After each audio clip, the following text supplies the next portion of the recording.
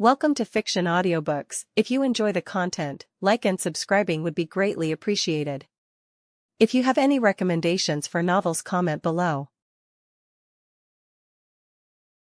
Please join my Patreon at https://www.patreon.com/fictionaudiobook. Chapter 117, Chapter Brat.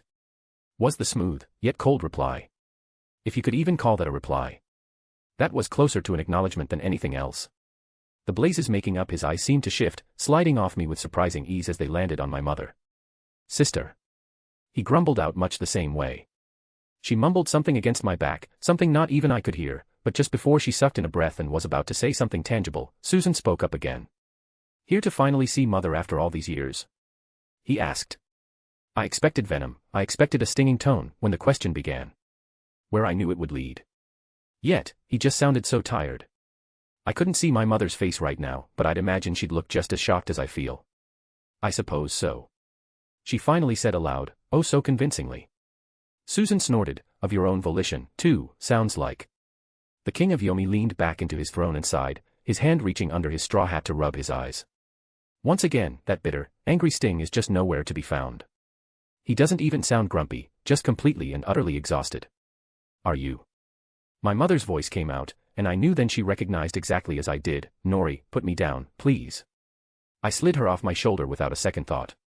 As soon as her slippers touched the ground, I saw that the murk and gloom seemed to instinctively bend and recede around her, forming a perfect circle of actual color around each foot. The color of dull stone it may be, true, but it was color nonetheless. I blinked, finally noticing that the same phenomenon was present around my sandals, too. Neat. Amma huffed as she turned, and just before I lost sight of her face, I could see the concerned frown creasing her jaw. Are you, she repeated, her voice going far softer, are you okay, brother? Susan let out a gruff snort at that and replied plainly, what do you think, sister? She took a step forward, the gloom receding wherever her steps took her. I think you don't sound so. I'll admit, I was surprised. Your return may have been recent, but I expected you'd make at least some fuss, yet. She trailed off, leaving the implication obvious. Susano, though, merely raised his hand, waving her off, so what if I didn't, eh? He grunted, last time I made some fuss, I got a scythe in the chest for my efforts. At that, he finally raised his head. The fires in them were clear, and we could see the blue eyes that were once hidden underneath. They looked tired. Aged. In a way I couldn't quite place. By the way, his eyes moved to me, don't worry about the dog, brat. He tacked on, almost casually, I learned my lesson, I won't be poking around that whole thing again. I was never worried for Tobio, but that's nice to hear. I'll make sure to tell him sometime. That's good to hear, uncle. I reply, slowly. There's something off here, clearly, but I don't know how to go about addressing it. That done, he looks back at Amma, and before you ask again, he speaks up again, no, I don't need anything or some shit. I'm just tired. Didn't see shit on the other side, don't even remember it, I just. He slouches in his chair and huffs out, long and deep. Don't bother me. He intoned with finality, something other than exhaustion for once, go, spend time with mother. Just let me relax, and see to all I missed while I've been gone. Amma began reaching her hand out, like she wanted to do something, but it stilled fast, dropping back down at her side. Amma uttered, all right, brother. We'll get out of your hair. She looked back at me, and I saw the concern twisting the look of confusion on her face. At the same time, despite gazing toward me, the look in her eyes made it seem as though she was reliving something else, from a long time ago. For my part, I wanted to interject. Jape, say something, shoot the shit, anything. Everything just felt so utterly and completely off, though, that it wouldn't feel right at the moment. Even if he did deserve it. Without another word, I took Amma by the hand and led her away, my memory quickly filtering the path to Izanami's chamber to the forefront of my mind. He said nothing more, even as we left. So, weird. Even from the novels, while they said gods could come back, it was never actually shown before what happens, during, or after. So maybe this is just what happens, mental fatigue post-revival could make sense, I suppose. I'm not entirely satisfied with that assumption, though. Especially since. My memories rewind, like going back several dozen pages in a book. His eyebrow twitched, I know because I saw the same thing once before. The same look on her face was on his when he came back from death. And the memory replayed, word for word, Susano's smug and condescending reverberating between my ears like I had heard it yesterday. A feral grin spread across his face, Kagastuchi. After dear old dad killed him, I was there when he came back.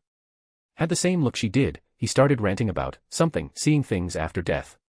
He shrugged, didn't pay much attention to that though, I was too busy putting him in the ground again. Back during my confrontation with Susano, he said those words when talking about Kagastuchi, and before that, very briefly, Yuzum.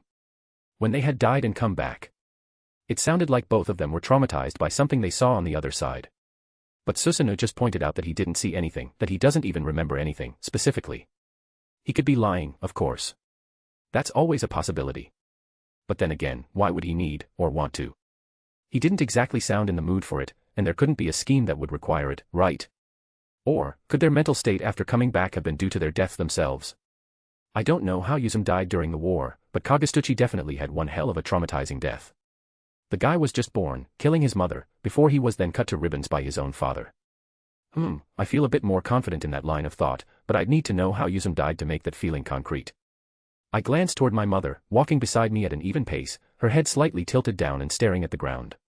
She looked lost, and she wasn't even the one leading the way. Maybe later, bringing that up right now feels like it'd be in extremely poor taste. I squeeze her hand a little, drawing her attention a fraction before speaking up, "You good?" Silence, for a beat. He's handling it better than Yuzum did, at least. She finally says, wistfully. I let a small smile grace my lips, that's something, at least. I pause before adding, it's good to see you care about at least one of your siblings, though. Amma blinks at that, the haze of the distant past fading as she frowns, and looks up at me, pouting a bit. Well, why wouldn't I? He's my crybaby little brother, after all. Oh man, which example should I give? Well, more like which example should I give that won't cause her to immediately try and hide in a cave again and plunge all of Japan into an eternal night? The horse. I stated simply. I'm of course referring to the horse Susano apparently flayed, before throwing at her loom and killing one of her handmaidens. Ah. She tilted her head, before perking up as she remembered, oh, Fuchi-chan. Yeah, that whole thing wasn't pleasant. Amma summarized with a clipped tone. I revived her afterward, but still, poor Fuchi, you'll see her sometime when we go back, she's such a good girl. Ah. She revived the horse. Oh, right. Odin revived Fafnir in the novels. If he could do that with a powerful dragon, Amma doing that with some horse is totally possible. Amma continues, somewhat nervous, try not to make any loud noises when she's around. Like shouting and stuff, she's a bit, yeah. She tries to explain, before just settling on that, for obvious reasons. I, meanwhile, frowned. You know, I've never even meant this horse, but I feel the need to punch Susano in the face again for some reason. I'm drawn from diving too deep into such fantasies by the abrupt chuckling coming from Amma. I see that look on your face, she points up at me with a free hand, a knowing smile on her face, I know it well. Trust me, I understand. But that was, gosh, so long ago now. She shakes her head, no point in getting mad about it now. No point in staying mad about it, even more so. When she said that, a new question raced to the tip of my tongue. Then what about Tsukuyomi? I decided against throwing it out because I know even bringing him up would be enough to piss her off. And I'd rather her not be in such a state right before I make her see her mother. I'm sure Izanami could probably draw her out of it, but best not to put them in the first place, no. Instead, I settle on, I hum, how shockingly undeity-like of you. I exclaim, sarcasm dripping clear. Amma gives me an overdramatic scoff at that, why, of course. What do you take me for, a Greek? I snorted loudly at that.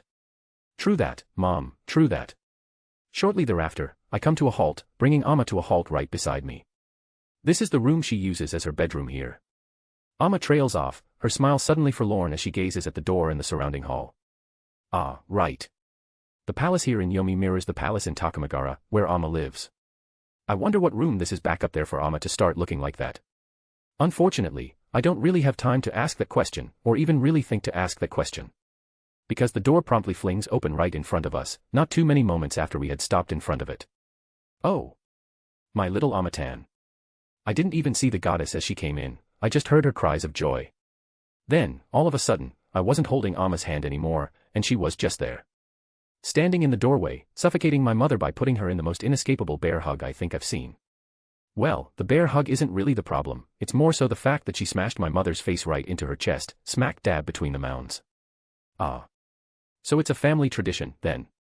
Amma thrashed around in her group, trying to escape, likely trying to breathe, but Izanami didn't even seem to notice. Oh, my little son, she caresses her hand down Amma's hair, her smile just as bright as the sun she claims Amma is, I've missed you so much. And, oh. She looked toward me, and her smile, somehow, got blinding, my little grandson too. She cried out, tears pricking the corner of her eyes. For a second, I was afraid I was going to be suffocated to death as well as she reach out for me. Instead, all she did was put a hand on my face and caress my cheek. Ah, what a welcome surprise. I'm so happy, I could die again. She trailed off, sniffling. And it is with this that I know I made the right choice.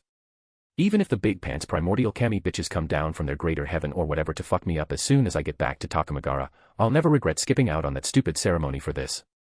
It's worth it. I'll never, ever, regret this moment. With one of Izanami's arms not holding her down, Amma finally managed to wiggle her face to a position she could breathe, her head tilted up, and her face now comically poking out between her bust. Please, don't joke like that, mother. Amma manages, short of breath.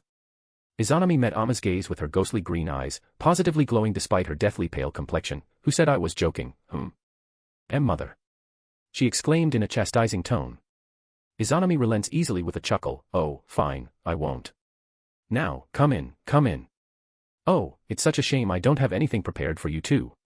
She trails off, starting to mumble quickly to herself about the lack of proper drinks, snacks, anything to do at all, and more. At the same time, despite the order, she doesn't Amma go. Oh, she lets me go just fine, but even as my mother whines, Izanami doesn't loosen her grip one bit. I couldn't help chuckling as I followed her in. A new son. True to her concerns, there wasn't much to do. Much else besides talk, that is. I ended up lying there, content to just listen and watch as Izanami coaxed everything she could out of Amma. I'll be honest, at times, my eyes started glazing over. The two had a lot to catch up on, and I didn't think I would need to commit everything to memory. And unlike Amma, I had actually been keeping up with Izanami. Cell service Yomi might lack, but a clone or two running down here after something big happens to tell her all about it isn't difficult. It's dodging those damn horny Oni that's a problem. But the clones manage well enough. As such, besides maybe the most recent events with Cult Sword, I didn't need to interject or add anything myself. So I didn't. Not until I was finally addressed. I'm sorry I ignored you, dear. My eyes shot open as Izanami's smooth voice wafted my way, guilt clear. I huffed, turning on my side to look at her. I didn't feel ignored. Besides, you two had a lot to get through, I understand. I stopped midway during my turnover, blinking. Izanami chuckled lightly. It would seem she's still tired, I'm not exactly surprised, considering everything. Her pale hand gently caressed Amma's cheek as she spoke. The Amma, who was fast asleep, was sitting in Izanami's lap, her head freely leaning against her mother's bosom. I moved onto my side with an easy smile on my face now and remarked, I should have brought her down here far sooner, then. Izanami gave a noncommittal hum at that, offering nothing else. She didn't need to after all. Unfortunately, my smile slowly began to dip. Not because of anything that had been said or done, but because of the thought of what I really need to bring up next. There would be no better time than now, right? After this, we'll be heading back to Takamagara, and who knows when I'll next get the chance to ask, or even see, Izanami again. Ah.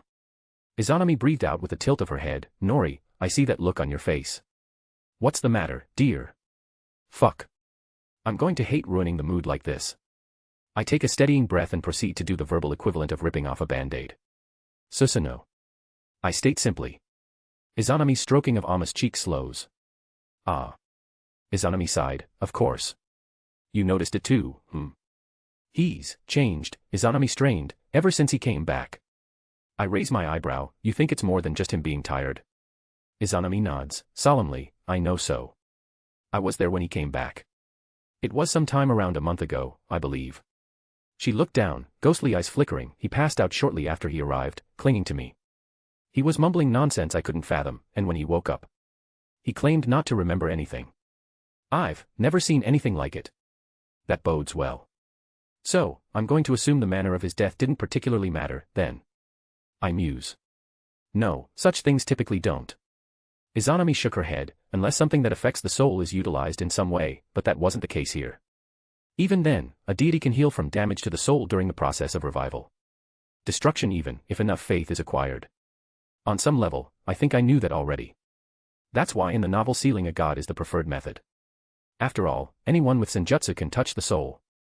Several sacred gears can do it, someone like Luffy could probably whip up a spell to do it, too. The power to target a soul isn't exactly rare around here. If all it took to prevent a deity from coming back was that, you'd think it would have been tried and tested already. I sat up on the bed. If you've never seen anything like it, I begin, eyes narrowing in thought, what do you usually see? Nothing. Izanami answered. My face scrunches up, nothing at all. I elaborate. Izanami nods, nothing at all. She confirms, I didn't. During the war between the earthly and heavenly kami, none I saw had reactions to returning quite like that, either. I opened my mouth before slowly closing it. So, wait, hold on. Kagutsuchi had visions, and that was definitely before that war Izanami was talking about. But Izanami died around the same time as him, yet saw nothing. Then, following that, during this war, those who fell didn't see anything. Yet, during the Great War, which followed, Yuzum died and presumably saw something. Now, Susano also saw something. What in the fuck? Why the pick and choose? Honestly, the only thing I can really think of is it relating to the power of the deity in question. I imagine Izanami is just that strong, she may not have been affected, while Yuzum and Kagutsuchi, meanwhile, were far weaker, which resulted in them taking some kind of backlash. Meanwhile, Susano, who's on the level of chief gods, seemed to get off pretty light in comparison. But then what about the kami who perished during the earthly v heavenly kami war? Were they all primordial kami like Izanami? Even if that explains it, why the hell would being a weaker god result in some sort of mental backlash from revival? It's just so weird. I perk up as a hand comes down atop my head. I see that look upon your face. Izanami broke into my thoughts with a melodious voice, her hand gently caressing the back of my head. Trust me when I say, trying to parse the domain of death won't get you anywhere. Her smile turned significantly sadder. My husband once tried. Susano, to this day, still tries. Not I, nor Hades, nor any divine who presides with death can truly come to terms with it still. Presides, with death. Not over it. Before I could think about that further, I was pulled closer, Izanami letting out a content hum as she brought me against her side. So, don't twist your mind trying to figure it out. Izanami pats my back, her voice barely above a whisper in my ear, I will take care of Swanu and whatever this is, there is no need to worry for him. In the meantime, before I must let you go, can we just stay here, like this? For a little while. The perfect pitch, the smooth tone, I can hear it start to crack apart in Izanami's voice by the end. I nod and nuzzle up against her, the goddess stifling a happy little whimper as she wraps her arms around us both. For now, I don't see why not. For just a little while, we can stay like this. But I don't think I'll be able to let this matter rest so easily. Something just feels so utterly and completely off about this, and it's annoying me that I don't have the answers. Especially since, as it's related to the death of deities, what could this mean for the death of him? And his potential resurrection? Thoughts for another time, perhaps. Chapter 118, Interlude 4, R18. Be advised, this is non-canon to the overall story of A New Sun, and an alternative continuation of Chapter 109 in specific. Also, the main girls for this one are Amma and Izanami, so if you aren't into incest, feel free to skip this one. I don't know what I'm doing, okay? I'm groggily jostled awake by a familiar light yet panicked feminine voice. Shoo, shhh, it's alright, dear, just watch mama, alright. Which was soon followed by a far more mature one. A far more, sultry one. Hold on, last I fell asleep, wasn't it right up against? My full body shivers, and a gasp is torn from the back of my throat as something wraps around Nori Jr. It was cold, far colder than anything I've been used to, yet at the same time, far smoother. My damn cock, of course, could only have one response to it. Immediately go full mast. As blood rushed downwards, I lifted my head, just a tad. Just enough where I could look down on my prone body. I also wasn't prone, on my back before, was I? My eyes cracked open barely a fraction, and my mind blanked out in return. There, on either side of my lower body, were two women. Two women whom I very well recognized. Izanami, on the left. Amma, on the right. The former of whom had her mouth wrapped around my exposed prick. Granted, it's not like I was the only one partially stripped. Both women, it seemed, were much the same. Both of their kimonos were loosened considerably, causing their chests to barely be contained anymore, much like how Kuroka normally wears hers. Izanami lifted her head off my length with a smooth and easy pop, look who's awake, She smiled at me, her ghostly green eyes ripe with mirth. Amma perked up, her gaze snapping my way immediately. Her golden eyes were rife with far more panic than her mother's. She seemed to struggle to speak. I gave them both the blankiest of stares. If I'm being honest with myself, I never particularly saw these two sexually. It just never really crossed my mind. But now, with this dream, because, seriously, what else could this be? I'm starting to reconsider. Izanami is the model of the mature traditional Japanese lady, even with the way Yomi clearly changed her. She's probably around the same height as Yasaka, but what she clearly lacks in the chest, she makes up for it in her entire body, being particularly curvy and full in general. A certified MILF, all the way. And, in fact, what with her face so close to my length? I can actually see what she looked like before Yomi. Like how the gloom and taint clinging to the ground moves away at my step, her face being so close is doing something similar, at least in part. Izanami chuckles, "Oh, don't worry, dear, Nori here doesn't seem to mind, so." She kisses the side of my rod, and for that moment, as her lips contact my flesh, I can see the change. Her blackened lips become crimson red, as if coated in a shiny gloss of premium lipstick, her skin shifts from gray to a pristine and perfectly healthy pink, and just a touch of the bottom of her eyes shifts as well. The scara flipping from black to white, and the ghostly green irises I'm so used to, become this deep, lustrous red. Let me continue with my demonstration, alright. But, it all only lasts for as long as the contact does. As soon as she pulls away, she's back to her yamified form. Leaving my cock twitching as my mind caught up with what my eyes just saw. Holy fuck, she's hot as hell. Like, actual hell. Yomi is pretty fucking cold, all things considered. Amma gulps at her mother's words, still eyeing me, before nodding. Speaking of. Good, Izanami remarks, her smile becoming particularly mischievous, as she rubs her cheek against my twitching length, because someone seems to be getting particularly antsy. The goddess of the dead then immediately wraps her lips around my head and takes my cock straight down to the root. That chill smooth smothering sends shivers up my spine, but despite that, I Amma particularly, meet her gaze. As soon as I do, her face flushed, and she stills like a deer caught in a pair of particularly bright headlights. As for her. Now that I'm looking at her. While Izanami fills the role of traditional Japanese MILF perfectly, Amma really doesn't. She's a short stack NEET. Well, not by definition, but by personality if anything. I never really looked for stuff like this with her, but holy fuck, is she pretty well stacked. Not as much as, say, Yuzum, if I had to guess, but her shorter height makes up for that. Also. I do have to admit. I know the drama has cooled a fair bit, but a good ol' hate fuck doesn't sound too bad, does it? Amma shivered under my gaze, letting out a low gasp as she recoiled slightly. I can only wonder why that is. Another pop, dear, you have been watching, right? Amma perked up at that, and immediately shifted her gaze back to her mother, you Yes. Of course. Izanami gave her a small smirk. Then be a dear, and help your poor mother with this, won't you? She took the base of length with a hand, and stroked it, her hand like smooth velvet against my throbbing, hard flesh as it glided down, forcing me to hold back a groan. Mostly because I wanted to see how this played out. Amma squeaked in shock at her mother's request. But, as all good Japanese daughters do when their mother asks something of them. Oh okay, Amma lowers herself down to the other side of my cock, looking mighty intimidated by the thing, so, like. This. Izanami stuck her tongue out and dragged it up, from the root, right up to just beneath the head. It was slow, I could feel her breath against my shaft, her exhale being somehow hot despite the cold of her saliva. This time, I couldn't help it, I let out a low groan, slightly arching my back so my waist raised slightly. Izanami giggled, almost girlishly, see? Just like that.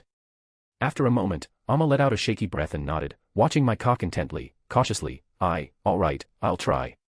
She stuck out her tongue, like, this. Ah. Her tongue pressed against the base, and I could immediately tell the difference. Warm.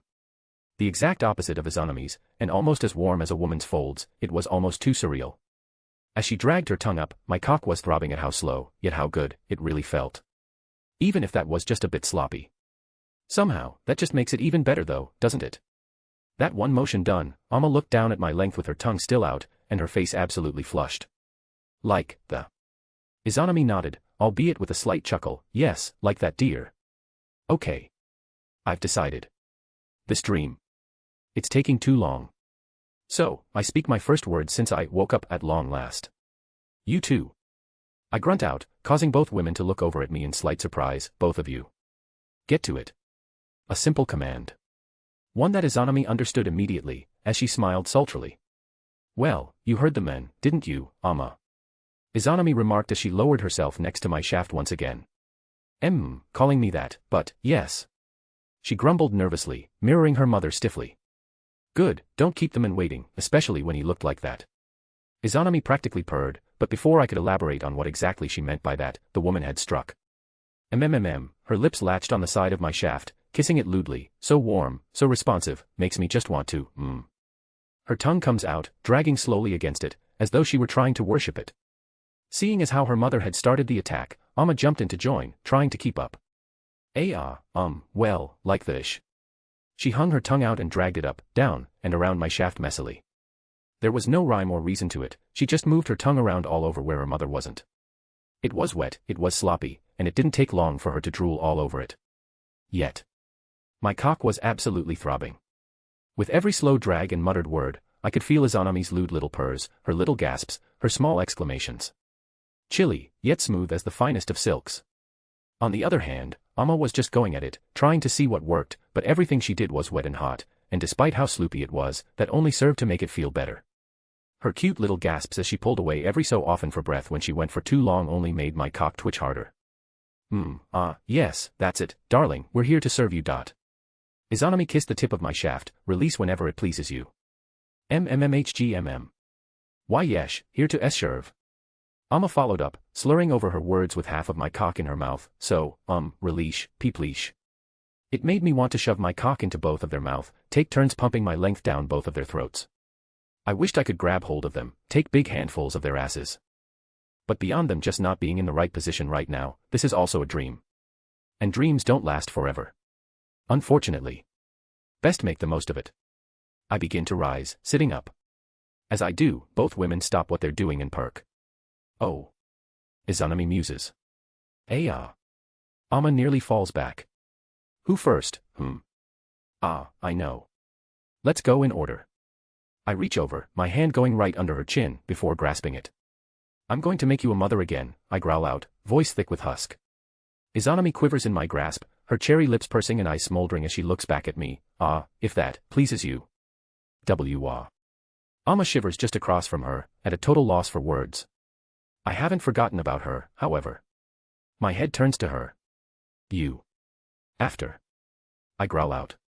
Amma squeaks, and this time she does fall back, still on the bed, just a fraction away from us now. Which is good. We're going to need the space. I turn back to Izanami and get ready to basically tear the rest of her clothes off. But, well, she's already disrobing herself. The loose kimono slides and falls easily down her body, pulling around her legs. It's been so long. Izanami muses, a surprisingly cute little blush spreading across her temporarily perfectly pale cheeks, before she leans right up against me, pressing a hand against my chest. Don't go easy on me, okay? She utters hotly, almost completely under her breath. But I heard it. She knows I heard it, as she smirks, leaning forward to place a chaste kiss on my neck. My cock throbs. Is there such a thing as a mature brat? Well, I guess there won't be after this. Oh. Izanami gasps as I practically push her down against the bed, right onto her stomach. For the moment when we disconnect, she turns back to gray, but almost as soon as I mount the woman, getting right on top of her, she turns almost entirely healthy and hale. Oh, dear, well, I did ask for this, didn't I? Izanami giggles, her back arching slightly to push the curve of her perfectly purred ass against my length. That you did. I respond, and you probably started this whole thing, to boot. I lean down, before suddenly reaching an arm around and grabbing her throat. Irk. Oh. Darling. I lift her head slightly up, making her look up at me, so I can see those red eyes shining with heat, see her as she bites her lower lip. I look straight back down into those eyes, as I pull back, then drive my hips straight down, spearing my length straight down into her folds. Izanami's eyes widened. Oh. Warm. So. I pull back slightly with a groan, before slamming back down into her, relishing in the way her cheeks clap at the force of my thrust. Darling.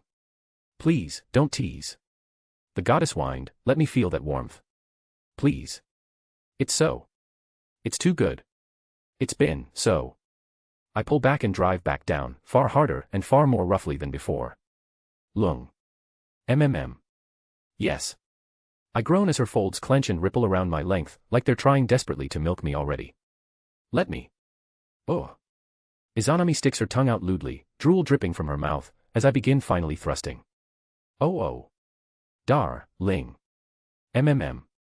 With every vigorous pound, her body shivers and spasms. I watch as her eyes nearly roll up into the back of her head.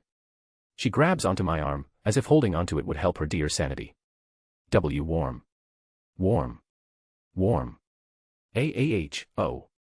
Please. I can't.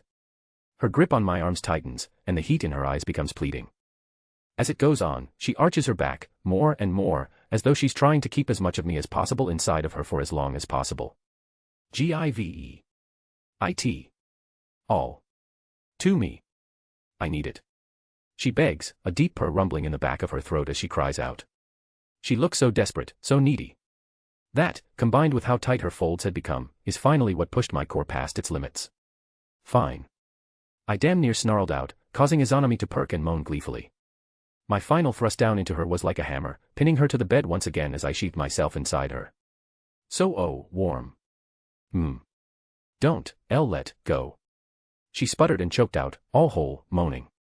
As soon as my cock was fully enveloped by her folds, her entire body started quivering, her grip on my arm twitching as she bit her bottom lip so hard I feared she might actually draw some blood. As if in response, my core released the pressure it had been building since she first laid her lips on my cock, at last exploding. Oh. Yes. Yes. So, hot.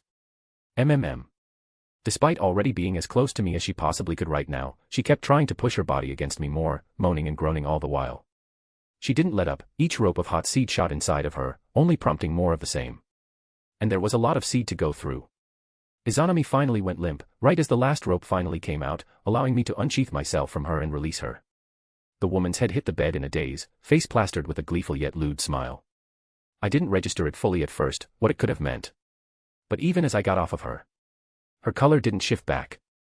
Why would I? This is just a dream, after all. I turned toward Amma. The goddess left, kneeling right beside us the entire time.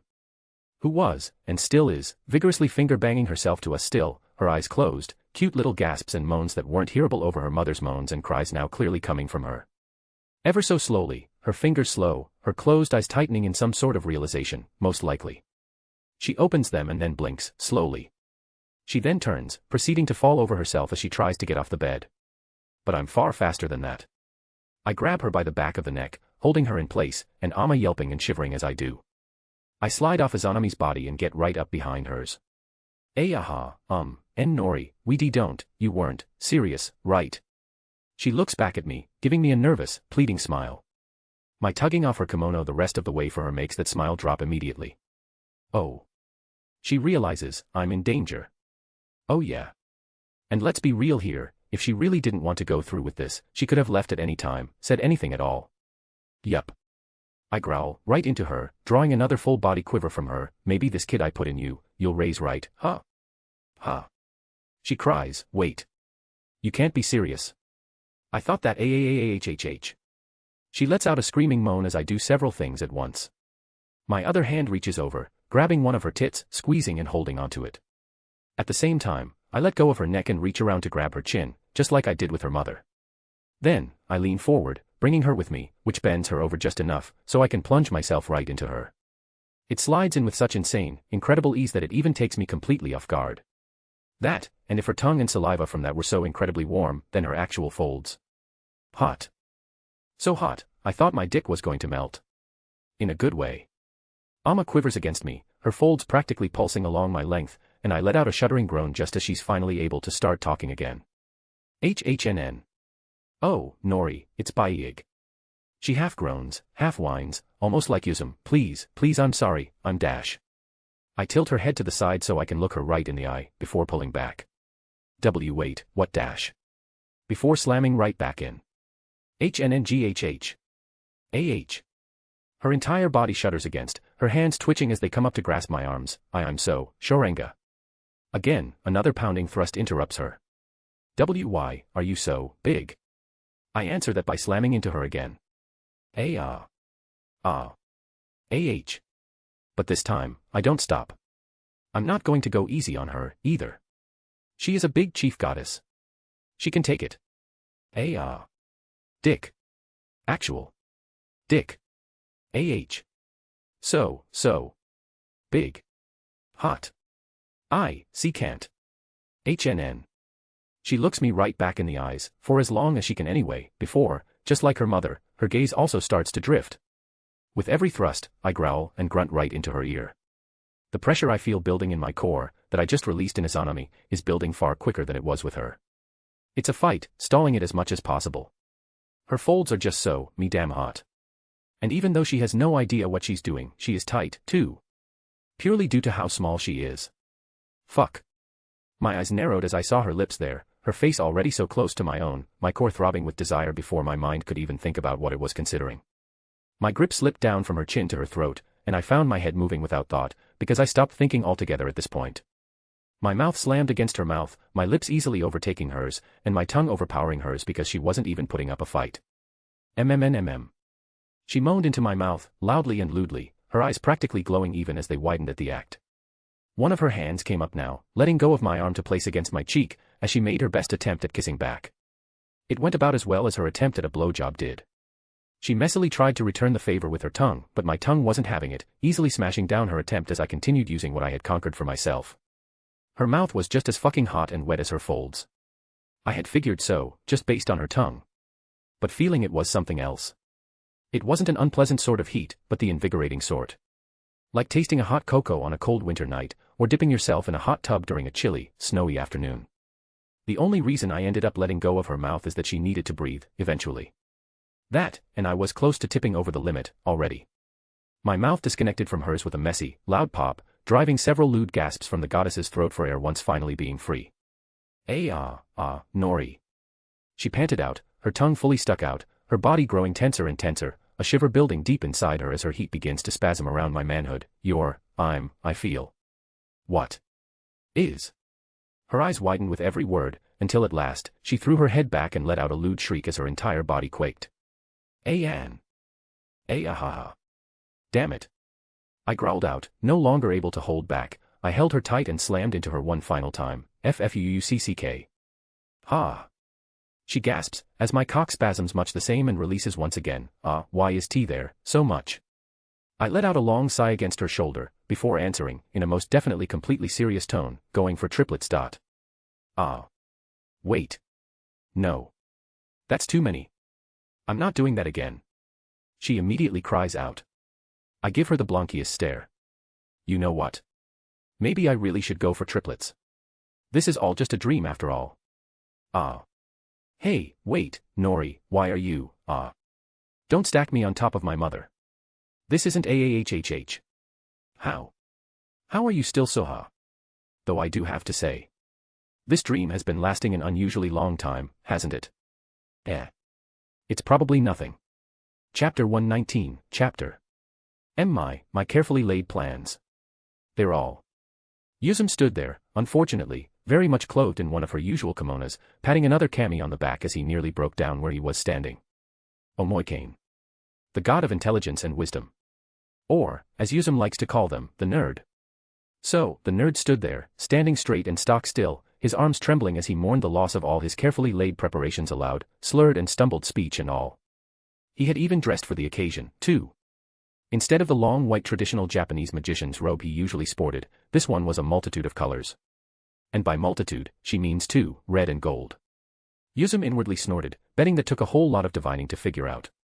Somehow, someway, the nerd's simple oval-shaped glasses were whited out, sparing her from the view of his eyes, but the tears running down either of his cheeks despite his hard and stoic expression told her pretty much everything she needed to know about how he felt right now. Oi. Nerd. Come on. You can move now.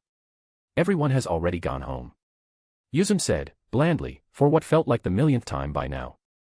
Honestly, she doesn't know why she's still trying to get him to head back inside anymore. Boredom. Yeah, boredom's as good a reason as any. See, once the titular stars, Yuzum grinned slightly at her inner pun, of the show turned out to be no-shows, everyone left. She'd say it was awkward, but somehow, someway, the masses managed to convince themselves that everything was fine. Her little Amma had never really made a point of showing herself much in public, after all. Not only because she didn't want to, but also because she's her. As in, if the humans of Japan consider the Japanese royal family as something akin to living gods, the riff-raff in Takamagara consider her little Amma as something similar. Something beyond even a normal god. Of course, her little Amma wouldn't show herself to them, she's beyond them, they aren't worthy of basking in her light. That's what Yuzum would hear them say in hushed whispers. And it looks like that moved over pretty cleanly to her son. Excellent. That means less work for her later. Now, while that works for the faceless mob of nobodies that don't really do anything, but can get very annoying all as a collective, the same can't really be said for the kami who actually are something. Besides the nerd here. He'll get over himself eventually. Yomi, it's not even most of the kami around here that had a problem with it. Takamikazuchi and Hachiman, the sword and thunder god and god of war, respectively, just looked glad they didn't have to clear out the riffraff in case they tried to riot in adulation or something. Others just looked more amused than anything, not all surprised. Some, like Inari, didn't even show up despite how grave an insult that could be taken as.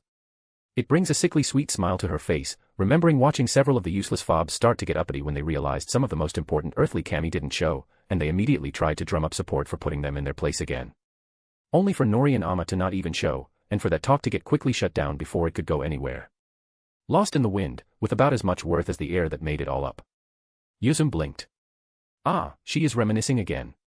A glance to her side showed her the nerd, still standing there rigidly, unmoving at her words. This time, he didn't even respond. Or, well, she's pretty sure he didn't. She wasn't paying attention if she was being honest. With a huff, she dropped her hand. Suit yourself, she said simply, before turning around and walking back into the palace. The whole backyard of the palace was remade for the event, that's how grand it was supposed to be. What was once a simple yet elegant balcony hanging over a garden became a whole stage with a raised dais, the garden moved, and a chunk of the mountainside at the palace's rear was carved out, with pathways built to enable as many of the common kami to attend as possible. Yuzum remembered rolling her eyes at the number it could fit, remembering mentioning it wouldn't be enough. It was an effort, at least, but space for several thousand simply wouldn't be enough. Everyone had tried to attend. There were more kami in the sky than on the ground by the time it was supposed to start. But now, as she leaves it behind, it all lies empty. Starkly so. Save the nerd, who stood next to the raised dais, right next to the seat where, had they shown, Amma would have sat. Honestly, Yuzum knows she should feel bad for the god of wisdom. But at this point, anyone would question his whole divine wisdom and intelligence thing when he doesn't seem to possess basic pattern recognition skills. Sure, maybe an argument could be made that Nori isn't like his mother, so the nerd thought it'd be alright, but, well. If he did some basic research, by, oh, she doesn't know, asking the one person who was around him the most about him, he'd find out that the assumption is incorrect.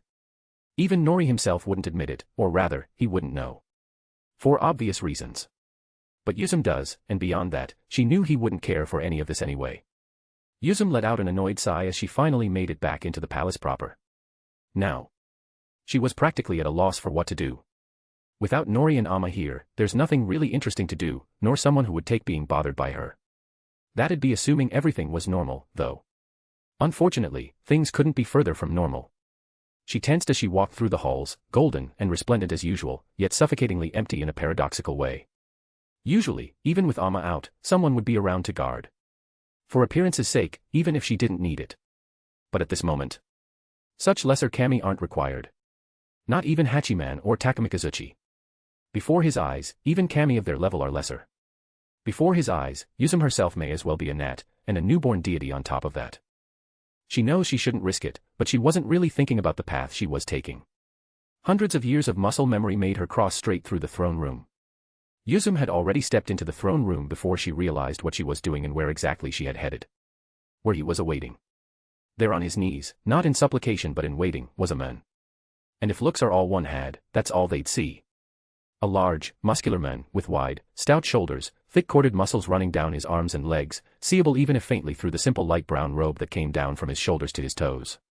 The man's skin was tanned, almost as though it was kissed by the sun itself, and atop his brow was a thick yet fluffy and well-groomed head of light sandy hair, complete with a trimmed beard covering his face. Even as she stopped and stared, he never moved from his place. Not even a twitch to announce he was aware of her presence. His hands remained relaxed on his thighs, his head pointed down, and his eyes closed.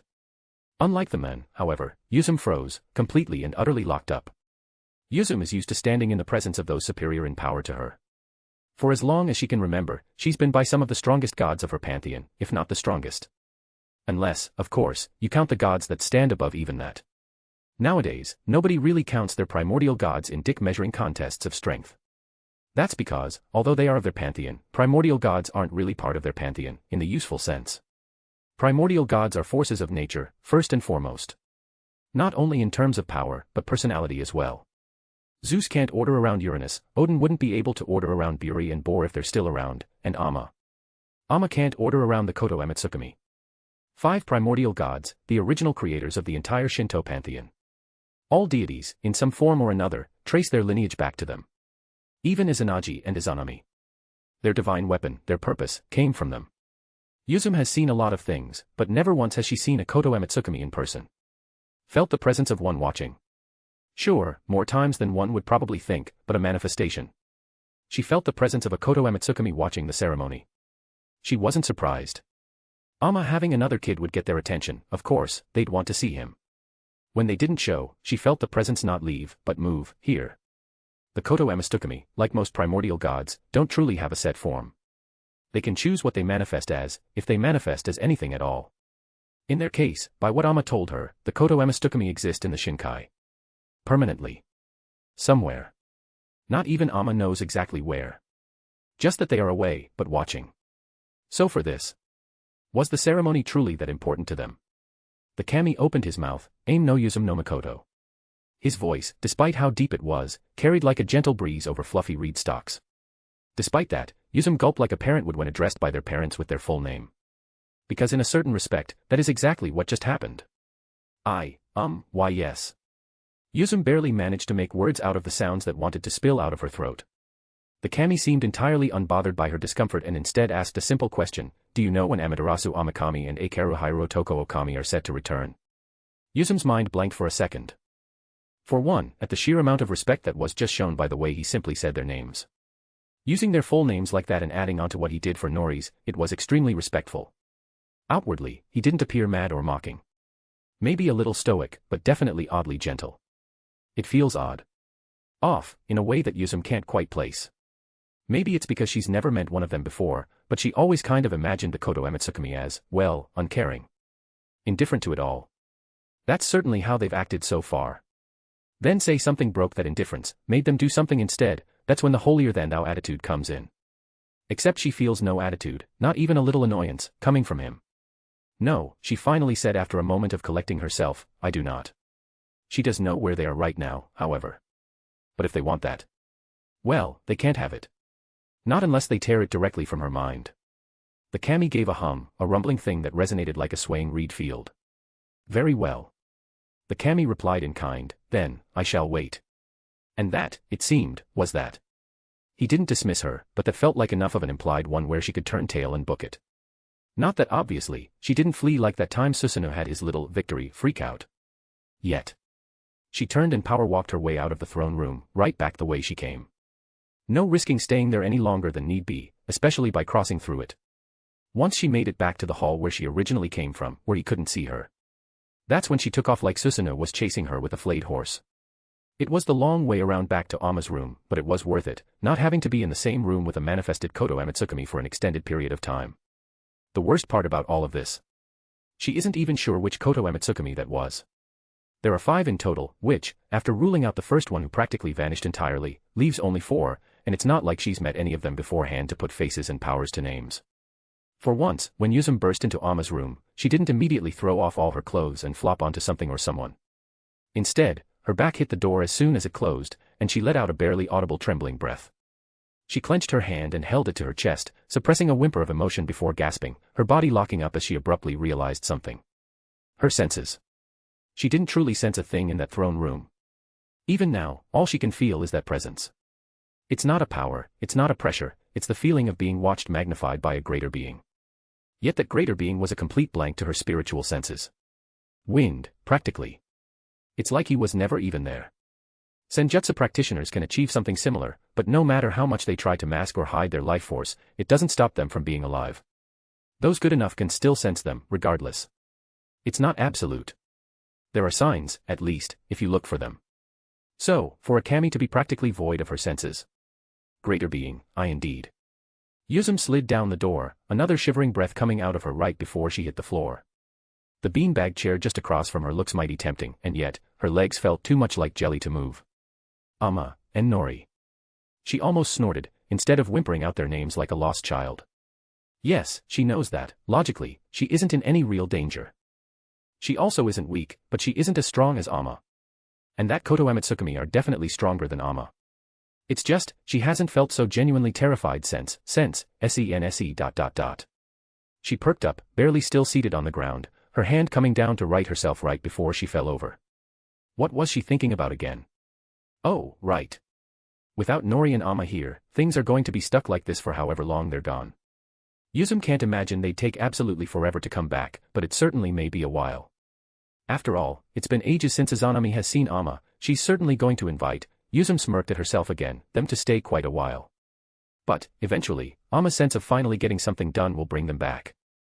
It's been a while already, hasn't it? She hopes they come back soon. And when they do, well. Honestly, she can't see how anything will go. Then again, none of that is really her business, either. If she can help out, she will. But, she doesn't expect her attacks to be so useful in a fight of those proportions. Yomi, when was the last time she had to well and truly fight? Right. Back then. No fighting for her then. For now, how about she look into those computer games Nori's pet cat plays all the time? It'd be at least something to kill time with. A new son. By the time it came to say goodbye, I wasn't starving or anything. Phew. I whistle out, as golden light takes us back to the place we had left to Yomi from. That took longer than I expected. Without any further fanfare, I turned to Amma. So, what passes for food around these parts? However, that doesn't mean I wasn't curious. My mother returned my look with a narrow-eyed stare, not of suspicion, but out of tiredness. Food. She mumbly replied, so utterly succinctly that even I was baffled. Whoa. I blinked, in dramatic shock. I had no idea. She grumbled nonsense before flopping right up against me, once more. Geez, I huff, wrapping my arms around her to hold her up. What's up with you, huh? You got all that sleep there, why are you still so tired? Comfy. She mumbled into my chest, like she was looking for something, so, comfy. That's, not going to lie. I don't know what to think of that.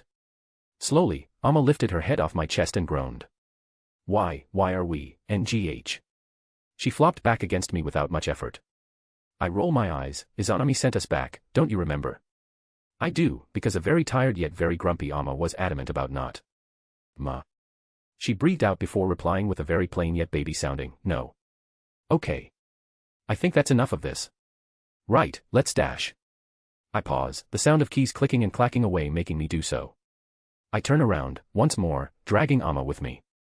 I am then greeted by the sight of Yuzum, sitting at a new desk that definitely was not in the room before, which had a few monitor screens that were most definitely not here before either. She was playing the World of Warcraft ripoff. In her lingerie. And a bright pink headset. Without a word, Yuzum turned, slowly, to look at me and Amma. She lifted a hand off the keyboard and waved. I promptly decided to ignore that. Right. I turned back around, continuing, let's go get some food, yeah. Something to wake you up. Wait dash. I heard the sound of a computer chair sliding across the floor, as Yuzum went to likely get up. But I was already walking out of the room. I closed the door behind me as I heard said chair fall over in the room, and Yuzum let out a surprised cry. No. Damn it. My headset was connecting to the thing. I couldn't help but wince, sympathizing with her pain there for a moment. Despite my pity, however, I didn't stop and headed straight down the hall, carrying Amma with me all the while. I didn't feel anything. Yet, as we approached, closer and closer to the throne room, Amma began to perk up, her grip on me growing tighter and stiffer. Don't worry, all right. I pat her on the head, we'll go down and visit your mother again sometime. But for now, we really should get to work on whatever I'm going to do up here. Seriously, nobody's really briefed me on that. Am I going to have any responsibilities, or am I just a piece of very divine meat to show off at court and make everyone swoon over my existence? We really need to get that sorted, huh? And not that. Amma spoke, slowly, with far clarity than she's had all day. I blinked down at her. Then what's up, huh? I ask, my eyebrow raising. I step into the throne room, and a shadow abruptly looms over us both, coming into existence out of nowhere. I only stopped because I saw the source of it.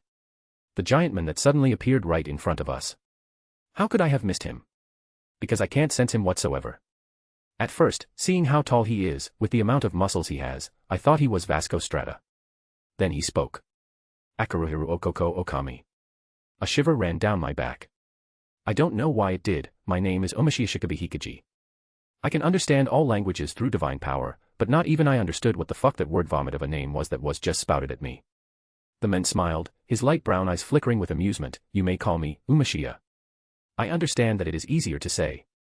I am of the Koto Amatsukami, and we have been very interested in meeting you for quite a long time. Amma sucked in a breath against me and stilled so hard she practically became a statue. I, meanwhile, only had one thought at that. Oh. Chapter 120, chapter. My thought after was far more concise. Could I take him? My mind filtered through what I knew about primordial gods in general in an instant. Unfortunately, that's not a lot. Nyx and Erebus are the only two primordials that I could recall from the light novels, and both could basically be described as simply supped-up versions of your normal god. Stronger divine aura, stronger powers based upon whatever they're the gods of, the usual. Nyx also had her virgin killer clothes, but somehow, I doubt I'll have to worry about anything like that popping up against me. So then, what does that mean for Umashia Shiku, HNN, nope. Umashia Shi, ugh, damn it. Umashia Shiskabab, FUCK. Yeah, okay, nope, never mind, fuck that. Umashia, it is. So then, what does that mean for Umashia, here? I have absolutely no idea. It's not like the guy is talked about all that much. Nowadays, it's Inari and my mother. When it comes to Shinto, it's them they talk about. These guys. Sure, they made everything, but even in mythology, that's basically all they do. Hell, they didn't even make Japan, they made people, Izanagi and Izanami, to do that for them. I didn't even know the names of the guys up top, much less when they were the gods of or even what they do. They just aren't that popular. But, judging by the build on this guy, I don't think I need to be able to sense his energy to tell he's strong. Just from looks alone, he's giving me Vasco Strata vibes. The guy is quite possibly a whole head or three taller than me, and looks like he could pick me up with one hand and use me as a sword. On instinct, I found myself taking a single step back, an arm coming to wrap around my mother and hold her tight as my other tensed. Ready to draw. Ready to fight. Umashia gave a rumbling chuckle and held up his hands, placatingly, please, peace, young son. His smile never faltered, not even for a second. I have not come to fight, nor pass judgment from the upper heavens. Merely converse. That is all. My head tilted slightly, doubt clear across my face, as I began slowly, converse about, what? The god's arms dropped back to his sides. A few things. He replied plainly, yet vaguely. My eyes narrowed pointedly up at him. He merely gave me a, what can you do, shrug back. Well, if there's one thing I can say about this guy with almost utmost certainty, it's that this is either the chillest primordial god in creation, or he's trying far too hard to portray himself as such. Either way, I probably won't get abruptly punched in the face. Probably. Unless I start something. Which I might, if I don't particularly like what he has to say. Is this, I huff, pausing to look down at Amma for a second, supposed to be a private conversation, or no? His eyes glance down at her for a moment, and at last, his smile shifts. It was still a smile, and it was only for a moment, but it became more consoling.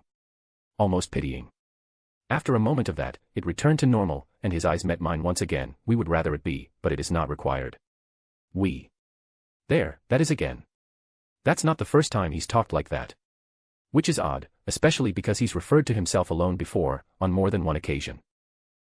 Is this guy speaking for the other big guys upstairs, or am I dealing with some sort of divine hive mind right now? Please, me, don't let it be a divine hive mind. Putting that terrifying thought aside, I caress Amma's back and think carefully about where I want to go from here.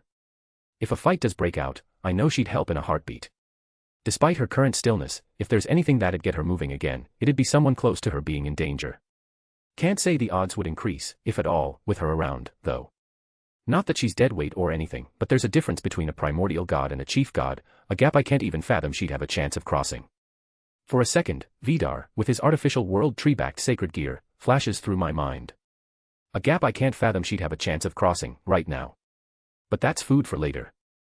For right now. My hand moves from her back, up to her head, where I lay it. I'll be back in your room in a bit, okay?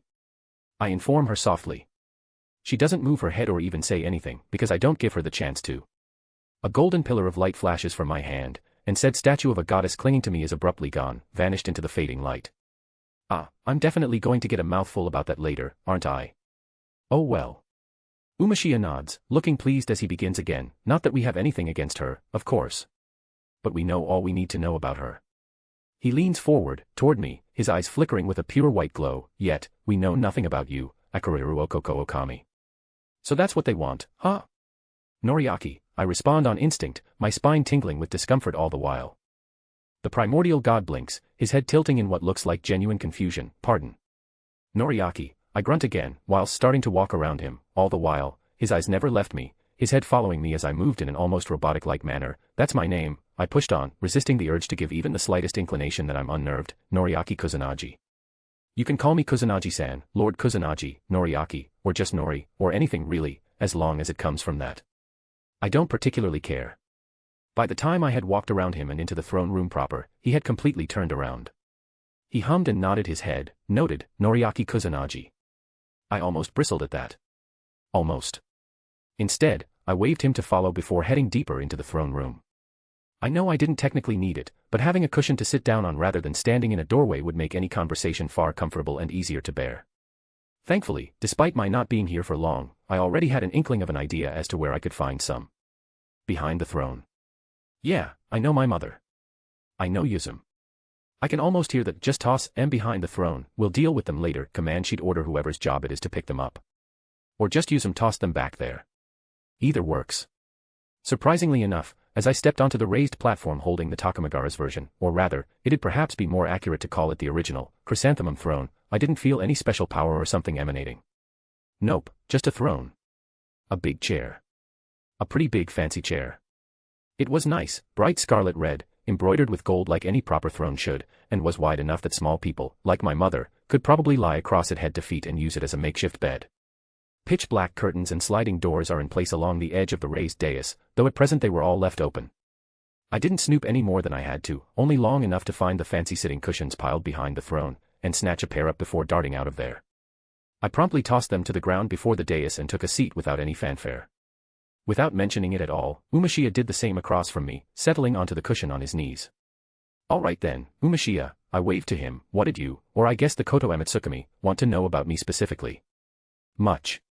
He gave the simplest reply, but, let's start with what's of the most vital importance. He pointed toward me, lackadaisically, his hand upside down, what do you plan on doing, Noriaki Kusanagi? Out of everything that he could have asked, that's what it is. Seriously.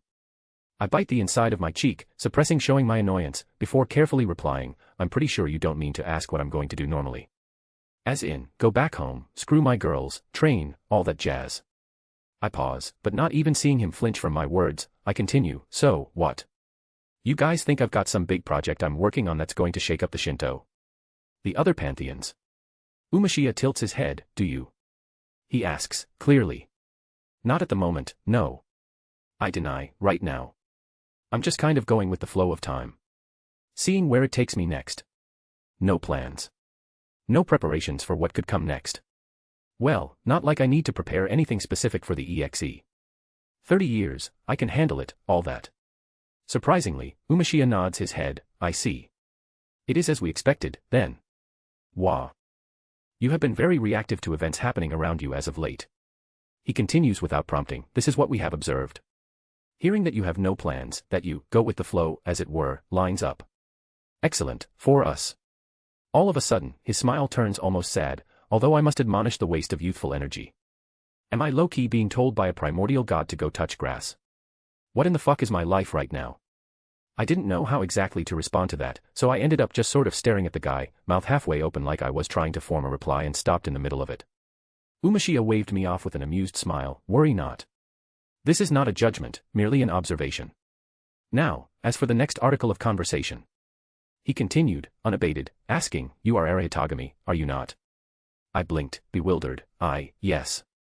I answered, not unsure of myself, but to that entire question. Fascinating. Was his response, a genuine wonder creeping into his tone as he spoke, I'm not sure if you're aware, Noriaki Kusanagi, but there haven't been many like you within the history of us. In fact, there's only been one other. He inclined his head toward me, waiting for an answer to the obvious unasked question. I'm aware, yeah. The guy you all sent down to unite Japan, right? I answer surely, recalling Inari's words from months ago.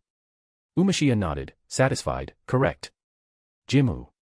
Though through the Omikami, he was far more removed from her than you are now. Right, he was born from her grandson. My mother has grandkids. I have brothers and sisters. I'm an uncle. Technically. Through my mother's very convoluted side of the family. Huh. That's not a revelation I thought I'd make today. Still, though, this is nice and all. I know all of this, I wave him off in turn, where are you going with this, exactly? Somehow, someway, the god's smile grew wider. Originally, an existence like yours was considered impossible. He went on explaining, it takes a peculiar type of human to breed with a god, or any divine being. This especially applies to Kami. Unless you're Greek, in which case, if you have a booty at all, you better watch out. Holy me, I wish I could say that out loud right now. Purity is of the utmost value. Umashia continues, unaware of my frankly impure thoughts, in a physical and spiritual sense. Such things were rare back then, and they still are now. Jimu was a miracle. You may as well be an impossibility. I don't like the way he said that. As such, if not even the Central Master could predict the potential and power Jimu could hold, then what hope could we have to know you?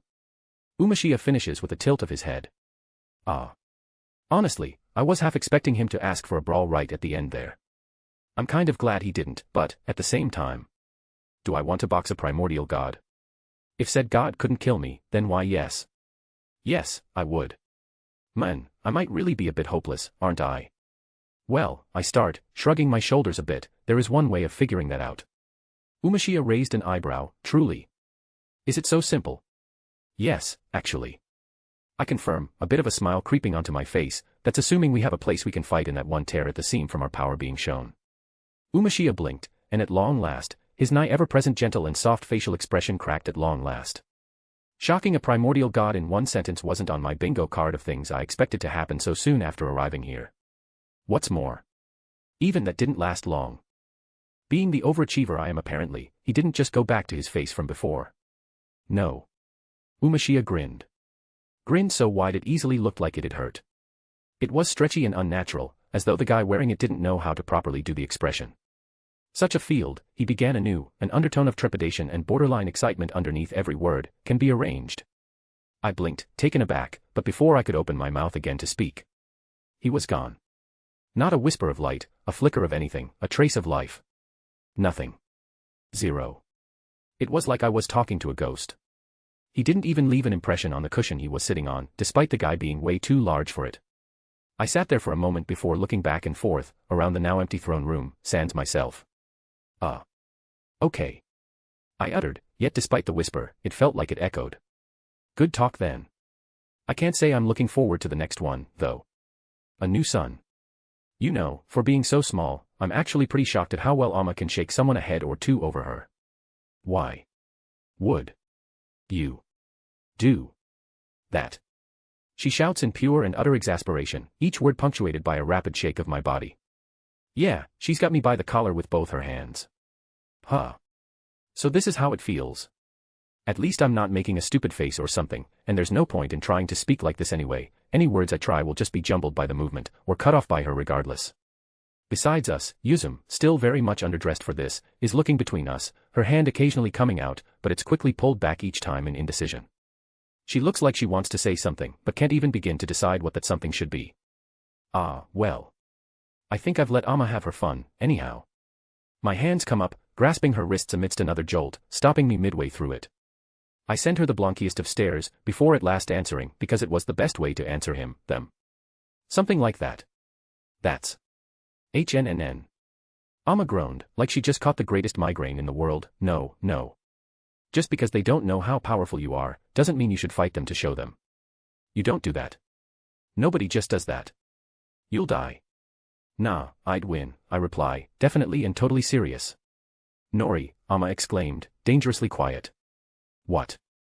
I continued, before admitting, sure, I probably won't win, maybe. Though I hope I do. The point is, I doubt they'd try to kill me or something. I suggested it, and he agreed. It's not like I challenged him to a duel to the death or something. Finally, yet slowly, Amma let me go, weakly stepping back as I let go of her wrists in turn. See, it's more, just. She groaned again, this time more pained, it's more complicated than that. She grasped her head, it's not what they'll do during it that I'm worried about too much, it's the after. What are they gonna do after? Render, judgment, or whatever. I rubbed my chin, the guy kept bringing that up, that he wasn't there to do so. Amma shivered at that. At last, Yuzum entered the conversation. Should they will it, she began, anything can be made possible, or impossible. That's what their judgment is. Well. That's not cryptic as hell. I'm going to need more specifics here, Yuzum. I sigh. Yuzum actually pouts at that, anything under the purview, she continues once again, this time slightly more sassy, is theirs to control. Our power, the divine power we all have. It originates from them. They have the ultimate authority over us all. Okay, I really don't like the way that sounds. My eyes narrow at that, and a frown stretches across my face, they can order me around all they want, that doesn't dash. Yuzum put a hand on my shoulder, stopping me, I know what you're going to say. It does. Their judgment isn't something you can ignore. It's a binding within your being, your power, itself. She puts a hand to her chest. Amma can order me away all she wants, but there isn't anything stopping me from coming back. If they do it, I can't. Physically. Spiritually. However. It's absolute. What the fuck? They don't, Amma chimed in, voice soft, use it very often. And it requires most of the Koto Amatsukami to enforce, so it's not like one of them can just do it. But there's no resisting it. Yuzum shrugs, more than a little nonchalant. I was one of the lucky ones, you know. Due to being a bit of both earthly and heavenly kami, when the realms were divided by their judgment, I got to be able to go between both. By there. My head immediately turned toward Amma, who instantly wilted under my gaze. Hey now. Yuzum called, patting me on the back. I dunno what you're thinking, but while they order it from her, Amma definitely fumbled the bag there. Amma's gaze snapped toward Yuzum in sheer and utter betrayal as she cried out, "Excuse me." Yuzum, slowly, stepped behind me, before continuing unabated, "Well, it's true. How many times did you have to send heavenly kami down to quell?" She paused, dramatically clearing her throat, unreasoned. Despite Yuzum's way of saying that, Amma flinches like she just got slapped. Meanwhile, all the while, I watch on, expression blank. Internally, Susan would be awed by the storm brewing. I just learned I have a hook in my soul to a bunch of primordials who could literally agree, "Hey, you can't go have sex with catgirls anymore," and I'd have to obey. Apparently, without resistance. Apparently, it's absolute. Nothing can be done. I call bullshit. I'm going to punch them. I'm going to cut them into ribbons if they even try to utter the words, "You may not." I refuse to be chained. In any way. Fuck that. Amma goes to open her mouth again. I step forward, more in the center, between the two goddesses. Both my arms raised, and both hands darting out, landing on either goddess's shoulders. Now, I begin, tone clipped, seething underneath, "You're both very pretty dash." Ah. I know. Yuzum chimes in with a sexy little smirk. Ah, really? Amma chimes in, uncertain, but blushing. But. I push through them both. I have something important to do now. So, we can talk about who fucked up what and how bad later. If it matters. At all. Because the past is in the past and I don't care about it right now. I grit my teeth. I care more about a bunch of pricks above the clouds deciding what I can and can't do. So. I roll my shoulders and take a breath, my hands sliding off both goddesses' shoulders. Generally speaking, in this world, hacks-related abilities have a very simple counter. Hell, it's a counter that works on most sorts of abilities that don't just damage you. That counter. Power. Simply be stronger than whoever is trying to trap, ensnare, or order you around. I'm thinking I might need a few new, stronger punching bags. Your strongest kami. I don't care who they are, besides you, mother. I look at her, pointedly, before concluding, "Bring them all to me." Chapter 121, Chapter. She understands what's going through her son's mind right now. Really, she does. Which is why. No. Her response came unbidden, without even a second thought given. She saw as he seemed to deflate, the wind struck from his sails, his eyes losing their focus in the moment to be replaced by sheer bafflement. It only lasted for a fleeting moment, however, embers of that fire kicked back in swiftly. Why not? He huffed back in response, crossing his arms. She sighed deeply, "Because I didn't want you up here so you could go on another training binge just to fight someone else you didn't even need to fight." To be fair, Yuzum, of all goddesses, spoke up, "It has been a little while since the last one, you know." She turned toward her and glared. Not helping. Like a vampire before the full wrath of the sun, Yuzum wilted and stepped back. It isn't even about the thrill of the fight this time, her son stressed back, it's about dealing with these chains that I never knew I had, until now. Her sigh this time was far more subdued, tired. You get used to it. That was the only real response she had to that. Though that only managed to make Nori grow a dark frown. Besides, she continued before he could follow up on that, "I don't think it's something you really need to worry about." Though her uncertainty clearly crept into her words at the end. His eyebrow raised as he latched onto her last words almost immediately, "Why not? Is it because of what I am, or?" She shook her head, grumbling as she recalled. Her boy when he got smashed by a glacier into the ocean by a certain exorcist. It's especially bad because that wasn't too long ago. But the minute details aren't what she needs to recall. Simply, that battle as a whole. There, over the ocean surrounding Japan, her son had temporarily fought at a level that far surpassed her own. Yomi, that exorcist, Dulio wasn't it? He was stronger than her, of that she was sure. It does twinge at her pride, admitting that to herself. She was born the strongest of her siblings, and back in the day, she took pride in the fact that she could easily hand her brothers as back to them on a platter if the need arose. Especially Susano's. Yet wars, and a whole lot of time, put everything in a strange sort of perspective. Sure, she was incredibly strong for her pond, but the world was bigger than just her pond. It was filled with them, some bigger, some smaller. She was forced to realize that across the world, gods of her strength existed, gods that surpassed her, existed. Zeus and Odin, for instance. Old men they may be, but rivals in power and influence all the same. And don't even let her get started on the monsters right across the water from them. All that's to say, with the advantage of immortal time, she got used to the idea of being stronger than her. That has power over her, in some manner. Both inside and outside, her pond. The wars the Shinto fought in were never offensive in nature, although she damn well made sure they gave as good as they got, if not more so. But the point is, she wasn't like the other divines from the West. She didn't envy the Greeks, the Celts, or whoever else's resources. Their power. She was content. And lazy. She knows that now, too. She was content.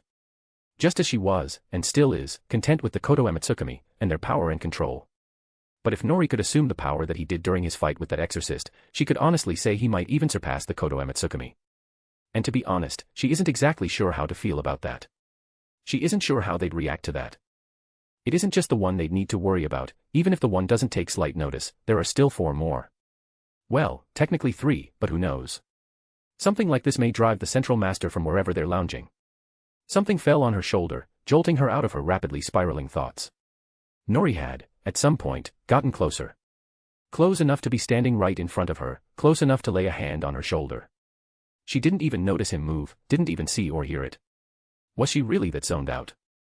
I recognize that look on your face, he began, the fire and intensity in his eyes replaced with this softer, gentler look. The only thing I can think of that would make you start looking like that again would be, he sighs, shaking his head, that battle, right? His emphasis was appreciated, but not needed. Your fight against the exorcist, yes. She huffed. He shrugged listlessly at that. What I did there isn't something I can just do whenever. He explains, I need the sun to be up for it, otherwise, nothing. That gives Amma pause. Why would you need the sun up? She asks, immediately confused. From her point of view and her assumptions, he was drawing out more of his divine power from his physical body. Thus, the shifting in his hair color and a difference in his voice. Due to the way he was conceived, the hair color shift isn't really that shocking. He might look closer to Yuzum when getting closer to his divine spirit, but at its roots, his powers and such were inherited from her. But that's besides the point. He shouldn't need the sun to do that. It's not like his divine half and human half are separate, they're always together. It's just him, after all. Nori began, slowly looking away again, like he was unsure how to go about explaining it exactly. Eat it. I eat the sunlight, basically, to bring that power out. What? Yeah, that's also my aromatama too, apparently, so even if I could bring it out at will, he pauses to grimace, might not be the best idea, you know. What? Every word that comes out of his mouth is making her want to hit something, yet she can't quite place why. Who would tell him any of that? She's going to hold off on the whole tasting the sun thing for now, because she actually has a couple of theories about that. But that being his aromatama. Who gave him that idea? A loud creaking noise echoes throughout the room. Almost as though possessed by a robot, she turns, her whole body mechanically moving so she can see the source. Yuzum stares back at her, her eyes wide, body frozen, still as a statue, as though frozen in time. Right at the moment, she was trying to crawl underneath the computer desk and escape. Well. She felt divine power begin to flow towards her eyes, but before she could do anything, rather than begging like she normally would, Yuzum's gaze flung toward Nori, and with her eyes alone, she desperately pleaded. Nori grunted, seriously? I didn't think you could pray that loud. He grumbled behind her. And prayed too. Apparently. All right, it actually wasn't Yuzum this time. Nori gave an amused sigh, patting her other shoulder. Oh. She turned back around, her power settling. That'd be a first. She quipped plainly, as she heard the goddess now at her back slump to the floor and give a shivering groan of relief. I know, right? Nori quipped right back. Yuzum gave a half-hearted complaint, still basking in her relief. It was ignored as usual, however. Nori gave an amused snort before continuing, I'm not entirely sure which of that made you glare at Yuzum, though. That part about that power you drew out being your aromatama. She stated clearly, that doesn't make any sense. Whatsoever. Nori blinked, So completely caught off guard was he that he didn't even look flabbergasted, just blank, before coughing up an actual answer. It was actually Inari that told me everything about the Eramitama, said that's what it was and all. Ah. Really? Inari said all that. Although Yuzum was there. Nori tacked on at the end all of a sudden. It took but a moment. Oh come on. Yuzum cried out in pure and utter fear. She waved her off rather swiftly, however, she wouldn't have known either, so it's fine. Yay! Yuzum cried out once again, her tone completely flipped, I know nothing. Ah. She hummed, resisting the urge to smack Yuzum upside the head for calling herself dumb. She almost didn't succeed. Almost. Right now, she needed to think about why and how Inari got to the conclusions she did. With her son watching on, she sat down on her bed and thought. Admittedly, and right off the bat, the way Nori acts during that power is odd. It's definitely more violent, definitely more wild. That would fit with it being related to the Eramitama. But see, it can't just be the Eramitama, that wouldn't make sense, especially if the trigger is just eat sunlight. The Eramitama is merely a part of the whole spirit of the kami, of the Mitama, one of 4 parts actually. Each part of the Mitama is connected, existing as one, and although they can have their own character and function, that's only what the kami themselves make of it. Really, the sub-spirits, so to speak, of a Mitama aren't actually all that important when it comes to the kami themselves, only usually when dealing with shrines, and setting up that whole system does it. Her thoughts pause, right there. Ah. So that's the way Inari took it. Looking at it in that direction, it isn't completely nonsensical then, she could see how Inari would come to that conclusion. Putting her hands together, she took a breath and brought her gaze back to Nori. Right, so, I think I understand what she was thinking, but it's most likely not the case. She tentatively. Nori shot her the blankiest of looks. She quickly held up her hands, I know, just, listen, all right. It took him a moment, but soon enough, he huffed and sat beside her, nodding for her to get on with it. So she did. Essentially, what Inari was thinking when she tried to explain that, or rather, what she assumed, is that your body was more like a shintai than just a body. Nori furrowed his brow at that, a body of the kami. He translated, aloud, for some reason, isn't that one of those things used in shrines? She nodded back, right. Another term used for one of those is Mitama representation, a Mitamashiro. Essentially, what Inari was assuming is that your body is like a shrine, a literal shrine. Not a metaphorical one. Nori blinked down at her, huh. Honestly, she continued unabated, it's not a terrible analogy, but I feel as though it doesn't really encapsulate all of you. She pauses briefly, a thought crossing her, not even a living shrine really does it, though that would be closer. But it still falls short, because your body isn't a shrine, it's not a shintai, it's still you. The you that's alive. That's confusing. Nori frowns deeply, why say it like that? It makes it sound like you, Yuzum, Inari, all the kami in general aren't alive. Ah. How is she supposed to explain this? A different kind of alive. Was her ingenious response. That made her son just look gobsmacked. Great. There are different kinds of alive. Nori stressed, and she already felt like she was losing him here. Plants are alive. Then, shockingly, Yuzum of all people piped up once more, from under the desk, her hand poking out as she does so. He tilts his head her way, I guess. Technically. But they aren't really conscious, I suppose. Not our kind of conscious. Yuzum corrects, but they still do stuff. They respond to situations, like to damage or stress, and do what they need to survive. How is that not living, even if only smaller? Nori looked down, digesting that, and as he did so, she saw an opportunity. Think about it like this, she began again, if there was a scale of being alive, in a sense, plants would rank at the bottom, humans somewhere in the middle, and kami would be a step above. All divine beings would be. She'd really rather not get into the specifics of each god, though. Kami are complicated enough as is. Nori pursed his lips, so then, nature, beings living in nature, extensions and forces of nature. He simplifies somewhat. Huh. It was her turn to make a noise now, yeah, that fits pretty well. At that, she holds up a hand. A star ignites above her palm. Well, not a literal star. A light shaped like one. Pure white, with rays and sparkles flying off it every which way. Still, if she threw this down from heaven, Japan, the Korean peninsula, and a good chunk of China would be wiped from the map. If there's one way to quantify a force of nature like the sun, it's through destructive power. Deities aren't so much physical as forces of nature. Though they most certainly can and often do affect the physical. With a clench of her hand, the star snuffs out. But, Nori reaches out, his hand taking her one held out, you look like everyone else, so much so that you can breed with humans, you can bleed, you can die. The moment he says that last word, he perks up, as if realization just struck him all at once. And she's glad for it, because she'd really rather not explain how he was made. She's still a virgin, after all. She nods, but we come back, right? We don't have to bleed, we don't have to look how we do, most divine beings are shapeshifters naturally. Some are known for it. She had to suppress a shiver at that. The Greek gods are especially known for that.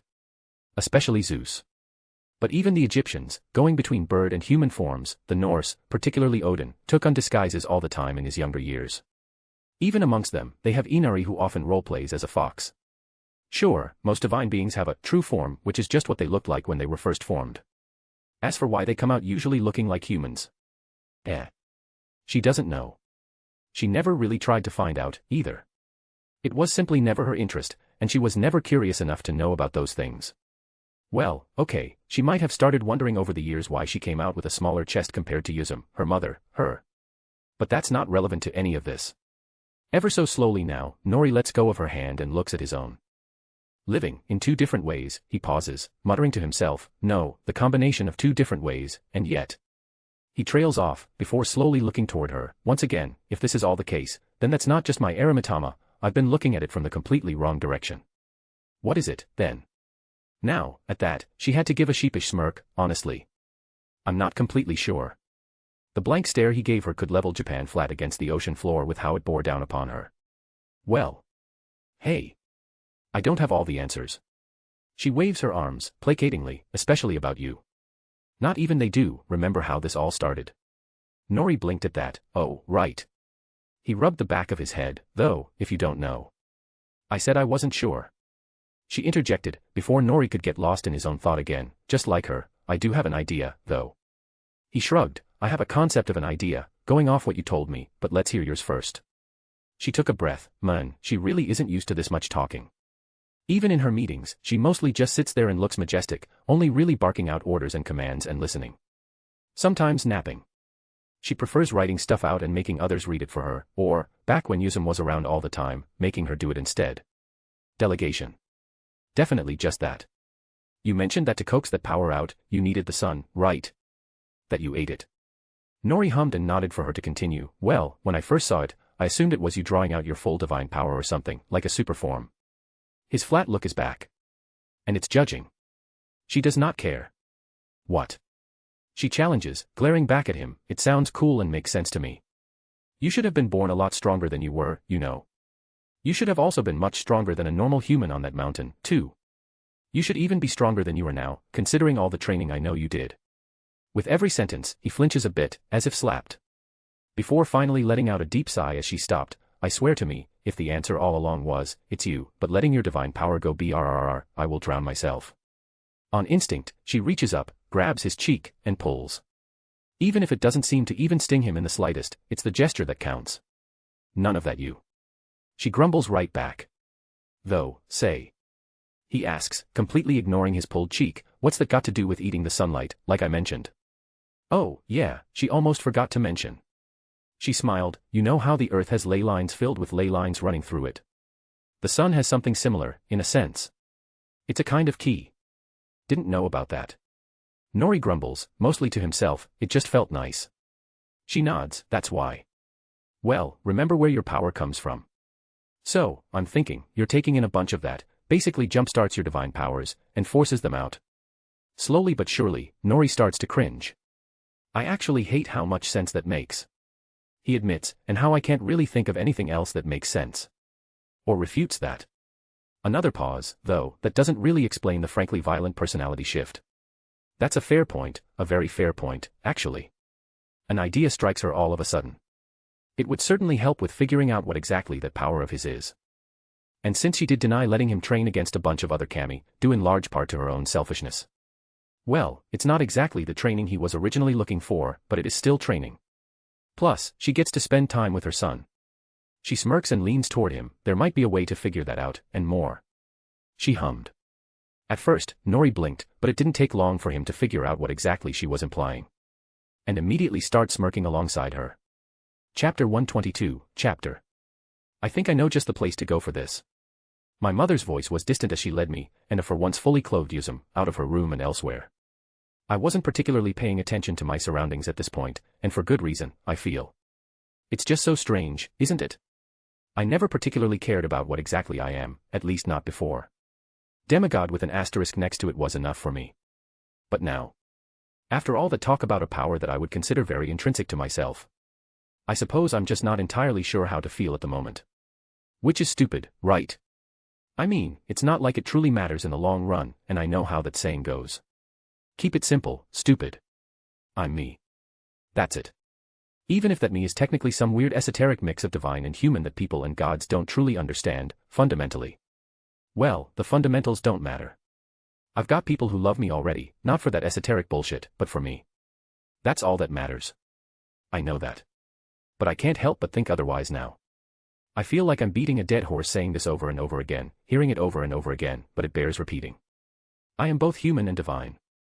If that power isn't my Aramitama, but is truly just more of me, then what does that mean for the me right now? If that power is more of my divine side, does that make me right now just the more human side? The balancing point between the two. I'm not sure, and the thought makes my head buzz, like it hasn't in a long, long time. Hey. I perk up abruptly, with such force that it momentarily felt like I was flying, my surroundings thrusting into place around me all at once, and it nearly made my head spin. To my side, Yuzum looked at me oddly. In front of me, Amma was still leading, her hand clasping mine gently as she led us along. When did she? The scent hit me first, due to just how lacking it was originally. It smelled like earth. Fresh earth, ancient trees, pure and untouched running water. The sound struck after, the water moving, not so rapid, but quick enough to glide across the ground and leave a relaxing hum in its wake. Then, at last, came the proper sight. It was a gorge, or at least it looked like one, bathed in the intense glow of Takamagara itself, a step above even the magnifying effects the Shinkai has normally. We were in the process of walking down the Grog's wall, down an older than ancient stone-carved walkway, mere feet from a drop that would plunge you hundreds of feet into the river below. A quick look up revealed the same sky as Takamagara, but somehow, dulled. Along with trees which I've never seen before, massive towering obelisks of wood, covered in what looked almost like pine, lining the mouth of the gorge, mixed with far smaller, far slimmer tree that looks like bare shrubs in comparison, topped sparsely with light-colored leaves, protruding out from the walls of the gorge. I don't recognize this place at all. From neither meta-knowledge nor myth. I didn't even know where exactly we were, until I turned my head to look at Yuzum one more time, and the corner of my eye caught the path behind us. Leading up, and up, and up, to a mountain, up into Takamagara. Where the same old buildings, roads, and gardens appear to be copied and pasted, forever going up and up to the point I can't see the top anymore. Huh. The mountain of Takamagara has a base. Technically, shouldn't that be Earth, or the Shinkai? Ugh, what's the point of musing on all of that? I'll probably end up with the answer by the end of this anyway. So, my focus falls squarely on Yuzum, finally. Who snorts? Which immediately washes away the small amount of guilt that had built up by my forcing her to wait for a response. I frown back at her, causing her to snicker. It's been a long while since anyone's been down here, Yuzum starts, almost reminiscing, so, keep yourself out of your mind, alright, Nori. Trust me, it'll be worth it. Well, the view isn't bad, I suppose. She's at least somewhat right there. Besides. Yuzum continues, I know you were in a hurry to get to training as soon as possible, so I've been meaning to ask, but how long do we have until your fight? My mouth opens, but no words come out. Because I immediately realized there isn't an actual answer to that question. My eyes damn near bulged out of my head once those dots started slotting into place. The guy just said, that can be arranged, then vanished. He didn't give a time. Neither of us did. There likely wasn't a time given, Yuzu. At last, Amma speaks up, but before either of us could ask the obvious, she continues, when the time is right, it'll happen. As for when or what needs to happen first for them to consider it as the right time.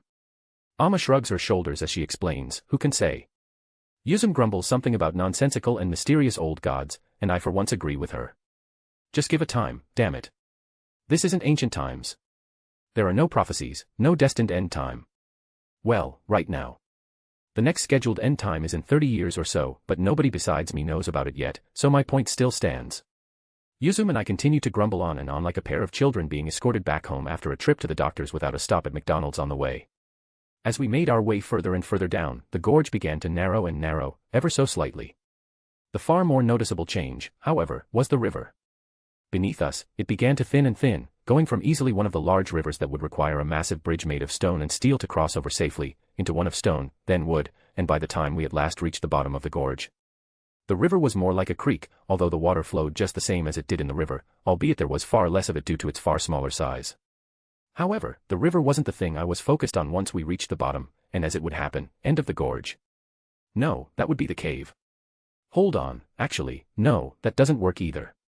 It was as though a god came down the mountainside with a hammer and smashed a hole at the base. Then went in said hole, and just kept on wildly swinging, carving straight through the rock and soil forever onwards. I couldn't see deeper within, up to a certain point. A few dozen feet, and the light from outside seemed to abruptly vanish without a trace, becoming a curtain of black hiding gods know what. It could even be the entrance to a whole other realm, for all I know. Amma gave a wistful sigh and let go of my hand slowly. Yuzum, though, grinned and practically skipped right over to the edge of the river-turned-creek, jumping right on top of a rock jutting out from the ground, using it like a makeshift stage. Ah. Amma, doesn't this bring back memories? She purred out, twirling around on the rock, grabbing at the folds of her kimono like she was preparing to tear the thing open. Thankfully, the goddess she was addressing raised a hand, stopping her before she could do so. No. Yuzui. Bad. She grumbled out, with the smallest of blushes on her cheeks. Yuzum giggled impishly before sliding down and sitting on the rock, one leg crossed over the other. That dealt with, for now, Amma turned to me and sighed lightly. Well, Nori, here we are. Amano Iwato. Now my eyes are practically bulging out of their skull, prompting Amma to give me an amused smile. I don't think I need to explain the significance of this place, right? The cave where she hid from the other gods in mythology. No. That, I got. What I want to know is why she hid in a place that looks like a second pit straight to hell. Yuzum hummed and chimed in with, what you need to explain is why you decided to pick this place instead of, oh, I don't know, anywhere else. You tell her. Amma twitched, turning back toward her with a look of legitimate offense. Hey. You take that back. She points, hand shaking. I'll have you know, I built a pretty good place for myself in there. It was beautiful. I was going to work on the entrance when you all had Taji break in my door and you started flashing your tits. Yuzum gave Amma the smuggest look I think I've ever seen from her thus far. And you loved these titties so much that you stepped right on out, and didn't even realize you couldn't go back until it was too late. Ha.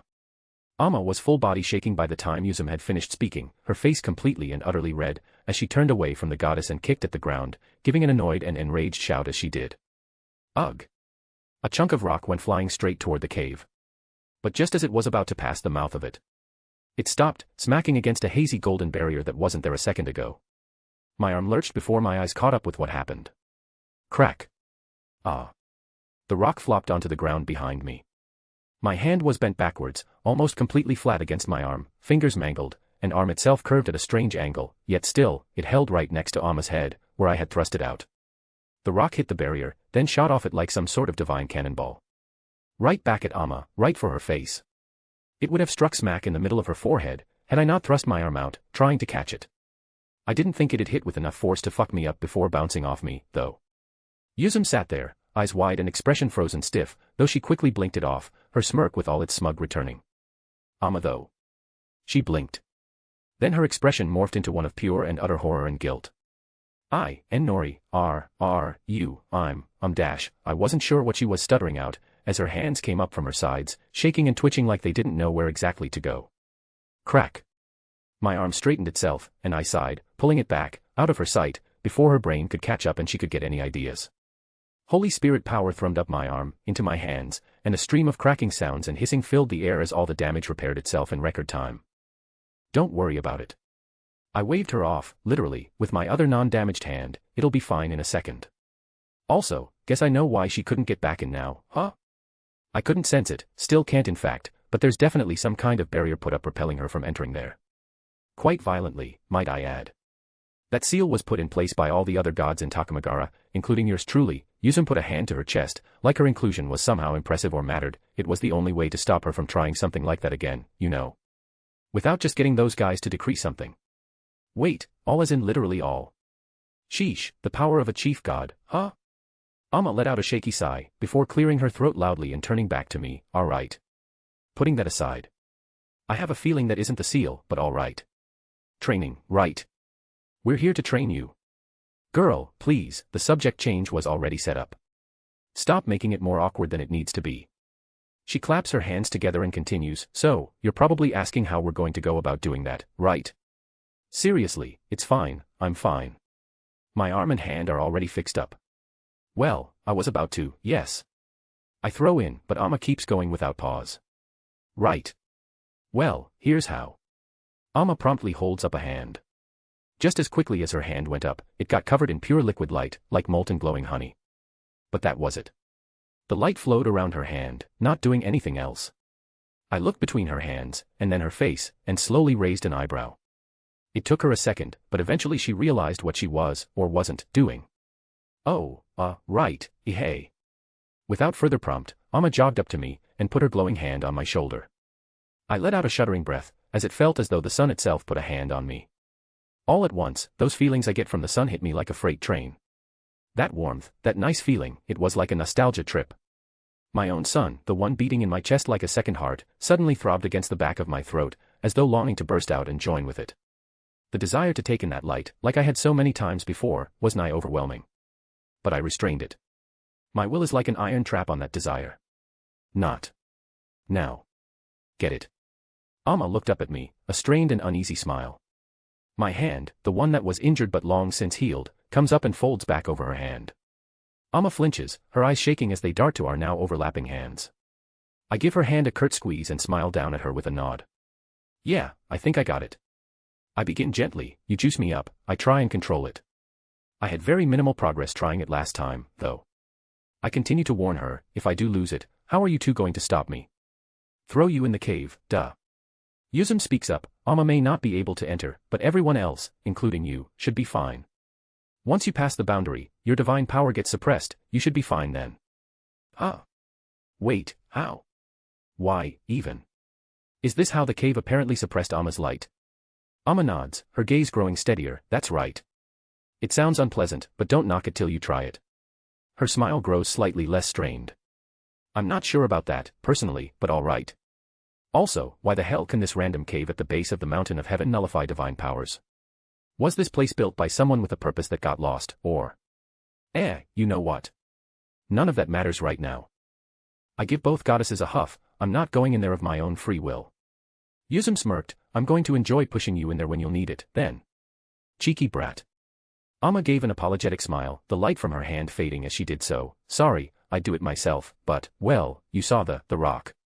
Her face strained for a second at the end. But otherwise, it didn't stick. Good. Progress.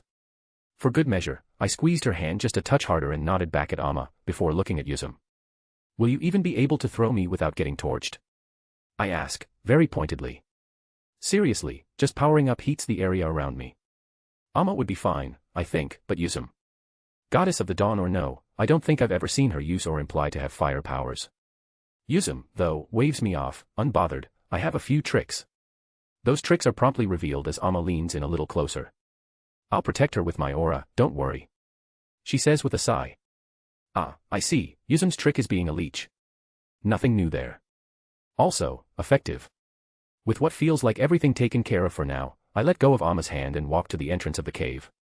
I only stop right before the boundary. Right where I remember that rock smacking against that invisible golden curtain.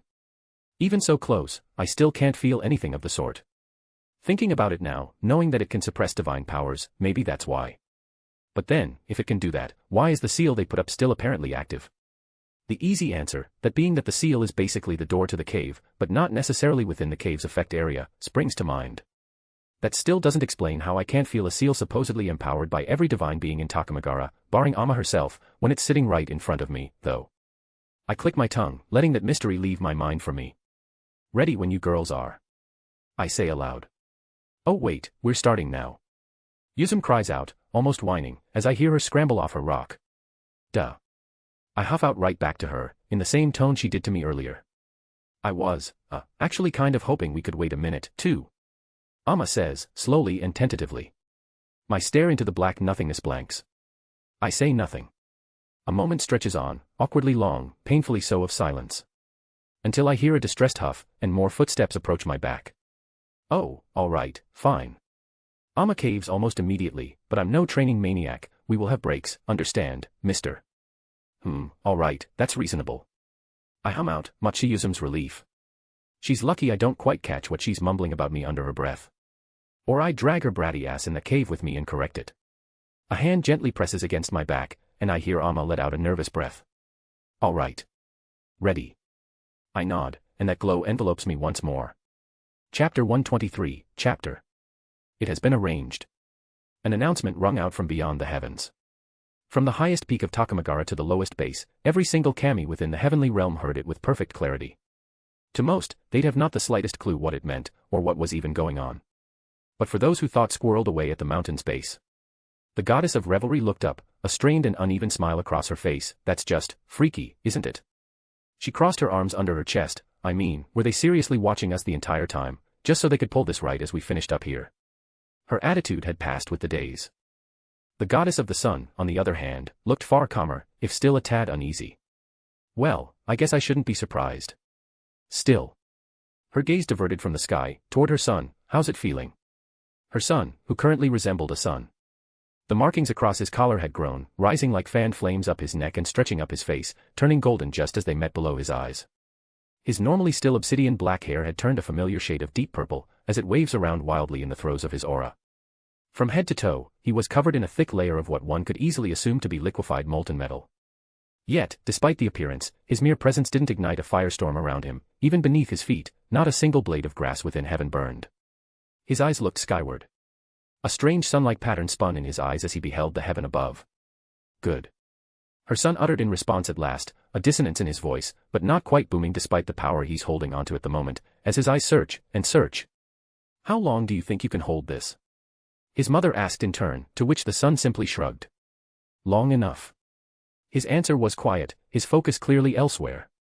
The goddess of revelry shot the sun with a quizzical look, her eyebrow raising. Nori, are you okay? Because, a smirk slowly slides across her face, so natural as though she was created for such purposes. If not, we can always give you one last shove for the road. He ignored her, this time. His pupils abruptly dilated, the patterns within his eyes stilling as he beholds. Ah. It has been a long time since another has gazed this far beyond. The sun twitched as his eyes went wide. But now you see, there is a reason why we hide ourselves away. The sun does not shake, not even an inch. He is perfect still. For once, whether in fear and fright or lack of. It cannot be told. Perhaps, he does not need to fear. For he holds a power that puts him within the realm of us. This makes sense. Respect is due. The High Creator nods its head in respect. The Divine Creator nods its head in respect. Energy nods his head in respect. Heaven nods her head in respect. The sun gulps as his hold on his power begins to slip. We look forward to seeing how it holds up in the coming test. Not even the Central Master himself could have predicted everything that has happened with your existence. A new day is upon us all. Energy rises. It is time. Wah. The goddess of revelry falls onto her back in startled fright. Come on. Again. The goddess of the sun perks up, her gaze looking up before sliding back down to her son, beholding him standing so perfectly and utterly still. Nori. She starts, concern growing in her voice. The sun takes a labored, short breath. He forgot to breathe since he began his search. I await, atop the heavenly realm. Energy leaves. The four are three now, but no less distinguished. The aura around the sun flickers as he tries desperately to hold onto that power for a spare moment longer. We smile. And shut the door from the beyond. A new sun. I gasp, a deep, heavy heave, my hand flying up to my chest on instinct, grabbing at my robe as I breathed as though I was trying to fill a damn vacuum. The sun in my chest sputters out, turning from a red giant, bursting with divine power, into something like a white dwarf, barely felt, barely seen, surrounded by cold and an empty void. I don't need to see my body to know that with the waning of my inner sun, my appearance has returned to normal.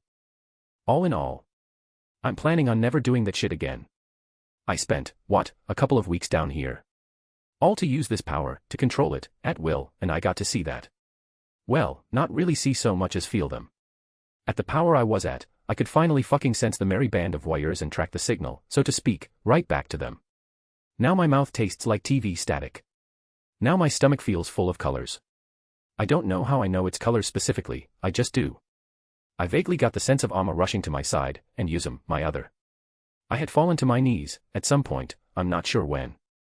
Even now, their voices sound distant, like they're being spoken through a broken microphone. Thankfully, it's slowly clearing up, but yeah. Never doing that again. I'm fairly certain those guys are bumming it right up against the dimensional gap. That's the feeling I got from them, anyhow. Or, if there's anything that conveys tasting TV static and drinking colors, it's probably the gap. Not like I'm going to go there intentionally to find out. Not like I'm ever going to try looking back up there ever again in the first place. I would sooner bury my cock in Yuzume's ass than try that shit again, nope. Nori, Nori. Hey. Hey. You there. Speaking of. There's at least one of their voices. I shot her a glare, yeah. I practically strangled out, though I wish I wasn't. Yuzume huffed and poked my cheek, before humming out, could always throw you back in the cave. I shivered at that, would really rather not go there again, either. Yuzume shrugs before waving me off with a smirk. The hell is that look for, though? Oh yeah, two goddesses are clinging to me, and the other has been oddly silent. I swivel my head to the other side, only to be met by Amma glaring at me with a steady frown. I don't even get a chance to open my mouth again before she can state, not ask. You saw them, didn't you? Yuzume perked up at my other side, but I couldn't see exactly how she reacted. For my part, I just nodded at her. Her frown deepened. You're not going to try doing that ever again. Understand? Again, I got the sense she wasn't asking. Thankfully, I wholeheartedly agreed. With another nod, I managed to get out wasn't planning on it, without completely choking on it. A flash of surprise crossed Amma's face for a moment. I was about to take offense, truth be told. How dare she think I'm that suicidal? I'm only that suicidal when it comes to fighting an extremely strong foe. Speaking of once more, one of those is kind of waiting for me, at the top of the heavenly realm. I have a feeling that was meant almost literally, but I guess we're going to have to go up there to actually see. So, putting behind my offense, I managed to stand back up on my own 2 feet, with Amma and Yuzume moving to help me just a bit. Well. I continue, voice getting better by the second, we shouldn't keep the big guys waiting, should we? I look between the two. Yuzume crosses her arms and looks away, unease. But Amma. She bites her lip and grips my arm just a bit tighter. We probably shouldn't, she speaks up, but I don't want you to go just yet. She pouts. I give her an amused smile before setting my chin atop her head. I know, you want me all to yourself, and I've still got to meet the whole family, all that. I chuckle, don't worry, all right. The sun in my chest beats, white flashing golden. I know Amma could feel it because at the same time, her power beats back, like a drum echoing, and she flinches. My smile grows. I'll try to keep it quick, all right. A new sun. Fortunately, Amma didn't try and hold me back any longer. Doubly so, reaching the peak of the realm was simply just a flash of light away. There's always a but when it comes to so much fortune, though, isn't there? That being when we did appear, we appeared under the shade. Something that normally shouldn't have happened, considering we appeared outside the palace. The answer became clear fairly quickly, all we had to do was look up. Yeah, Yuzume whistled at our side, they certainly arranged something, that's for sure. Amma just gaped, but I couldn't help but huff. They had all that time, I figured they'd make some other dimension for us to duke it out in, but this. I'd almost call it lazy. Above the palace was, quite plainly, an arena. A massive crimson square intricately carved into a flying stadium, gleaming and freshly polished as though made of metal, with edges ornately depicting what I could only guess were scenes of mythology wrapping all the way around. Or I assumed they wrap all the way, I couldn't exactly see the entire thing after all. My lady. Huh, that's a new voice. Male, but distinctly lighter, and what I could best describe as somewhat nerdy. My head tilts, looking toward the source, finding a guy with glasses, in an ancient Japanese robe, quickly marching his way over to us. I've seen him before. In the palace, when Amma had her freakout. But I don't think I ever got his name. He's somewhat strong, not as strong as the sword god I've met, but stronger than Yuzume, at least from what I feel. But not by much. He stops, once his eyes lay upon me as well, my lord. He stutters and chokes out. Is he going to be okay? Amma finally realized he was there just as he was catching his breath, giving the poor nerd a nod, Omoikane. I'll explain on the way. She slowly decides, somehow already becoming tired. Name to face. He's the wisdom god, right? Checks out. Omoikane coughs, adjusting his glasses before they fall off, and straightens himself back up. The court awaits an explanation then, my lady. Amma lets out a low whine, before stomping her foot, almost like an agitated rabbit, ngh. No, I'm not explaining this to everybody right now. Just, Nori. She turns to me. I hum, my gaze shifting to her. Go. She finally says, almost pleading, they're waiting. My lady, such a thing dash, Omoikane begins to explain, only for Amma to silence him with a raise of her hand without even looking at him. Her face twitches, even as she continues to look at me, this should be all the explanation everybody needs. I actually think this is going to prompt several more lines of questioning, but hey, chief gods plus mother's orders. Before I head up, though. I take a moment, stepping forward and kissing her right on the forehead. Amma yelps. I chuckle before uttering, "Thank you." I don't wait to see her reaction before turning and grabbing Yuzum by the wrist. Yeah. Hey weh. I smack a kiss against her forehead, too, because she did help. You have to reward good behavior when it happens.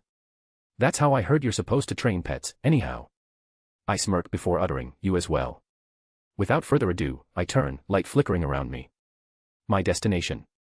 Up. As quickly as it flashes around me, that light fades, my feet hitting the ground beneath me now with a metallic tang. It didn't take long for my surroundings to register, that being the true lack of them. A flat, polished space with nothing more to it. My best comparison would be a tournament arena pulled straight from Dragon Ball, or any sort of ring in general, just supersized. Although such a ring wouldn't mean much without my opponent, would it? You came swiftly. There, in what likely constitutes the center of the ring, sat Umashia on his knees. If he were anyone else, I'd wince for his poor knees. It feels like metal, and sitting on that, on your knees, without a cushion. I can't even feel true pain, and that's giving me phantom sensations just thinking about it. Well, I muse, holding up my hand, I wasn't going to keep you waiting for much longer. Light flashes from my hand, the nimbus stilling, coalescing into a shape within my grasp. I clench my hand, and the light disperses, replaced by my sword. It's so much more convenient to be able to summon it whenever I want rather than having to carry it everywhere. Umashia nodded his head, and we appreciate the swiftness, he responded, with what sounded like true gratitude, as he rose onto his feet without even a twitch of pain. Yet, you come here not at your full power. My free hand comes up behind my head, scratching it. Well, yeah. I admit, I just got done training, after all. Granted, it was more mental and spiritual stuff over the physical, a whole lot of dealing with shenanigans in my head. Umashia shook his head as he approached. That won't be. Okay, so then I was cut off, as Umashia reached down his hand. All he did was poke me on the forehead. My aura exploded.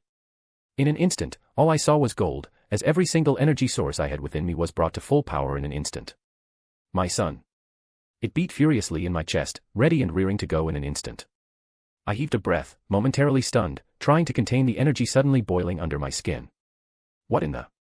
I ground out, rather dumbly. Umashia simply chuckled as he stepped away from me. It is about time you learned who I am exactly, isn't it? He mused, still as good-naturedly as always, yet there was an undertone of anticipation under it all. Despite how far away he walked, despite how soft and gentle he sounded, his voice carried with an almost eerie ease, "Read shoot Prince Elderly Kami." My surging energy stabilizes, just as pressure begins building in the arena around us. That is Umashia Shikabi Hikiji. That is me. I am the fourth Kami to exist. I am the first male Kami to exist. That is all my essence, my purpose, my power. Wait, so he's like the Kami version of the first man. He stopped walking, although he wasn't done, therefore, my power is power. Energy. Drive. The air had begun to steam. I don't know how best to describe it otherwise. A white airy flame was manifesting throughout the air. The pressure made manifest. All coming from him. And for the first time, I could sense it. It wasn't divine power, not exactly, no, it was life force. Raw, insurmountable, life force. I don't have a comparison point for this. It felt damn near limitless. This place, Umashia continued, his voice growing heavier and deeper, this arena, was constructed out of high hierocane. It has been imbued with the power of the others, it will hold. Only an attack that could destroy a country would hope to damage it. He turned around, facing me once again. His eyes were gone, left as an empty white glowing void, flickering with flames like the air around us. The barrier is also in place. He added, and with a glance around, I saw that too. A translucent red sheen, shaped like another square, rises around the arena on all sides. So. Umashia raised his arms out to either side, wide, hold nothing back. The pressure around me turned into a physical weight. Before I even knew it, my knee had slammed into the ground below, sending a buzz straight up my thigh and spine. All around me, the very air appeared to vibrate and burn, life force igniting into a mere fraction of fighting spirit. Umashia's fighting spirit. Ever so slowly, despite the buzz beginning to spread across my body, down my shoulder and back, I began smiling. The power of a primordial god. How exhilarating. The sun in my chest beat like a second heart about to go through a heart attack. With every single beat, a sound like a drum bounced around my body, throughout my veins, rattling my bones and echoing throughout my mind. I can't go max power all the way, not yet. It takes time to heat a house or pick up speed in a car. But as it turns out, that power was always within me. I had just been using the sun like a pair of juice of jumper cables the entire time. Treating me as another side, rather than just me, something that needed to be coaxed out. I was always here. I am who I am. Heh. The sun pulsed and swelled. Liquid magma ignited throughout my veins, and I felt fire crawl up my neck. The weight lessened. See, the problem is, though, just like any star, any reactor, any power plant, the fuel has to come from somewhere. Before it was the sun. Now it's all me. I raised my head, as the sun in my chest swelled further, its color shifting from yellow to an orangish red. I no longer so white, only gold, as my aura rippled out into the air around me. I rose into my full height, pushing past the weight, trying to bring my shoulders down. As my aura bellowed out around me, I caught a whiff of my slightly lighter black hair as it passed over my eyes. Umashia grinned, lowering his arm. He didn't take a stance, but I could tell he was ready regardless. Let's do this. I breathe, my sword in my hand glowing as red-hot as the day I reforged it. I step, and I'm upon him. A simple opener. Dance. Flames of red and gold ignite across the edge of my blade as it streaks down in an arc. Umashia barely moves, only raising a single arm. The thick-corded muscles lacing his forearm tense as the entire thing glows with a white flame. Concentrated fighting spirit. My blade slams down on his arm like a hammer upon an anvil. The entire arena rings at the strike, but neither my sword nor his arm suffers any damage. My eyes spin, and I feel the next move right before it materializes. His other arm lashed out in a furious uppercut, right for where my chin was. Fake rainbow. The afterimage he strikes doesn't just fade, it explodes, as a pure white tornado cranes out from his fist and smashes into the barrier above. I don't waste time creating several dozen afterimages to try and confuse his senses. He can watch me from another realm, he'll perceive me here easily. I appear at his back, sword already craned back, fire igniting around it as though in a mirror to his own attack. Sunflower thrust. The tip of my blade slams straight into his lower back, right where his spine would be. Fire screams out around me as it spins and churns like a drill before blasting me back. I'm sent skidding across the ground, far back across the arena, nearly slamming into the barrier myself. As I look forward, I see Umashia just standing there, completely unharmed, not even a nick in his robe where my blade could have pierced. He looks back, smiles, and turns to face me. My grip on my blade tightens, my aura flaring as I do the spiritual equivalent of shoving more coal in the engine. Or this case, dropping water onto a sun. Dozens to hundreds to thousands and more gallons of water. Umashia reels his hand back, his palm open, a cyclone of raw life force swirled into his palm in an instant. It was only thanks to my eyes that I caught the spark of blue in the first place. My sword swung out on raw instinct, intercepting the deep blue aura blast before it could blow straight through my chest. The moment my sword's edge made contact with the aura blow, the entire thing unraveled. That cyclone burst free from the aura sphere, slamming me against and pinning me to the barrier at my back for barely a second. But that's all it took. A wave of pure force slammed into me as Umashia punched straight and forward, keeping my back pressed against the barrier, my arms forced back and pinned as my entire body buzzed. Another punch, another wave of white, another dash of buzzing lacing my form. And then another, and another, and another. It was like getting hit over and over again by a beam of light that had mass. The sun in my chest swelled once more. Fire erupts from my form, red slowly giving more and more way to gold. Another wave hits, slamming my flames back against me. I breathe deep, taking them all back in. As another wave comes, I breathe out in a roar. Force and fire meet halfway, and the two explode, igniting nearly half of the arena in a firestorm. That wave never reaches me. My legs hit the ground right as I regain control of my arms, and I move, this step blinking through the firestorm with enough force to carve a hole straight through the center of it. No fancy tricks, no sneaky angles. I'm upon him. Umashia lowers his arm to meet me, another cyclone gathering in his palm. Rather than my sword, my other arm reels back in response. A cyclone of fire swirls into my palm, gathering into a sphere of flames that condense and pull inward. Light flashes and burns around the super-condensed sphere as it turns black, and all of a sudden, it's as though I'm holding a solar eclipse in the palm of my hand. His blue aura sphere rises as my solar eclipse falls. As soon as the spheres impact each other, the entire arena shudders. White and red pushing against each other, force and heat, contesting as our spheres unravel in each other's hands. Flames explode out from under the soles of my feet as I hold and push back. For a second, the entire arena becomes a firestorm as a result of our clash. Until I see Umashia take a very deep breath, or a building around his throat. The next time he opens his mouth, it's not another breath, it's a roar. Ripples upon ripples of white radiate from his entire body, crashing over my fire like tidal waves and blowing them out. At the same time, he forced me back up into the air, my body spinning. I right myself as my ears ring and buzz.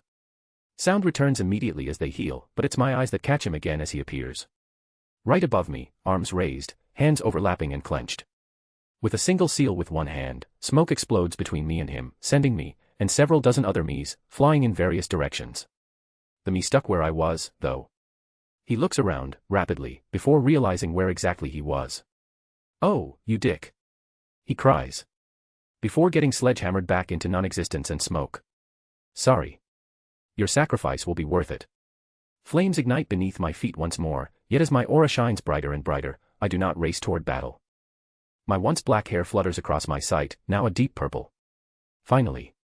All my clones do the same, launching themselves at Umashia from various directions. Umashia turns, his arm raised and fist clenched, twisting and swinging it around midair. A whirlwind emanates, and all my clones are slammed into it. All of whom promptly explode. Violently. The whirlwind he created becomes a vortex of my Holy Spirit fire in an instant. With another, the flames at my feet burst once again, flinging me straight into the inferno. I see him falling, the flames licking across his glowing form, and he seems unbothered. I will change that. More fire. More flames. More power. Gold etches across my blade as it ignites this time. He turns right as I lash down upon him again, his forearm blocking. Gold strikes white, the ring shuddering in the inferno around us. With a grunt, he flings me back. I make a single sign, both hands still clasped on my blade. A clone poofs into existence behind me, his feet already lashing out. As one, flames erupt from both our feet, and I'm sent flying right back into the fray. The sheer force of the power pushing from my feet poofs the clone almost immediately after it's summoned, but it's more than enough. I come spiraling back in, already arching into another slash. Sun. My sword comes down like a beam of sunlight, slamming into a metal wall that is his arm once again. I'm flung back. Another clone, and a big explosion of jets of flames, and I'm back upon him. Halo. The gold in my blade spreads like an infection across it, another slash for his neck blocked by his wrist. He sends me away with a wave of his arm. Dragon. I come back even faster. Fire and metal slam against force and flesh, the inferno around us growing larger. The fire begins taking shape, images of something forming within the heat. I'm knocked away, again and again. Yet I keep coming back. Head. There is no time to think, there is no time to plan, to fight back. There is only us, the fire, and my blade. My clones send me flying back, fire my tail like a comet, each time I'm sent away. Each entrance is a new angle, each swing coming from a different position, aiming for a different limb now. It's all one. Dance. Into. Solar heat haze. My next strike comes to a halt right before it can actually reach him. My sword passes down through the air right in front of him. He raises his forearm, but nothing meets his flesh. For the first time since I've met him, his brow creases in confusion. The fire roars in greeting. Umashia abruptly faces up, his fist rising skyward, to meet the massive dragon head made of pure golden flame. A white wave of force crashes into its maw. It eats it, not even slowed a single bit as it crashed right on top of the primordial god. The inferno around us turns inwards, condensing, drawing in all upon him, as though itself was one supermassive flaming blade. The resulting explosion wasn't one of flames or heat, it was one of pure golden light, a pillar shooting straight up into the barrier at our heads. I stand up straight, my back perfectly straight, as light purple hair wafts into my eyesight. The sun in my chest beats with the fury of a red giant, sparking with gold and light unchallenged. I am whole. I am one. But not for long. The light finally clears, and I behold the primordial god, kneeling, in a small pool of molten metal straight from the arena. His body smoking, his robe at last singed and glowing at the hems, parts of his body glow an angry pink. Ha ha. Ha ha ha ha. He laughs, boisterously, as he rises back onto his feet, the pink in his skin fades with white rushing over it. There he is, he holds out his hands, the new sun. My blade burned gold, light, and fire, igniting into being around it at the same time. Umashia grinned, his foot thundering against the arena as he finally took a stance. Both of his hands, gathered at his side. This time, when the vortex of white came, and blue sparked, it didn't just end there. The white continued, gathering more and more power, until it was subsumed by a gathering of pure blue light, gathering and bursting between his palms. The molten metal churning beneath his feet blew out around him as the life force burst, rays of light and sparks of blue flying this way and that. I smiled, the resemblance to a certain technique comes to mind. Almost uncannily so. Then again, I suppose such a technique, and who it is used by, would be a good indicator of peak masculine power, no. I hold my sword out to the side. The golden fire doesn't explode out in a rage, rather, I focus it. The light and fire seemingly die down until the blade itself seems to become one with my aura, wrapped in a bellowing haze of heat. I barely register him thrusting his hands out, himself roaring as a blinding beam of pure blue power rockets from his palms. Not because I can't see him. I can. My focus is elsewhere. I swing out my sword, as though drawing a horizontal line across a page with a pen. Where my sword goes, a line of my divine power draws across the world, painting a ray of still golden radiance against a backdrop of blue. But like every good sunset sky, the blue vanishes with the setting of the golden light. Divine sword. I intone for the first and only time here. His beam of blue power unravels into nothing, not even wind. Umashia stands there, his hands still outstretched as it happens, his mouth slightly agape. A golden line etches across his torso. A golden line etches out behind him, across either side of the barrier. The golden line before me vanishes in a haze of heat. I breathe out, at long last. Rays of light burst out from the line across his chest and barrier, before it all promptly erupts. In 1 second, there was light, and the next, a flash of flames before it all abruptly ceased.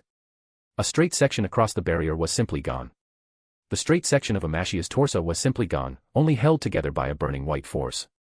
Umashia looked down, slowly, as though he hadn't realized fully what had happened.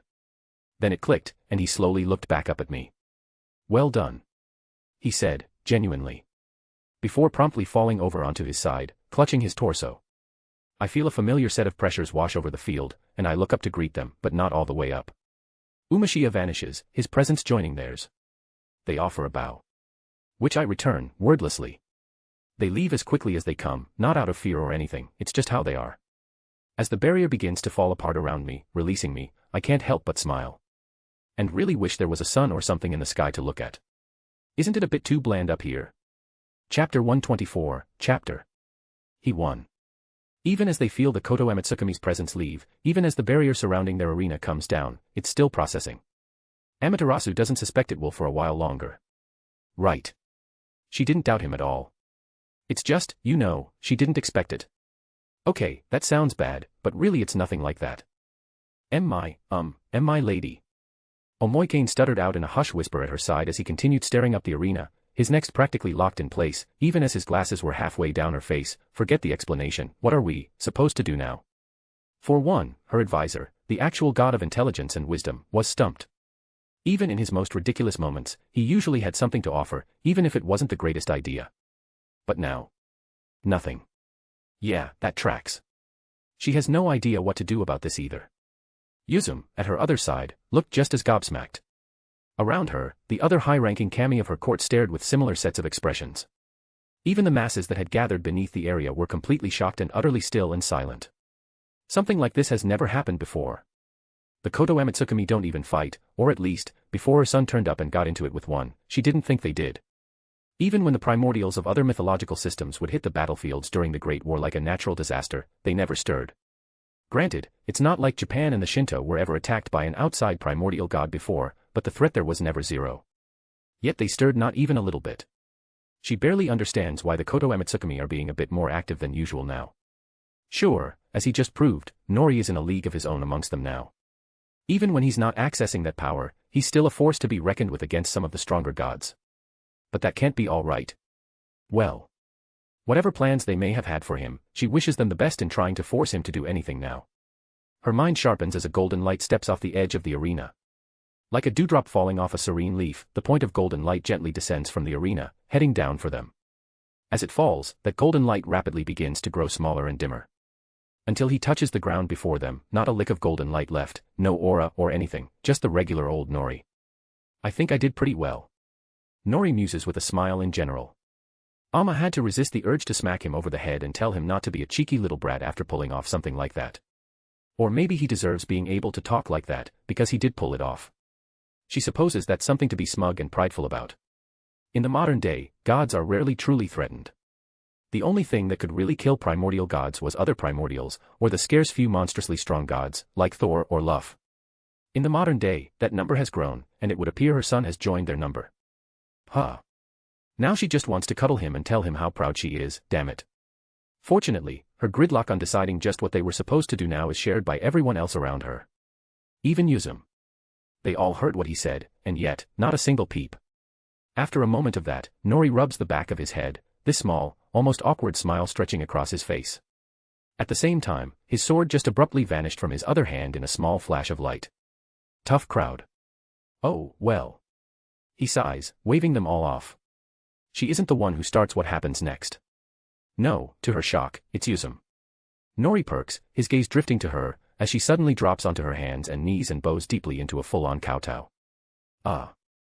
Nori starts letting only to be silenced in turn, as Yusum seems to have started a chain reaction. The other gods around her began following her lead. It started as a trickle, one at a time, and another kami would join the bow. But very quickly, it became more than that. In seconds, all the kami around her were bowing. The masses surrounding the palace fell to their knees in tidal waves, following along even more fervently. Not a word had been uttered, yet Nori couldn't have appeared more gobsmacked. Well now. It would be rude of her not to follow suit, wouldn't it? As their chief goddess, kowtowing isn't something she can do, but... She met his eyes and smiled. Seeming to sense what she was about to do, he gave her a look which practically begged her not to. Too bad. She clasped her hands in front of her waist, one over the other, straightened her back, and bowed. Her smile never left, even as Nori let out a strangled breath, likely trying to comprehend what exactly he was seeing. Though now that they got this far, she started wondering. When are they supposed to stop? Huh. She doesn't know. Clearly, Yusum is the one to blame for this. Damn it. A new son. How the hell is one supposed to react when you've got basically an entire realm full of gods bowing for you? I'd look it up on Google, but somehow, I don't think I'd get an answer. No, seriously, I have no fucking idea what to know right now. I look back and forth, seeing every kami besides my mother on their hands and knees, kowtowing. Beyond the sole exception, they're all doing it. Without even so much as a twitch or spasm, too. They're all so eerily still. It's hitting a certain uncanny valley effect for me right now. Which isn't helped by the sheer non-answer my head is giving me about what I'm supposed to do in this situation. Well. Yusum started it. So I can safely blame her for this, at least. She probably did it knowing I'd have no clue how to react to this. Which, good guess, she'd be absolutely right. Truth be told, I wasn't really sure what to do after Umashia fell either. I just immediately started aura farming for the hell of it. I also wasn't sure how the other kami would react to me beating up what amounts to one of everyone's grandparents. Thankfully, they weren't mad. Truthfully, though, I sort of expected it. Definitely didn't expect this. My hand comes up, pinching the bridge of my nose as my mind races. I can actually feel my face heating up. Out of embarrassment. Wow. I can't say when the last time I felt that was. After taking a moment to just breathe, I finally figured that a good place to start would be getting everybody off the ground first. I approach my mother and the few kami gathered around her, and hold a hand out to them. Rise. Please. I speak, my voice low and quiet, but not utterly a whisper. This might be a little bit much. It took a moment, but for that moment, my stomach was twisted into a knot. Then, Amma spoke, and that knot eased away. Maybe so, she said, voice light yet proud as she eased out of her bow, but to be fair, it's not like anything like this has ever happened before.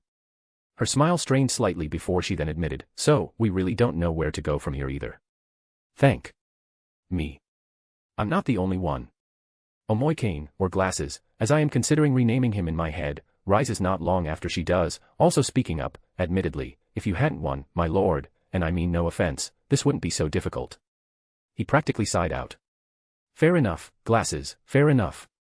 Yusum rose with a cheeky grin, but didn't say anything, she merely gave me a shrug. As though a string of reverse dominoes, when the others sat back up, so too did the others, one by one, chaining down the line to the masses. It really is. Amma huffs, almost pouting as she crosses her arms, if we hold a big feast or something now, honoring your victory, that would be disrespectful to the Koto Amatsukami. On the other hand, a feast celebrating your mere survival would have been fine, my lord. Glasses chimes in to clarify before I could even ask. Something's bugging me about that, though. How would it be disrespectful to them when they agreed to the fight in the first place? I asked, eyebrow raising, a match that they then lost. Glasses looked like he was about to answer, but Yusum got to it before him. It's because they're old.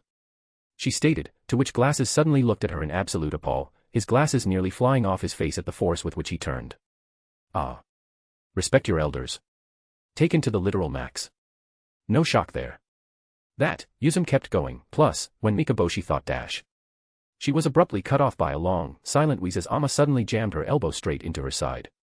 Without even looking. Her smile seemed far stiffer. Glasses looked paler.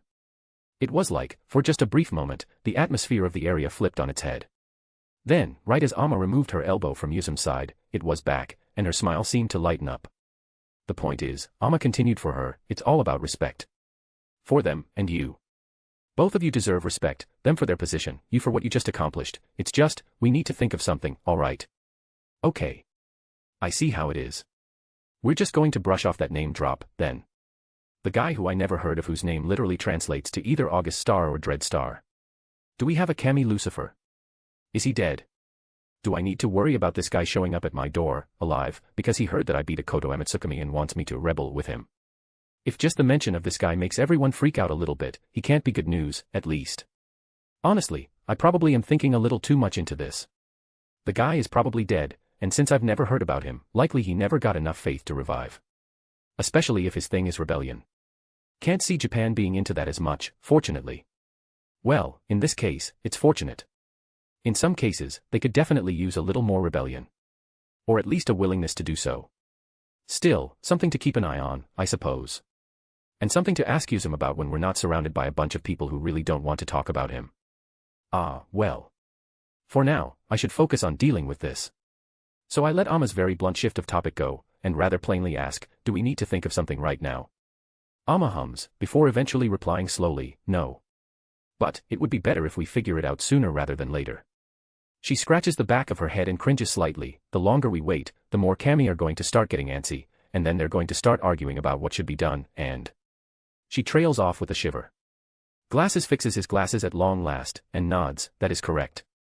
The masses tend to get rowdy when it comes to matters of respect and honor. My memory briefly flashes to when what basically amounts to a drunken rage bar fight erupted right on the streets of Takamagara.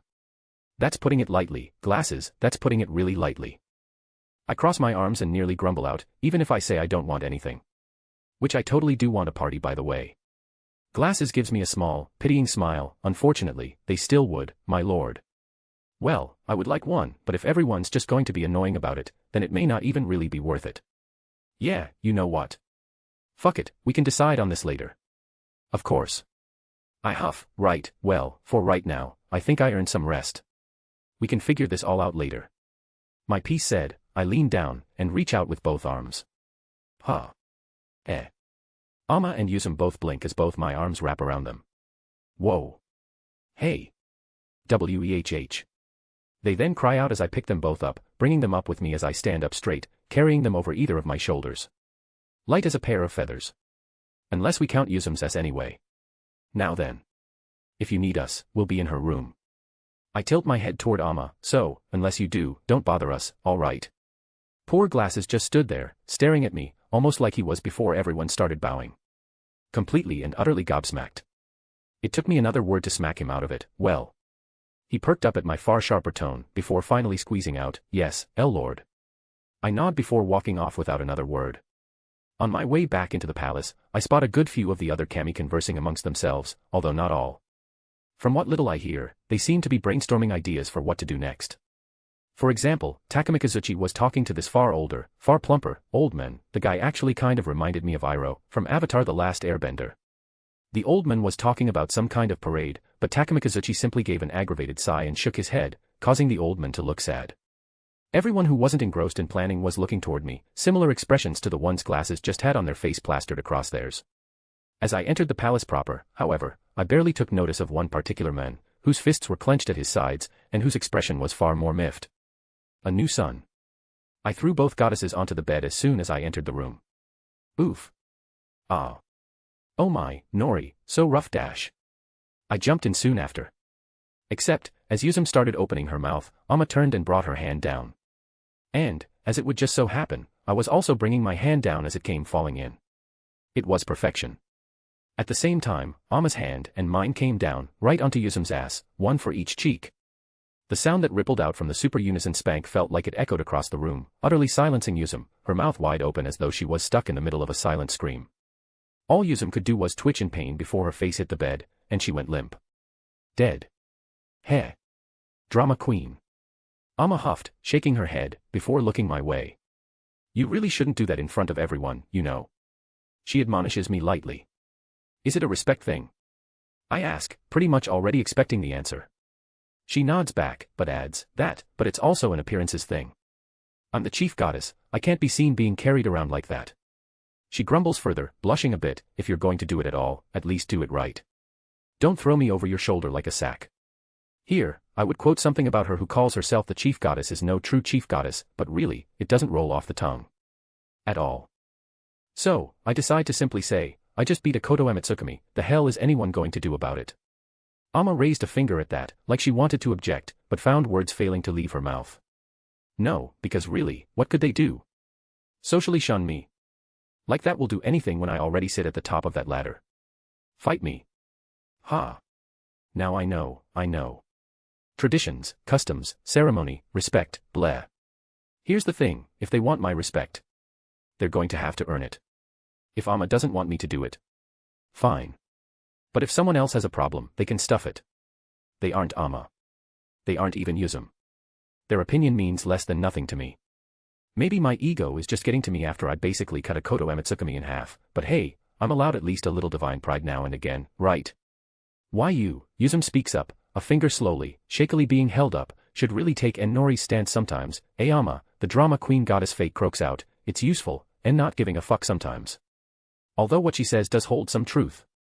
To that end, Amma simply huffs and crosses her arms. Silence ensues. But it's not awkward. It's nice. It's also not the silence I had to deal with in that damn cave. That was oppressive. It was stillness. I don't see how Amma slept in that place at all. This bed, though. Real nice. Really, the main reason I wanted to get away so much was because I am very out of it internally here. I used up everything sustaining that power of mine, and I've run dry. Physically, sure, I'm fine. But I'm so dry on energy that I couldn't even heal a scratch right now. And that's not even talking about using any of my other powers, like my fire or light. Even my ki is depleted, I can't even summon an aura of fighting spirit right now.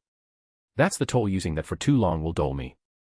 So, I'm going to enjoy recharging on a proper bed rather than in a gorge now. As for tomorrow, well, maybe someone will figure something out. Or I might have to. Either way, it'll get figured out somehow. Chapter 125, Chapter.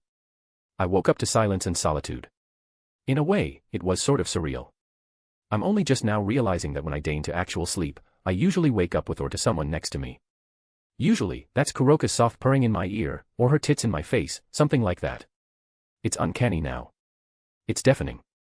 I sit up from my prone position and sweep my gaze back and forth, looking at both sides of the bed. No half-naked goddess of revelry. Who I know physically can't wake up before me to save her life. No goddess of the sun either. Who I suspect would also rather sleep in and find any excuse to stay put in her woman cave. I flip over onto my back in a smooth motion, my gaze sweeping across the other side of the room, only to find, once more, nothing. Yuzum isn't at her impromptu gaming setup. Amma hasn't stolen the beanbag chair. Perfect. Quiet. I hate it. Even the click and clack of Yuzum typing incessantly away at the keyboard would be far more welcome than this. How the hell does my mother stay in here all the time? By herself. With a shiver, I scramble my way off the bed, nearly getting tangled up in the blanket and smashing my face into the floor in my haste. What saves me is the fact that I'm far stronger than the blanket, and so rather than get caught on it, my body pulls it along with me, tearing it from the bed instead. Oops. I pause briefly to bundle up the blanket and toss it back onto the bed before quickly resuming my grand escape. By opening the door and power walking out. Truly, the most difficult of tasks. The door shut firmly behind me, and I took a moment, standing there and sighing out. My hand reaches up, pinching the bridge of my nose between my eyes so hard I start to feel the beginning of a buzz. I hum at that. Good. So I'm not dreaming then, all of a sudden. I don't think I ever have before, so starting now, right after yesterday, would probably mean something is up, right? Yet. I can't help shake the feeling that something is up, anyhow. And I don't mean the good kind of up, as in everyone is busy planning a party. My vision stretches down the hall, sweeping from left to right, much like the room I was in before. Still, nothing. However, it's not entirely silent, unlike the room behind me. In the distance, I could hear voices. I can't tell what exactly is being said, as far away as they are, but I can tell they aren't exactly happy. Already, I could feel a frown slipping onto my face, as my senses hone in on the direction of the voices. I recognize a fair few, like Amma, Yuzum, and Glasses, along with a few other kami that I paid sparse notice to last night. But there's another out there now, whose power feels familiar. It's like Amma's. It's almost like mine, but only in shades, and of course, far weaker. My frown deepens. Who the hell is this new guy? My feet were carrying me down the hall before I even realized it. I was paying attention to my surroundings no longer. Instead, I pulled my power inward and held onto it tight, focusing on remaining as stealthy as possible while listening intently. My hearing isn't as great as my eyes, unfortunately, but it doesn't take long for me to start catching what's being said. Ashi. I hear Amma, as a quieter moment comes up, addressing someone. I understand where you're coming from, truly, but dash. I care not for your understanding, mother. A new voice, far deeper and gravely, washes over the quiet like a tidal wave. I freeze. Mother. Ashi. Who? No buts. There shouldn't be any confusion in this matter. He continues, his rage obvious, voice bouncing across the halls. So what of his power? That does not grant him pardon over tradition and custom. His? Wait, is he talking about me? Some would say, another voice, who I instantly recognized as Glasses, interjects curtly yet calmly, that your attitude toward your mother and ruler right now does just that. My words and actions today come not from sheer arrogance, pride in my power, or anything like. The man spats, outrage growing. No, I am here out of a sense of duty. My words derive from such. We are no demons. Nor barbarous yokai, bending to the demands of the strongest and fucking them to create stronger ilk. Rage, white-hot, spiked through me and bristled within my chest. I know it wasn't targeted. At least, this guy better pray it wasn't, but his words reminded me of my girls. Someone snorted a chuckle, probably Yuzum, considering how short-lived and cut off it sounded, probably because Amma gave her a look or something. She's getting her ass beat for that one later. Well. The man continues, tell me my words aren't false. Did we not wage war on the earthly kami, on the yokai, for such vile propagation? Did we not civilize the material plane, bring it order, peace, laws, tradition, and more to stop such inept and chaotic governance? Correction. Amma answered, her voice far stiffer, devoid of most emotion, almost like when she was dealing with Odin. You did no such thing. I sent two to pacify the world. I originally wanted you to rule them, to bring that order, but you refused. Your son did not. Holy fuck, I can feel that burn from here. Though that story. And where is he now, The men bit back, quieter, yet beyond bitter. That was his own mistake. I nearly fell over as the entire palace rumbled at Amma's voice. I heard the startled cries that followed, as several within the throne room fell. Amma continued, the power in her voice withheld, but the fury behind it still present. You can't, won't, continue blaming me for his death. She hissed, blame your cowardice instead for not going when you were intended. Blame his poor decision-making for letting himself get cursed. Blame the one who cursed him in the first place. But do not blame me for giving him the choice to step up where his father failed. My mouth hung open, while my head lay devoid of thoughts. I had never heard her talk like this before, I never even thought she could. And she wasn't even done. Let's stop beating around the bush. I know what this is, in truth. She continued, voice dangerously low, you're jealous of your youngest brother, aren't you? Don't be. It wasn't a recommendation, it was an order. As my son, you were given privileges. The ability to choose, for one. He is much the same. If he chooses to eschew tradition, he can suffer the consequences. What's left unspoken, of course, is how much I'll actually suffer from those consequences. The answer? Not at all. He is not. To my shock, the other guy still has a voice to bite back with. He is not one of us. He hisses back, the way he treated you, everyone around him, that is not our way. He was not raised here, like you, that is true, but he is one of us. She states, and this is final. Do you understand? For a moment after her words, silence reigned. But only a moment. No. Was the eventual reply, almost like a snarl, I will gather my brothers, we will make you understand, you must see, mother. The way forward doesn't lie with him. It can't. Before any more words could be exchanged, I felt divine power and light pulse, and his power vanished into the wind. All in all, I really want to punch that guy in the face. But the infuriating thing is that it would kind of prove his point, wouldn't it? I let out a low click of my tongue as the throne room explodes into several voices once again. But before I could filter them through my senses and put those who agreed or disagreed with that guy's stance to their powers, Yuzum's voice cut through it all. Say. She began, more than a touch uneasy, don't you think that whole shaking the palace thing woke him up? My eyes widened. Oh fuck. Wait a minute. I don't care if I get caught. This is kind of important stuff to know. And if they were planning on trying to hide all this drama from me, I'll spank them both. I relaxed significantly at this realization. Oh no. Unlike a certain other goddess, who heard Yuzume's words and immediately let out a panicked squeak. I didn't need to see her tumble off her throne, I heard it, along with Yuzume's barked laugh at it. By the time the doors leading from the throne room into the halls swung open, I had already positioned myself perfectly. So, instead of an empty hall, the two goddesses met with me, leaning against the wall, a nice little smile stretching across my face. For additional dramatic effect, I even made my eyes active, so they spin and glow slightly. Yuzume and Amma froze in place like a couple of doe caught in the headlights of an oncoming truck driven by 7 bears deep deadbeat. The kami behind the two, those who were watching them scramble to leave, also saw me. They paled and stiffened instantly. I tilted my head slightly to the side. "Hey, girls," I began, my voice as easygoing and melodic as I could make it. What did I miss? Yuzume was, unfortunately, the first to manage speech. "Please don't fuck my ass too hard," she causally asks and or begs.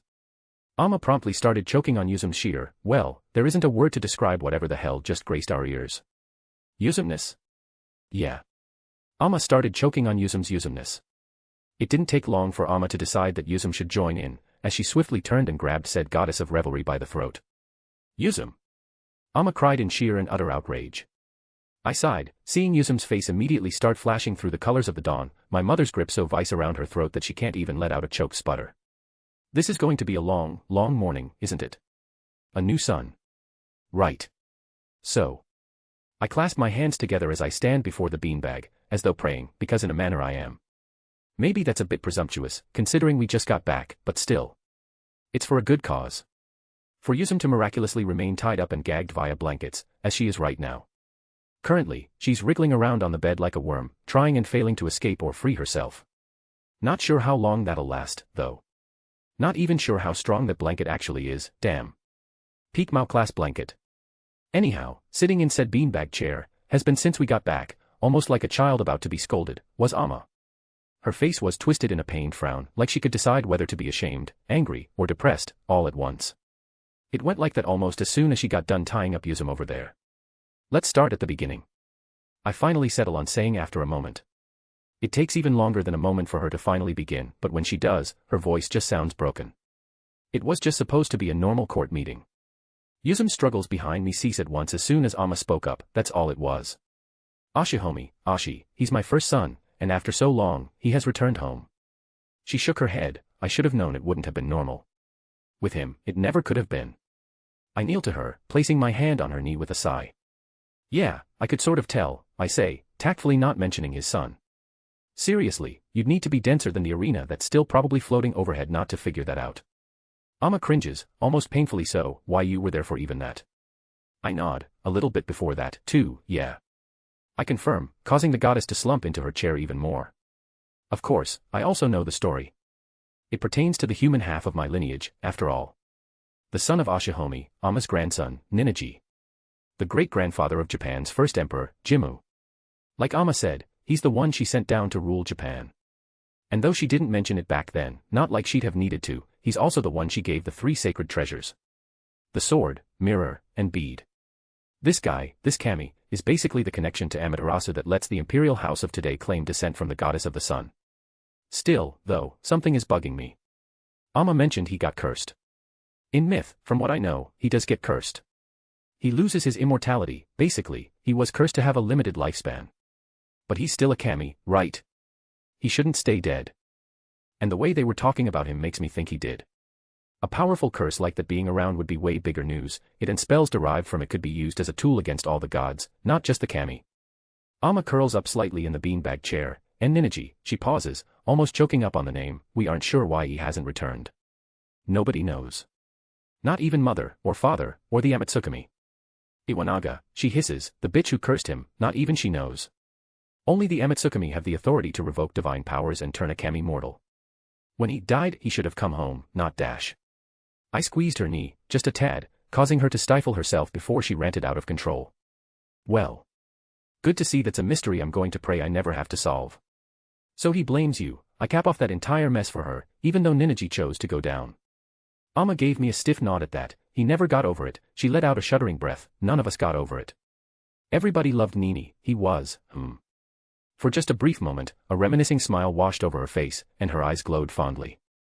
I know the myth of how he got cursed, so I'm going to personally reserve judgment on his character based on the girl he picked. No, seriously. This is the world of DXD. It made the Yuki Anna into Bigfoot. It wouldn't shock me if the only difference between the girls he was given was chest sizes or something stupid like that, and he picked the biggest or smallest of two, and that's what did him in. Tactfully, I kept such thoughts internalized. Amma sways from side to side in the beanbag chair until she abruptly snaps out of her thoughts, perking up. A single tear flowed down her cheek. Ah. Yes, right, we were. She gives a sad little huff. Honestly, Nori, I'm not entirely sure why he has it out for you now. That whole thing about traditions and customs, she waves off with her hand lazily. We used to be super duper strict on that stuff in the past, true. Not so much anymore. Yuzum tried to say something at that moment. Thankfully, her gag prevented it. So, Amma continued on unabated, it would only become a problem if you actively started abusing your power to get what you want, at the cost of the whole pantheon in general. He might stir up fears of you doing that, bring up your, Amma looks away slowly, taste, in women. I gagged, visibly, at that, before quickly bringing up, Hey now, let's not be too hasty. I keep Yuzum around because I was ordered to. Outraged and indignant cries could be briefly heard behind me, before both of us cracked a small smile and started chuckling. Wiping away the tears that were threatening to spill from her eyes, Amma continued, No, you know what I mean, Nori. My expression stiffened, just a tad, yeah. I know. I pause a second before adding with a deadpan, you mentioned this in the context of the Amatsukami not being pleased about plowing cat and fox girls. Not like this. At that, Amma flushed and looked away again. Well, that's because I thought they would. I don't know why they didn't even mention it. They normally don't accept that kind of thing. My blank stare buries itself in her soul. She starts squirming around in her chair. Stop looking at me like that. You can't even see me right now. I point out. I know. She cries, her squirming picking up speed, but I can still feel it. This is good fun. Also, anything's better than the sheer depression from before. I really do wonder why the big guys upstairs didn't say anything about my tastes in women. Right now, I guess I'll stick with them, not deeming it a big enough issue to press when I can clearly kick their asses. Well, one of their asses, still something. After settling that in my mind, and boring into Amma with my stare a little while longer, I chuckle and rise to my full height, releasing her from my sight. Righto. I think I know exactly how to deal with this. I announce grandly. Amma sits up in her chair suddenly. Nori, wait, you can't just dash. Do. Nothing. Go up and punch him in the, wait, what? She stops, her head tilting in confusion as what I said settles. Lucky I had time to think that through a little. My first instinct was to punch him in the face. I shrug, beating him up would just prove his point. And I can be, very petty, in other ways. A devilish smirk crosses my face. Let me guess, he's going to gather up the rest of your kids, then push the court to do something about me, right? There, your siblings too, Nori. She adds weakly, but nods, but, yes, you're probably right. I'm not going to do anything to you. So, they'll push the court instead to try to force my hand. I cackle, just a bit, then if the court loves me. Amma blinks at me. Well then, they can't use that avenue anymore, and going against you from then on out would be, ill-advised, socially, anyway. Not like they could come at me power-wise already, I add, to which Amma easily nods in agreement. True, which would leave them with. She blinks in thought, I can't really think of anything else. Well, anything else that wouldn't leave them woefully open to severe punishment and strangulation by you. My smirk only grows. A plan rapidly forms within the back of my mind. My hammer arm starts itching. I'm no master politician, but I do understand one thing. People love power. Sure, it may not run Takamagara like it does the underworld, but surely, increasing the power of a place, or faction, in general, would win more than a little support, no. A ghost of an idea I didn't really start thinking up, not until right now at least. Of course, to pull something like this off, I'm going to need a ton of raw resources and input from people who know more about this kind of stuff than me. Hold on. Resources. Tell me, my gaze turns back onto Amma intently, causing her to flinch and nearly fall back into the chair, the arena. It's still floating up above, right? Yes. Why? Amma answered, a bit too quickly despite how hesitant she sounded to do so. Is my face really that scary right now? Whatever. Resources, secure. Next, I need to find someone who can answer a fair few questions. Like, for instance, how viable is it really to stuff a full-blown kami in something, then jam said item into a person in turn? Chapter 126, Chapter. No, Nori, there isn't a kami like that. Amma huffed in response to my next question, basically all tension draining from her. Which only caused me to pout, much of the wind manically blowing through my sails dashed in an instant. Seriously. I huffed back equally, 8 million kami, but not one of them focuses on the shrines themselves. Amma visibly rolls her eyes. For 1, that phrase isn't literal. 2, why would there be? All kami uses the shrine system in some manner. I level a stare at her, then, shouldn't there be someone to manage said system? No, no, no, she waves me off, it's not a system like that. The shrines aren't interconnected, every kami has their own shrine, managed by them, their priests, what have you. There's no need for some big manager. Okay, when you put it like that, I can kind of see it. No real need to introduce some massive bureaucracy for something so simple. Unless you're Inari, but she is a special case, isn't she? Ah. Idea. Oh, wait, damn it, no. That'd just give her more work to do. Poor goddess, think that's the last thing she needs.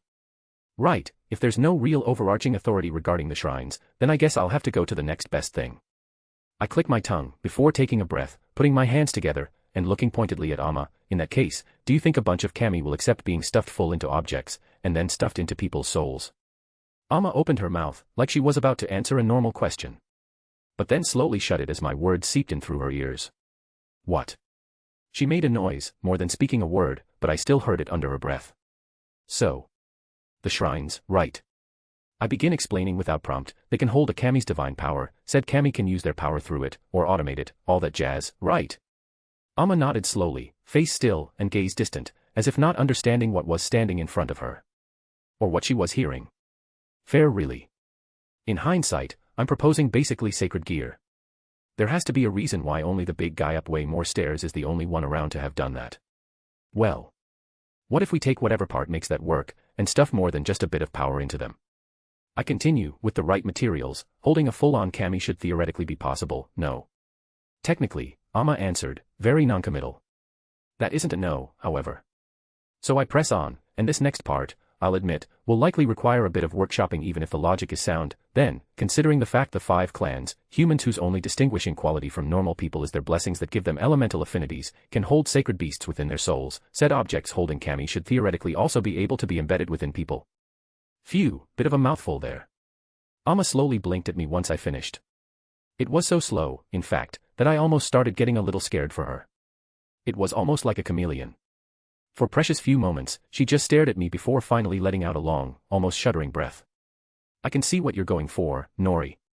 Really? She began. I can see the logic, the train of thought, it's certainly an idea. She crosses her arms, her face moving into deep thought. Attaching a living being to someone's soul and enabling them to use their powers isn't an easy thing, but then again, if you use a modified version of the inheritance ritual from the 5 clans, then maybe. Her voice just kind of trails off into a low mumble, which I couldn't parse anymore. I blinked down at her. After a moment, I waved my hand in front of her face. Nothing. Not even a twitch. Just focused on incoherent rambling. I sigh, about to pick her up and rattle her to literally shake her out of it, but right as I was about to do so. You know this won't be one-to-one with sacred gears, right? She suddenly states, causing me to pause. All of a sudden, she's looking up, directly at me. I don't get to say anything before she elaborates further on what she means. There's no system, so each one handed out would need to be intentional, by us. Additionally, no balance breakers. No evolving, whatever this is, by desire or something. The powers of each item would be specific to the kami residing within. I raise an eyebrow at that. Even despite that, it's still a kami, right? At base, everyone should be able to at least enhance themselves with their Holy Spirit power.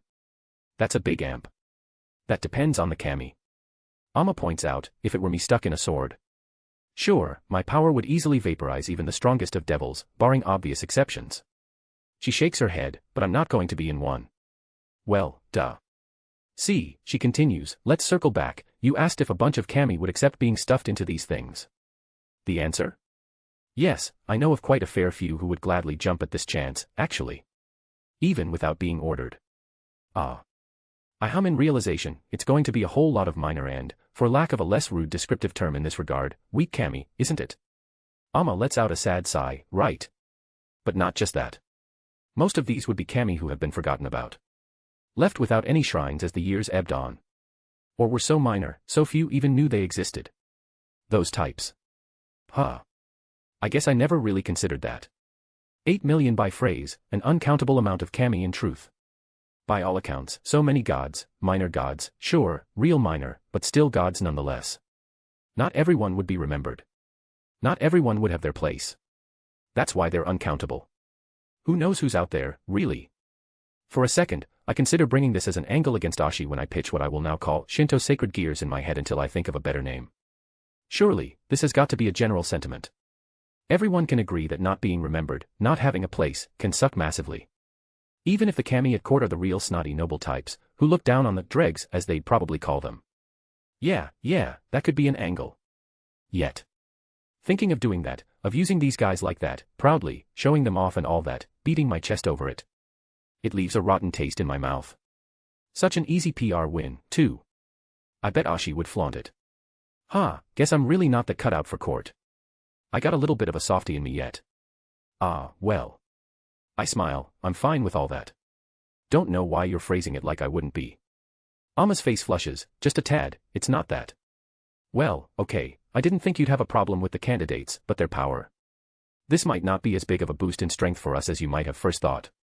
She trails off into a pause, before fixing me with a very concerned look. Nori. Why are you smiling like that? My smile did grow while she was saying that, didn't it?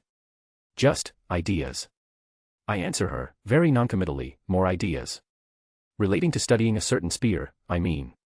It's not a guarantee, but the true Longinus is the sacred gear after all, if not the first in general, at least the first of the set of gears with which it gives its name, with a balance breaker I'm pretty certain was intended by him.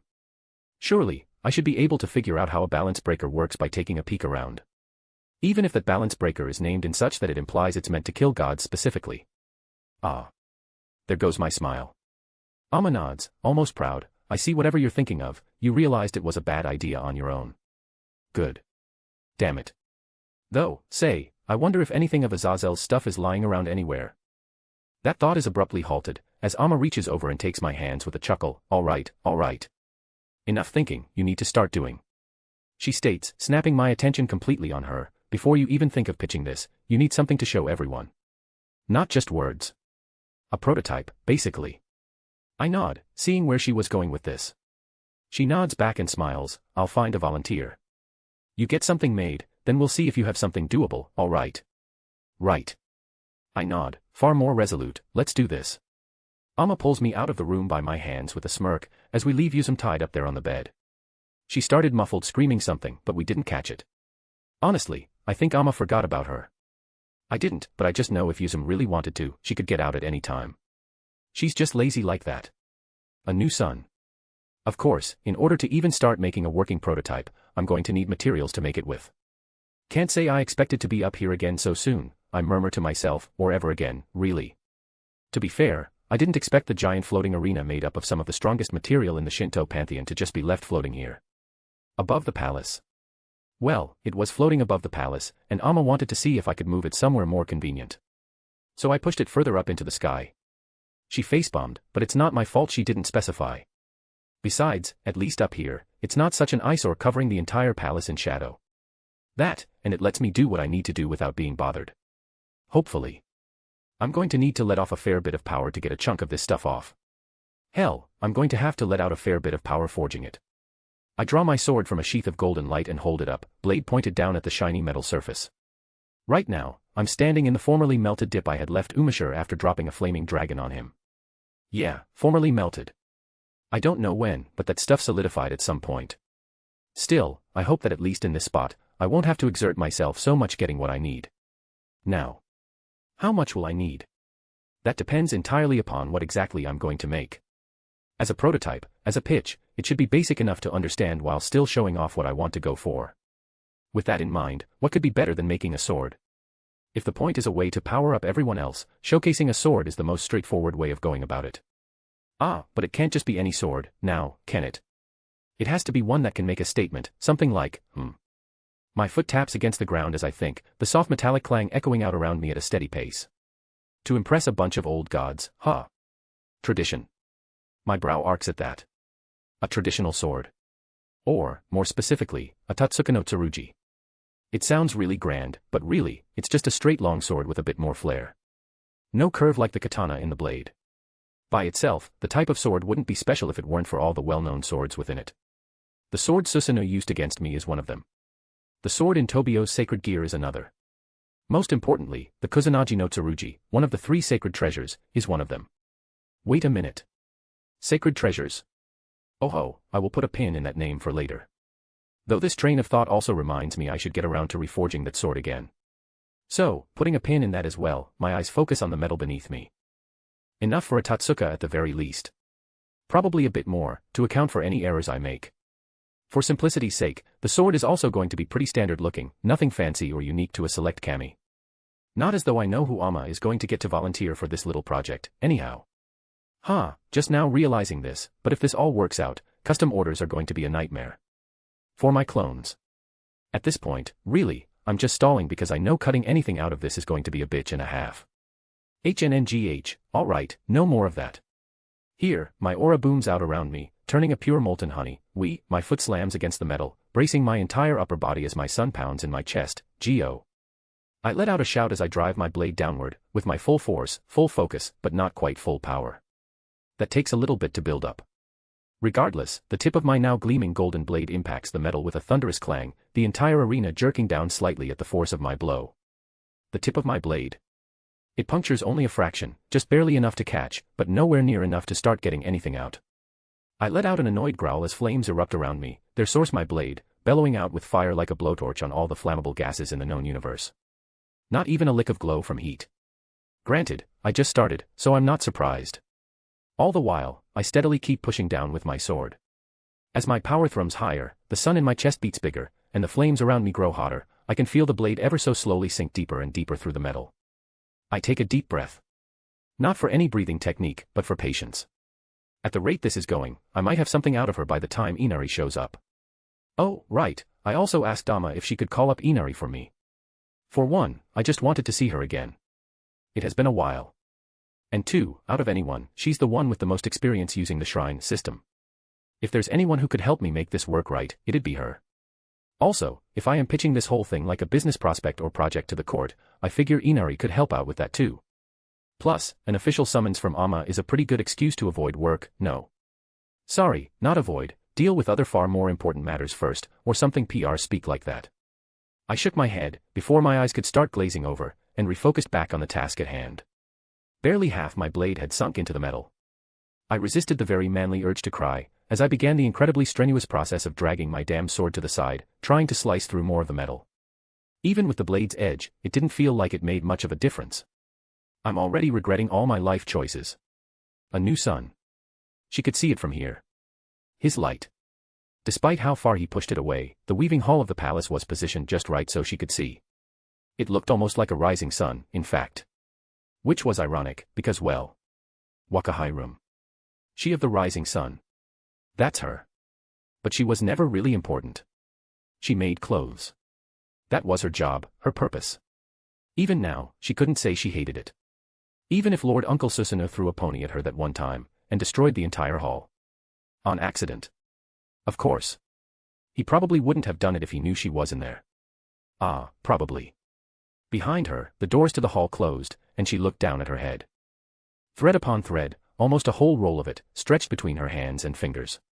A rainbow of colors, dull and bright, all sitting amongst each other, all the same. Mother had just left. She was here to ask something of her. A project, relating to her newest brother, to counteract her eldest brother's throwing a fit. She couldn't help but giggle at the thought. Family drama. How fun. Hopefully, not as fun as when Lord Uncle Susano gets mad, but from what she's seen of her new brother, she has no reason to suspect he's got the tempestuous an attitude. She stood up, allowing the threads in her hand to fall. The weaving hall is empty, besides herself. Nowadays, it usually is, even after they rebuilt it. She turns away from her loom and walks away from all the looms and workstations, taking up the entire center of the hall from front to back, walking up to the window. In his light, reflecting against the glass of the window, she catches a glimpse of herself. Small. Smaller than even her mother. With the same long obsidian black hair and golden eyes that shine like the distant sun. Every one of her children shares those features. Her hand comes up, resting upon her chest, and she smiles. She is mother's only daughter, by technicality anyway, yet they look so much alike that Lady Uzum once joked they could be sisters, twins even. Well, besides their chests, apparently. Mother didn't really like it when Lady Yuzu mused very loudly about how her only daughter has a far bigger chest than her mother. Personally, she doesn't see what the big deal is. In fact, it's kind of annoying, actually. Her chest makes weaving far more difficult. She has to sit further away from the loom to actually see what she's doing, she has to hold her arms up higher when bringing a garment closer to inspect it, and so much more. She giggled lightly. Enough of that down talk now. She isn't sure what to expect, but she hopes all will go well. And when her little brother is ready for her, she needs to make sure she makes a good first impression. Ah. Maybe Lady Yuzu could help with that. Chapter 127, Chapter. It's perfection. Every single one of my tools, every single implement or piece needed, fixed up and given a fancy coat of paint, all packed into this private little corner of heaven. Even better. Despite the privacy, despite being practically boxed in physically and by magical barriers, there's still plenty of space to move around, to breathe. As I said, it's the perfect forge. Made just for me, all my tools from below have been gathered, so I'll be all set. They went above and beyond putting it all together, truly. I put down what looks like a half-glowing crimson-red railroad spike pulled freshly from the ground on the table. The table immediately caved inward, yielding to the divine slab of metal like ice to hot water. My eyes slowly trailed down to the wreckage at my feet, as I let out this painfully low hissing sigh. That perfectly sums up my experience with this so far. Behind me, a light, airy chuckle fills the air. My head whips around so hard that an audible crack vibrates throughout the space as I glare several suns at the cheeky little fox that thinks it's a good idea to enjoy my suffering right now. Nori stands there, smiling lightly with a hand just before her lips, completely unbothered by my seeming willingness to almost break my own neck. What? She muses slyly, you kept me waiting, you know. I may as well take some amusement now that you're finally here. I roll my eyes at that, the rest of my body turning to finally catch up with my head. A soft sizzle crackles beneath the skin around the left of my neck. Healing something. Oh. Shit, wait, I did break something. Oh well. As if that's a problem. I finally respond, after all, I see you took the time to make yourself comfortable. A white dress shirt looking damn near the point of bursting, tucked neatly into a slim black short skirt, with black leggings trailing all the way down to a pair of haughty high heels. If she didn't own several companies, I'd legitimately be more inclined to believe she was someone else's secretary. She rocks the sexy secretary look way better than Yuzu does, hilariously enough.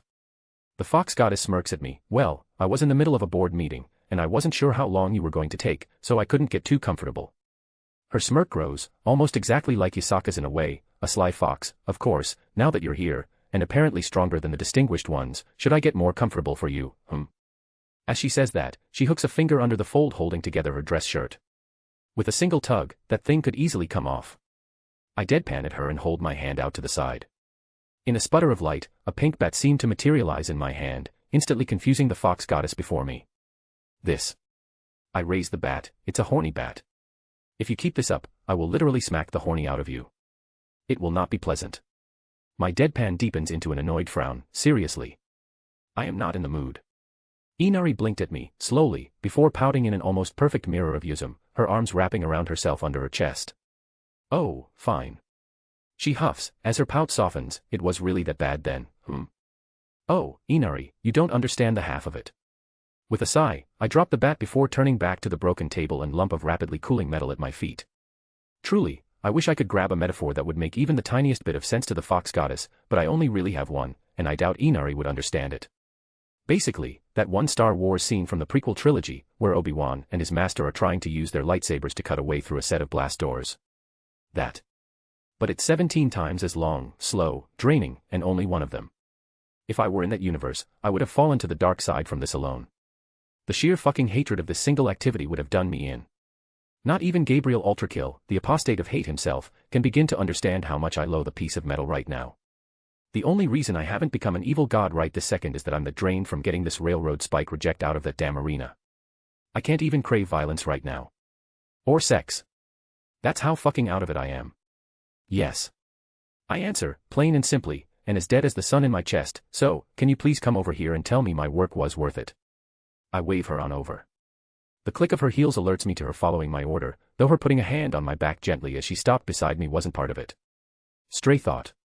Does Nori have tails? Like Kunu or Yasaka? She totally should, right? That train of thought is halted as Nori hums, appraising the slab of crimson metal on the ground with a calculating gleam. That's a trick question, Nori. She kneels, her fingers tracing along the broad side of the metal, careful not to even touch the sheer edge. Technically, anything can act as a core for a shrine. Anything really can be a shintai. The image of that rock set in the shrine randomly flashes through my mind. From mortal-made objects, to things of nature, whole mountains and waterfalls even. Inari explains, even though that only makes me think of more questions like how, in spirit, however. Her hand pulls away, and she looks up at me with a small apologetic smile. We won't truly know until you're done. My face and mind blanked out. Huh. That was all I could manage to stay, numbly. Inari simply gave a small nod. Yes, I understand how that might sound, so, let me put it like this. From what your mother explained to me, what you're trying to make here isn't just a shrine, but basically a sacred gear. I nodded to that, slightly, still a tad numb. Sacred gears are more than just objects with a thing stuffed in them that then grants them powers. Inari tries to explain, there's so much more complicated chunk going on behind the scenes, it's almost like trying to explain modern-day corporate bureaucracy. She trails off, giving her own metaphor an aggravated huff. Even I couldn't help but shiver at that, though. Seriously, in Japan, that stuff's got to be hell. So, I can't promise anything right now. Inari pats me on the back. We theoretically have all the pieces, according to your mother, but putting them together into something that works isn't going to be easy. Oh. I am, well, aware. I grumble out. Inari once again chuckles lightly at my pain.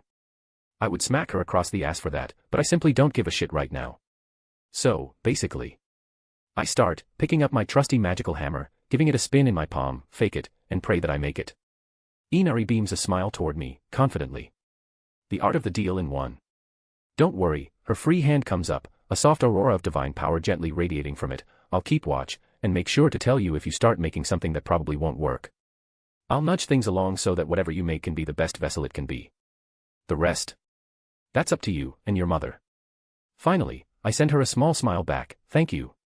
That fades, however, once my eyes lock onto the metal slab once again. With a drawn-out, pained sigh, I reach down to pick up the metal slab. My finger brushes the edge. My finger promptly falls off. Inari lets out a half-gasp, half-stuttered and held-back laugh at my side. I lifted my hand back up, watching with a brand expression as my finger slowly regenerated. Painfully slowly. Yeah, I'm that out of it already. Seriously, fucking super divine metal bathed in the power of primordial creator gods. All of my hate, all of it.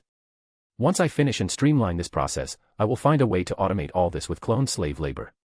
Yeah, that's right, I'm willing to risk a clone rebellion over this shit. I know, technically my clones are absolutely loyal to me, but they are me, and if I hate this shit now, imagine a dozen plus MES all forced to work on this at the same time. Yeah, I'd break a fundamental rule of a technique to get back at the asshole who made me have to do this shit. I know myself that well. I also know I will 100% take that risk, it is that worth it. My hand whole once again, I say nothing as I start up the forge, and immediately put the thing on full blast. The roaring of the heat, of the divine and magical flames, immediately turns the place from serene and quiet into the ground zero of a jet engine firing up. I don't think I could have grabbed the largest pair of tongs I had faster. Even though I wanted to pitch the whole thing of metal straight into the chamber like a baseball star, for the sake of the rest of my equipment, I gently latched onto it using the tongs and lowered it in, broadside down, into the chamber. Without further ado, I slapped the lid shut over it and kneeled before it, watching intently on the inside. The glow and haze of heat around the metal continued to build. The metal itself was still cooling. In real time, I was watching something submerged in divine fire cool. The novelty still doesn't make it almost like watching paint dry. My aura surrounded my hand, which I promptly jammed into the forge coals, feeding and fanning the flames directly. The sun in my chest did a double take, throbbing in something akin to pain as it strained itself to accommodate my will. Thankfully, in this case, I think mostly due to inheriting Hinokagutsuki's divine power of blacksmithing, powering up the heat and flames of the forge specifically are far easier than everything that happened on that arena for the past. It feels like days I was standing and cutting up there on the arena, but I know really that's just me being melodramatic at this point. Hours. It was a long time. It was a really long time. This? Way easier, even in my incredibly drained state. Still going to take a very long time, though. Inari, after watching for a moment longer, whistles and begins stepping away. Well, send me a prayer, when it's about time, ALRI-. I cut her off by grabbing her wrist with my free hand. Inari whimpers. Something I honestly didn't expect from the very professional and mature fox goddess, so much so that it nearly made me push a bit too much into the forge all at once. Almost. Thankfully, I caught it. Regardless. Without even sparing her a glance, I state, there is no escape. A new sun. And so there was none, although Inari may have wished it otherwise. Once again, I didn't count the hours. I was too busy focusing on pushing down my hatred and annoyance of the task at hand to do that. Because for this part, keeping those kinds of emotions out is sort of important. It's sort of hard to explain, but this goes for all things art and art adjacent, really. No matter what it is, music, painting, writing, what have you, the creator's feelings and emotions can always be felt in some sense within whatever they're working on. A rather plain but direct example in my case. The horny bat was made while I was horny, to stop the horny. Simple, right? Kind of. When it comes to divine artifact creation, it can be a little more esoterically bullshit. Thankfully, in this specific case, my work this time isn't supposed to feel like anything in particular, which is far easier to explain. In this case, I'm making basically an empty vessel. It's not for me to fill the words in, paint the walls, or echo my music throughout the halls, not here. That's for whoever is going to take up residence. Therefore, during the entire forging process, I smashed how I felt throughout the entire thing down. I was a machine in motion, whose sole directive was to basically make a simple shape. And oh boy, what a shape it is. A slab, turned into a gleaming, straight crimson tsurugi. Yet, despite the shine and polish, if someone were to look at the blade, they'd think it rather dull. A slab of metal in a different shape is still a slab of metal. There's no ornate adorning the blade, technically no proper hilt to hold the sword, just pure, shaped metal. Empty shaped metal. That's its purpose. I run my fingers along the side of the blade before sliding and tracing them along the edge. Not even a scratch. Excellent. Breaking me out of my hyperfocus, Inari's hands come into view, draping something down where the hilt of the sword would be. A length of cloth with an empty embroidery, and a similar length of hemp rope, a shimanawa, usually used to mark sacred spaces and repel evil. I take the blade on both ends and lift it, allowing Inari to wrap the cloth and rope around where the sword's hilt would be. Now, it's perfect. Now, it's ready. At my side, Inari lets out a long sigh as she ties the cloth and rope taut, and I set the sword down. The first words out of her mouth were, "I'm not sure what time it is anymore." I snorted at that, because honestly, me neither. Takamagara doesn't really do night to begin with anyway. Why count the days in heaven when everyone up here will live an eternity, right? There is technically a way to tell the passage of time up here, but my head tilts upwards. Same old sky. I really don't feel like flying up and checking. Hell, I may not have enough energy to even fly right now in the first place. I look to my side, finding Inari wiping a hand across her brow, her semi-professional get-up now messy and unkempt. We didn't even do anything. She especially didn't do anything physical besides watch very intently. All that's up with her outfit. Purely from the heat. Not even a joke. I take it you're going to take it easy for a bit. I ask, suspecting the answer. Oh, absolutely. She smirks, tiredly yet triumphantly. I heard Yusum wasn't using her room, I'm sure she won't mind me borrowing it for a while. Now it's my turn to chuckle. Somehow, someway, despite her not ever using it to my knowledge, Yusum would be annoyed by that, wouldn't she? Have fun, then. I give her a strained smile, not because it's fake, but because I've never felt so weak in my life, and thank you for the help. Inari smiles, reaching over and rubbing my cheek. Oh, I will, and really, there's no need for that. I didn't do that much, all things told. Still did something. I shot back immediately. Inari merely huffed at that before turning around and heading off. I didn't watch her go, as my gaze settled on the forge sitting before me. I could remember it, as clear as day, how it looked before I started. Now. It was the opposite. Clean polish is replaced by blackened burn scars. Precise angles and curves are now warped and bent out of shape. There's a faint crackling of coals still not cooled in the background. The water that was supposed to be used to cool the metal down. Gone. Evaporated instantly. The backup oil met the same fate. Apparently, those were divine water and oils. I don't know how, but they were. Everything here was. I had to use my sheer will to forcibly strangle the flames and heat. Most of my tools are gone. The only stuff that survived was the further magically enhanced ones or straight artifacts, like my hammer, but even then, they looked warped slightly from the sheer damage of the immense heat. I smell the heat in the air, and I can taste the melted and evaporated metals in the air. My gaze settles back on the end product. I'm happy with this, really. Even if it doesn't work out. But I can't make another like this. I need better tools, way better. The only reason this forge is still standing upright instead of slagging over is because my sheer fucking will contained the heat and flames more than the chambers of metal and rock ever could. I let out a long, low breath as I finally noticed the strained quivering in my legs. Ha. I stuttered aloud, breath catching, as my legs then promptly gave out beneath me, and my face nearly slammed into the anvil where the sword sat. As it was, I managed to catch myself on the big metal block, albeit just barely. Slowly twisting my body around with a grunt, I managed to instead turn into falling on my ass, my back leaning against the anvil. It's not comfortable, not one bit. But somehow, it's heaven regardless. Holy fuck. I groaned out, raising my now shaking hands with active strain. I didn't even notice I was this out of it. Everything's numb. Not buzzing, like pain, I can't even feel that. Honestly, I really should have seen this one coming. I was hammering away at that damn metal like I was trying to get deep stains out of a bathtub without bleach, only water. I'm more shocked my arms haven't fallen off at this point. Thought if a blade did take me out, it wouldn't be quite like this. I joked weakly to myself. It took more than a little effort than I'd like to admit, but I finally managed to clasp my hands together in probably the world's weakest clap. The second time was far better in my opinion, but that was only because the work of getting my arms up was already done by that point. So, I thought, with all the sheer exhaustion in my heart, I may have miscalculated. A little bit. I barely had time to finish my prayer before a beam of light shot straight down into the space of the forge. No shock there, the forge is on the palace ground, wrapped around by its walls but not inside. What was a shock? I wasn't expecting two of my mother to walk out of the light. And for one of them to be shorter, while having a far larger chest as well. Yet, both still locked their gazes onto me with extreme concern, regardless, so hey, who cares if I hallucinate here or there now? My hands fall onto my lap, and my vision narrows as the numbness begins washing over my consciousness. I heard noise. Sound. What could have been words? Yet it sounded muddled, as though someone was trying to talk to me while underwater. For the first time in a real long time, a nap sounds so unbelievably good right now. Yeah, you know what? I think I deserve one. Good night. Or, day, whatever time it is. Chapter 128, Chapter. He's so lucky to be him and not anybody else right now. Amaterasu would be screaming that sentiment so loud even the distinguished ones would hear it right about now.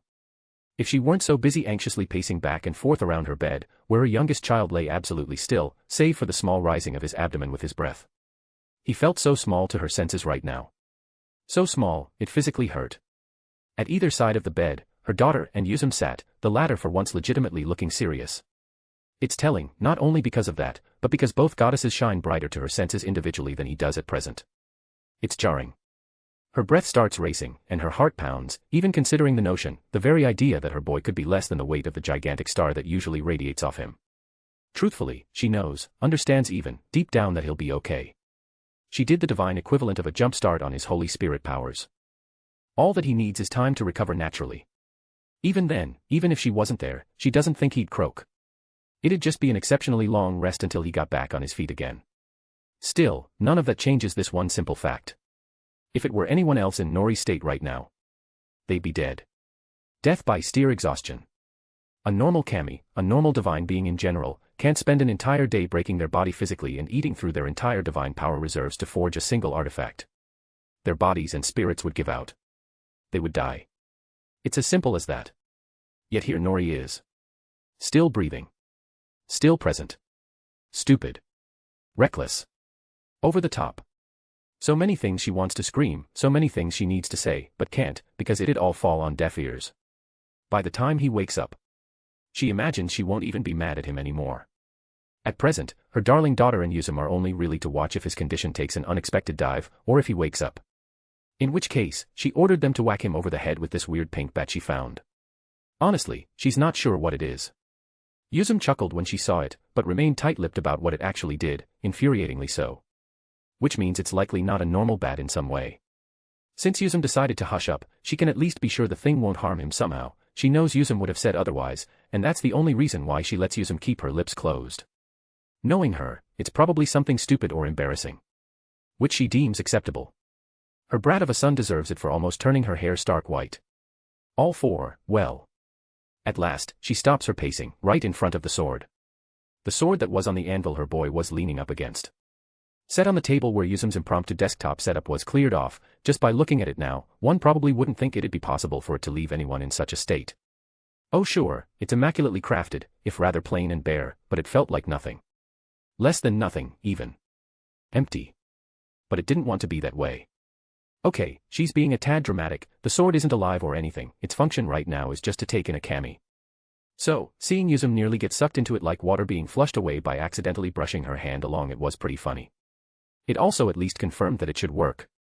At least that part of it. As for when the kami actually gets in there, well, that's something they'll have to test. It'll be alright, mother. She froze stiff, caught completely off guard as a hand intertwined with her own, along with a voice. Wakahirum's voice. Huh. She must have been really deep in her thoughts this time. Silently, she apologizes to Noriaki for passing along this particular of hers to him, before managing to thaw enough to turn and look at her daughter. Her girl was smaller than her and was looking up at her now with this gentle, easygoing smile. You know it will. She finished, knowingly. Amaterasu couldn't help but sigh. Knowing and feeling are two very different things, Waka. Her daughter grips her hand tighter at that, still doesn't change the outcome, does it? Unfortunately, Amaterasu can't really argue with that logic. As much as she'd naturally like to be more dramatic, with Wakahirum here, she just can't really bring herself to. Slowly, she let out a long, shaky breath. Out of the corner of her eye, she can see Wakahirum nod, pleased. Good. Her daughter states, pleased.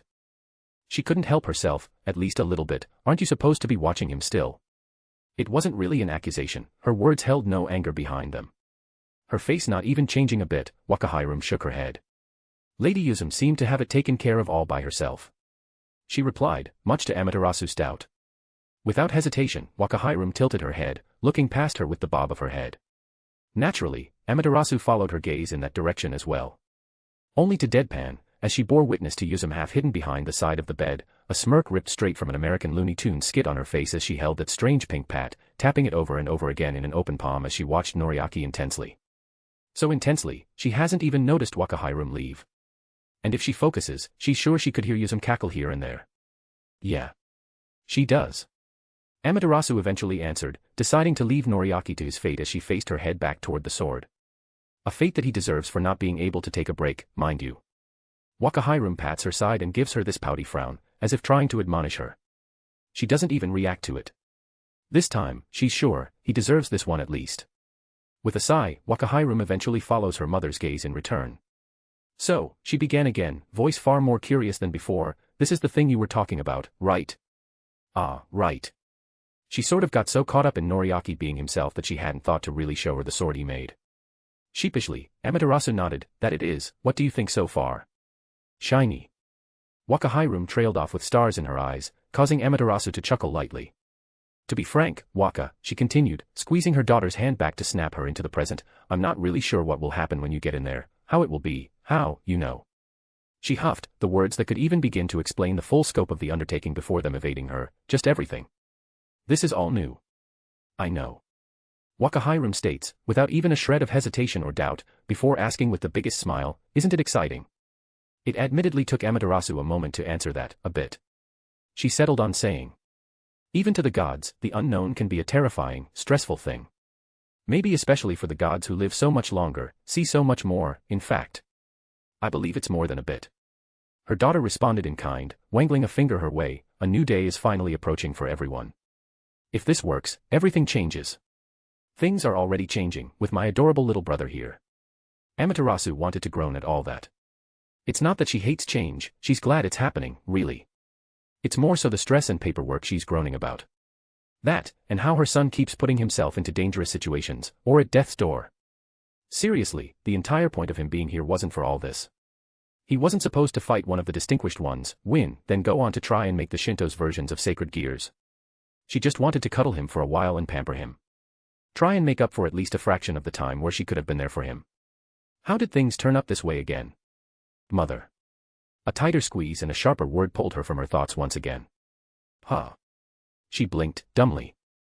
Wakahirum sighed, you were spiraling again. Oh. That seemed about right for her, huh? You can't keep going on like this, you know that, mother.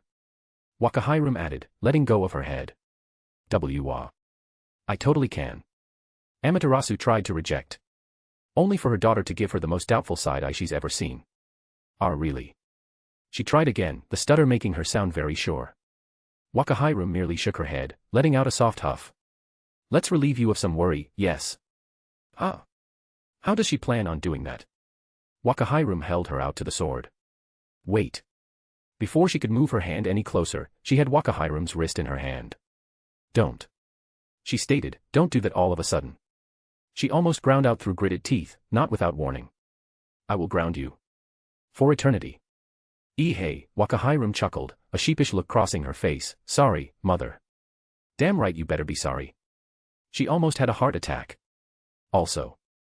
Amaterasu huffed before adding, shouldn't we wait until Nori is awake before doing anything more? Wakahiram tilted her head at that and asked, does he need to do anything more? That gave Amaterasu pause for a moment. Technically. No. She gave her back, but at the same time, he should still be awake to see whether his work actually works or not. That's only right. Wakahiram looked back toward her brother before looking back at Amaterasu, this small smile stretching across her face. She'd seen that smile before. On Yuzum. On Noriaki. She doesn't like that smile. While that may be true, if it does work, Wakahiram leaned closer to her, having to rise onto her tippy toes to get closer to her ear. Wouldn't it be nice to surprise him? Wakahiram mumbled and mumbled her idea. Slowly, ever so slowly, her eyes began to widen. Then, she smiled back, a real small smile. Well, now, maybe there's something to that smile after all. A new sun. My entire body felt heavy. That was my first real conscious thought. Consciousness returning to me was both a blessing and a curse. On one hand, I felt like someone had strapped several tons of that accursed crimson metal around my limbs and left me to lie there with it pressing against me on all sides. On the other hand, I was dreaming for once and could actually remember it all perfectly. And by dreaming, I mean I was having nightmares. That fucking metal. Everywhere. The whole damn world was made of that metal. Do you want to open the door? Better cut through the locks, that'll only take you around half an hour. Want to eat food? The usual plastic sheet on top of a bowl of ramen is replaced by crimson sheet metal. That'll take you 15 minutes of non-stop pulling to peel off. Getting the sheets off the bed. Opening a drawer. Flipping a light switch. Everything. Everything. Everything. On second thought. I prefer consciousness. I much prefer consciousness. Slowly, I sat up, my whole body sagging in rebellion and protest. I could feel the mattress beneath me, and the sheets lay atop, pooling down to my lap now. My eyes were next, cracking open into thin lines, refusing to budge much more. I didn't need perfect vision to tell that I was put in my mother's room. If it wasn't the lack of any sort of windows that clued me in, then it was the obscene amount of memorabilia lining the walls that sealed it. It is a bit much, isn't it? Yeah, it really is. I reach up and scratch my cheek. My nails grind to a halt against my flesh like a scratched record. I freeze. My eyes shoot entirely upon every ounce of weakness. Every ounce of resistance, I ignore it, completely and utterly. Who the fuck was that? I utterly, hoarsely, into the silence around me. No Yuzum. No Amma. Nobody is here. Right. Wrong. My head twists to the side, nothing. I ignore the crack. The buzz. Nothing. No one. Yet it sounded like a girl. Kind of like Amma, but younger. Cuter? In a way. But I can't pinpoint where it's coming from. In your head, silly. I slowly blink at the wall. What? Your head. What? Yeah. Your head. Well, technically, according to what Mother said, your soul, not your head. What in the fuck? My eyes slam shut, and I turn my senses inward. Wait, what are you?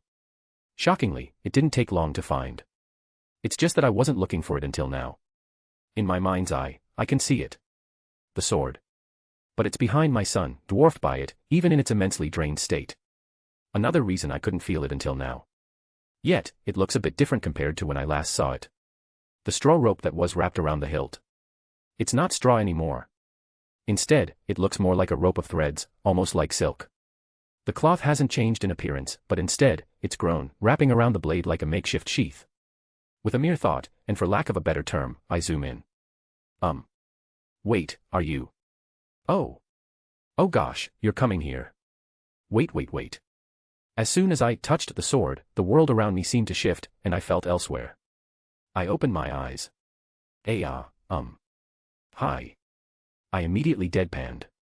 My sight was greeted by a plain reddish-pink space, which didn't have anything within it, save a single girl. A very familiar girl, yet definitely not who she looks like. Obsidian black stretching down the length of her back, big golden eyes, and now that I'm here. I can sense a whiff of Holy Spirit power similar to my own. By all accounts, she looks like Amma. But she's not. For one, she looks smaller and younger, too. Her chest is way bigger than Amma's. Like, it's not even funny how outclassed this girl makes her look. Finally. Said chest is currently out, and I'm being flashed, because the gold and white yukata she's wearing isn't being the most cooperative right now. Following that distraction, my memory finally catches up with me. I've seen this girl before. Vaguely. She was with Amma, wasn't she? Then, I was so delirious from exhaustion that I started to think there were two of her. Right. Guess not. In a sense, anyhow, they do look eerily alike. Sister, maybe. Do I have an aunt? Sup. I finally answer back, waving to her. The girl just kneels there, sweat forming across her face as she's frozen still. You can pull up your robe the rest of the way, you know. I slowly add, causing her to perk. Oh. Right, With a struggling tug, she manages to cover up, so, I didn't exactly expect to be meeting you quite like this. She began with a nervous chuckle. Neither did I pointed out, though, judging by the fact I saw the sword on the way here, I can only conclude that you were the kami my mother got to volunteer for this, and that it works. She nodded while holding up a finger to add herself, our mother. My following blink was slowed and slightly out of sync between each eye. Seriously? I ask, just to make sure. She nods, more than a few times. Me damn it. Seriously. I have a sister. And this is how we meet. Damn titty world. It's bad enough I didn't think it was awkward when she was my aunt, but now I'm feeling it. Shaking my head of all those thoughts, I decide to simply power on through, as usual. Well, alright then. I accept the news as graciously as one can at the moment, before walking my way toward her. What's your name? Oh. Wakahai-room. She perked up as I sat down, right in front of her. I gave her name some consideration before nodding. Gotcha. I snapped my fingers, pointing at her, Watan. Her eyes widened dramatically as she flinched, as though I swung at her, Watan. Why? She sounded almost like she was about to cry. I shrug, because you're clearly younger than me. So, little sister, Watan. Watan rapidly shook her head, back and forth, see clearly. No. I'm older than you. She pouted. I gave her a lopsided grin, think that matters. Looks like a little sister. Is a little sister. Done deal. The poor girl gaped at my impeccable and perfect logic with no counter whatsoever. Anyhow. I continue, not even giving her a chance to try and rebuke me, Watan. Which one, mother, or Yuzum, do I need to spank for doing this? Spank. Wachan gasped, scandalized, why would you need to spank anyone? Duh. I point at her, for stuffing you in here, in my soul, without telling me. That's pretty spank-worthy to me. WL. Watan steadily looks away. First, I'm not technically in your soul, just connected to it. Mother used a modified form of the sacred beast inheritance ritual to implant me. Neat. So. I raise an eyebrow, so, Amma needs a spanking. No. She quickly waves her hands at me, not her. She isn't the one who had the idea for this. I lean forward slightly, then, Yuzum. I guessed plainly. I mean, who else could it really be? Watan shook her head. My eyes narrowed. Watan immediately started to sweat. I stood up. Eep. The girl squeaked and immediately began to scramble away. Get over here, I faux roared as I began stalking after her. I'm sorry. Meanwhile, on my real body, my face twitched upwards with a smile. Chapter 129, Chapter. This. The little Amma clone stretched prone across my lap, sniffles and stutters out, this wasn't how this was supposed to go. I pat her on the head, soothingly, shaking my left hand out as it buzzes with faux pain, should have thought of that before you got yourself stuffed in my soul.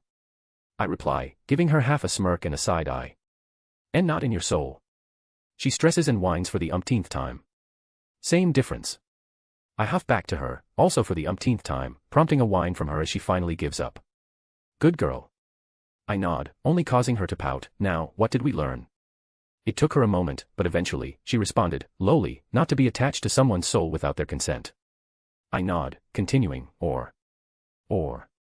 She lets out a low whine, as if remembering it was the same as experiencing it all over again, spanking.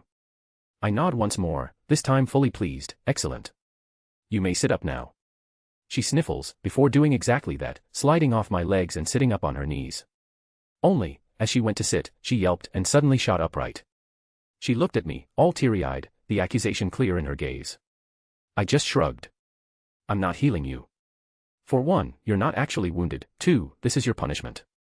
Won't mean much if you didn't have to deal with the consequences. Her eye twitched at that, guilt crossing her face before, without another word, she moved once again. In short order, she was no longer on her knees but instead sat on her side. Despite how careful she was, I could see the wince as she lowered herself down, and her shaky breath out as her body settled. All in all, she's very lucky that's all she got. And that's only because she's right, she's attached to my soul, but she isn't really a part of it. I'm not sure if that's due to the sacred beast inheritance ritual or the modified form of it, Amma made specifically for this, but in either case, the result is the same. Attachment, not embedding. There is a very important difference. If she were embedded within my soul like a proper sacred gear, she'd be attached to my literal everything. Most importantly, that would include my memories. For obvious reasons, I can't have that. Second to that, getting her out wouldn't be pleasant if she were properly nested within my soul. Sacred gears kill a person for a reason when they are pulled out. It's spiritual mutilation. Not fun. That would most likely kill me, even for all my regeneration. I can't heal my very soul. I think. I haven't really needed to try. Hopefully, I won't ever have to. So, yeah, she should count herself very lucky in that respect. Now, on the flip side, her merely being attached to my soul does have its own host of issues. For one, she's significantly looser spiritually, our connection isn't so concrete, and this means that it can be severed pretty easily. Hell, I get the feeling I could eject her myself, right now, if I wanted to. Someone with mastery over senjutsu, like say Kuroka, could probably easily steal her away. It also means I can't use the powers of the sword fully, whatever those may be.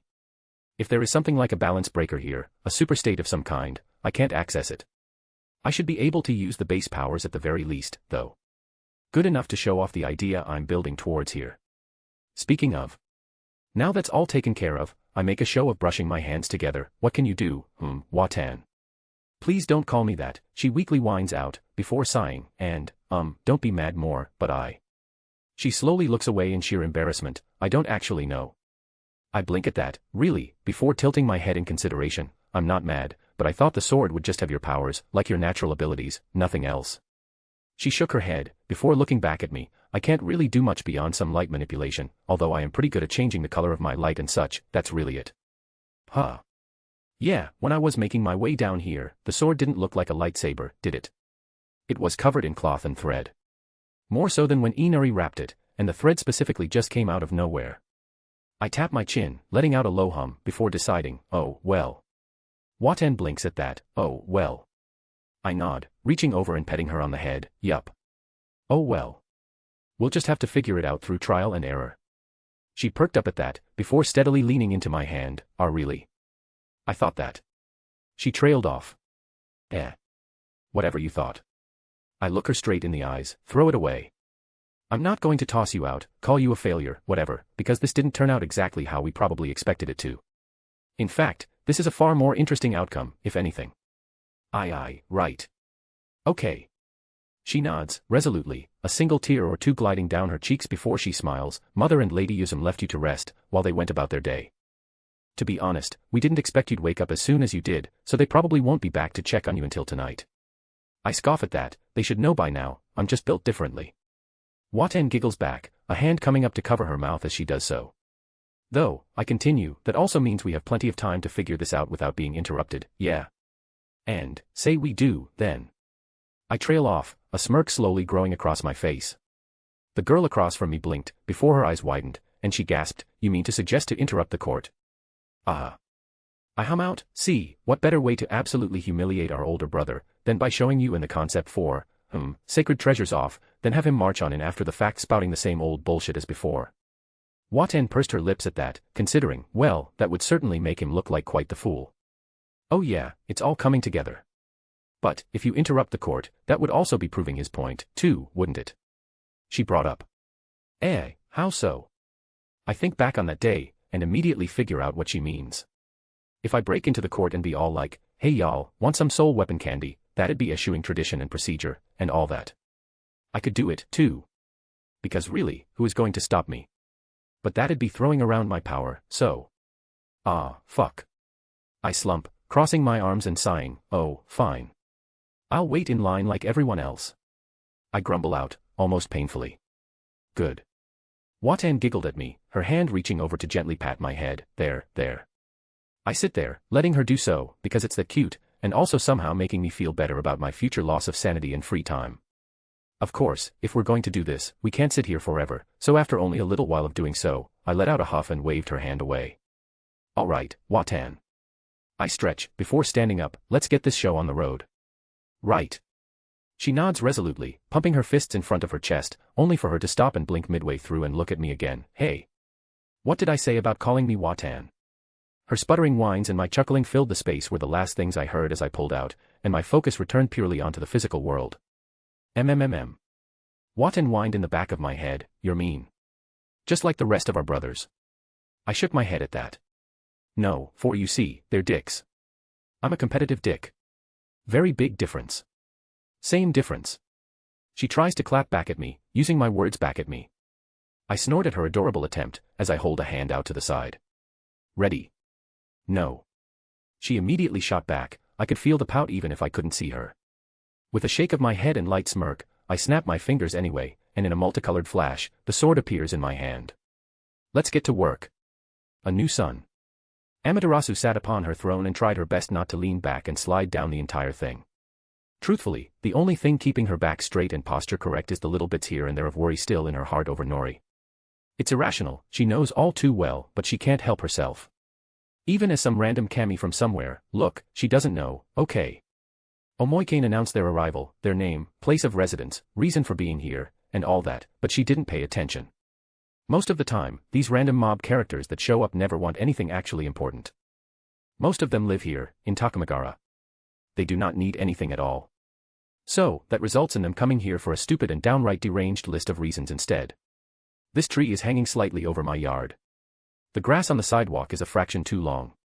My neighbor is this, my neighbor said that, I hate my neighbor. Her personal favorite, and reminder that this is why her mother and father gave her life, is the time a kami came in complaining that the color of their hair was not to their liking. Yeah, Amaterasu considered the cave again that day. Dying to the seal put before it would be far better than suffering here. So, even as Amaterasu is physically looking forward, she doesn't truly see the kami waving his arms and hands around in an exaggerated motion, his mouth is moving alongside it, but she doesn't even hear the words. No, her senses are focused elsewhere, on her son. She can feel him there, still in the room where they had left him. For a moment, she had thought she felt him awaken, as his power spiked and fluctuated oddly for a brief moment. But then it returned to normal, and stagnated, before going back to rest. It took everything in her power not to abandon this place and go check on him, but ultimately, she knew he'd be fine. At this rate, though, if she keeps on worrying so much, she's going to end up with gray hair. Somehow. To her right, Omoikane stepped forward at her right side, clearing his throat. All right. I believe that is enough, mister. Well, I believe that is enough. It took everything Amaterasu had not to snort. Even Omoikane forgot this guy's name. It's all coming full circle. This court has heard your pleas, and proper action will be decided upon. Omoikane droned on, the same old practiced lines, you may go. The no-name kami cleared his throat, gave a completely overdramatic bow, and waxed upon her glory and Omoikane's wisdom, before turning and strutting out of the palace. At least Amaterasu thinks he did. Her mind sort of stuttered there for a moment, and every single other time that had happened sort of blurred together into one dull memory. Right, then. The next kami may present themselves. Omoikane called out, though the court was so quiet he didn't even need to raise his voice. The doors slipped open and shut as they always do. Amaterasu's gaze began to unfocus almost immediately, the silence replaced by a droning white noise in the back of her head. She didn't notice Omoikane stiffening in shock next to her, right as he was about to take a step back, as he usually did. Yo. Amaterasu's attention snapped back into place. Because she knows that voice. That voice should be in bed. Not right in front of her. And yet, as her vision sharpens. Nori. Noriaki, about to be grounded for the rest of his fucking immortal lifespan, Kusanagi, is standing there before the whole court. Over his shoulder. The sword sat lazily, still clad in the thread and cloth that appeared around it when Wakahiram went inside it. He gave her a look, and almost immediately, she understood why he was here. You decided to surprise me, so I'm surprising you. He smiled and gave her a wink before snapping his fingers. The him she felt in her room. Gone. At the same time, his presence filled the throne room, where there was once nothing at all. Oh ho, this petty brat. Her whole body tenses, ready to stand up and say some choice words, but then she promptly remembers where she is. Her gaze sweeps across the room, finding everyone in similar shocked states, all like fish out of water. Even Yuzum, who was sitting before the steps to the throne, role-playing a concubine, seemed completely caught off guard. So, with a huff under her breath, Amaterasu remained seated. Under the shade granted by the curtains wrapping the edges of the throne, she makes sure her golden eyes shine as she makes a show of leaning forward. Son. In one word, one acknowledgement, the entirety of her court seems to wake up, their focus sharpening, their minds actually awake. Mother. He replies smoothly, his smile becoming a smirk as he bows. It was a pretty long line. About as long as it usually is. She replies, a hint of tiredness coming through, but nothing more. She turns her head and nods toward Omoikane. The god of wisdom coughs into his hand, before his composure returns and he speaks aloud, Ikeru Hairo Toko. Our prince, is there a grievance you have to bring before the court? For a second, Amaterasu catches the confusion that enters Nori's eyes before swiftly being replaced by realization. Yeah, the court is absurdly formal. Even to that degree. With his free hand, Noriki waves Omoikane off. No, nothing like that. Instead, I've come to show you all something. Something, which I believe, will revolutionize our pantheon with enough support. Omoikane blinked at that. In what way? He naturally asked. Noriaki smiled. I could tell you, but wouldn't a demonstration be more practical? Omoikane looked toward her, and Amaterasu nodded, giving him a simple, proceed. Inwardly, for a second, Amaterasu refused to believe Noriaki had already figured out what that sword could do. Then she reminded herself of what he had already done and decided that was a stupid thought to have in the first place. Of course, he already figured it out. Noriaki stepped forward and held up a hand sign with one hand. 2 puffs of smoke burst from either side of him, as 2 identical copies of himself flung out from them. She wanted to compare what she just saw to her manga and anime, she really did, but if she started doing that, she'd have a geek out in the throne room. Bad idea.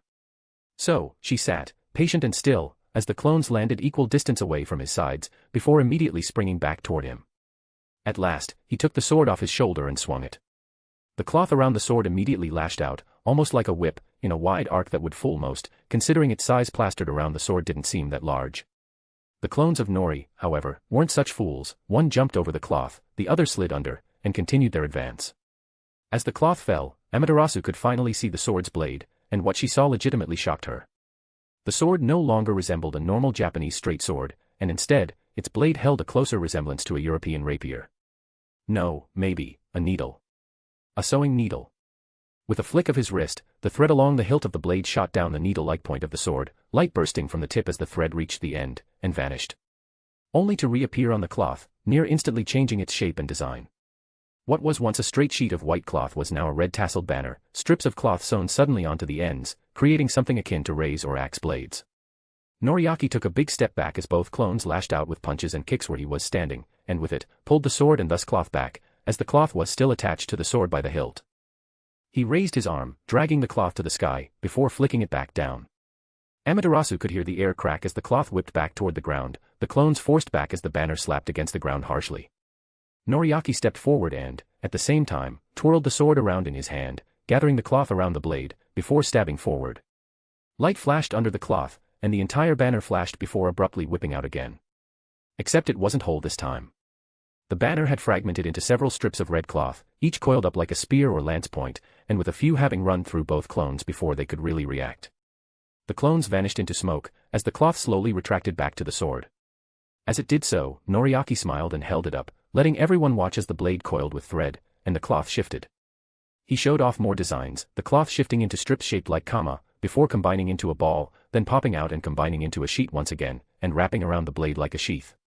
That done, he set the sword back on his shoulder and bowed. A simple, yet somehow also elaborate display. Likely due to the weapon itself, which looks rather complicated to use truly effectively. Then again, as Amaterasu thinks about it, Wakahairum manifesting something like this makes sense to her. It isn't her power, but rather her passion, something she loves doing, something she does even to this day because of that fact, even if no one needs her to do it anymore. As Noriaki raises his head, one of the courtiers speaks up for the first time. That was certainly unique, Prince. An older-looking kami spoke, stroking his long gray beard. That was her general, Futsunushi, and honestly, Amaterasu can't remember the last time she heard him speak at one of these things.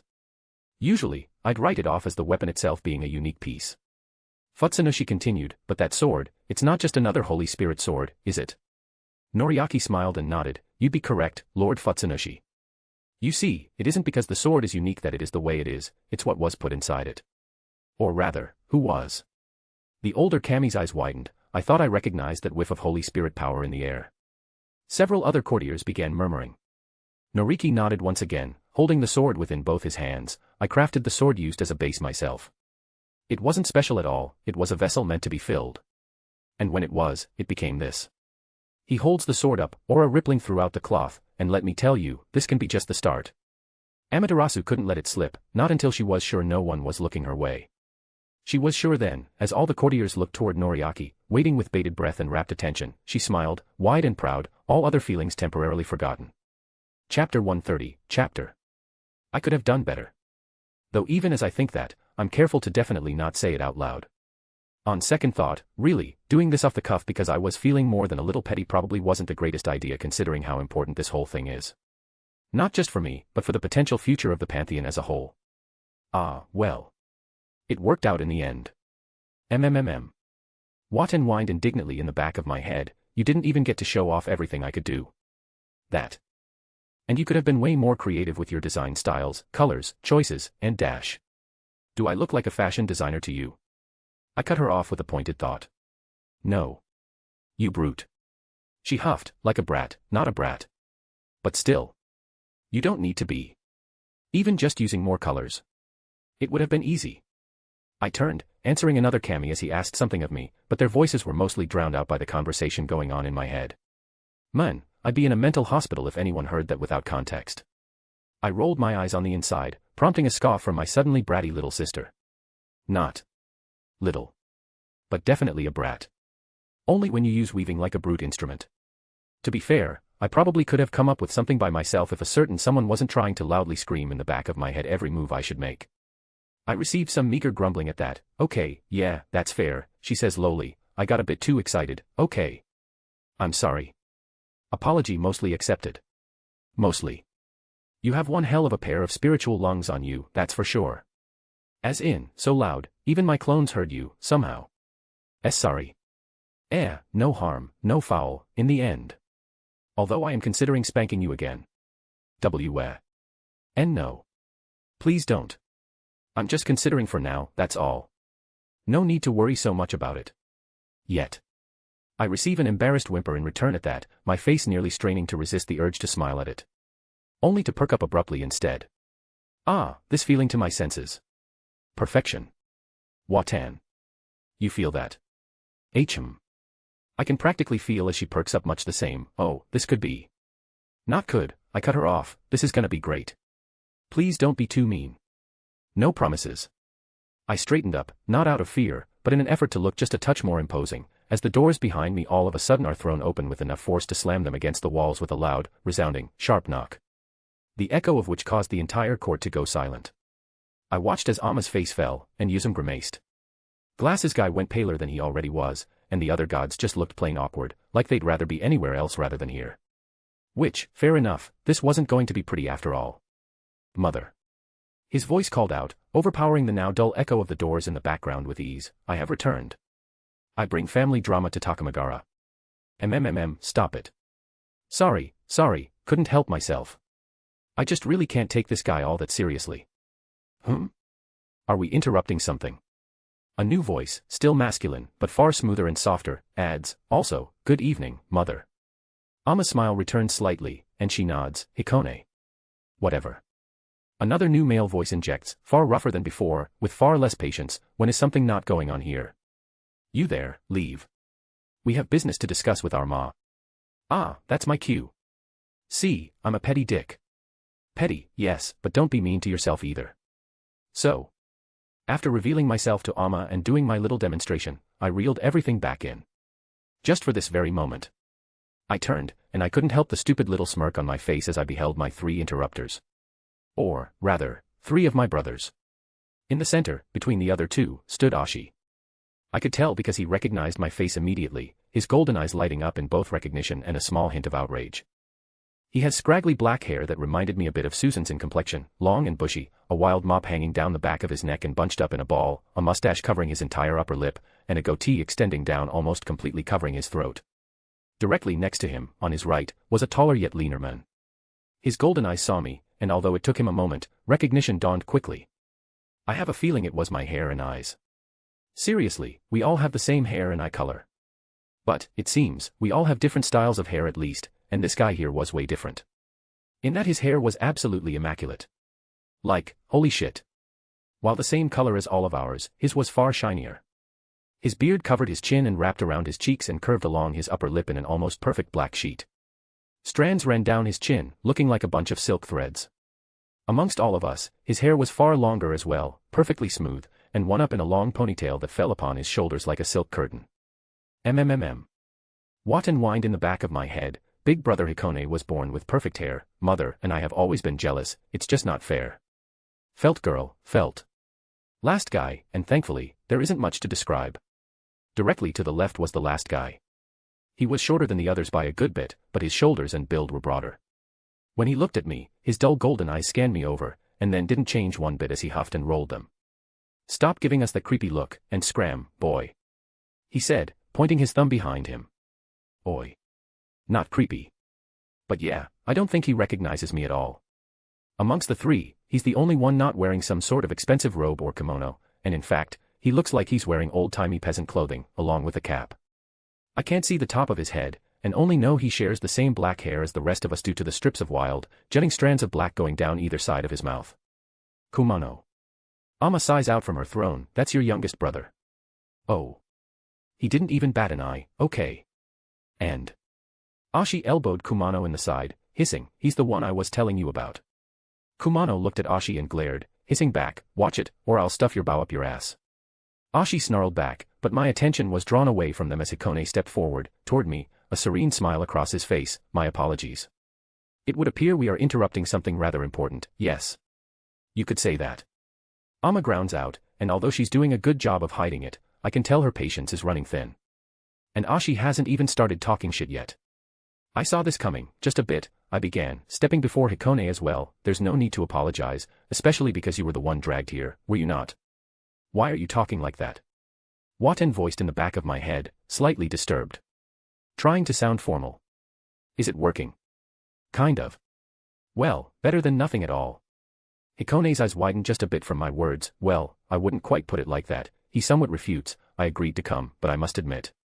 He trails off as he slowly looks around, a frown forming across his face. Before he can say another word, however, Ashi practically stomps up. Enough of that now. You. Noriaki. He looks down upon me, what are you doing with the court? Why does that sound oddly accusatory? Why, simply showcasing a project of mine. I reply, holding up the Watan sword, I'm sorry, were you hoping to come here and complain about me again? The guy looks at me like I slapped him across the face, excuse me. No. I state, you are not excused. Now, if you have grievances to air, a word you must say, you may sit, and wait until I'm done, or... I force my eyes to glow dangerously, you can help with a further demonstration. Your choice. Elder brother. I damn near spat the words out by the end. Nori, Watan drawled, trying to be soothing. I know. I've got a plan. I won't be the one to throw the first punch, if it comes down to that at all. Why you dare. His eyes glow right back, his teeth grinding, I can almost feel the itch he has to try and get in my face at this moment, as I am your eldest brother, you will show your respect. Respect is earned, not delivered freely. I reply with ease and a prompt scoff, and you clearly showed yourself unworthy of it, even despite your station. Barging on in and all, you probably skipped the line, didn't you? His face burned red like fire. It was important. He growled back. So was my project. I point out, holding up the sword, yet I waited, just like everybody else. You lie. Golden aura wisped across his body as he stepped forward, right into my personal space. I looked at him, completely unimpressed. That only seemed to make him grow rage. This close. I could feel his power just as much as his anger. For a son of Amaterasu, a full-on kami, the guy is actually pretty pathetically weak. Oh, don't get me wrong, he'd blow most kami out of the water. Like Yuzum, for example. But considering who his parents are, he doesn't even break anywhere near Amma's, Susan's, and Inari's level. It's kind of hard to believe this guy is technically an ancestor of mine from my human side. Behind me, I could feel something else growing as well. Amma's power was beginning to swell in turn, for pretty obvious reasons. But she wouldn't get the chance to act. A hand comes down on Ashi's shoulder, causing him to stiffen. Brother. Hikone began, soft yet stern, ease yourself. I do not believe our little brother here to be a liar. Ashi's head swiveled his way, his rage crossed immediately by a look of betrayal. Hikone. Do you not remember what I told you? You told me many things, yes. Hikone's eyes narrowed upon Ashi, but I could feel his side-eyed glance here and there upon myself and the rest of the room, that Noriaki here flouts tradition to an obscene and grotesque amount. That he disrespects all by his mere presence, browbeating with his power to obtain whatever he desires. I blinked. I felt Amma's power falter out of sheer shock. I could almost feel the court as a whole do a double take. Oh, brother, Waten sighed, genuinely disheartened. I, for my part, couldn't really help myself anymore, dude. Uncool. Hikone paused, looked directly at me, and snorted. It was all true. Ashi tried to rant again, but Hikone shushed him with a single finger to his mouth, stunning his elder brother. Ashi. Brother. Still our father's rage, and look around, for just one moment. Hikone pointed out. Begrudgingly, if only to get his brother to move his finger, he does so. His gaze sweeps past me, across Amma, the court. His face twitched, like a nail being hammered into a board, something finally struck in his head. Hikone, I dash. No. Hikone hushed him with a single word, save yourself the embarrassment. Save my time, and the time of Kumano, mother, and everyone else. It is clear for all to see, your imagination and emotions are going far out of hand. Ashi's face contorted with sheer indignation, and he stepped away, forcefully pulling away from Hikone. It is not imagination. Ashi roared, it is a trick of his. Clearly, he even said he expected this, he planned dash. Hikone turns and addresses the Iroh lookalike Kami, completely cutting off his brother, Lord Futsunushi. The elderly Kami strokes his beard, yes, Prince Amatsuhikone. My youngest sibling here. He waves his hand in my general direction, tell me, do Lord Ashihomi's words make even a grain of sense? The Kami snorted in response, no. Not at all. Prince Ikaru Hiruotoko is generally more lax with his goings-on, but he isn't malicious. And I have seen no reason to believe otherwise. Hikone turns back towards Ashi, wait, hold up, his full name has Mimi in it. Nori. Waten trails off her warning, but being literally in my mind doesn't help her at all from trying to hide the fact that she's holding back giggles. Very poorly so. Right, so, Hikone turns back toward Mimi and waves his hand toward him, you were saying, brother. Mimi takes another step back, his gaze snapping between Hikone, me, and the rest of the court, rapidly. His face warps with increasing more and more panic as the weight of the shithole of a situation he dug himself into begins to dawn upon him. Abruptly, he turns back, looking toward Kumano, Kumano, brother, surely you understand my point of view, right? This entire time, the peasant-looking Kami stood back, his arms crossed in an annoyed stance. As soon as Mimi talked to him, he grunted, you know why I'm here. He steps up, past the three of us, ma. He huffs out, approaching Amma's throne. Amma blinks, looking at him, yes, Kumano. He hurt you? Disrespect you in any way? He asks plainly. Amma simply looks at him, completely bewildered, no. He can be a bit, you know, like the rest of you, he worries me sometimes, but he's never hurt me. Kumano nods, that figures, then he turns, looking right at Mimi, you're a lying, jealous sack of shit, you know that. Mimi's mouth opened, then shut, then opened again, then shut, faster. It was like watching a fish trying to breathe water, but forgetting how. Well, now I don't know which brother I like more. Kumano.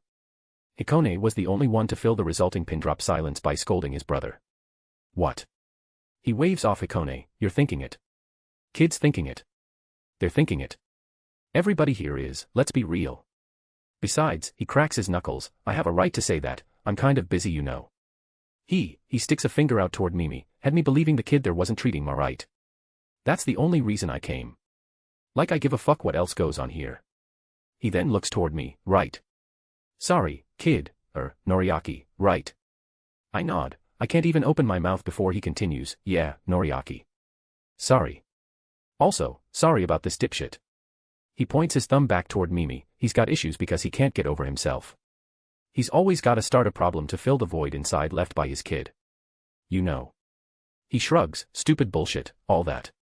Anyway. He stretches, groaning, before promptly walking past the three of us once again, heading straight for the door, I got work to do. Hit up my soon-to-be shrine when you get the chance, kid. And just like that, he's gone. Hikone let out a slow, long, painful sigh. Note to self. Buy Kumano a fucking drink sometime. Holy fuck. And call the base department, goddamn. I turn to Mimi because, seriously, I have to ask, and at this point, I feel as though all formalities have really gone out the door with Kumano. So, what was the plan bringing him along? I point my thumb toward where Kumano left. Because, not to be rude, but that guy gives me way more of the vibes Mimi here was trying to insist upon me. Mimi quickly chokes on his own words. Just, be quiet, brat. I don't. I raise an eyebrow his way. I'm sure you'd like that. But no. Don't worry, though, I'm not going to rub it in. He grits his teeth. You have nothing dash. His voice was so quiet by now that it was easy to overpower. Apologize. He clicks his jaw shut.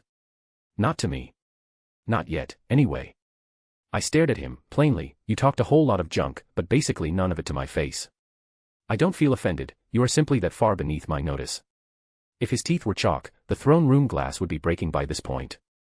But what you did do was drag everyone else into this, and stress our mother out to an absurd degree.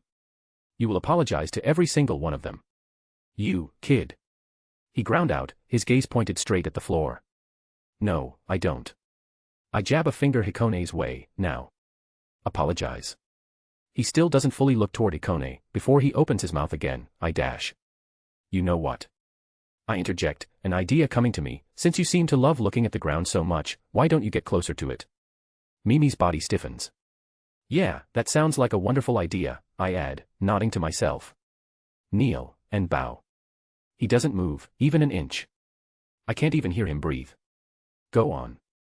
We don't have all day. My stare turns into a glare. Before the court, before everyone, kneel and bow, and apologize like you mean it. Finally, after what felt like several agonizing moments of silence, Mimi dropped onto his knees with a shuddering breath and bowed, his hands pressed against the floor in a trembling dejisa. I, humbly, apologize for allowing my temper to drag you into this, brother. Hikone hummed at that but offered no words in reply. I, meanwhile, clapped twice. Chop chop. Another for the court. Getting going. On the outside, I projected a stern and disciplined mask. On the inside, however, I couldn't stop myself from giggling madly throughout my mind. Oh, my. Waten trembled out, clearly terrified out of her mind. It's echoing. How is it echoing? Don't worry about it. Eek. Today is a good day. Chapter 131, Chapter. Amma clings to my side, whining in anguish all the while. Come on. It can't be time for you to leave already. It feels like we barely did anything fun. I couldn't help but chuckle weakly at that, what with no amount of head pats snapping her out of this. But yeah, it's exactly as she said, it's about time I head back home. Contrary to what she's saying, I think it turned out pretty fun. Well, besides the whole process of making the prototype sacred treasure and all that. Against my other side, a smaller version of Amma was doing the same as her. Really, we basically just met, please don't go yet. My heart. I pet Watan's head as well, just for good measure. Right now, both of these girls have me holed up in Amma's room, pretty much monopolizing my time to themselves. After all, I was only really supposed to spend something like a month here, but I'm pretty sure it's gone a little over that by now. When I finally realized that, well, it was time I started wrapping things up here. Pay it no mind that specific realization came when the court started back up again once my older brother got done apologizing to everyone, and they started talking about how we should go about making more of them. Or rather, how I should. Yeah. No. Fuck that. You couldn't pay me anything in the whole damn world to get me to stick around willingly and craft all day. I could do it, it's not a question of being able to force myself to go through the experience. I could. But do I want to? The answer to that is a resounding nope. So, I sped through the rest of the court by telling everyone that I would lend a clone to guide the process, so that a whole army of kami, even slightly related to blacksmithing and crafting, could take the wheels instead. As it turns out, the Pantheon does have an overarching ironworking and blacksmith kami. He isn't in the court itself, the dude's apparently locked up with his forge about as much as Amma used to be with her cave, so he'll be taking overall reins, while I lead him and whoever he has working for him in the process. Why would I do that when I could just show them myself? I was logically asked in return. Thus, my telling of my eventual return home, how my time is up, all that jazz. This also freed me personally from having to undergo the arduous task of obtaining more of that raw material. Again. Sure hope big blacksmith guy has a way to eventually smelt down that arena into something workable faster than I did it, with a whole lot less pain. Anyhow, Amma unhooked Watan from my soul and released the girl herself from the sword soon after without much effort. And as for my dear older brothers, well, Mimi himself ran off as soon as I said he was good. I have no idea where he went. The other, though, Hikone, apparently had an idea, and followed him to make sure he didn't do anything stupid again. Now, after all that, here I lie, trapped. But not for long. Seriously, I eventually huff out to the two. I know it kind of sucks, but I can't stay up here forever. Besides, I'm going to leave a clone behind, it'll be like I never really left. I point out. Only to immediately be shot down by a combined, it wouldn't be really you. I immediately deflated with a sigh. My clones are basically me, I know that on a fundamental level. But they wouldn't exactly get that, would they? Either way, no use in trying to argue with them now. Instead, I simply wrap my arms around them both and hold them closer. There. I pat the two of the back. Humph. Yuzum, sitting at the foot of the bed, pouts harder. I sit up slightly. Hush. You're coming with. I don't want to hear another noise come out of your general direction. In response, the goddess of the dawn crosses her arms and pouts even harder at being left out. Even though she literally lives with me back home, and is coming with me. As I said. Pointedly, though, she didn't make another peep. Funny that, drama queen. Besides, it's not like I'm going to make her keep her lips sealed forever. Not for that. No, I need her to fill me in on what's been going on back home since I've been gone. Because, see, with everything that started happening damn near as soon as I got here, I haven't really been keeping up with everything going on back home. At all. Which was another realization that struck me, a pretty damn bad one in fact. Since Yuzum didn't ever come up and tell me that something was going on, I can only assume that if something did happen, it wasn't bad. Or at least, not so bad that it warranted immediate attention. As I lay there, I started trying to think of any big plot events, even scraps, of what could have happened while I was gone. The hero faction attacking again couldn't be it, because I disbanded them. At least, Cao Cao's hero faction. That great emperor's hero faction, if you could call it that, may have taken Cao Cao's place and all after his death, but I can't be sure. Surely, if they tried anything, it likely isn't something too big, right? A stray thought occurs. Oh yeah, Rias and Sai's rating game. I didn't really forget, but it was never really relevant to me considering where I usually am, so. Yeah, that definitely happened by now. Or at least should have. I think I recall something from Chiron about how the gathering or tournament was pushed down a bit due to the fighting going on in the underworld. No way that's still going on by now, right? Even assuming it is, she only mentioned something being pushed back, so it's probably happened by now. I had to withhold a wince from crossing my face there. Don't get me wrong, Chiron is good, way better than when she would have originally participated. But no Rose. No Zenobia. No Issei. A Yuto who hasn't unlocked his balance breaker or gotten over himself. Akino should be better by now, and Chiron is obviously doing far better, but. Yeah, Sai definitely won, didn't he? And I don't feel a single ounce of guilt. Neither Fate nor I handed her a bunch of pieces and training on a platter. Not my issue, nor my job, and especially not my responsibility. That's on Rias to train up her people, especially if she wants to become the rating games champion. I won't call her lazy, because it's not quite that, it's more like she wasn't doing enough. For all my dislike of Sona, low opinion of her dream, and how she goes about trying to achieve it, I can at least say she's going all in on trying to achieve it. That's something I can respect, at least a little. Or, well, who knows? Maybe I'm thinking out of my ass here, and the fighting in the underworld ignited a fire under Rias' ass to really push her and her peerage's limits, resulting in her somehow managing to squeak out a win against Sai. Only one way to really find out. Which I can't exactly pursue at the moment, for obvious reasons.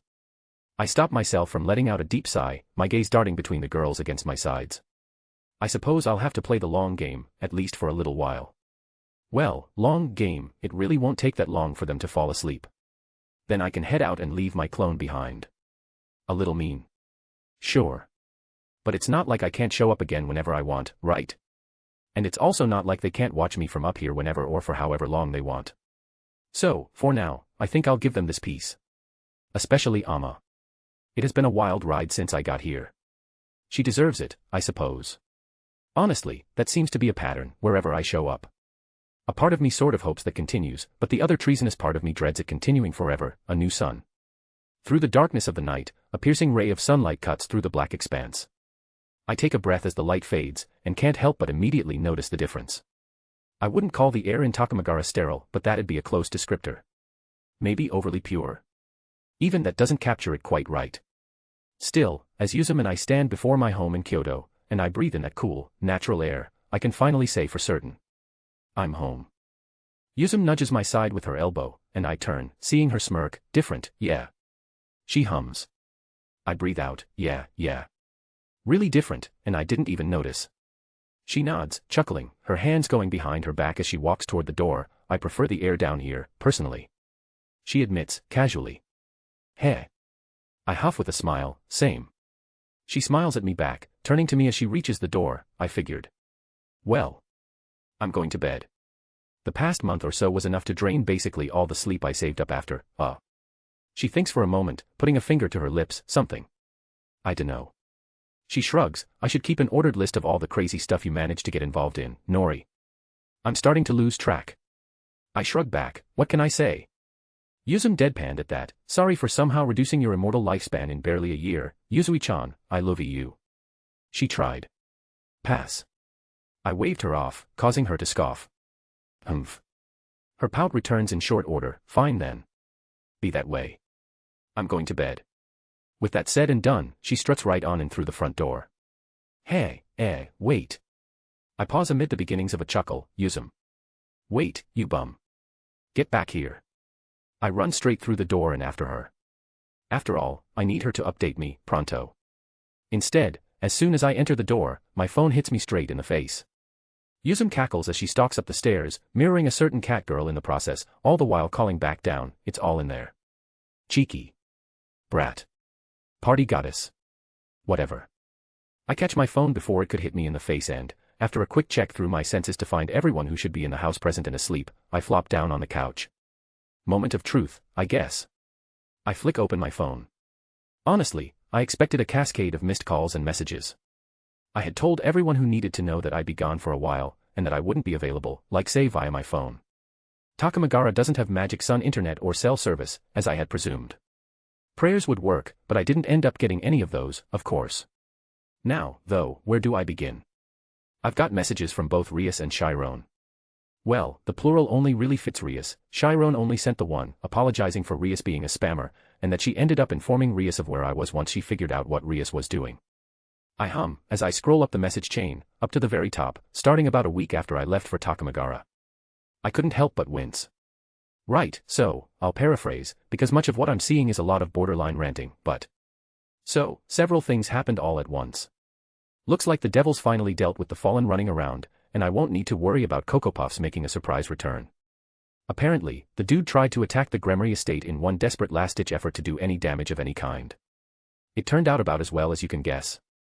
Chiron didn't even need to turn him into her cat plaything, a fucking butler took care of him. A sad end for a pretty sad bird, all things considered.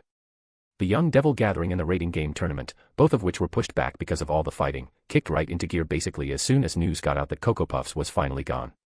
Here, instead of it being for entertainment purposes for the other faction leaders, the entire event was turned into more of a celebration for winning the war. I couldn't help but deadpan in sheer incredulousness. Even Rias put war in quotes. Sure, those leftover fallen were very stubborn behind Cocoa Puffs, but calling it a war is a little much, you think? Be that as it may, what's a little bit more ridiculous was apparently the way they organized the raiding game tournament itself. According to Rias, as this was meant to be a celebration and entertainment, the schedule for the games was ridiculously short. 1 to 2 matches every week. Going down the tournament bracket. An insane pace, according to Rias, for a multitude of reasons, of which I won't be getting into because I have no idea how any of them make sense. What also doesn't make any sense? The matches themselves. Diodora is nowhere to be found. He and his peerage? Not there. This made the bracket uneven with 5 participants' peerages, and resulted in some fairly interesting changes to the matchups. Sai didn't even fight Zephyr'dor, the Glaciolabalus clan heir. No, instead, he fought Sona. For the first match. I nearly laughed so damn loud it would have woken up the whole damn house. Needless to say, her peerage got torn to shreds. Next up, Rias versus Zephyr'dor. I honestly wished I could have been there to see that one, because his peerage was never shown, and from what Rias is telling me, he ended up putting in a fairly decent showing against Chiron by using his clan's trait. Outrage, she called it. Then proceeded to not explain a lick of what the hell it does, before going on to praise Chiron to Takamagara and back. I mean, deserved, and she will be getting head pats once I see her again, but still. I don't recall the clan's trait being mentioned at all, and now I'm kind of pissed at being baited about it.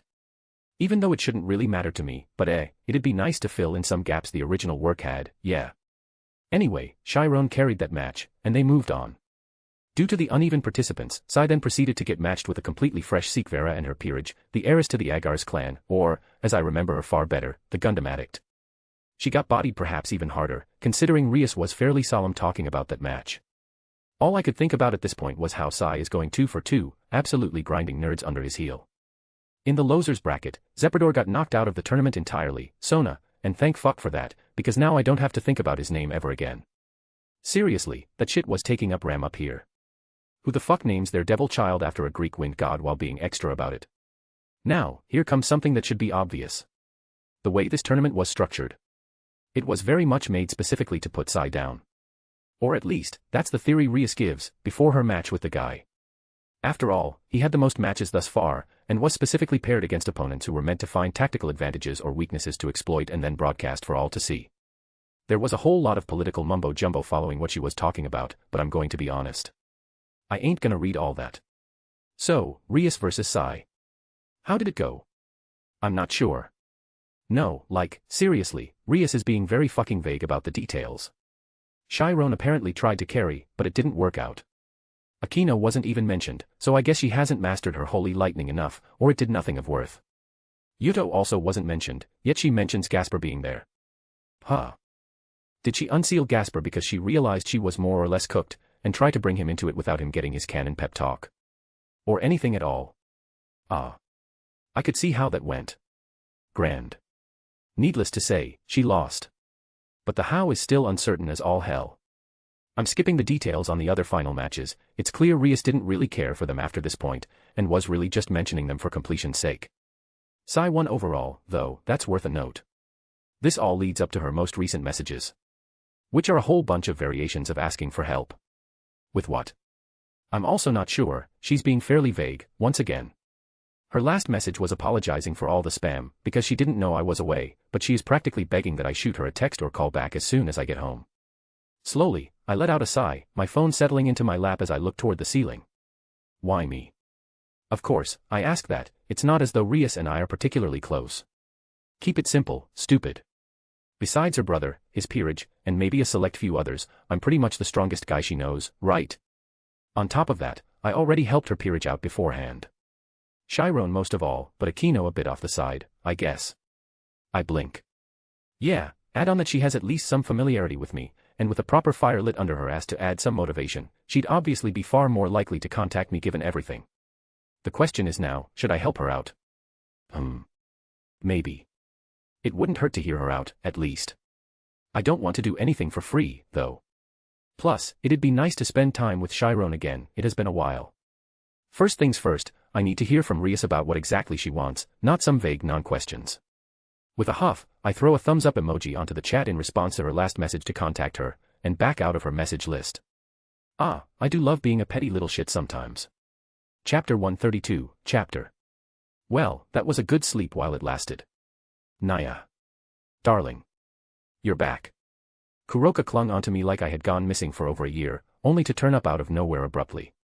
She nuzzled up against my chest, her face grinding against me hard enough to sharpen a blade's edge, as a low purr radiated from the back of her throat. For once, I could tell it wasn't the sexy seducing kind of purr, but that genuinely happy and warm cat purr.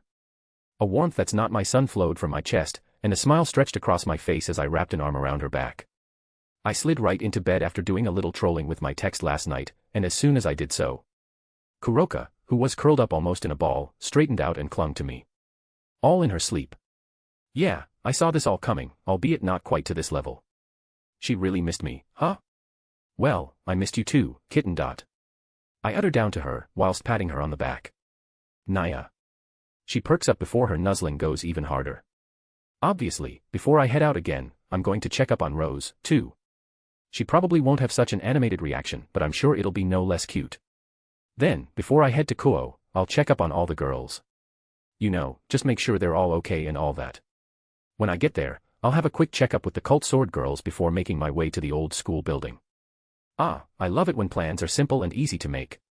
Now, the plan for getting Kuroka to let go of me. I look down at her, and at almost the same time, she looks up at me, and our eyes meet.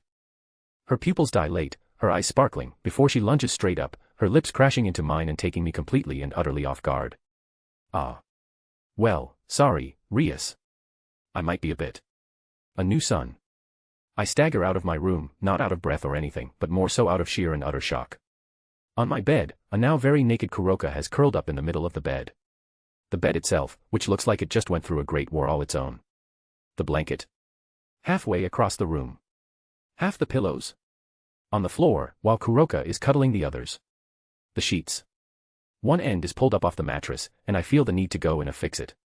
But I can't, because if I approach, I know I won't be leaving the house today. But is that really a bad thing? The traitorous part of my brain echoes. Yes. Yes, it would be. So I close the door gently behind me, tug and smooth out my robe, and take a breath. Now, to Rose. Right. I'm very thankful my room has a bathroom connected to it right now. I make a quick walk down to the living room, where, not at all shocked, I find Rose already there. What I am shocked by is the fact that she's wearing a kitchen apron, though unfortunately, she's got other clothes on under it, and seems to be knee-deep in a cookbook. Fortunately, as she's so immersed in said book, that she doesn't even notice when I sneak right up behind her. I hear her grumble something under her breath about precise salt measurements, and that's the last thing I hear, before my arms suddenly wrap around her waist and pull her right up against me. Hey, how you doin'? I whisper swiftly right into her ear. Her reaction is just as swift. Eehhh. She jumps, at first trying to scramble away. Only, as her hands wildly waved, several dozen magic circles of different colors appeared around us, spinning up like machine guns. You could almost hear the whirling of such too. With a shuckle, I let my divine power surge, smashing the spell apart before they can total the entire building in a flurry of elements. That one act, or perhaps it was the chuckle, caused her to still. She blinked before turning her head as much as she could, her lip quivering, and Nori. I smirked back at her, the one and only, Rose. She let out a shuddering breath. She looks around the kitchen, specifically, the not fully formed meal in front of her. This is what's going to, I shake my head, you practicing to surprise me or something? I answer for her. Her jaw shut, and she nodded rapidly. With a smile, I leaned down, whilst gently putting a finger under her chin and lifting her head, giving her a chaste kiss. She squeaked, yet even so, her body relaxed against me. I look forward to it. I winked down at her, my smile never leaving. Rose looked back up to me, right in the eye, and let out a light breath, as she slowly found her voice again. Good, tea then. Her eyes shifted a bit, back and forth, as if trying to decide on something. It didn't take long. She arched her back, pushing her body and specifically her ass, straight up against me.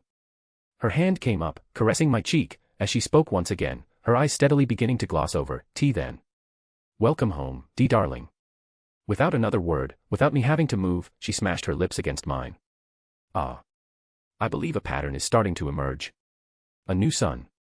Twice in one day, I was caught completely off guard like that. And everyone knows how the old saying goes. We had to clean up the kitchen thoroughly afterward. That, and Rose staggered back upstairs wearing only an apron. Before I headed out, I ended up ordering food for everyone. I feed Rose myself, mostly to make up for the fact that she was going to have to penguin waddle around the rest of the day. Kuroka though. I had to leave the food by the bed, or else that damn cat would have tried to jump me. Seriously, the way she was looking at me. Yikes. Needless to say, as I had thought, a pattern was indeed forming. My pit stops across Kyoto were frequently halted by, well. Oh, Lord, your humble servant has missed worshipping you, personally. Suzaku. It's been a bit too long, hasn't it, my lord? You know, you've missed quite a bit. Why are you looking at me? I haven't been a brat. And not at all. She's lying by the way. Yasaka and Kunu. Thankfully, I have pattern recognition skills sometimes, and this time, they seem to work. I was very prepared. It is now the afternoon, and I'm just now getting to Kuo via teleportation. I let out a huff as I straighten my robes out for hopefully the final time in one day. I can't even be annoyed. I've got a whole group of very willing girls to jump into bed with me. Hell, they really want to, not just willing. So yeah, I'm huffing at myself for not even considering that they'd all want a piece of me after not seeing me for a while. Honestly, I'm somewhat considering trying to get all my girls to live with me. It would just make everything far nicer and easier.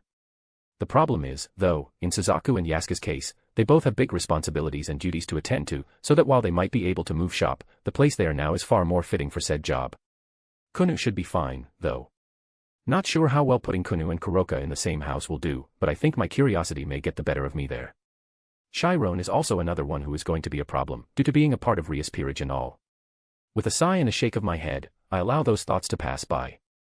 I can focus on that later. For now. I look up at the junior division building of Kuo Academy. Now, where the hell is my clone?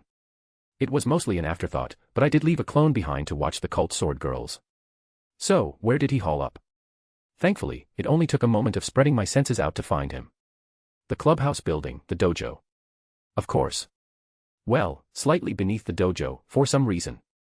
Ah, well, in another flash of light, I was there.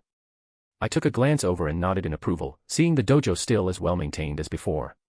With a little pull, the door slid open, and I almost immediately stopped. Slowly, my head tilted up, toward the roof. The roof looked a bit different. As though a hole had been blown through the center of it, and was patched up remarkably well, but you could still pretty easily tell there was a hole there. The slightly off coloring of the new wood, the freshly polished sheen of it, oh yeah, it's really easy to see. Still, the fix-up was done fairly well, and I don't see a spot of dirt on the floor. So. Points for well-done repairs and cleanup, at least. I'm spanking whoever thought blowing a hole through the roof was a good idea, though. The doors to the basement burst open.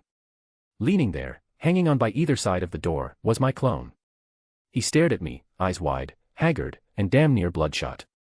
His robe was far more roughed up, his hair tousled, and not in the fun way.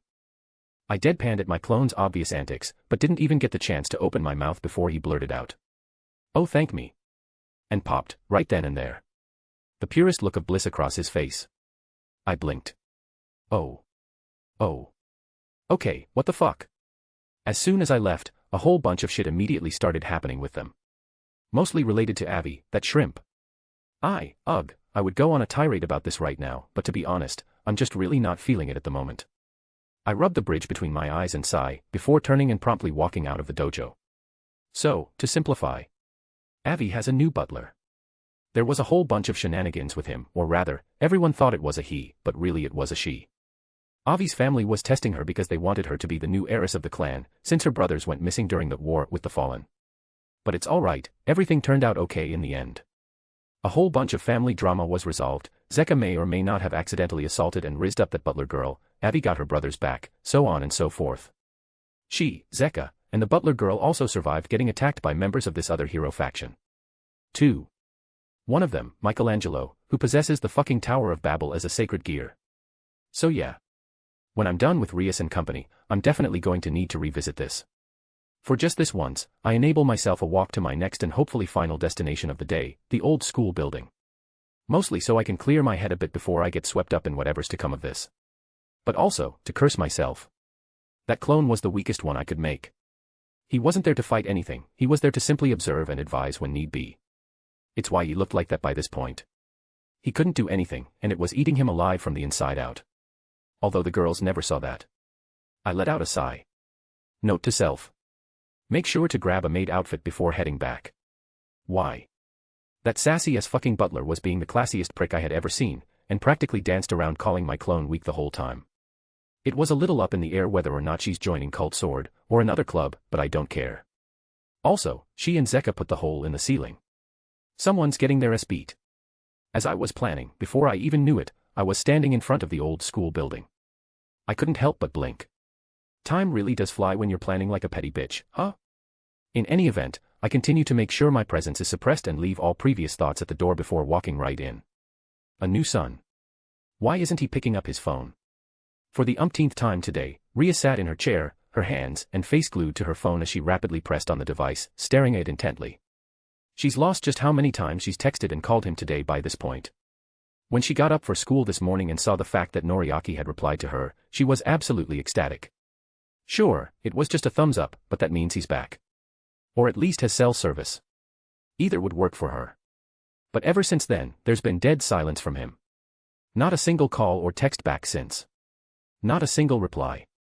Hell, he hasn't even seen her messages. She would ask Chiron what's going on, but if she hasn't said anything yet herself, she also probably doesn't know, and besides. Rias looks up from her desk, finding said white cat crouched next to a cardboard box in the corner of the room, her head tilted. Rias sighs. Yeah, she's busy right now. To be fair, they all are right now. Akino, her queen, is standing at her side, smiling as usual, even as she goes through her own device, with a stack of papers in front of her. To be fair, Rias has her own devil's work to do, it's just that this is kind of more important. Notably, her knight isn't around. Still. She knows where he is, it's just, he's not really allowed out right now. She's tried everything at this point. Everything that makes sense, anyway. But nothing was working with Yuto, or Gasper, for that matter, and she really doesn't have a whole lot of time left. Ria's gaze is drawn to movement in the corner of the room, once again. This time, the box slowly opens, with Gasper, her little Damfer bishop, poking the top of his head out, looking terrified, even as he only sees Chiron. Her white cat mutters something to the Damfer, which seems to make him shrink back a little. Honestly, it's a wonder she's still trying to help, especially after the game. That just makes her heart break a little more every time she watches this play out. Chiron tries to coax Gasper out of the box. She barely opens it before something scares him.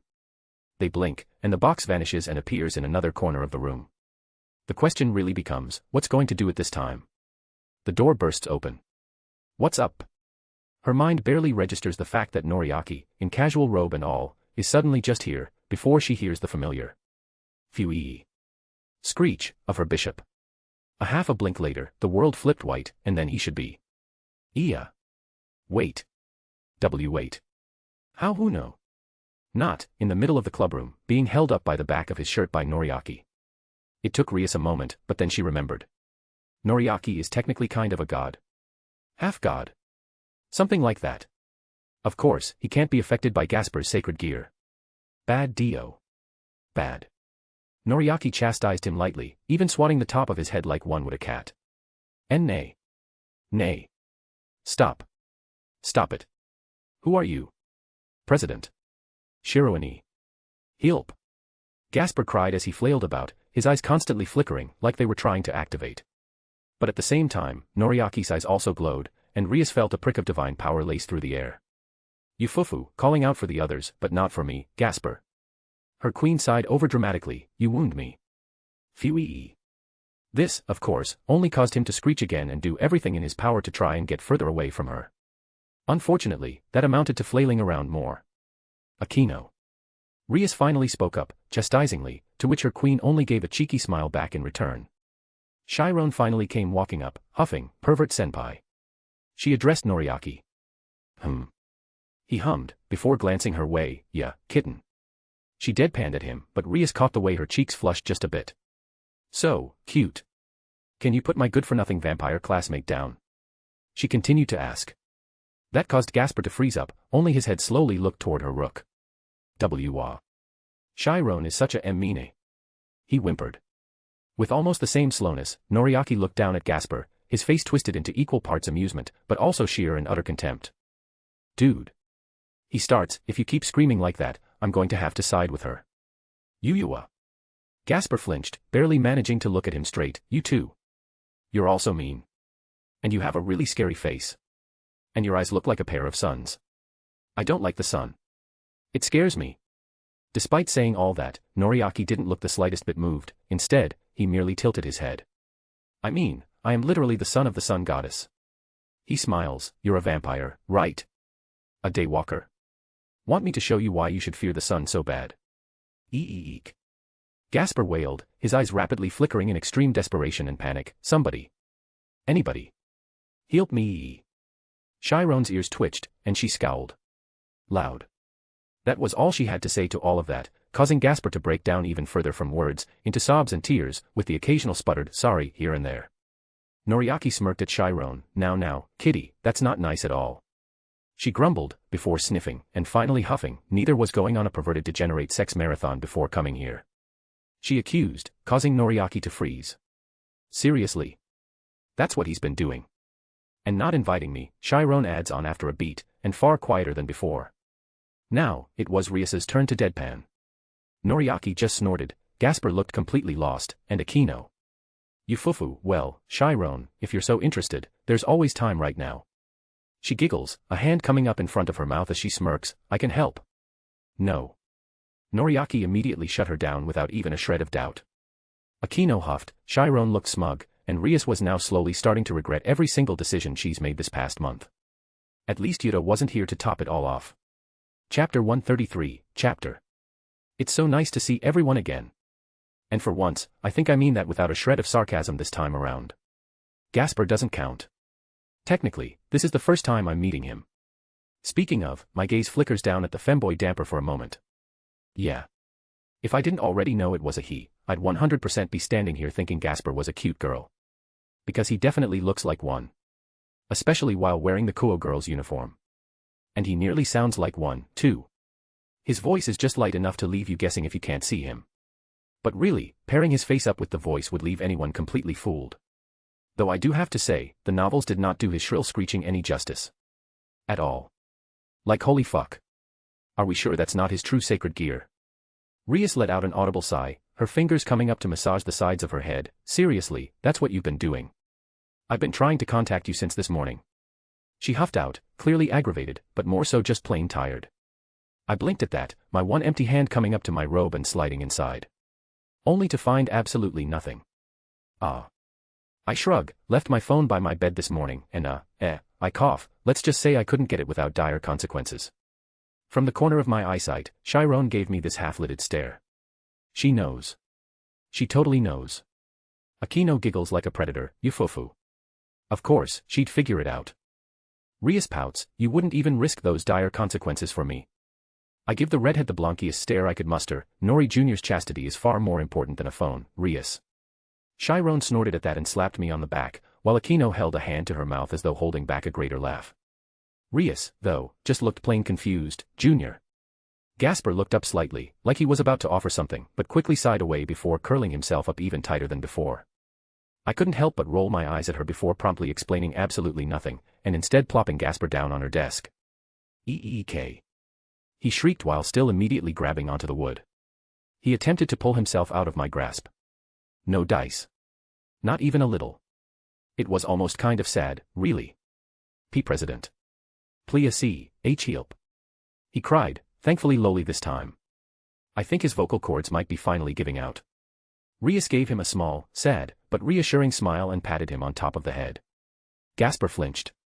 I felt his gear activate. My divine power surged forth, almost on instinct by now. I barely saw the flicker of his gear's power in his eyes before I smashed it straight back down. He blinked as nothing happened. His gaze darted back and forth for a second, before, steadily, I felt the trembling of his form settle. Finally, he seemed to relax. If only a tad. Letting out a shaky breath as Rias pets his hair. Off to the side, I could see Akino frown, but not out of anger. At my side, Chiron came walking up, her arms looping around my free arm as she held her body against it, yet even still, she wears a similar expression to Akino as she looks upon the damper. Well, then. I begin again, this guy wouldn't happen to be why you seemed so insistent on contacting me, right? At that, Rias let out another sigh, as Gasper went still under her hand. In part, yes, Rias confirmed, though before she could go. Gasper raised his head immediately, and I could hear him taking a breath. Fucking. Nope. With a bit more force, I slam him back down on the desk, causing whatever words he was going to scream at the top of his lungs to instead turn into a shrill, terrified shriek. Of course, at the same time, his sacred gear activated. It was stomped down just as hard with barely even a flex of my divine might at this point. Then, before his shriek could go on, I hissed out a harsh, hush up, directed straight at Gasper. His mouth locked up instantly. If the next words that were about to come out of your mouth, I quickly continued with a snarl, had anything even remotely relating to Rias abandoning you, I will lock you in a me-damn tanning bed for 4 hours. Even with his mouth closed, locked, the key thrown away, I could still hear the muffled, terrified cry pushing past his throat, his entire body shaking under my grip. Don't even think that shit. Rias would never abandon you, do I make myself clear? I tacked on, just for good measure. With surprising swiftness, Gasper rapidly shakes his head yes in understanding, and, without prompt, looks toward Rias, before barely managing a small, sorry. Akino sighed and grimaced, but didn't say anything. Rias gave Gasper a small smile, it's all right, she answered him gently, before looking at me, not really with anger, but sheer and utter exhaustion, please, don't be so harsh on him. Should have gone with 4 days. Chiron chipped in. Gasper whimpered, muttering something about Chiron being so mean, as everyone turned and looked at said cat girl for a moment. She shrugs, 4 hours wouldn't be enough. She helpfully explains. You know, maybe she's got a point. As I was saying, Rias continued, electing to ignore her rook's fairly good point. Yes, Noriaki, Gasper here is part of the reason I wanted, no. Need your help. The other is Yuto, he. Rias bit her lip, stopping herself, as if she didn't entirely know where to even begin here. I don't need everything at once, now. I speak up, just start from the beginning. You sent a lot in your messages, but if I had to guess, this is all stemming from your guys' game against Sai. I blinked, and everyone was suddenly frozen. For a second, I almost checked if Gasper managed to get his sacred gear's power through, that's how jarring the change was. Despite them being frozen, however, each one looked different. I looked toward Chiron to find her white cat ears out, and standing straight up, her tails out behind her and stuck out like a pair of lightning rods. I'd laugh if she didn't look so pissed off all of a sudden. Akino didn't look angry, she looked outright ashamed, her face becoming so downcast it could storm without a single bolt of lightning. To put it plainly, Gasper somehow went even paler than he already was, something that shouldn't be possible. I couldn't see his face, but I imagine it isn't any better than everyone else's. Finally, Rias. She looks both ashamed and mad.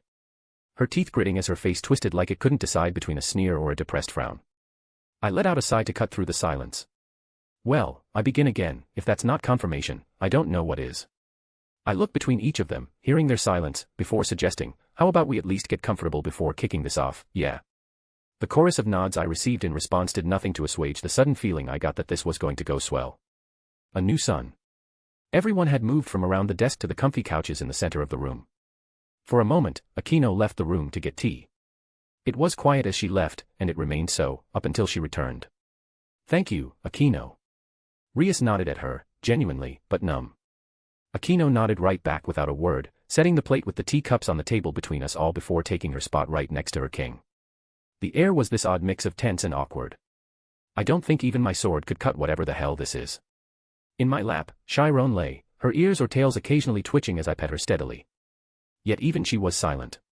For the moment, I had returned Gasper to his box, but had moved said box so it was right next to us and the couches for this. He didn't even try to fight, or scream, or even accidentally use his power. The damper was like a wet noodle when I placed him in, limp and silent. Eerie as hell. So. Ria started up, her vision veering off and avoiding mine entirely, shame burning across her face, this. She gripped her hands together in her lap, and hung her head with a sigh, okay, there's really no point in beating around the bush, so, I'll just, say, everything. So say everything she did. What happened in her rating game match against Sai? I had already figured it was a stomp on Sai's end, and props to him, I always believed he should have won that match in the novels. Here. Holy fuck. Sai didn't just stomp her, but, in Ria's own words, she humiliated herself. Basically, in front of her peers and the rest of the underworld. How? Well, it's partly as I had thought. She brought Gasper to try and even the odds. Specifically, Surzex had let Rias unseal Gasper after the war with the Fallen concluded, because he figured it was time he grew up a little. That, and having her only bishop actually active and helping protect her, was likely another factor, but that's obvious, really. Still, at first, Gasper didn't really participate. In her first matches, he was present at all, due to his crippling fear of people. He knew he'd be broadcast across the entire underworld if he stepped out onto the raiding game field, and that thought, of course, petrified him. It was fine at first, but when it was clear they were going up against Sai, and having seen him and his team and how they work so far, they needed Gasper. It wasn't even a question. Unlike the strange, random variant raiding games rules they used in the novels, these were straight battles, standard rules. So, Rias had concocted a plan. She couldn't fight Sai by herself. But, at least at first, Chiron could. Additionally, Chiron could also force her way past Gasper's time stop when utilizing enough spiritual power. To put it simply, all they needed was for Gasper to time stop Sai, and then Chiron would jump his ass after powering up, as it were. Slight problem. No, it's not Gasper's lack of control. Shockingly enough, everyone had a pretty good idea of how and when Gasper actually uses his power. Usually, when he gets scared. So all they had to do was get him scared. Something real easily accomplished, considering Sai apparently both terrified but also somewhat inspired Gasper, strangely enough. Regardless, no, that wasn't the problem. In fact, Sai wasn't immune to his time stop. The plan was going without a hitch. But a certain pawn on Sai's team was. Yeah. The plan went to shit when Regulus, to protect Sai, went balance breaker with him, allowing him to easily break Gasper's time stop. If things couldn't get any worse, Regulus recognized that Gasper was the one who could freeze time, and so Sai and Regulus immediately went to take him out. Gasper then proceeded to accidentally undergo a pseudo-balance breaker out of sheer fear. Oh yeah. And it only gets better from here. Sai was still fine, what with Regulus protecting him. But Chiron. She was fucked. As were Rias and Akino. Yuto, though. He had already gotten himself taken out. See, her knight has been more than a little unstable recently. But he was a separate matter, for now, she was going to brush past him. Right, so Sai has the entire Gremry peerage at his mercy by one of their own members. Is it any wonder what he does next? He takes out Gasper, thus freeing everyone, before proceeding to have everyone else stand down, so he can take the 3 versus 1. 2 versus 3, because Sai is wearing Regulus. Seriously. I'd be cheering for the guy, but one of my girls was the one who got their ass reverse jumped, so. Sorry, man, in another life, perhaps. From what Rias describes, the dude bulldozed through pretty much all of their attacks. Power of destruction. Get that shit out of here. Holy lightning. The dude ate it like it was a bowl full of all berries. Captain Crunch. Chiron was the only one who barely stood a chance, using her senjutsu to somewhat bypass Regulus and strike at Sai underneath. Yet, it was still Sarah Bale, amped by the destructive power of a Longinus in balance breaker state, and he was tenacious as hell.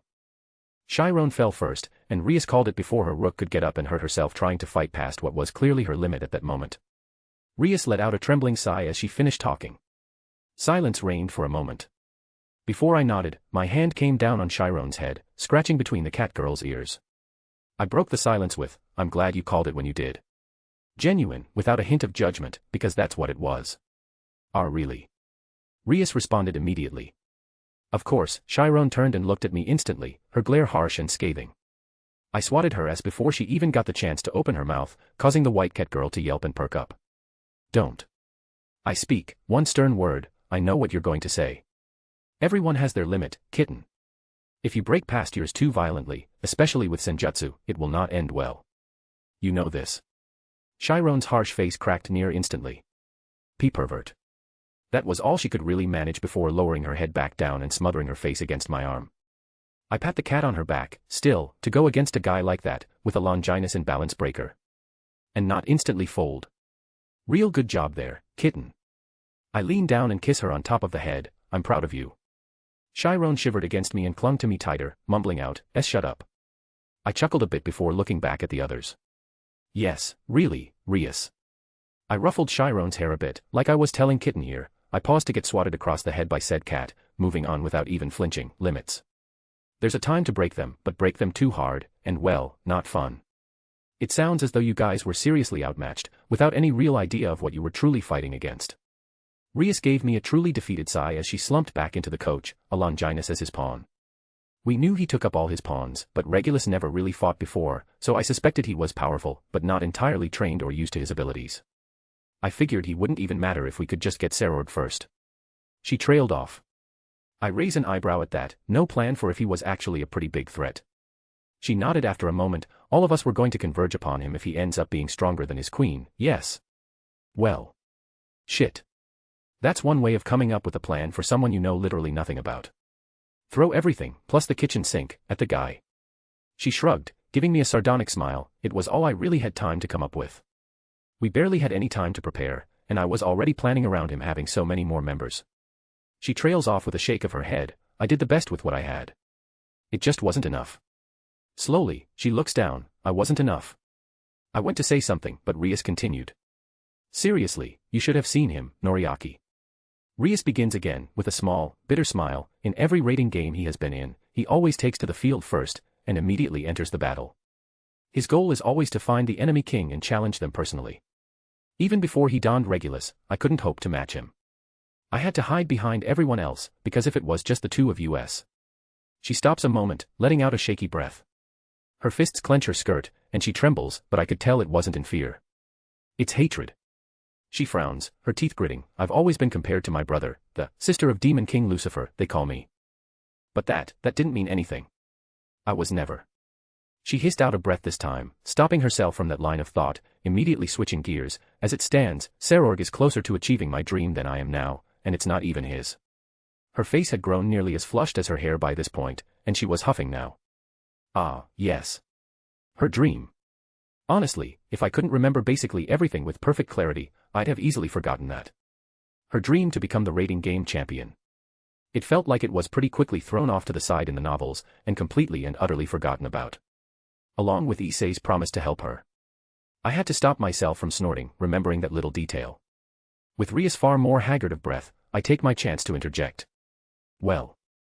I spoke up abruptly. If that's so, what are you going to do about it? I leaned back against the couch, casually, and, how do I factor into any of this? Rias took in a shaky breath, Akino putting her hand on her shoulder to steady her, as she looked straight at me, her gaze eerily steady. Because at the end of the month, we're going to have a rematch with Serorg, and I believe, no, her gaze becomes far more intense, no, we need your help. We aren't ready. I'm not ready. I can't ask my brother for help, and I don't think what we need is a new, different strategy. We need power, and I know you can help us reach for it. My blink couldn't have been slower. I take a slow breath, considering for a moment what I'm hearing. First, a rematch. How in the fuck? Oh, losers bracket, right. That doesn't usually end with a fight against the winner of the top bracket, does it? Ah. Wait, there's devil political fuckery going on, can't forget that. Right, that thought settled. You know, I sigh, this type of thing isn't going to be solved by just training. Rias nods, almost desperately, I know, but, well, you helped Chiron and Akino, so, She slowly winces, as it dawns on her what exactly she's asking, thought you could help them, too. I'm not a therapist, Rias. I naturally answered, to which she huffed. If therapy worked for them, all that money my parents threw at their programs back in the day would have been worth it, she bit back, that's not what I'm asking for, Noriaki. Well. Damn, first things first. Her parents. Trying to get her clearly traumatized peerage, who were also mostly children, help. What kind of alternate universe have I ended up in? Second, well, if I'm not going to be a therapist, what else could I do? I logically fire back. At last, Akino chimes in, just do what you did with me. Robotically, my gaze turns to her, I'm sorry, what now? She giggles, dryly, you heard me. Gasper and Yudo, they need wake-up calls at this point. Not therapists. My eyebrow rose steadily, so, slap them, and tell them what's up. In response, Akino's eyebrows wiggled back at me, well, maybe save the slapping for me dash. No. I shot her down once again, this time completely cutting her off. Akino huffed and pouted, her arms going under her chest and pushing it up. As if that'd do anything to me. Rias suddenly stood up, if that'll work, fine. She gritted out, strained, I don't know what to do anymore, and we're running out of time, so, she bows, please, help us. Fuck, man. I'm not heartless, as much as I want to say none of this is business, I'd be kicking myself for the rest of my natural lifespan if I said no. Huh. The more things change, the more they stay the same, huh? I glanced down at Chiron, who was looking up at me, just a bit. Rias held her bow perfectly, steadily. Right up until I leaned forward and spoke once again, all right. She perked up. But first, I continued, a small smirk growing across my face, let's talk business, yeah. Heartless, I may not be, but I still don't want to deal with all this drama for free, you know. Rias let out a relieved groan, Akino giggled as usual, and Chiron huffed against my chest. And at last, the air started feeling just a tad lighter. Chapter 134, Chapter. How does one walk your pet vampire out in the middle of the day? That's a trick question, see, you don't. Instead, you carry him around in a cardboard box over your shoulder. No, the looks of other people as you do this don't matter. They especially don't matter when the box occasionally shrieks, cries out, almost falls out, or complains when someone looks at it. Honestly, I'm kind of shocked Gasper is even looking out through the ice-sized holes I punched in the sides right now. Those were for later, admittedly, not this. F.U.E., everything in here, so cute. Gasper partly whines, partly gasps in awe. All around us. Outfits. Mostly, girls' outfits. From originals, like maids and noble ladies, to outright cosplays of anime characters.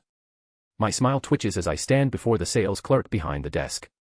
She doesn't even so much as twitch at a voice coming out from the box. I wouldn't dare peek into her mind, considering this is one of the few shops in Kuo that sells costumes for cosplay and such. Who knows what kind of horror she's seen. Thank you for your patronage.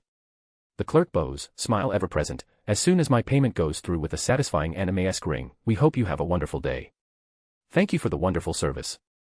I bow, gratefully, matching her angle right back with utmost respect. Rye. Thunk. Gasper slides down and hits the bottom of the box. Once again, not even a flinch from her. I wish I could tip this girl, but that'd be an insult, so the respectful bow will have to do. I rise to my full height, nod, and grab my bags before walking out the door with a pleased grin. As soon as we left through the doors, Gasper let out a sad groan, and then immediately shrieked again, as a pair of girls walked past us and into the store. Phew. They looked at me. He cries, and I could feel him curl up in the box as a result.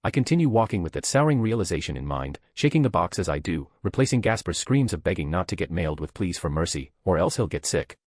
He doesn't receive such until we make it to our destination, the junior high division of Kuo.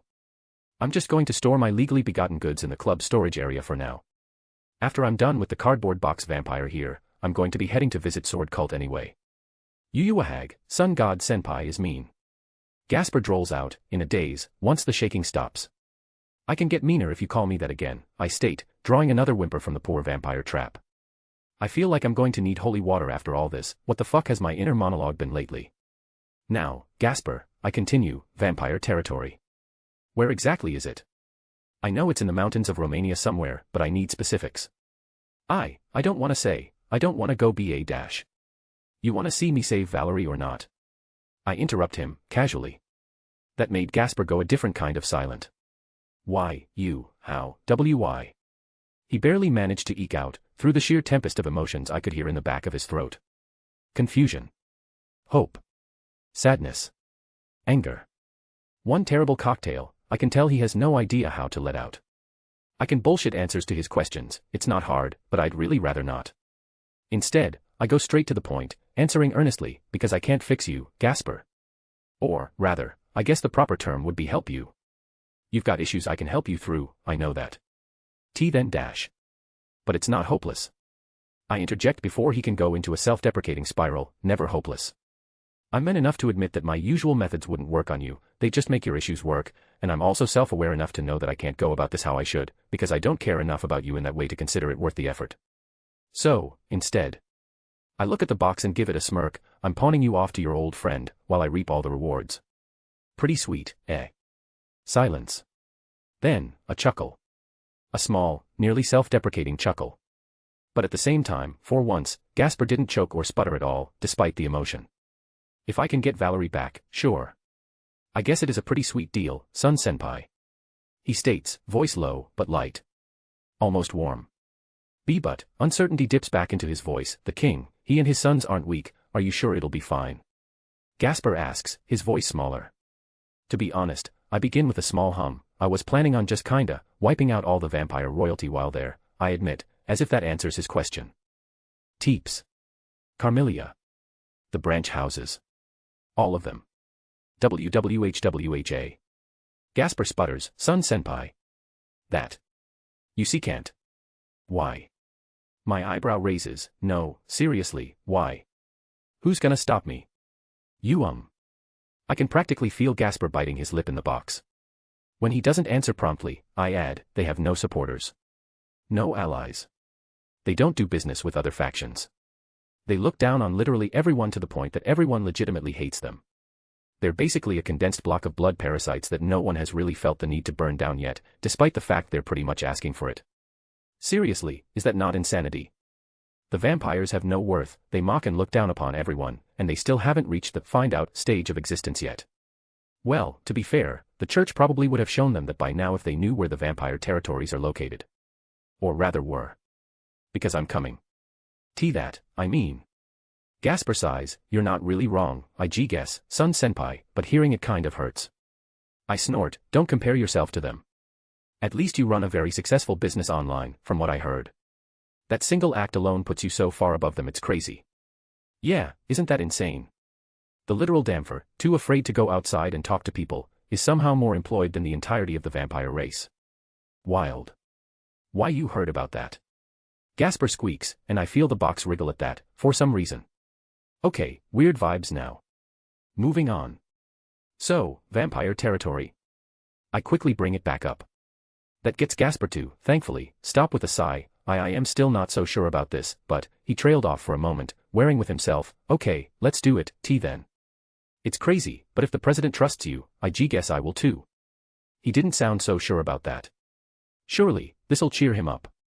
Well, if it makes you feel better, I did beat a primordial god in one-on-one combat. I give him. It took him a minute. Why you did WHAA-. A new son. Romania. Or at least, I think this is Romania. It should have been like going back in time, considering Romania is several hours behind Japan. Instead, all I see are gray clouds, cold, sludgy rain, and chilly winds. Sometimes, there's a little snow if it gets cold enough. Which sucks, because underneath it are surprisingly good-looking rolling hills, idyllic little trees scattered everywhere, with the mountains looming gloriously overhead. It could almost look like a perfect fantasy destination. Instead, it looks like we ended up in an average day in England. Maybe we overshot it. What doesn't help is that I used maps to guide our flight here, but it kept getting pissy because I was apparently going too fast. The fuck did it think I was? A missile. Then I lost service halfway across the waters. Really, it's a wonder I got as far as I did to begin with. Is it over yet? Are we there?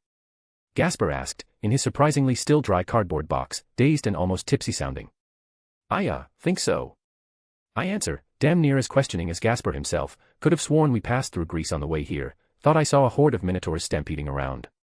Someone really should take care of that, it did not look safe. The top of Gasper's head poked out of the box, and he looked around. When I was with Valerie, we didn't really go out much. Gasper begins to explain, I only learned of the exact location of where we were from the president, after the fact. So. None of this rings a bell to you, huh? I get to the point of what he's trying to say. Sorry. He slides back into the box, slightly. I see him start to shiver as well. Man, what is this box made out of? I wave him off, don't worry about it. Let's do this, then. I form a single sign with my hand. Clouds seem to explode into being around us, several dozens of times over. Where? Gasper cries out, falling completely back into the box. Before us now stands a whole horde of clones. Very weak clones, but that's all right, they aren't meant to fight. Just learn about where we are, and where we possibly can go next. I wave my hand out to them, go, commit, wait, don't commit crimes. Find out where we are. They all salute before letting out a shout, HAI. In moments, they all vanished, having scattered off in random directions. Duplication magic? Gasper asks, his eyes poking out again. You could say that, I smirk in response. I considered trying to find a tree or something to take shelter from some of this rain, but ultimately, it was only mildly annoying. I couldn't feel the cold anyway. Besides, my clones do fast work. And by that, I mean they immediately found several villages, sneakily invaded a bunch of homes, and found maps and phones to figure out where the hell we are. A bunch popped, all at once, causing me to stare off into the distance with a blank look. So we are in Romania. Thing is, Romania is huge, and we're just at the border, having only barely crossed into it. I tilted my head, considering our options, before shrugging and forcibly returning all the clones. With another hand sign, I made a fresh batch. Up high, focus purely on sensing. I pat Gasper's box, anything feels like him, you nab it. If it feels holy, you pop immediately, got it. Hi. They all scatter again, but this time spreading out like a wave, soaring across the sky. Considering the current lack of the sun, I wonder, just how many vampires are running out and about right now. It wouldn't hurt if, say, a few of them got caught and interrogated a few of them thoroughly, no. Yeah, I'm sure they won't be missed. W.O. Gasper quivered, Sun Senpai looks like he's planning something vile. I immediately turned toward him, stop. Saying stuff like that. In that voice. S-O-R-I-I-I-E. A new sun. Marius Teep slammed the heavy wooden door behind him, the crashing echo of wood and metal crashing causing the guards and maids in his immediate vicinity to flinch and hurry about quickly. They know not to be around the Teep's prince when he's like this, by now, they all know why. Again. Marius sees, raking his fingers through his platinum hair as he slams his back into the door, his ruby red eyes looking down, shaking and bloodshot, another. Failure. Again. Ever since he had started researching his repugnant half-breed sister's sacred gear, it's felt like it's all been for nothing. Every test brings no results. It's always the same. That same stupid white liquid from those cups, what's the bloody point? All it does is heal scrapes. It's useless. Surely, the fabled Holy Grail can do more than that, no. So why? Why? Does it feel like he's going nowhere? He's tried everything at this point. But the girl can't make anything else, and it's always the same. Is he missing something? A resource, a knowledge, he lacks. There has to be, right? Right. He sneers, his teeth gritting as anger shakes his arms. This was originally supposed to be covert. This is his project. He wanted to use the half-breed's Longinus to take over the Teeps, make himself king in all but name, essentially, beat the Carmilla, then eventually expand out. With the Grail, he envisioned making vampires the strongest. With himself as their ruler from the shadows. A second Dracula. No, greater than the Dark Father, even. Yet. His father and elder brother found out about his research, but, crucially, not his plans, so instead of putting him to death or something, they decided to humiliate him. They made him chief advisor of sacred gear research. A position within the royal court, all for him.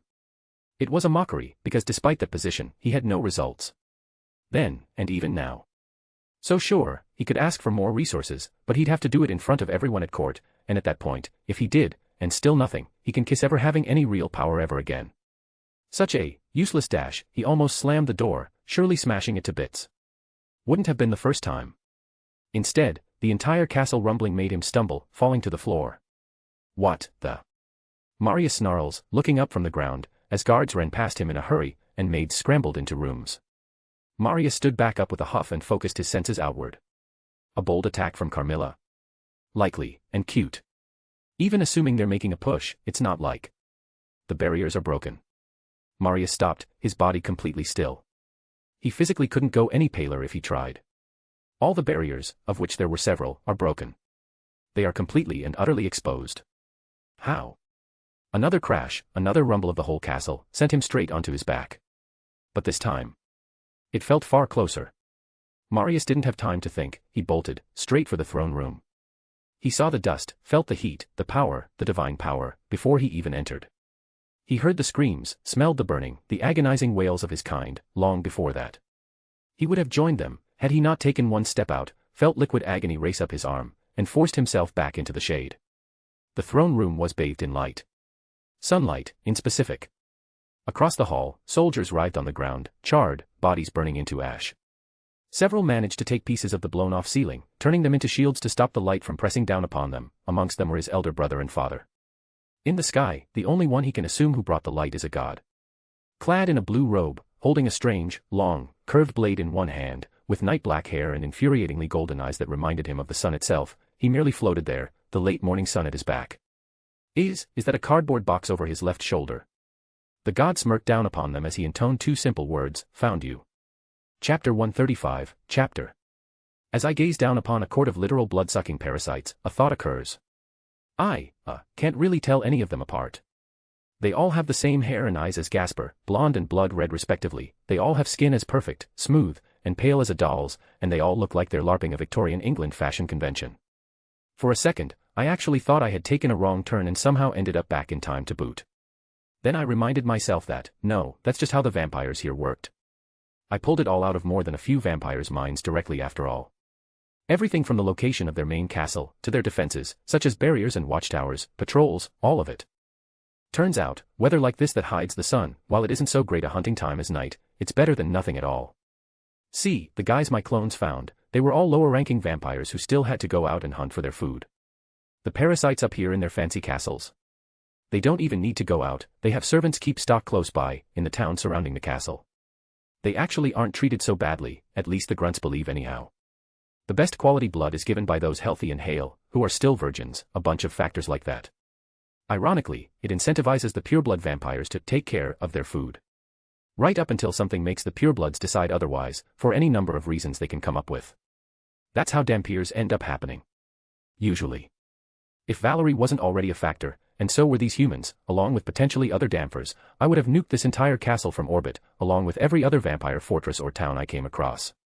Ripping all that out of their heads also resulted in me learning way too much about vampire politics. Which, no, if I start thinking about it now, I'll fall asleep on the spot. And I was going off on a tangent anyway. The point is, I have no idea who the hell is who here. A damper won't burn up in the sunlight, so I don't need to worry about killing any of them, but I think I might have accidentally killed that one guy, the one who was keeping Valerie locked up and researching the Grail.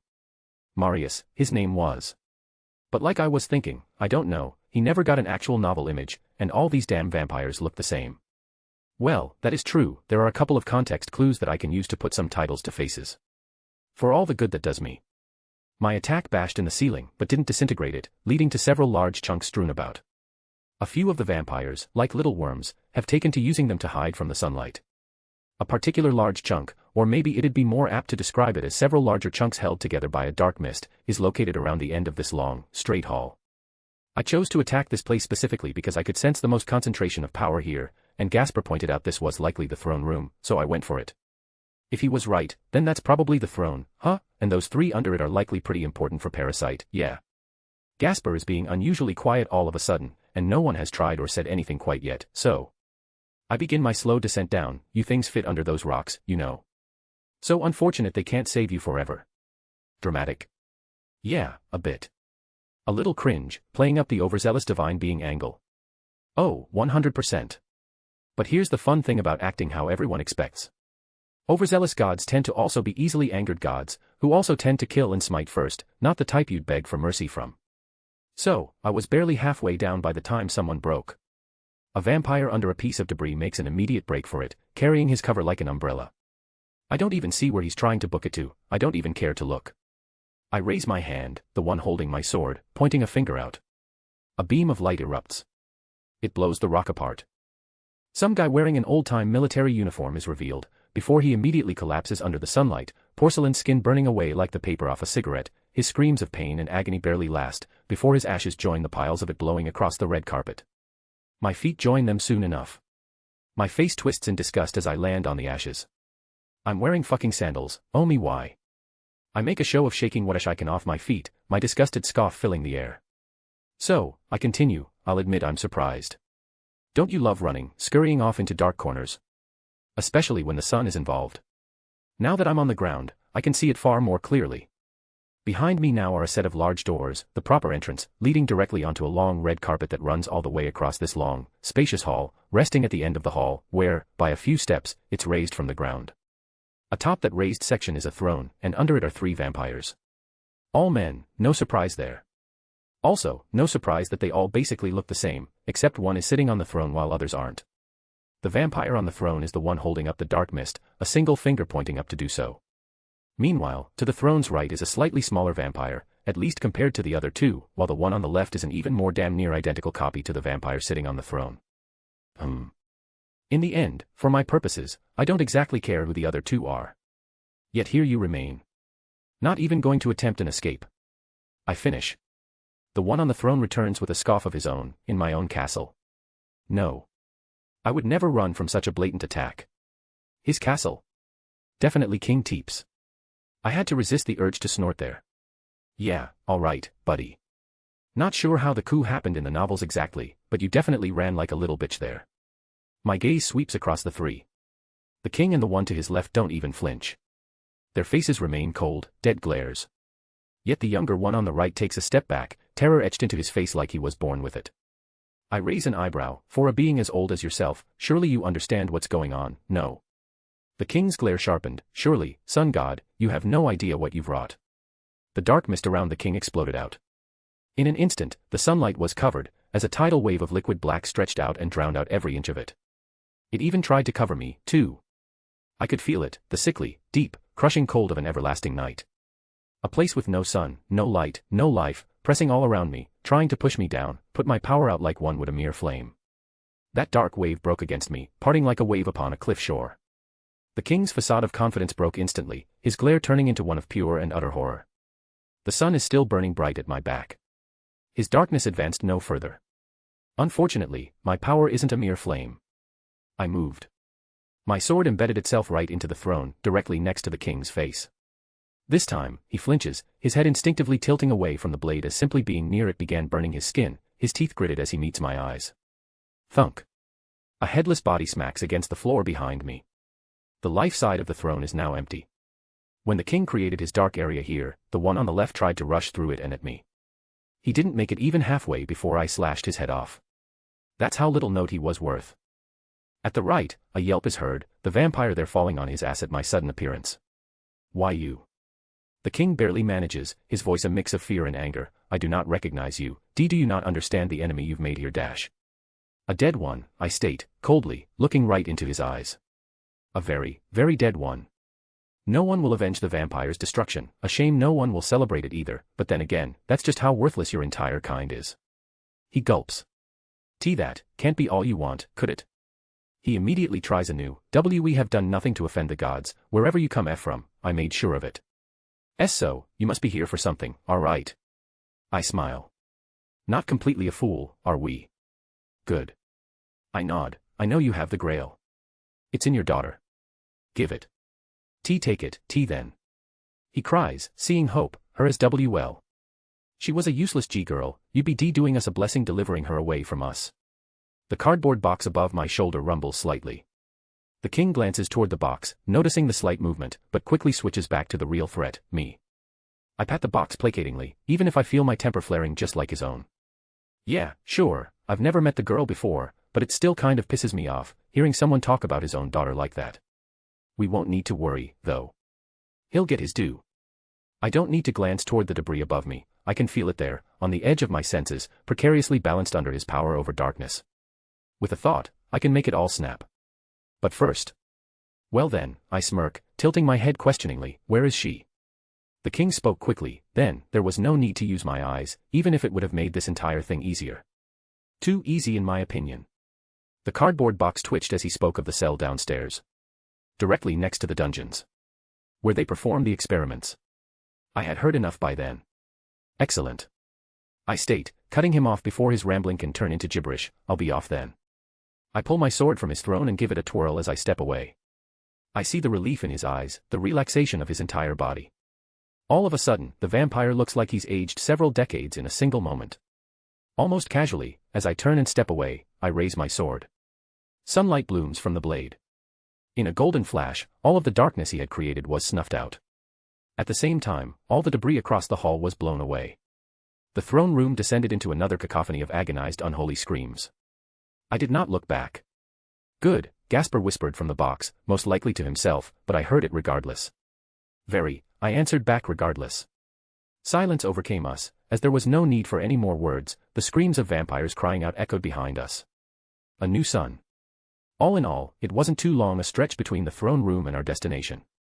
The king wasn't exact with the location, but he was close enough that even without Gasper to guide me, I still probably could have found it. Every time I spot a new hallway or path, I take the liberty of stopping for just a moment to take the ceiling off. By the time I'm done, every inch of this castle is going OT bathed in sunlight, purified of all the filth. Then, once everyone is either dead or out, I'm going to nuke the entire castle. But first, Valerie. We arrive at the door, and I have to say, if this door is really meant to keep someone in, well, it'd do a pretty bad job of it. The thing is made of wood and looks really heavy, but the hinges are fraying at the seams, and the lock is completely busted in, as though someone smashed the door shut several times over, and then kept doing it. You sure this is it? I asked Gasper, a touch hesitant.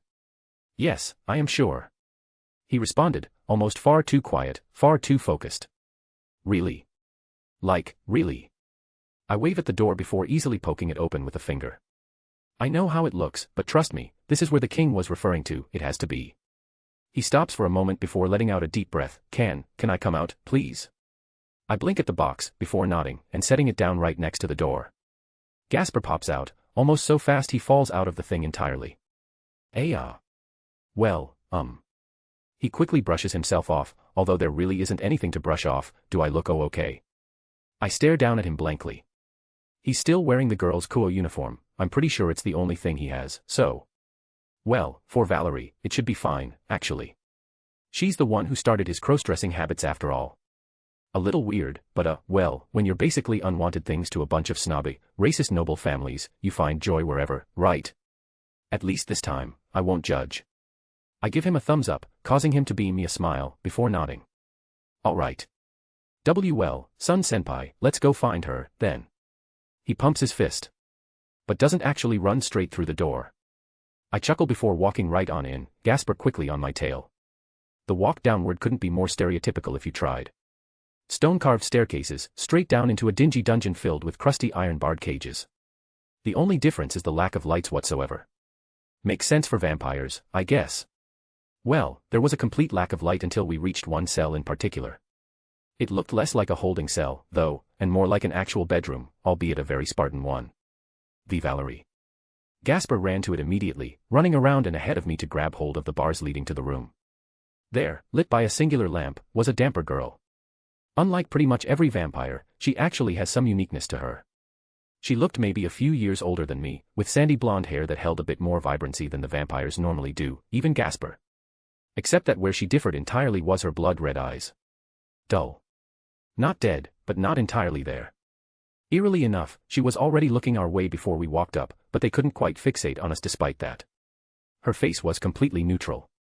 Mouth a stiff line across her face, that didn't even so much as twitch as Gasper called her name. It remained like that even as she started speaking, or, rather, mumbling. Oh. She tilted her head slightly. He told me you'd come here.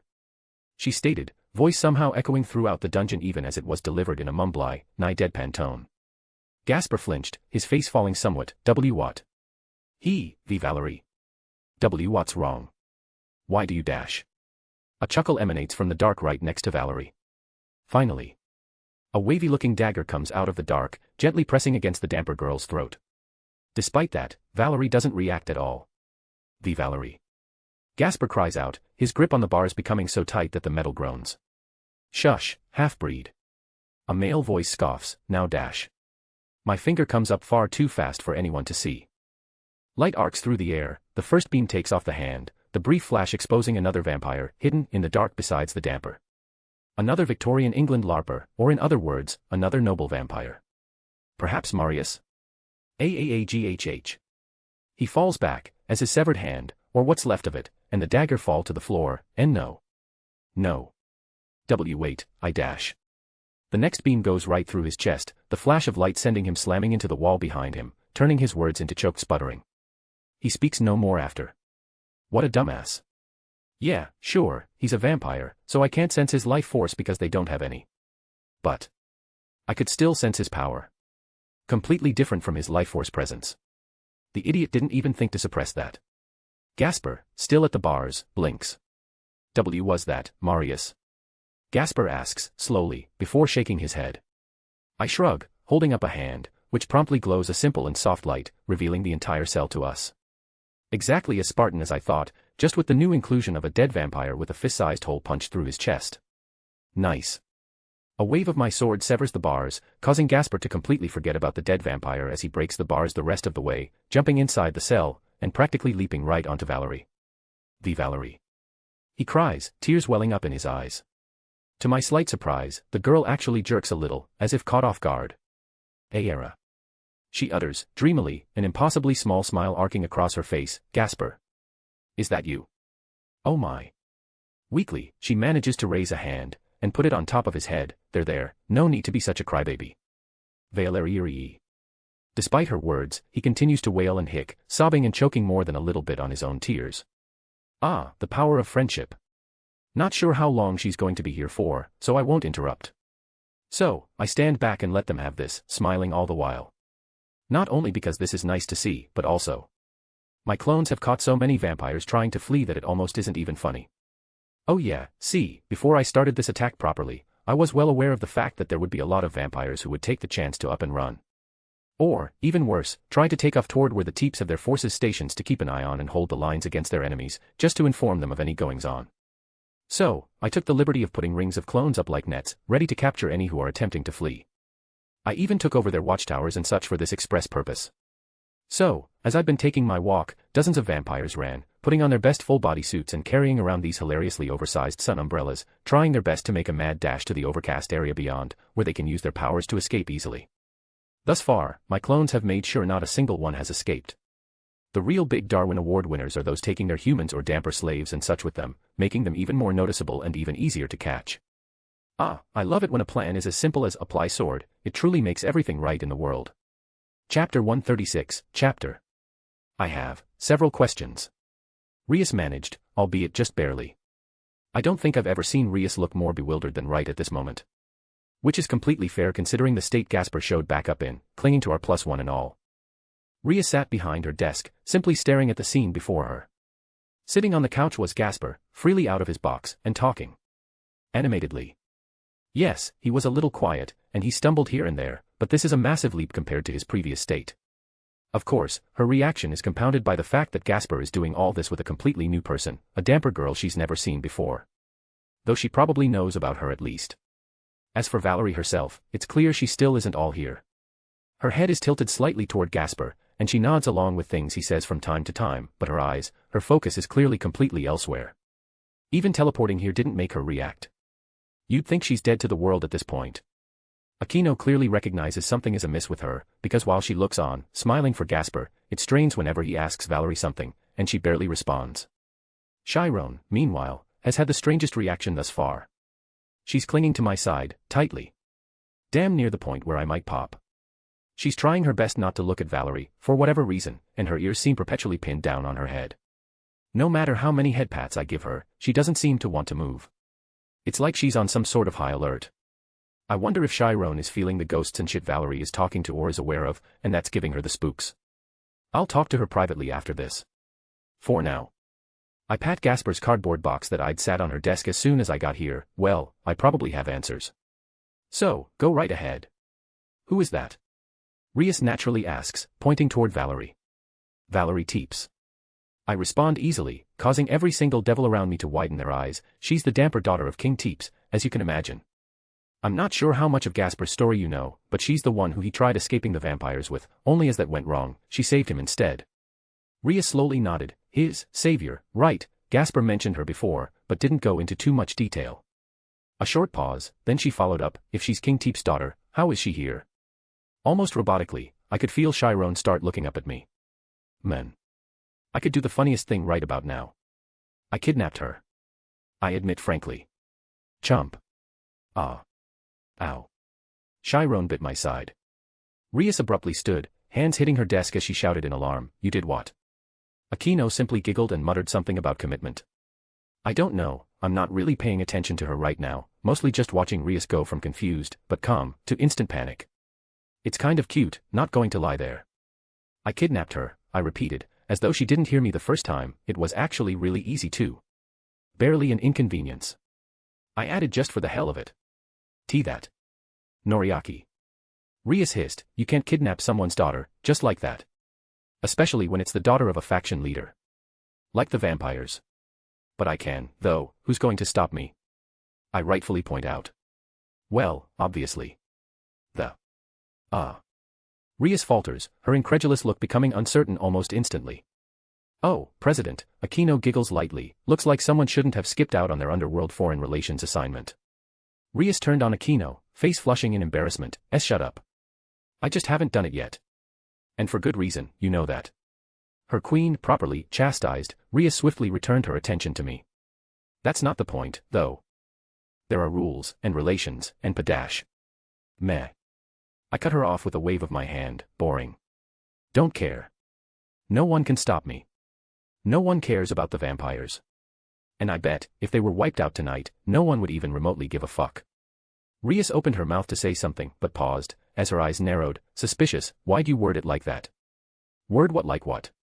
I raise an eyebrow. Tonight. Rias emphasizes, wiped out tonight. Why'd you say that? I shrug. Dunno what you're talking about. Silence reigned, and Rias stared, eyes narrowed at me, like I was a particularly hard homework question that needed filling out. My face never wavered even slightly. Someone had to ruin the fun eventually, though. Idiot senpai. Chiron huffed, if you were going to kill them all, you should have invited me. Those assholes deserve it for what they put Jaya through. Wonder where that nickname for Gasper comes from, the screaming. In the background, Gasper suddenly perks up, turning towards us for once. Chiron. You do a curry-ree. He cries out overdramatically. Painfully slow, Chiron looks back at him. Just her look was enough to make him squeak like a mouse. Don't test me. She grunted out, before adding, I will get the garlic. Eek. Right. Sorry. Chiron huffed and turned back toward the rest of us. Oh, my. Aquino hummed, lips pursed in consideration, but not really reacting. As for Rias, her eyes locked right on me. And when I didn't say anything back to Chiron at all. Noriaki. She began anew, carefully. Yeah. I responded casually.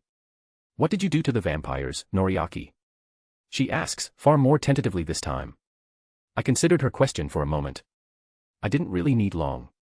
I gave them all a good sunbath. I answered with a smile and a thumbs up to boot. Rias collapsed back into her chair with a groan, muttering something about international incidents. As if those are something she's going to have to deal with. If anyone is going to, it'll be my mom. But at the same time, who the fuck is going to be left to start one, right? No allies to vouch for them. They offered nothing to others besides their parasitic existence. In fact, if I don't get a medal from the pantheons around the Balkans, I'm going to specifically form an international supernatural task force purely to file a complaint with everyone involved and demand a reward. Well, alright, I won't go that far, the vampires aren't even worth that much after all. I might pout a bit. That's it, really. Noriaki. Rias nearly whined, lifting her head, but I held my hand up before she could go on any longer. Don't worry. The other damper, any humans they had, they'll have a better, safer place to go after this. I snorted. I did account for that, you know. I didn't just nuke their castles and such from orbit. Should've. Chiron chimed in with a huff. For now, she would be ignored, however, as Rias still looked a bit unsure. Where, exactly, did you send them? I only had one truthful answer to that question. I dunno. I received 3 blank stares at once for that answer. Truly, a monumental feat, Noriaki. Rias sighed, and I simply held my hands up. Hey, now, I'm telling the truth. I don't know, because I'm a clone, and the original me is still dealing with everything as we speak. I reveal, and for some reason, my smile doesn't get me anything besides more blank looks. Blessedly, the silence that reigns this time doesn't last forever. Rias sighs deeply. Already done with today, we'll save this for later. Moving on, for right now, as much as it pains me to admit. Noriaki, I'm not sure we can really keep her here. Gasper goes completely silent in the background. Right, best to nub this in the butt before I pop from a sonic attack. She has the grail. I abruptly add. Chiron shrinks back, doing the catgirl equivalent of a cat's head going into their neck. Akino's eyes widen to comical proportions before turning and looking straight at Valerie. Rias, meanwhile, slowly blinks. I'm sorry, what? She asks, in complete disbelief. Yeah, I'm not really playing around this time. She's got the Holy Grail, the Longinus Sacred Gear Sephiroth Grawl. I reveal, turning and looking back toward the damper girl, whose arm is currently seized by Gasper, but, as you probably noticed, she's not all the way here at the moment. That's why. She was forced to use the Grail too much, and this is the result. Chiron shivered against my side, and Akino put a hand to her mouth. Rias stood back up. This changes things. Gasper sighs in relief, his grip on her relaxing, but I'll still need to check with my brother to make sure. I couldn't help but roll my eyes at that. Yeah, like it's really going to be a problem. She holds a Longinus. She has no ties to any faction anymore, not like that really mattered in the first place, but it's a bonus. In the end, that won't matter. They'll take her in. I actually weighed the pros and cons of letting them sweep up Valerie, and in the end, decided I didn't care either. Mostly because, well, Valerie is basically useless right now. She's damn near a vegetable as is, trying to make her use the Grail as she is right now may not even be possible. They can't pull out one of the cups without outright killing her or damaging her mind so much she'd basically be dead. In the end, the only one doing anything with the Grail would be a Juka, I think.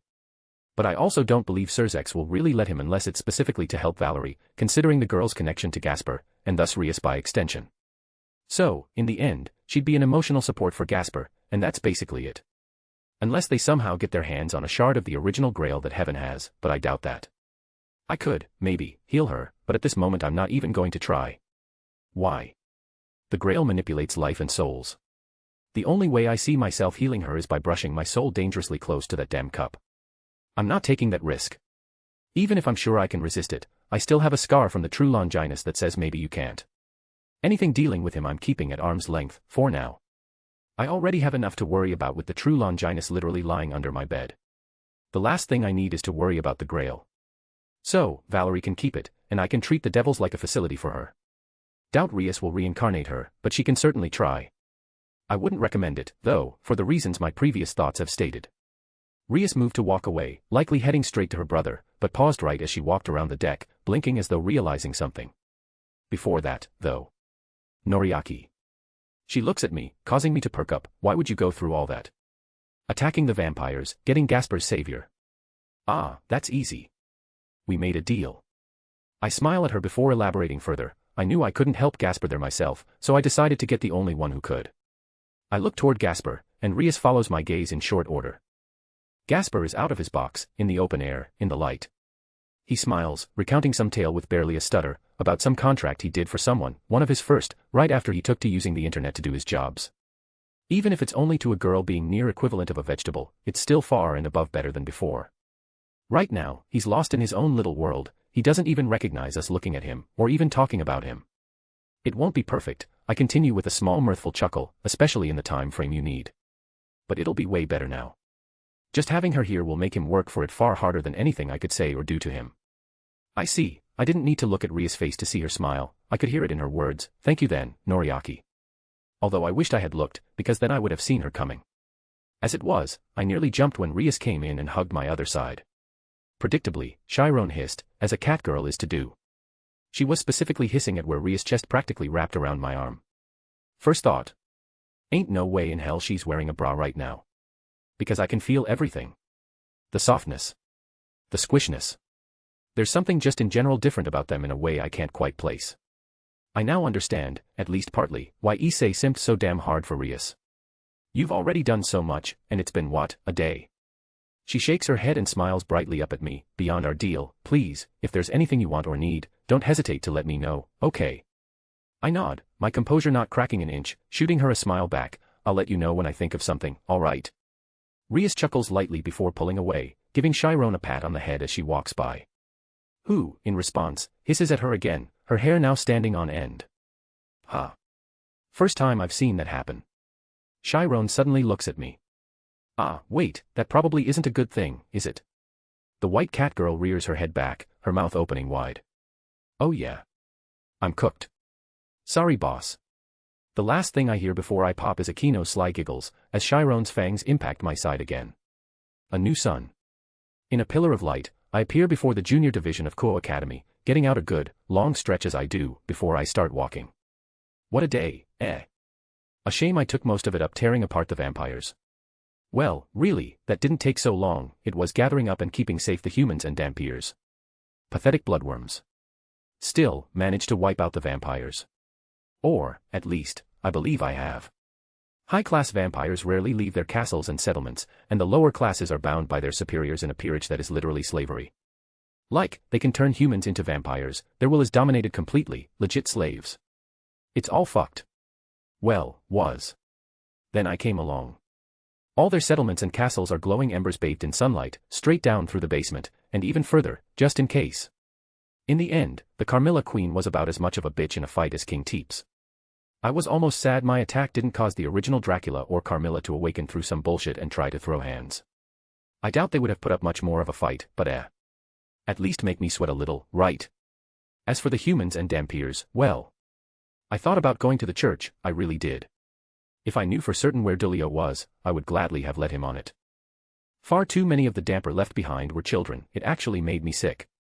Unfortunately, I didn't know where he held up, or if he even had a permanent residence somewhere, and since I didn't trust anyone else in that damn church, I settled for the closest power that I knew a little about. Romania isn't too far from Greece. Mount Olympus was way easier to find than the vampire's hideout, that's for sure. Unfortunately, I didn't get to meet any of the big guys, like Zeus, who I know has chilled since his myths. Or Hestia. That kind of made me sad.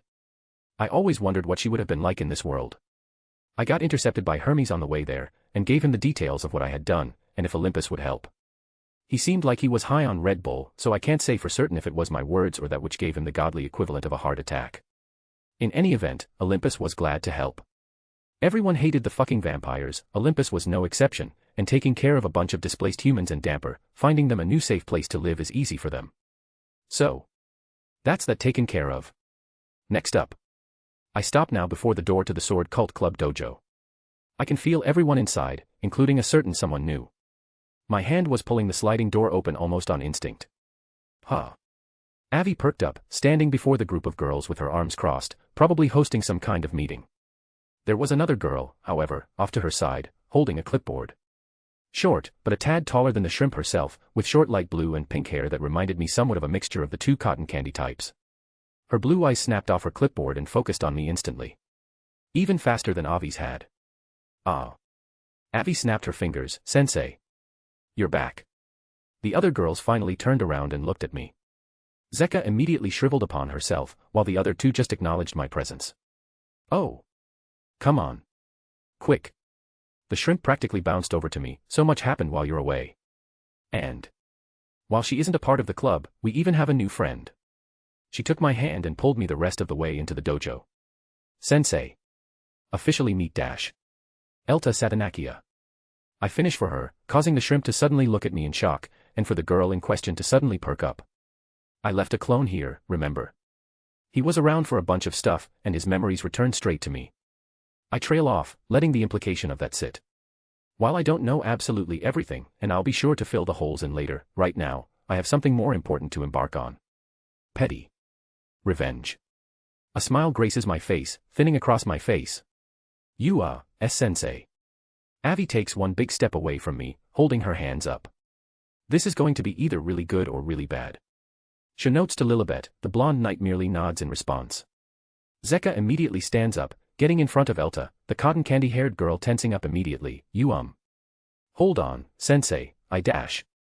Sit. Zeka immediately went down on her knees. HHAI sensei. Yeah. Elta looked at Zeka, shocked. Wait, just like that. I hum. Elta jerked, going ramrod straight, and absolutely still. Why? Because I was suddenly standing right in front of her. That's why. So. I start, tone clipped, what was it that you said again, about me? When you were doing the test for the shrimp there. Every single word I spoke caused the girl to tense more and more. Right. I dramatically recall, something about how a sensei should probably show certain qualities, which I was lacking, no. Elta gulped. Shrimp. I abruptly call out. Why yes. Avi panically replied. Basement. There's some stuff I left down there.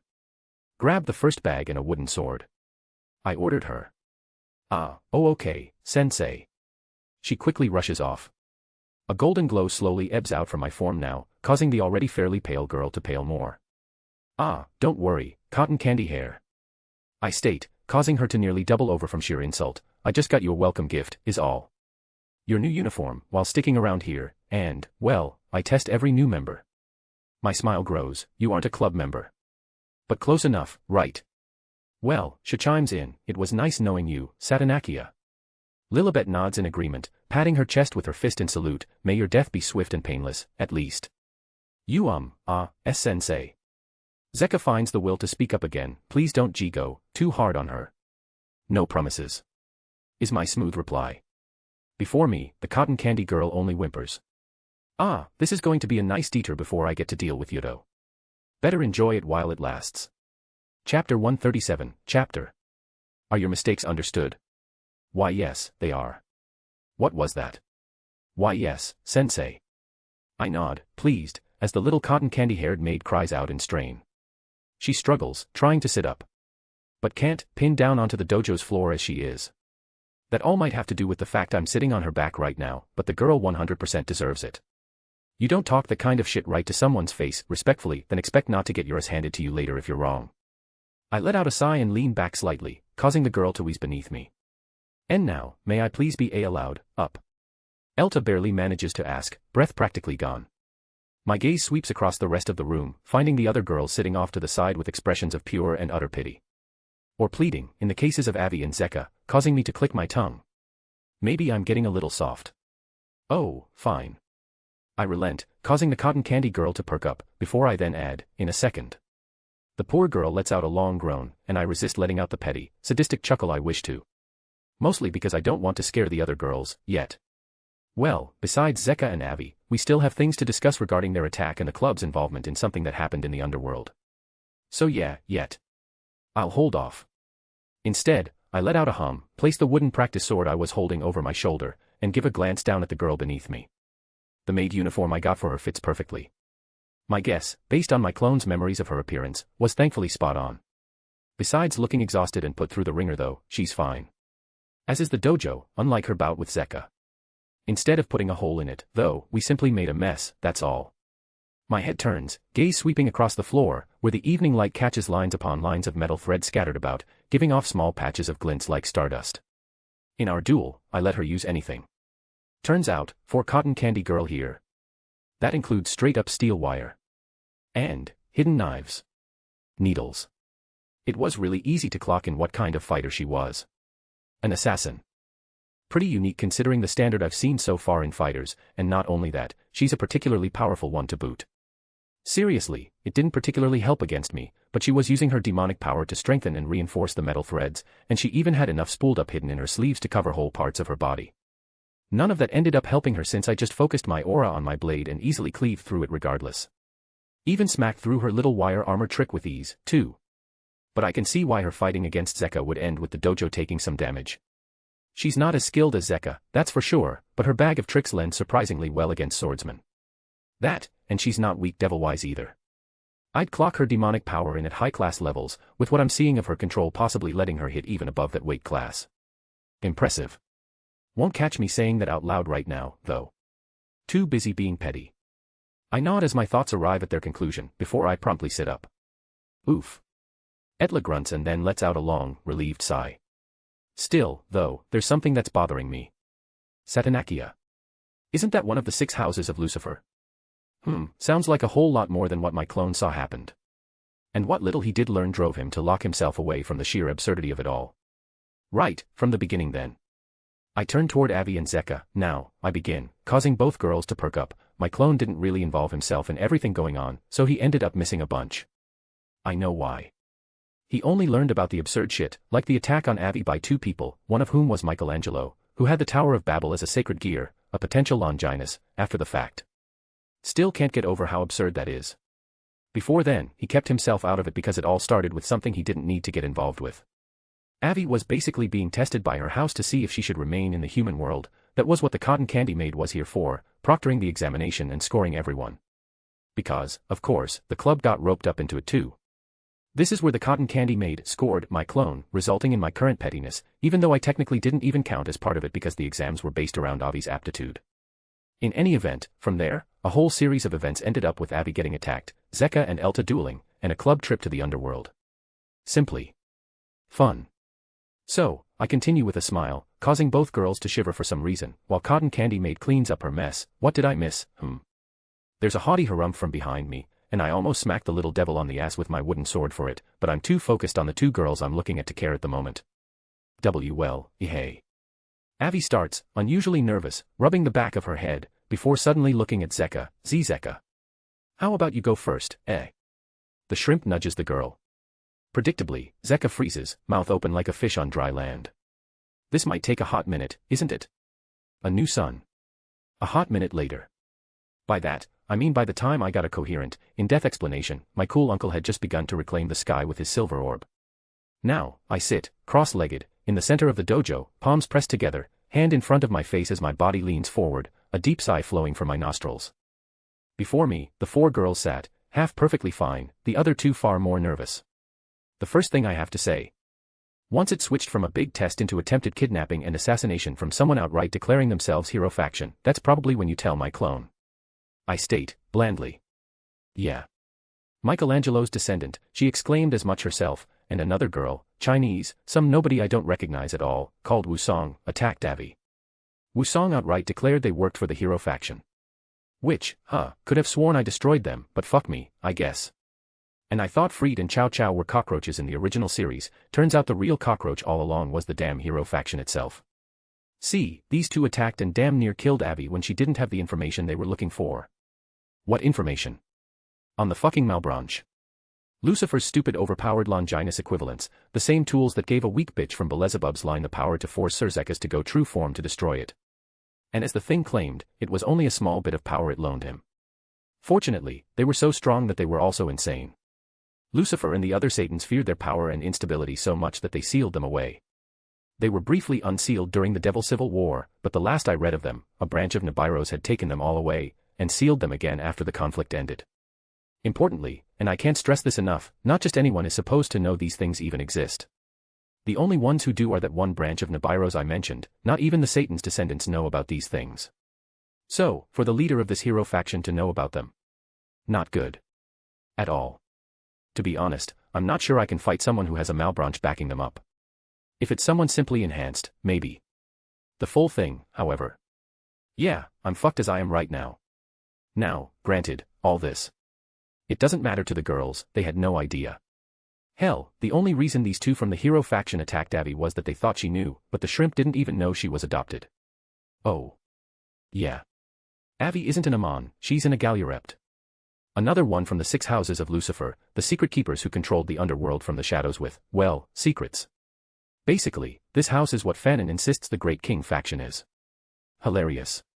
There's a whole bunch of stuff going on with Avi's birth mother and adopted mother during all this, stuff that's already sorted and doesn't need more than a mention, so let me get back to the meat and potatoes. Regardless of Malbranche, Avi did almost get killed, and nobody said anything to my clone. While the big 2 slumped even further, I focused my gaze especially on a particular Voyalkiri, and you didn't tell your master, did you? She froze like a deer caught in headlights. Hey, well. She slowly directed her gaze elsewhere. I don't give her time to think up an excuse, she will be notified now. By me. Whatever she decides to do after that will be on her. She sputters, wait, please. It's Dash. I turn away from her, looking at Lilibet now. The French blonde knight is the one most detached from this. She has nobody else to go to for any of this besides my clone, and everyone booked it to the underworld pretty quickly once Abby recovered. Right, the whole thing in the underworld didn't end up amounting to much.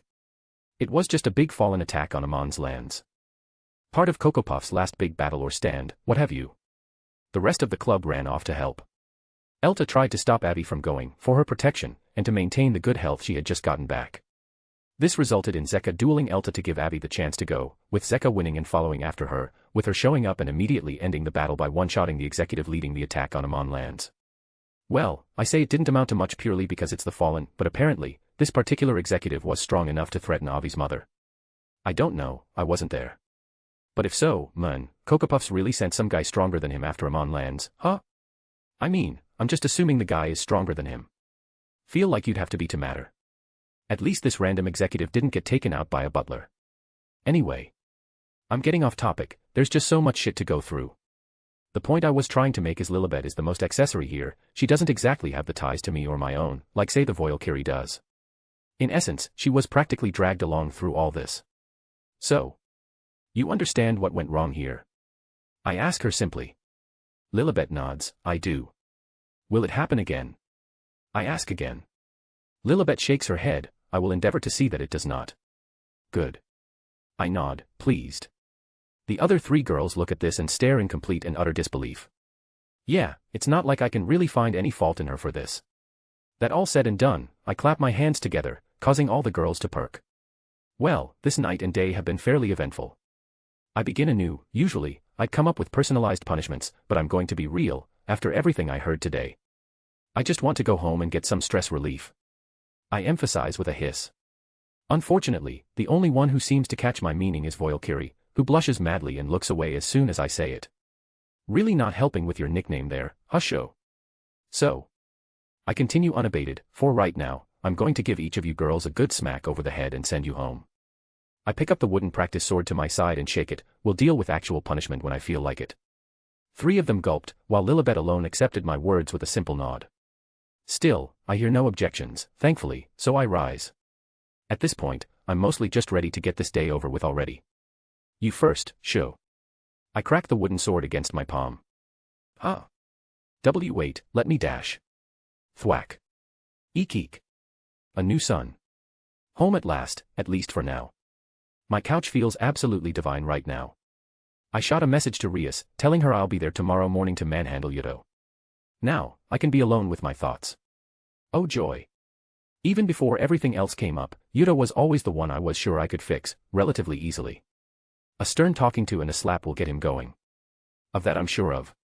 It won't be the same as killing Valpor and reconciling with a bunch of his dead family's souls in a light container, but it's better than remaining a constantly angry bitch, that's for sure. Though. Speaking of, now that I'm thinking about it, where the hell even is Valpor? Did Cocoa Puff have him as some sort of armorer during his little war? Or did the church get his ass even before then here? I never really considered any of that. Having Valpor would certainly make fixing Yuto way easier, but I doubt he's within reach of me by now. Or even alive for that matter. I can send some clones to check out the abandoned areas around Kuo, but I doubt I'll find anything. Still, it wouldn't hurt to at least look. Who knows, maybe I'll even find this great emperor who took over the hero faction. Or has their own hero faction, independent of Cao Cao. Whatever. Either way. I slump, a frown crossing my face. Yeah, fat chance of that happening. This other hero faction is quickly becoming a bigger and bigger issue than I once assumed. It isn't a matter of power, really. I doubt this great emperor could be any stronger than Cao Cao. The difference is that Cao Cao was an absolute idiot. A clown fumbling around with the world's strongest Longinus. This great emperor, whoever they are, doesn't strike me as stupid. They have a goal, and they seem to be pursuing it, whatever it is. See, I'm not sure this new hero faction's main goal is the Malbranche. Mayhaps more like a side thing. The way Zeka described them talking about the weapons, like they weren't sure about them existing, makes me think the Malbranche are a side project, almost. A collector's item. Which, if so, might even be more horrifying than the Malebranche just being their goal. Mostly because I can't see a world where someone knows about the Malebranche, but somehow doesn't know about their power, either. Their power is the very reason they were sealed away after all. If you were after the Malebranche, it'd most certainly be for their power. If they could control the Malebranche, I doubt anyone besides people like Shiva would be able to stand up to them. They could get whatever else they wanted as a result. Yet, so far as it's been described to me, their pursuit of the Malebranche has been somewhat half-baked. Believing Abby, a devil of all people, right off the bat, off intuition, instead of capturing her just to make sure, killing her instead. I'm not sure entirely, but it doesn't feel like they were committed to this course of action. Which is why I don't think the Malebranche is their big goal. But then, if not the Malebranche, what else could be? I resist the urge to slide further into my couch and groan. I know infuriating little about any of this, and have no idea where to even start investigating this. Logic holds that eventually, these people, this hero faction, and its great emperor will come out by themselves, likely to enact some plan. But not knowing what the plan is will start driving me nuts. Especially considering everything about the Malebranche. In a sense, it's exciting, not knowing what'll come next. On the other hand, with what little I do know and can speculate on, it doesn't give me much hope that whatever is coming will be particularly fun. Well, here's an idea I floated in my head off and on before. If this hero faction has any connections at all to Chow Chow's hero faction, that means they also have connections to the Cows Brigade. To be honest, these guys are pretty forgettable right now because they haven't done anything as of late. With Chow Chow's hero faction gone, there's really no one to stir up trouble across the mythologies, besides maybe the old Satans. Unless they got involved in the war with the Fallen against the new Satans, and got themselves killed. Wouldn't shock me, they're idiots. But let's say they haven't, if I can find them, I can use them to discover where the rest of the Cows Brigade, and thus hero faction, might be hiding out, or what they may be up to. Of course, that plan hinges on the idiots being told anything, and more importantly, being alive. Maybe a better move might be finding Ophis through them, and bribing her with bananas and friendship and shit to get her to point the way. She was always more of a figurehead than an actual leader. I doubt she'd know anything more than the old Satans. Rise of him isn't in anything right now because he lacks motivation, but I believe Euclid might know something, right? He's the leader of the magician faction within the Cows Brigade. Nilrem, I'm fairly certain they exist at this time. Though getting in contact with Euclid runs the risk of getting Rizavim's attention and getting him off his ass. It could all be for nothing, straight up. Euclid is Rizavim's dog. He won't give me anything unless Rizavim allows it. Then a follow-up question, if it comes down to it, could I defeat Rizavim? At full power?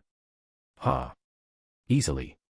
He's the weakest super devil in existence, his special power is worthless against me, and I have a type advantage on him. Twice over. I'm more than confident I could kill him. How easy? That I'd need the fight to decide. That just leaves finding Euclid. After all, to the underworld, he's basically dead. I guess, I could head over to the Norse, ask Val's team about Nilrem, see if they know anything about their whereabouts, then work upwards, tearing what I need from their heads until I get someone high enough rank that actually has talked to them and personally, or knows a way how. Am I actually doing this? I slowly sit up, my finger coming up to tap my chin. Well, that's a plan. Not the greatest, but it is workable. Probably. If it does, it'd lead me straight into conflict with the Cows Brigade and potentially Rizavim directly. Which is exactly the point, because really, both of them need to go. Cows Brigade is obvious as to why, a terrorist organization and all that, meanwhile, Rizavim is a ticking time bomb, not yet motivated to explode. But if he does? Yeah, that's a problem best addressed before it can. Well, shit.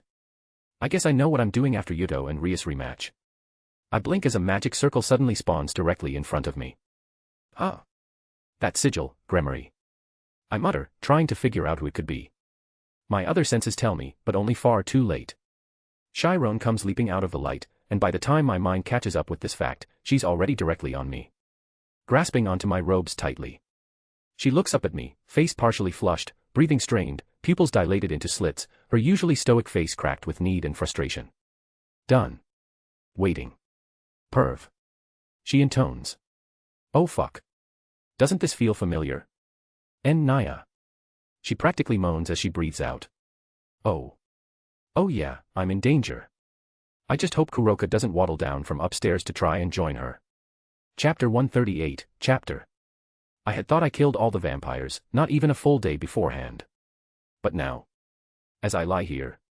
A very satisfied white cat curled into a ball against my side. I realize I missed one. Holy me, my mind blares, as I hold back a dry wheeze, trying not to wake the sleeping cat. I don't think I've ever been more dehydrated in my life. I feel like a mummy. All I'm missing are the wrappings and the History Channel documentary. Ha. Like an undead, I rise from the couch, arm extracted carefully from around the white cat so as not to disturb her rest. She looks so peaceful, harmless, sleeping now. In reality, she's more ravenous than her older sister. If Kuroka was horny, then Chiron is best described as straight hungry. This isn't her usual. I'm fairly certain this is a result of a combination of factors. It being a while, her getting territorial over Rias, and finally, I'm fairly certain she was in heat there. I took care of it. I hope. I don't have stamina issues. I tire the girls out long before any other bodily complications come up. In this case, when I was calling Chiron hungry, or ravenous, I mean that quite literally. The cheeky cat was using senjutsu to recycle my energy and maintain her own stamina. The cat straight up turned the bedroom method against me. That was a first. I still completely outlasted her, though.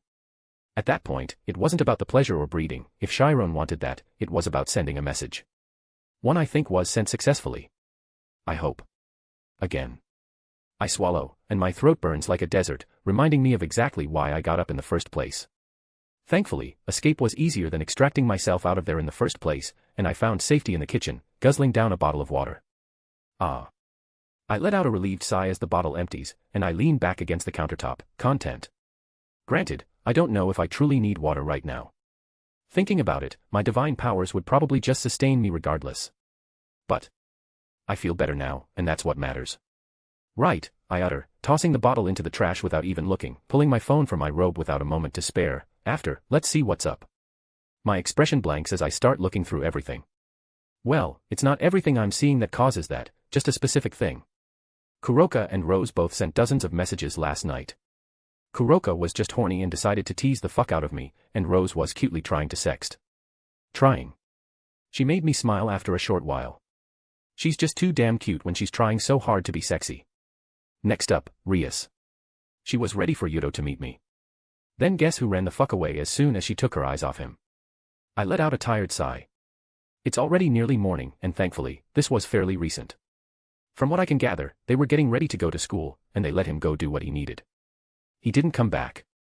Apparently, as a result of his issues after his fight with Jean, he had been doing progressively worse and worse in school, until eventually Rias pulled him entirely to see if that would help calm him down.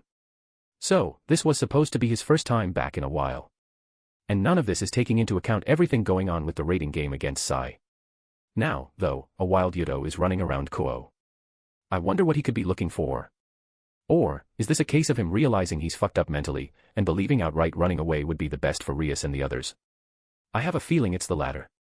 Yuto's issues weren't so all-consuming that rational thought left him entirely. Unlike Akino, he could generally be reasoned with by those who cared for him, or who he cared for. In any event, finding him won't be an issue. The sooner I head out, the easier it will be, and the quicker I can wrap all this up. Granted, Rias made no inclination that she wanted me out searching for him. In fact, she said she has it handled. But, come on, I know how this is going to end up anyway. No real reason to sit around and wait for the shoe to inevitably drop. On a more humorous note, Rias also asked where the hell Chiron went. A grin grew across my face as my head slowly turned toward the living room. Well, I can give her that answer right now, at least, right?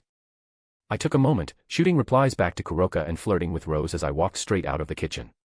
My stride didn't falter as I walked through the living room, my phone held out, snapping a picture of Chiron as I passed her by, and then promptly sending said image straight to Rias. Without a single ounce of context, not a word to go along with it. In fact, I'm pretty sure her looking disheveled to all hell and back using her own robe as a blanket is enough context for anyone. That done, I only start cackling once I'm out the door, the thing shut firmly behind me, my evil laugh echoing as a beam of light took me away from home, and back off to Kuo. I ought to time myself on this one, maybe I can make fixing Yuto a speedrun category. A new sun. Early morning in Kuo town is almost as quiet as the town late at night. With the biggest difference being there's this tension in the air, as though something is getting ready to explode. Or, more accurately, wake up. All that's to say, when someone or something is already up and about, it's really easy to tell, because everything else isn't. That's why I eventually land before an abandoned building, one of many, in the abandoned part of town. This one looks like a warehouse, but that's not exactly why I'm here. It sort of reminded me of the building in the anime, where Yuto and everyone else encountered Cocoa Puffs and Valper for the first time.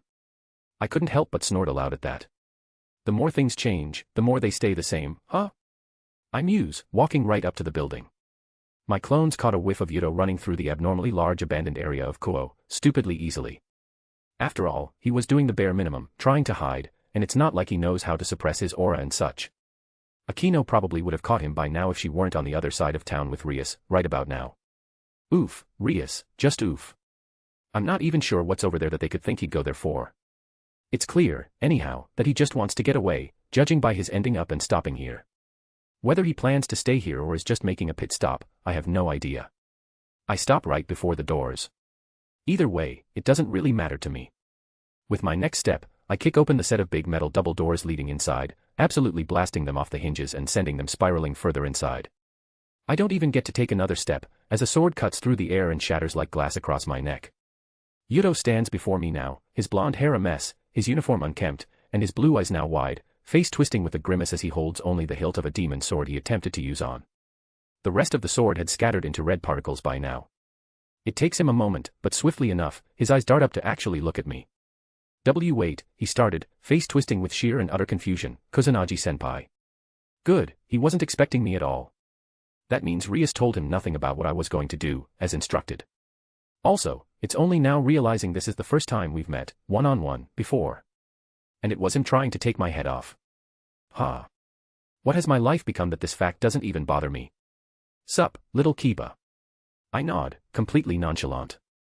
I'm Sorgak. His apology is cut off as my foot meets his chest, all the wind is forced from his lungs, and Yuto's body is sent chasing after the doors like a dog after a ball. He finds them pretty quickly, as his body slamming into the doors creates a metallic bang that thunders throughout the entire warehouse. Now, I take my last few steps inside as I state, unfortunately, you are not forgiven. I crack my knuckles and roll my shoulders a bit, ashamed this, you know. I was going to get to the beating after. But if you're going to be so swing happy, I guess I can move my schedule around to accommodate you. Barely illuminated by dawn's early light cresting in through the warehouse windows, I can see Yuto rise on his hands and knees. He spits out a glob of blood before turning to face me, his entire mouth pressed into a glare. What are you talking about, Kusanagi? He asks, barely audible. I'm talking about the little bitch fit you've been throwing. I point out causally. You know, the one about holy swords. His face instantly hardens as he rises back onto his feet, yet despite the tremble in his body, he manages to hiss out, what would you know? Everything. I respond, and now, as I walk, my steps advance toward him. I know about the Holy Sword Project. About your family. About what Valpur did to them. Every single thing I mention, his face attempts to harden, only to instantly break, like his sword against my neck earlier.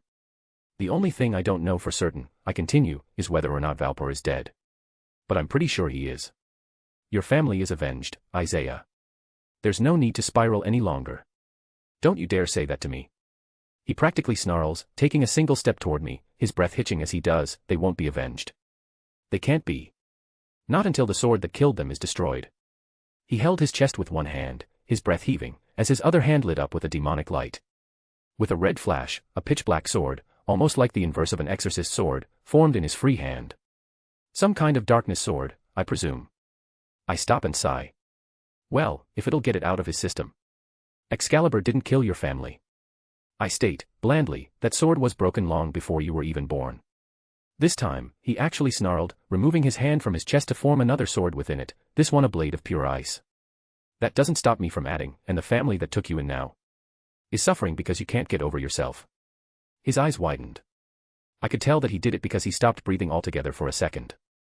The only thing that even tipped me off that he'd charge is the small dilation of his pupils, before he burst straight at me, demonic power flaring wildly around him.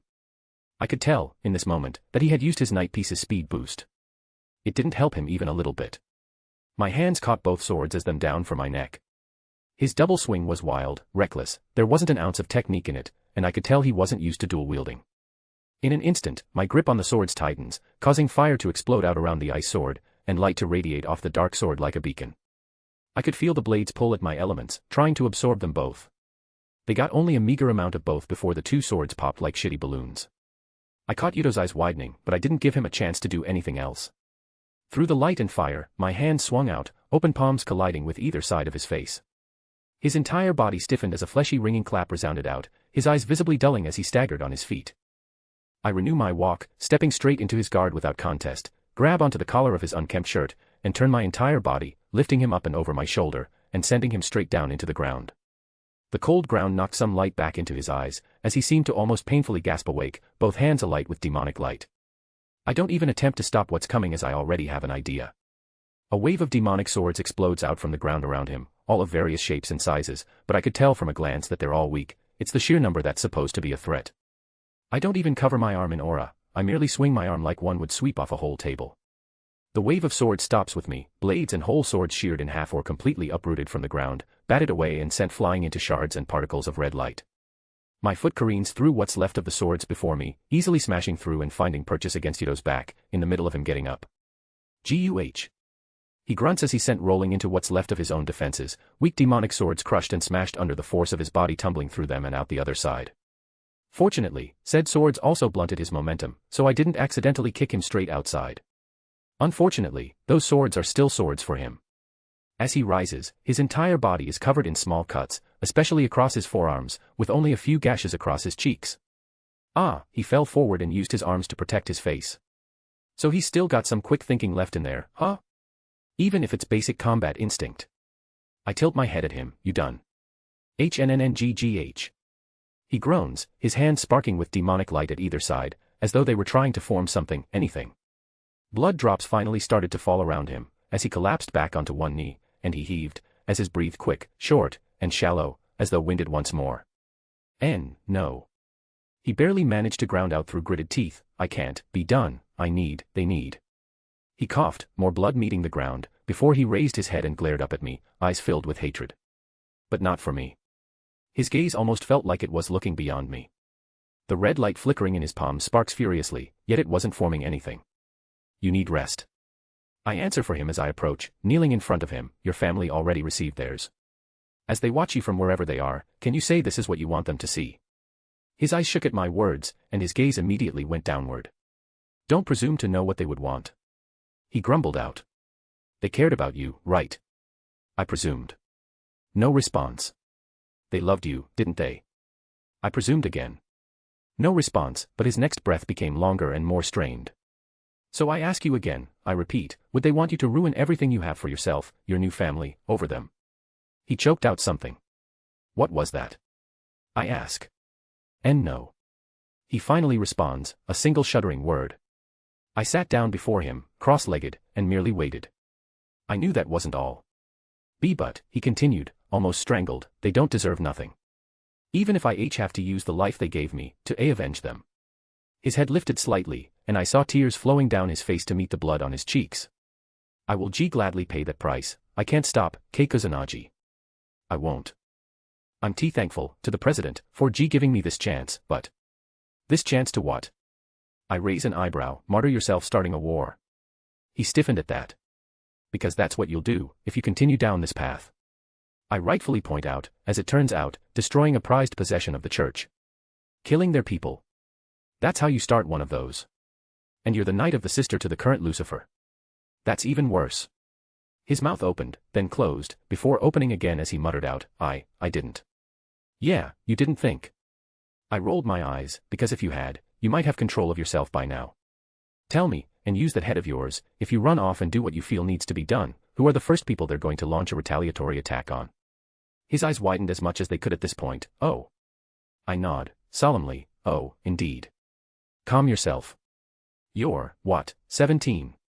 You've got a several thousand-year lifespan ahead of you to honor your old family, and not fuck over your new one. He gave me a pained grimace at that, that's too long to wait, but, V. Valper. He almost snarled the name, he's dead, already. I'm almost certain he is at this point. I answer honestly. For a moment, Yudo stared at me, his eyes searching. I couldn't tell what exactly was running through his head. Then, he abruptly slumped forward. Fine, I guess. He gave a small chuckle, I'll have to take your word for it, Kusanagi-senpai. The lights flickering in his hands suddenly went out, as his body went limp. I caught him by his shoulder to keep him upright. Through my senses, I could feel him, weak and strained, but alive. Mostly. Probably in more than a little pain, however. I let out a sigh. For a second there, I thought he was going to unlock balance breaker and continue running at me. Somehow, I managed to resist the urge to pout that he didn't. Chapter 139, Chapter. Thunk. Noriaki. Ria sighs, looking at my gift placed oh so carefully upon her desk, I thought I said we had it taken care of. At this point, the redhead didn't even sound mad, just tired. Which, when one is dealing with Yudo and his issues. Absolutely fair. You said that, sure. I point out, patting my gift on his still unconscious head, but you also didn't tell me not to, you know. Rias just slumped, seemingly not even having the energy to try and argue, her hand petting Yudo's hair with far more care than mine. Yeah, my gift. A freshly beaten to hell and back Yudo Kiba. I healed him of the worst of his injuries before bringing him in, so there's no need to worry or anything. At this point, it's up to him to just wake up and deal with the consequences of his actions. And the rest of his injuries. I didn't heal him all the way after all, and I want what pain remains to be a reminder. It takes a moment, but Rias, looking down at Yudo, finally asks the question she's dreading to hear the answer to. How'd it go? I click my tongue. About as well as it could have, I answer honestly. I didn't linger on the exact details of our fight, but I explained to her what I told him in between the beatings. Martyring himself. The war he'd start. His old family. All of it. By the end of it all, Rias looked legitimately pained. She gulped, letting out a shaky breath, would probably be even worse than that, thinking about it. Yes, the others and I would be the first target, but so would the Gremory family as a whole, our friends, allies. I can't even imagine the devastation of such an operation. She trails off, eyes growing increasingly unfocused. Feel free to add that on for me when he wakes up, then, yeah. My words snap her out of it, prompting Rias to look at me. Ah, you aren't entirely sure, then? She asks, dread creeping back into her voice. I sigh and reluctantly nod. I think he's starting to get that what he's doing, or was trying to do, isn't good. I begin, and it kind of sucks to admit, but he's somewhat like me in this regard. His emotions are ruling him right now. Emotions and trauma. If I lost my friends as he did. My eyebrow twitches at that, at just the mere mention of the idea. I slaughtered the vampires, sure. I knew I could get away with it. I know I can't do the same to the church. I continue, golden light flickering off my form. I'd still try, even if I had to burn the whole world down to accomplish it. Fuck politics. Logical thought. Reason. I couldn't live with myself, letting them live for something like that. Rias shivered, and I let out a breath, the golden aura simmering down beneath my skin. He's lucky. I go on, he lost his family, but he got a new one, thanks to you. I can tell he loves you guys a lot, so, as corny as it is to say, what he needs now is a reminder that he's loved back, and what he'd be doing to you all if he keeps going down this path. For a second, Rias perks with a blush before giving me a skeptical look, that's it. I huff and shake my head, oh, trust me, it sounds easy, but it's really not. I give Yudo's head a flick, see, his pain is still there. Unless you memory wipe him, or resolve it, all you can do now is push it back down, give him something to love and cherish in the present, rather than hating and despairing the past. That kind of thing. Rias frowns at that, memory wipe is out of the question. How do we resolve it? I shrug, kill the guy who did it, who's already dead, or let him destroy what he believed was the cause of his family's death. Rias immediately slumps again at that, that's. She struggles to find the words, so I answer for her. A problem. Yeah, that's him all right. Rias gave me a frown now, but I merely held up my hand. Oi, don't give me that look. I won't make fun of his pain, but I will tell him and you the truth of it. Thankfully, he's a person, so he can grow from it, but clearly not alone, because he hasn't worked out of it even after you picked him up. Rias sat back into her chair and leaned back with a sad, drained sigh. I know. It takes her a moment to respond, I know, I'm just not sure how to really go about it. Just try as I told you, alright? I sigh back, I basically did the equivalent of smacking the side of a static-filled box TV. Now it's up to you to give it the shake-up it needs to start functioning normally again. Rias, beside herself, can't seem to help but giggle a little at that. I think Yudo is a little more complicated than a box TV, Noriaki. I snort at that, he's a swordsman, I assure you, we all have the brain of a box TV set. Rias tilted her head to the side, a wry smile stretching across her face. That includes you then, doesn't it, Noriaki? My scoff was even louder than my snort, not even that anymore. I cleaved my TV in half. Now it's just a sword up there. Seriously. All my brain juice went to the plan to hide the true Longinus, then dipped straight into the negatives with everything relating to sacred treasures and making them in Takamagara. I craved the simplicity of smacking things with a sword. Rias stood back up and walked around the desk, stopping right in front of me. I know you're joking, Noriaki, but... She puts her finger to my chest. I believe you're too kind not to have a little heart up there, as well. I shook my head at that. If I were kind, I'd be doing this for free. I'd be heartless if I let you do it for free. She fired back, her smile growing cheeky. I smirked right back at her, then I leave the rest of the mushy stuff to you, then, alright. And speaking of, I trail off. Which Rias picks up, crossing her arms under her chest. I already talked to him. They're all busy, you know, what with the fighting's end, and the festivities. But considering who you are, they'll be able to make time. My smile was beaming, only for Rias to start pouting, looking away with a huff. You could have asked for more, you know. I immediately gave her a blank stare. That's not all I asked for, you red-headed brat. Albeit the big meeting is an important one, especially with my new plan to go on and deal with the Cows Brigade as a whole. Oh yeah. That reminds me. I need to buy and hide a whole bunch of bananas. Just in case I run into Ophis. Rias blinked. Brat. She gasped, seemingly both legitimately scandalized and confused. We're the same age. She calls out. I wave her off, literally, with my hand. Yeah, whatever you say, ruin princess. Her pout only grows more intense, as if you have any right to mock me with that. Son prince. My eyes narrow at her, and in turn, so do hers. Ha. This girl. Her queen isn't around. Apparently she got sent back to their place to finish getting their stuff for school. Chiron isn't here, of course. Gasper is with Valerie in his room. I've definitely been around Kuroka too much. And Suzaku. Both of them can be brats, and both of them require correction. So, my first instinct to correct this brat is to bend her over her own desk, but that has several problems, all on its own. And funnily enough, Yudo already occupying said desk isn't one of them.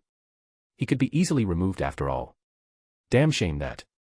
So, instead of doing that, I cross my arms and send her a cheeky smile back, leaning down just a tad so I'm closer and more eye level. Watch yourself, princess. I start, mirthful, be glad I don't suddenly decide to add your hand to our deal. I'd correct that attitude of yours real fast. Rias, almost immediately, sputters. Her eyes go wide, her face starts going the same color as her hair, and she damn near falls back. That dash. She barely gets out a word, as my cackling and light fill the room, taking me away. A new sun. My cackling continues and bursts almost as soon as I get home, as my phone lights up, and Rias fires off several messages in a row. When all she got was emojis, she tried to follow me directly. That had the expected result of her smacking into the barrier set up around the place, and even if she somehow managed to get through them, I'd have stopped her personally. For both our sakes. Chiron is still here, asleep, thankfully. But if Rias were to show up going on about that kind of stuff, well. I can't guarantee the safety of both our jugulars, let's just say. She really should watch it, considering the only reason I teased her about it in the first place is that she was doing some teasing of her own in front of Chiron. Turnabout is fair play and all. In any event, she was sputtering about as hard in text as she would have in person, so most of what she sent was incoherent nonsense. And besides that, when she finally figured out words again, I had realized we sort of forgot to talk about something important and had moved on to that.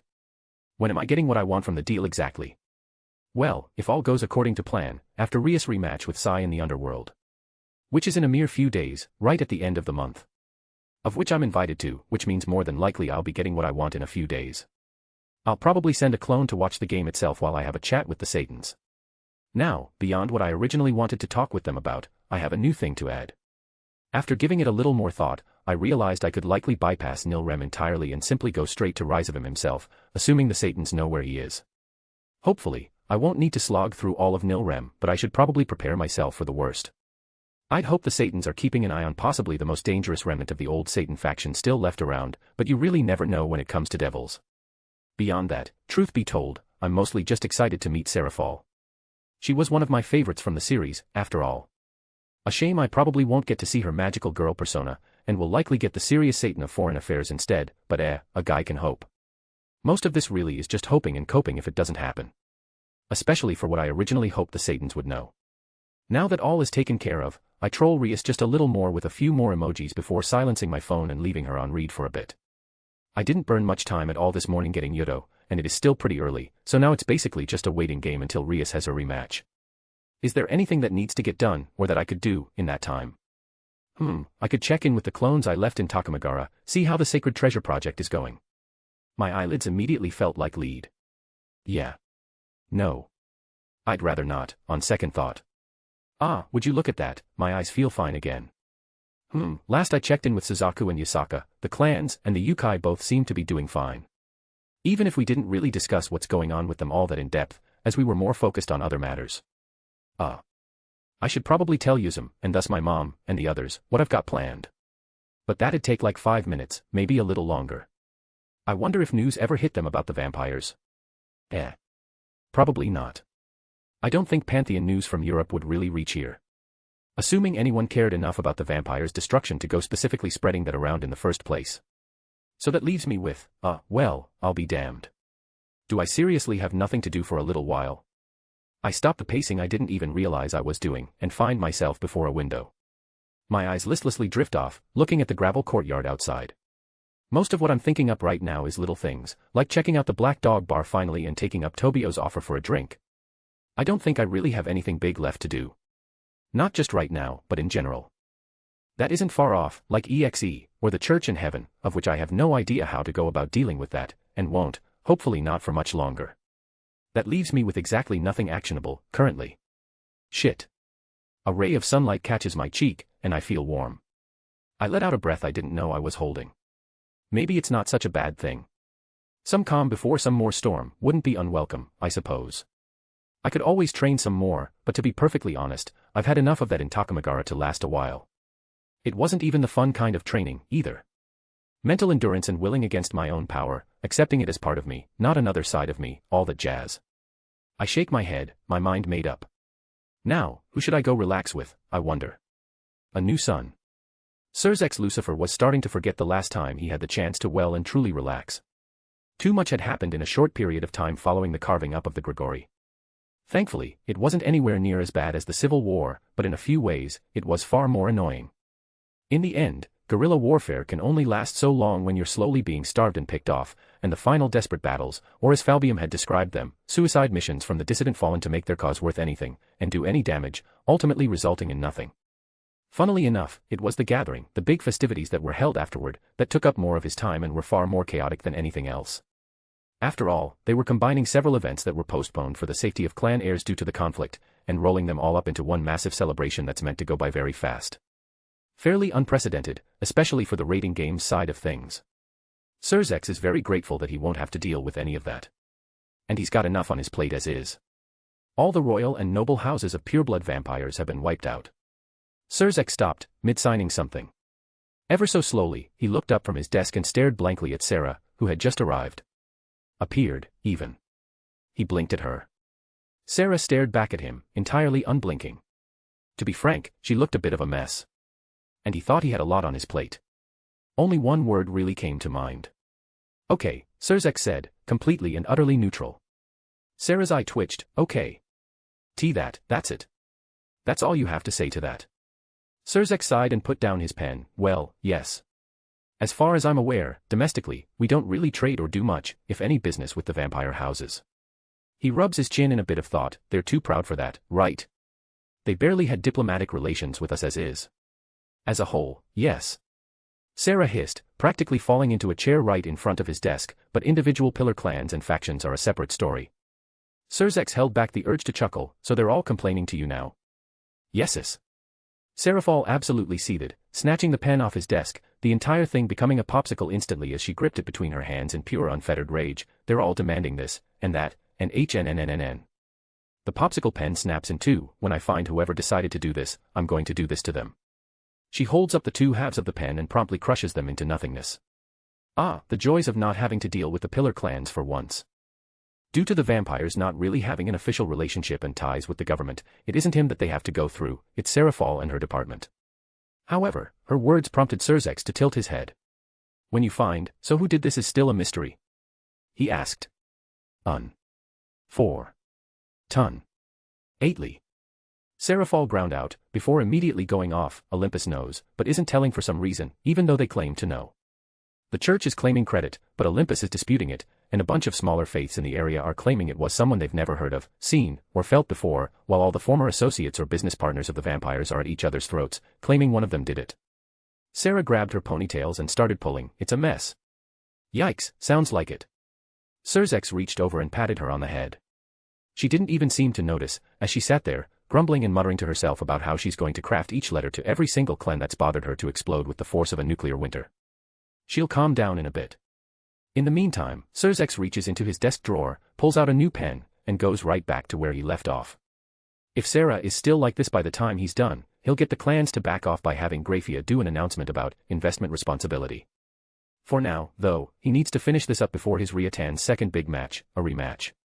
Ah, that, and it looks like he might be meeting someone in person for the first time soon. Considering how important Kusanagi-san is and has become, it's somewhat surprising they haven't met yet. Surzex can't help but wonder then, why now, all of a sudden? Chapter 140, Chapter. It's almost ironic that my first foray into the underworld starts with me clinging to my phone. Not because I want to, but because I need to. As it turns out, filling Takamagara in on what I was planning on doing might not have been the best idea. Especially if my phone's just going to get blown up as a result, constantly. Thankfully, not literally. Yet. Sure, a long while ago, I made a promise not to leave them, though more specifically, my mother, out of anything big I might have planned. Honestly, I don't see how this is all such a big deal. Sure, I'm planning to literally ask the underworld government for the location of a specific devil so I can murder them, while using said devil's little assistant to find out about the rest of the Cows Brigade and such. I've got my stockpile of bananas ready just in case, it'll be. Ha. Nope, fuck you, Murphy. Not getting me this time. Anyway, it's not as though my little meeting with the Satans coming up here is official or anything. It's between me, as a single entity, and them. Nobody else. It's as unofficial as it can be, considering how I got it in the first place. I'm not making any deals for Takamagara, or anything like this. This is all purely for my own ends. Unfortunately, I don't think my mother gets that, considering how much she keeps recommending I stay away from the underworld entirely. To a certain extent, I get it, really. If it came down to a fight, overall, I could kill half the Satans. Surzex and Ajuka are the only outliers here. Surzex, more so than Ajuka, since I don't really use magic, his Kankara formula isn't that big of a threat for me. Though knowing him, he might figure out how to calculate sword swings purely to fuck with me regardless. The point is that with those two, they simply vastly overpower me. They are both well within the top 10 strongest beings in the world. I barely encroach upon their number at the moment. In time, I'll surpass them all, but even then, none of this matters now. I know Surzex, not personally, but who he is as a devil. At heart, he's a pacifist, he won't start a fight. I know that's simplifying him to a great extent, but that's all that needs to be said. What I'm going to ask for, and about, wouldn't make him start a fight either. I'm not sure about Rizavim's status under the current underworld government, but I doubt it'll matter. Whatever the case may be, I'll work my way around it to get what I want. With a sigh, I silence and put away my phone in one smooth motion, as I finally raise my head. First thing I notice immediately. Purple. The whole damn sky is purple. If Takamagara made me feel like I had entered an 8K TV in real life, then the underworld almost immediately made me feel like I was on just another planet entirely. In said purple sky, a glowing orb radiated light. My eye twitched in irritation, naturally, by merely glancing at it. Fake. It's all fake. My senses roared in the back of my mind in sheer unending outrage and offense. I had to forcibly tear my gaze away from the thing in the sky and take a breath to regain my composure. Thankfully, it was an easy thing to do, as I reminded myself how stupid it is to get pissed by a literal fake sun. Now, where the hell had Rhea sent me? Behind me, I sensed a large swath of demonic powers, many devilish existences, all just there, but not one was around me. I turned, looked back, and had my answer instantly. I was standing on a balcony, connected to an absurdly large and fancy old-style gladiatorial arena. Even though I couldn't see the actual arena itself, I could see the circular curvature of the building from my balcony, giving it away immediately. It somewhat reminded me of images I'd see of the Colosseum, in fact. Just larger, fancier, and with space inside for parties and such before getting to the actual stands. Not recalling such a building existing in the light novels. Then again, it's not like such things were really touched on until the big raiding game tournament between all mythological systems, but still. It wouldn't shock me if this place specifically was built to commemorate the winning of the war against Cocoa Puffs and all. Well, whatever the case may be, I have no idea where to go from here. With a sigh, I walk toward the door separating the balcony from the rest of the building, my hand slipping back into my robe as I do. I pull out my ticket here, the little flyer that Rias gave me just last night. It reminded me of those summoning flyers that she and her peerage hand out, but instead of summoning a devil to me, it worked in reverse and sent me here. All I had to do was wish for it, or in other words, desire it really hard. I frown, looking at the postcard-sized flyer with the Gremory circle featured prominently on the front. I could really use some directions right about now. Nothing. The flyer doesn't so much as glitter. I snort, turning the thing around for good measure, even though I know there's nothing on the BA. I stop, dead in my tracks, my eyebrow twitching. There, freshly shimmered into view, seemingly painted using sparkling red gloss, is text that simply reads, "You can figure it out." With a poorly drawn outline of a chibi Rhea sticking her tongue out at me. This cheeky little brat. I throw the card back under my robe and walk straight through the door without a care in the world. As expected of a party of the high class, stepping inside was like stepping into another world entirely. Again. From an alien planet straight into a nearly medieval royal banquet. Everyone was dressed in absurdly complicated era-clashing fancy attire, standing around, drinking out of wine glasses ornate enough to buy a yacht or two if sold. And I just walked in, wearing a robe and sandals. I've been keeping my power on a tight leash this entire time. Obviously, I'm in the underworld, everyone here is a Charizard to my Stone Edge. It would not be pleasant if I started letting out my power around these folks. So it's no wonder they didn't sense me coming, if they even could do that. No, my walking in was enough. I stood out badly. It started as one devil, just glancing due to movement, catching me out of the corner of my eye. He instantly stopped the conversation he was having with a woman and turned his head the full way to stare straight at me, completely flabbergasted. The tidal wave of head turns that followed would be fascinating to watch if I weren't the cause. Heh. Wait. Who am I kidding? I don't care at all. With a half-lidded stare at the horde of devils looking at me like an exotic animal, I cast a cursory glance through my senses.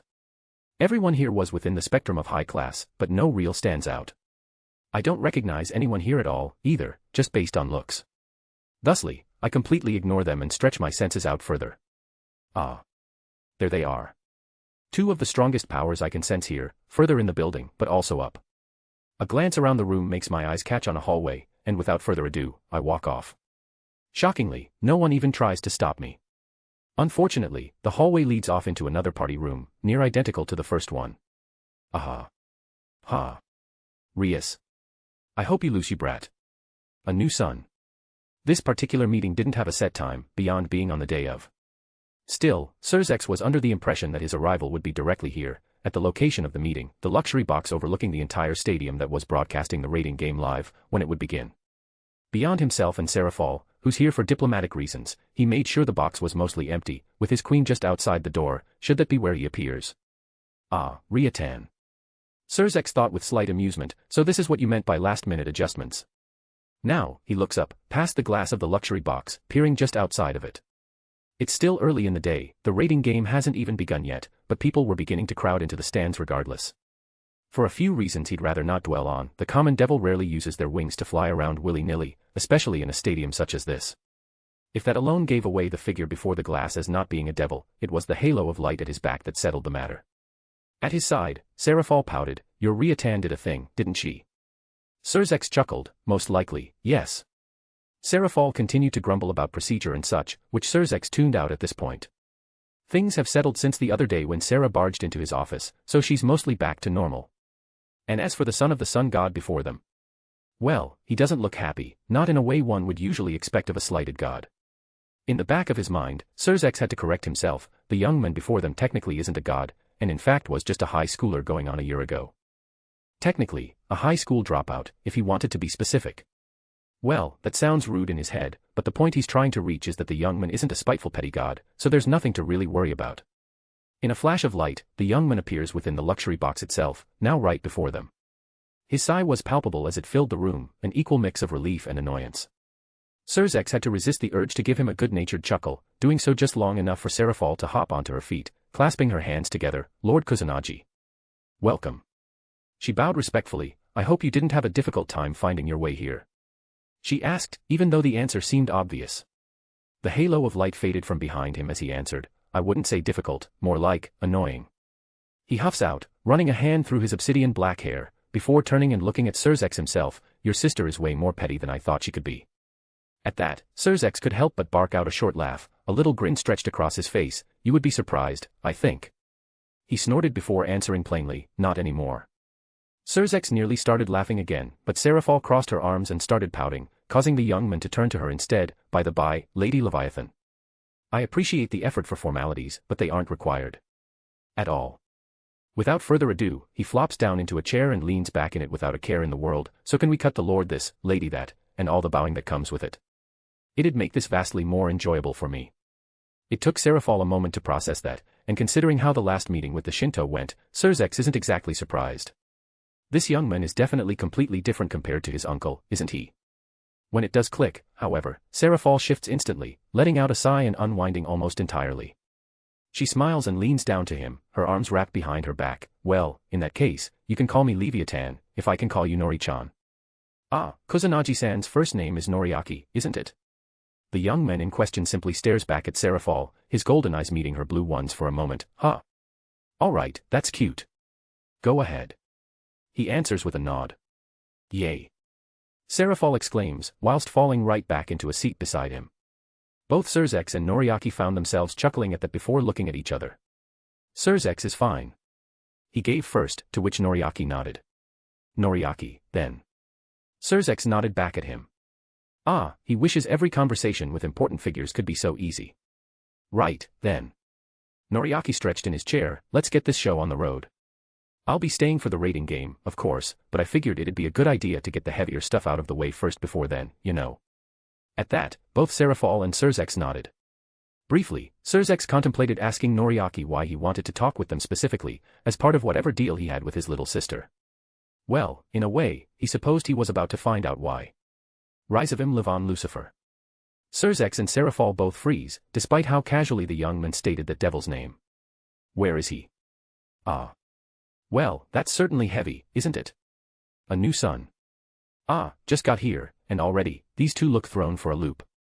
Right, so, first things first. I am very happy Surzex isn't wearing that monstrosity of a cloak with axe blade pauldrons. I don't think I could stop myself from pointing them out. Instead, he's simply wearing a fashionable pure white button-up suit and pants combo, with dark high boots, and a dark blue fluffy tie at his collar. I don't know what else to call it, alright. I'm not fancy enough for that. On the other hand, I'm pretty damn depressed, because Serafall isn't wearing her sexy magical girl uniform, and also went for something far more formal. A long-sleeved dark green dress shirt, with a long dark skirt and cute little dark boots, with a pink, fluffy tie at her collar.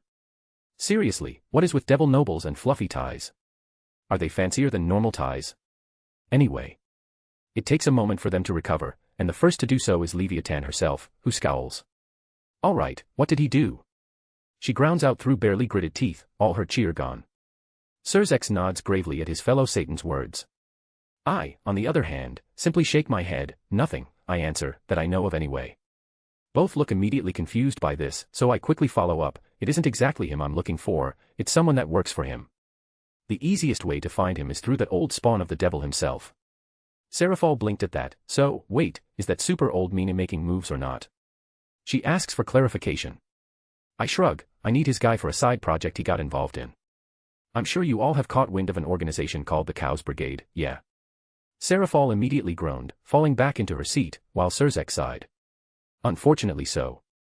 He stated, rubbing his head as though a headache was coming on, beyond their name, we know little else. We believe they somewhat supported Kokobeel's rebellion, but beyond that. He trailed off. I'm not going to lie, I almost flinched hearing Kokopuff's true name again. It's been so long, it actually almost caught me off guard. Well, I lean forward, I'm willing to give what I know, if you'll tell me what I need to know. Sound good? Serafall huffed, if only we knew where that guy is holding himself up.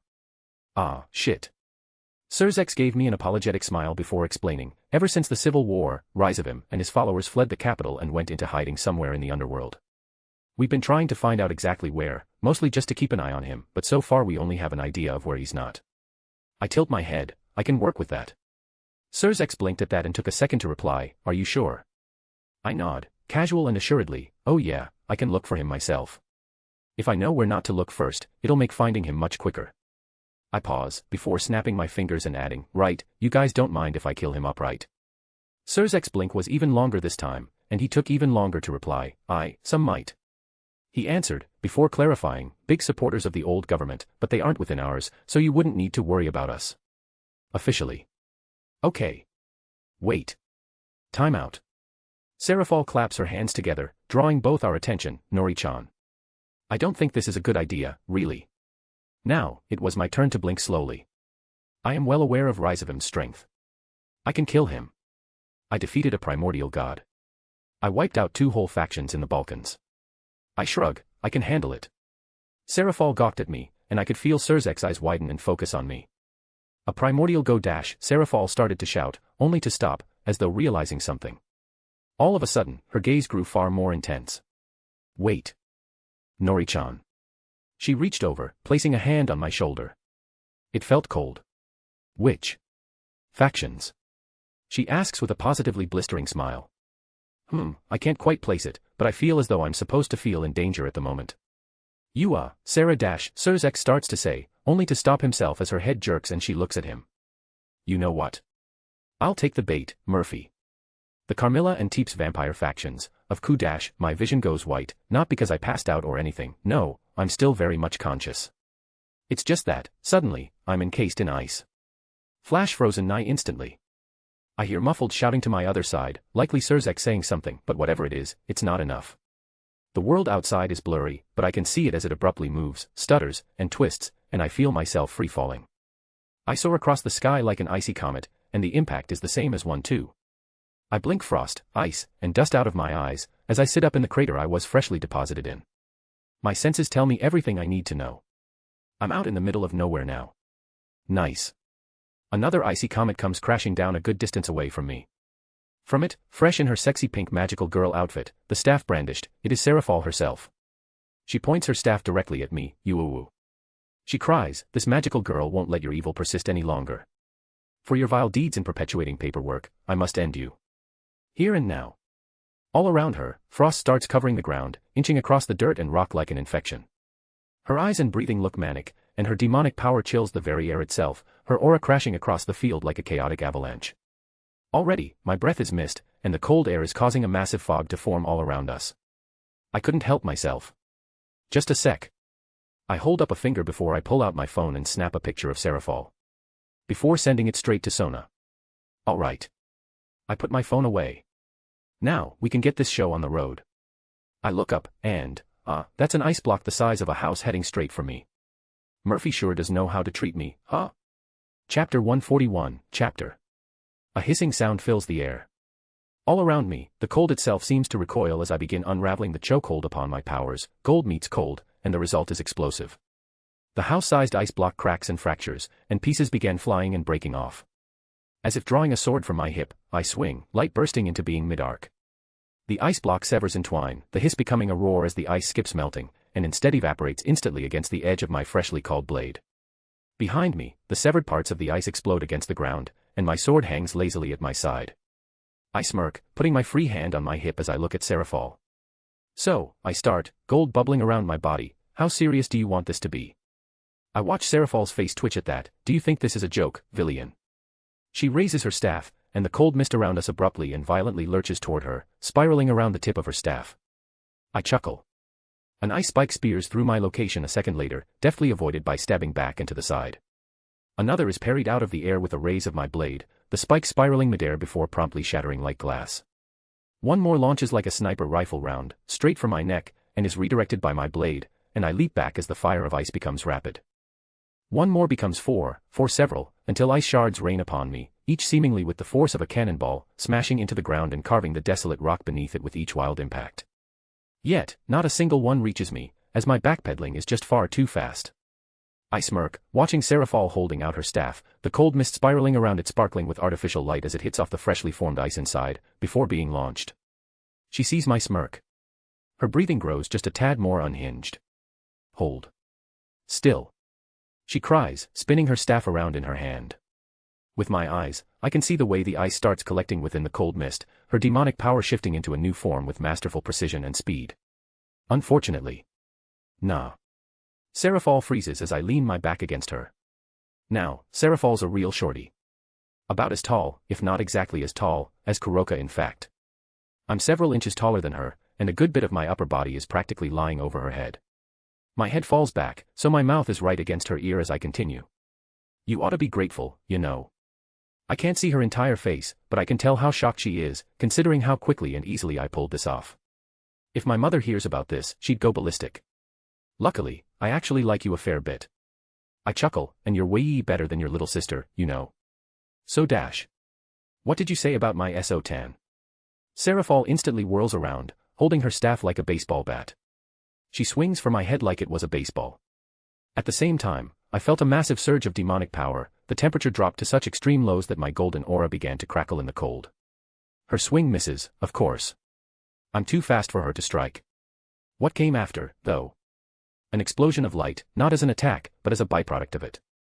I found myself suddenly closer to the purple sky and the fake artificial sun than I'd really like myself to be. Why? All of a sudden, I'm on the top of an ice mountain.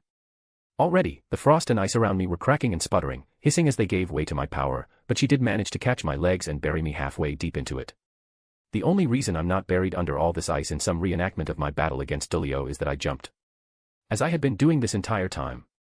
Heh. I raise my sword, the blade glowing with heat, cheeky little magical girl. I swing it down. The top of the mountain glows as my sword slices straight down and in. Clear ice blue turning to orange immediately, before it explodes like a volcano's top. Fire, chunks of ice, sometimes a mixture of both, rain down, but at the moment, none of that matters. The mountain shudders, not from the top, no, this time from the bottom, as though in response. My sword comes down again, cleaving through a wave of spikes that suddenly seem to grow straight out of the ice. When the spikes immediately spring back up again, I bring my foot down upon the whole thing, coated in bubbling, raging aura, and like a hammer beating upon an anvil, the mountain top itself shudders and rings.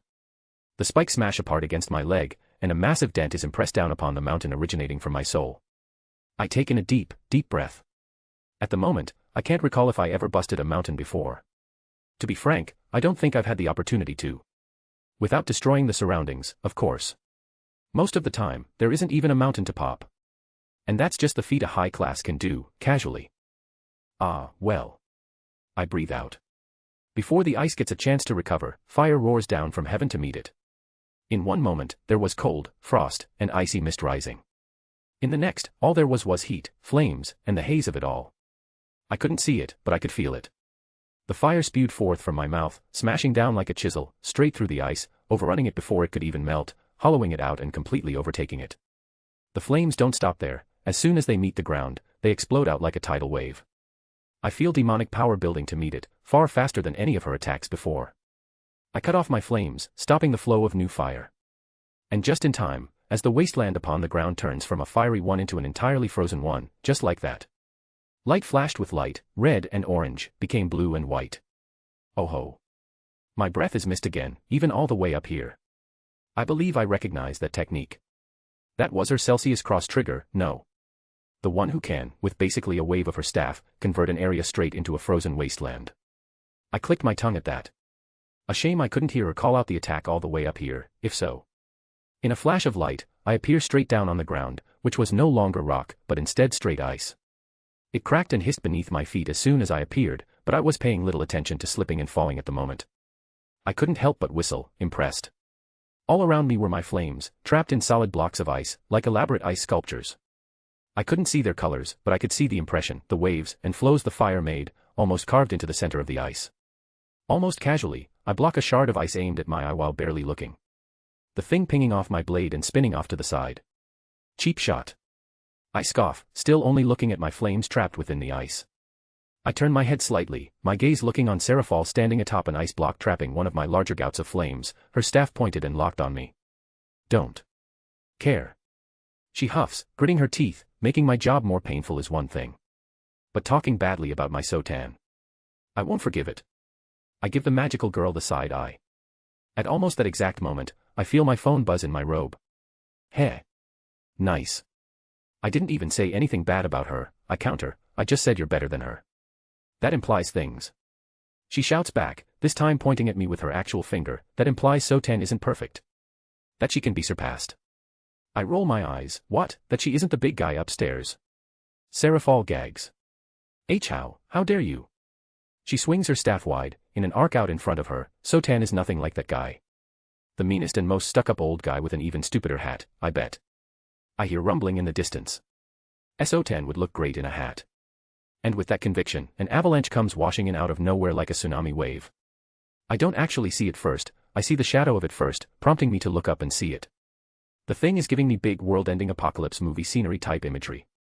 Even though I'm giving the attack the Blankiest stare right now, it's still very impressive. Dozens of feet tall. The thing could easily total an entire city if it hit one. It's just, did she need to call out such an attack as she did? Seriously. Okay. Actually. You know what? I step forward, and suddenly, I'm right in front of Seraphal. Seraphal's very impressive monologue, I'm sure, was cut off right as I do, Hey. Not only because I appeared, but also. I grabbed her stick and hoisted her up into the air.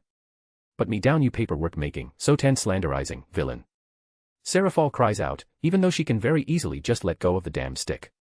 Nah. I deny her with ease, causing her to give a dramatic gasp, only to continue before she can interject. Look. I'm doing this purely to have fun right now. That attack. I point at it, the avalanche tsunami that's still rapidly approaching. Awesome. What you called it out with, not so much. The short pink magical girl pouted, humph. I have no idea what you're talking about. She looks away. I sigh, your call-out was trash, and I'm starting to question how you're even a famous actress at this point. I lay it on her bluntly. Seraphol instantly perks up and immediately looks at me, scandalized. What? Not true. That line was totally awesome. If it were aired live, everyone would love it. She pauses for a second before adding with a giggle, especially so tan. My stare could not be more blank. Welp. There goes the vibes. I guess I should end this then, huh?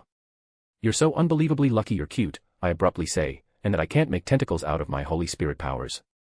Or else this would end way differently. Seraphol actually blushes at that, cute. Then, she almost instantly switches, going pale, T-tentacles. She goes to cover her chest with one arm, the other still upholding onto her stick, while her thighs press together in some vain attempt to cover nothing. Because she's still wearing her clothes, miraculously. That, and I can still see her panties, her skirt is literally that short. You wouldn't dare. Seraphol calls out, seemingly half pouting, half legitimately scared. Should have saved all that money by cutting her skirt size down and invested in a pair of hearing aids, looks like. Completely ignoring her, I roll my eyes and pull her right to me using her own stick, causing her to fall forward. Instead of grabbing her, though, I let her pass me by, and even let go of her fancy stick. But only until she was about halfway past me. Her feet didn't even touch the ground, and she was once again halted midair, my arm wrapped around her waist and hips, holding her there. I don't need to see her face to feel her blinking at my back. Wait, what? The sheer and utter bafflement at her new position was obvious. You gonna stop your attack?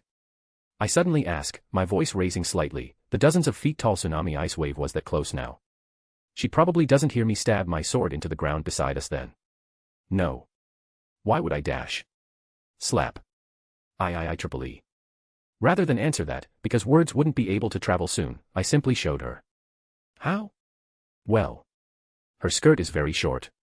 Seraphol is bent over right now, at a full 90-degree angle. I can see everything. Her panties are as stark white as her ice, and contain a pretty sizable pair of doughy-ass cheeks that I couldn't help but just give a good smack. Hey now. Why you can't dash? Slap. SS stup. Seraphol immediately starts squirming under my arm. I flex said arm, and she's even more stuck than before. This is a foreign relation dash. Slap. SSSSTTIEEEEERRRR. Oh okay. Okay. I get it. She flails around, desperately holding her staff out toward the wave. The tsunami wave of ice crumbles apart, as all the force it had suddenly leaves it. Around us, snow and ice suddenly fall, like a massive blanket. That's how close it was. With a shake of my head, most of it that fell on top of me is cleared off, but the area. Completely covered. It's all white with bits of ice poking out here and there. I all of a sudden find myself almost up to my waist in snow and rapidly forming slush, and the worst part. When the initial wave hit the ground, a bunch flung itself straight up into the air. Now it's snowing, with drifts blowing about every which way. Yeah, if this thing had hit a city at full force. Done. Even just this would cripple one. Thankfully, there's nothing like that out here, but still. There. Seraphol cries out, more than a little panicked, as she holds her staff with both hands, almost embarrassedly. Now let me go. I hum, thinking about it. My decision doesn't take long. Nah. I feel her perking up, before she cries, what? But dash. I shrug, what? You think doing one thing I told you is going to get you out of this? She whimpers, I chuckle, nah. See, as I said. You're lucky I can't make tentacles. I feel her entire body, straight down her spine, shiver at that, so this is what you're getting instead. Slap. HHNNNN. She bites her lip to prevent her groan this time from being too loud. At the same time, I palm her now raw, red-ass cheek, feeling her wince, and promptly move on to patting the fresh one. To prepare it, of course. This is assault, you know. She whimpers, as if that defense means anything. Especially in this world. I scoff, you attack me first. This is your punishment for being a naughty magical girl. Accept it. And not dash. Slap. I feel her jerk around, her legs kicking out, as her cry is suddenly muffled, likely by her putting her hands to her mouth. Yes. Naughty. I huff. I know what you're thinking, that you thought you could get away with this because I'm pretty calm, for a god and all that. Her body stiffens under my arm, just a bit, that my friendship with Rias would make it so you can act out a little more, let off a little more steam than you'd usually do in these kinds of situations, and that I'm strong enough to take it in stride, and all. Seriously. I know Seraphol isn't an idiot, most of what she does like this is an act for funsies. Hell, I saw her more serious side first, front and center. You guessed right, lucky you. I confirm with a bit of pep, but I add on, my cadence shifting into something that makes her shiver, you forget that people like to have my own fun too, and, unfortunately for you, I can play ball right back. So. Slap. HNGGGHHHH. Why you, be big dash. Villain. Ho ho, why yes indeed. I proudly and boisterously laugh along. This villain has captured a naughty magical girl, and plans to have his wicked way with her until she learns a valuable lesson. Wicked WW way. Seraphol exclaims, seemingly legitimately distraught. Why, yes indeed. I chuckle, darkly and huskily, as I squeeze her only slightly red cheek. And me. Seraphol quivers under my arm before suddenly perking up. Ah, she finally noticed, hasn't she? Through the snow, a figure floats down, his two devilish wings carving an easily distinguishable outline through the fall. Have things finally calmed down, now? Surzex floats on in, steadily. His feet lightly brushed over the snow drifts. SS Surzex John. Seraphol immediately calls out, wriggling under my arm once again, help. She cries, with overdramatic whining and all. Surzex coughs into his hand and looks at me. I take it you're unharmed? He asks, completely ignoring Seraphol, who cries out incoherently in exasperation. I nod, of course. Don't even have the sniffles. Surzex gave a light good-natured chuckle at that. Good, I had figured as much, based on what my Riatan told me, and you said so yourself earlier, but. He gives me a glance, head to, well, waist, considering the rest of me is buried in snow at the moment. I don't believe there was exaggerating, was there? I shake my head no, to which he simply hums.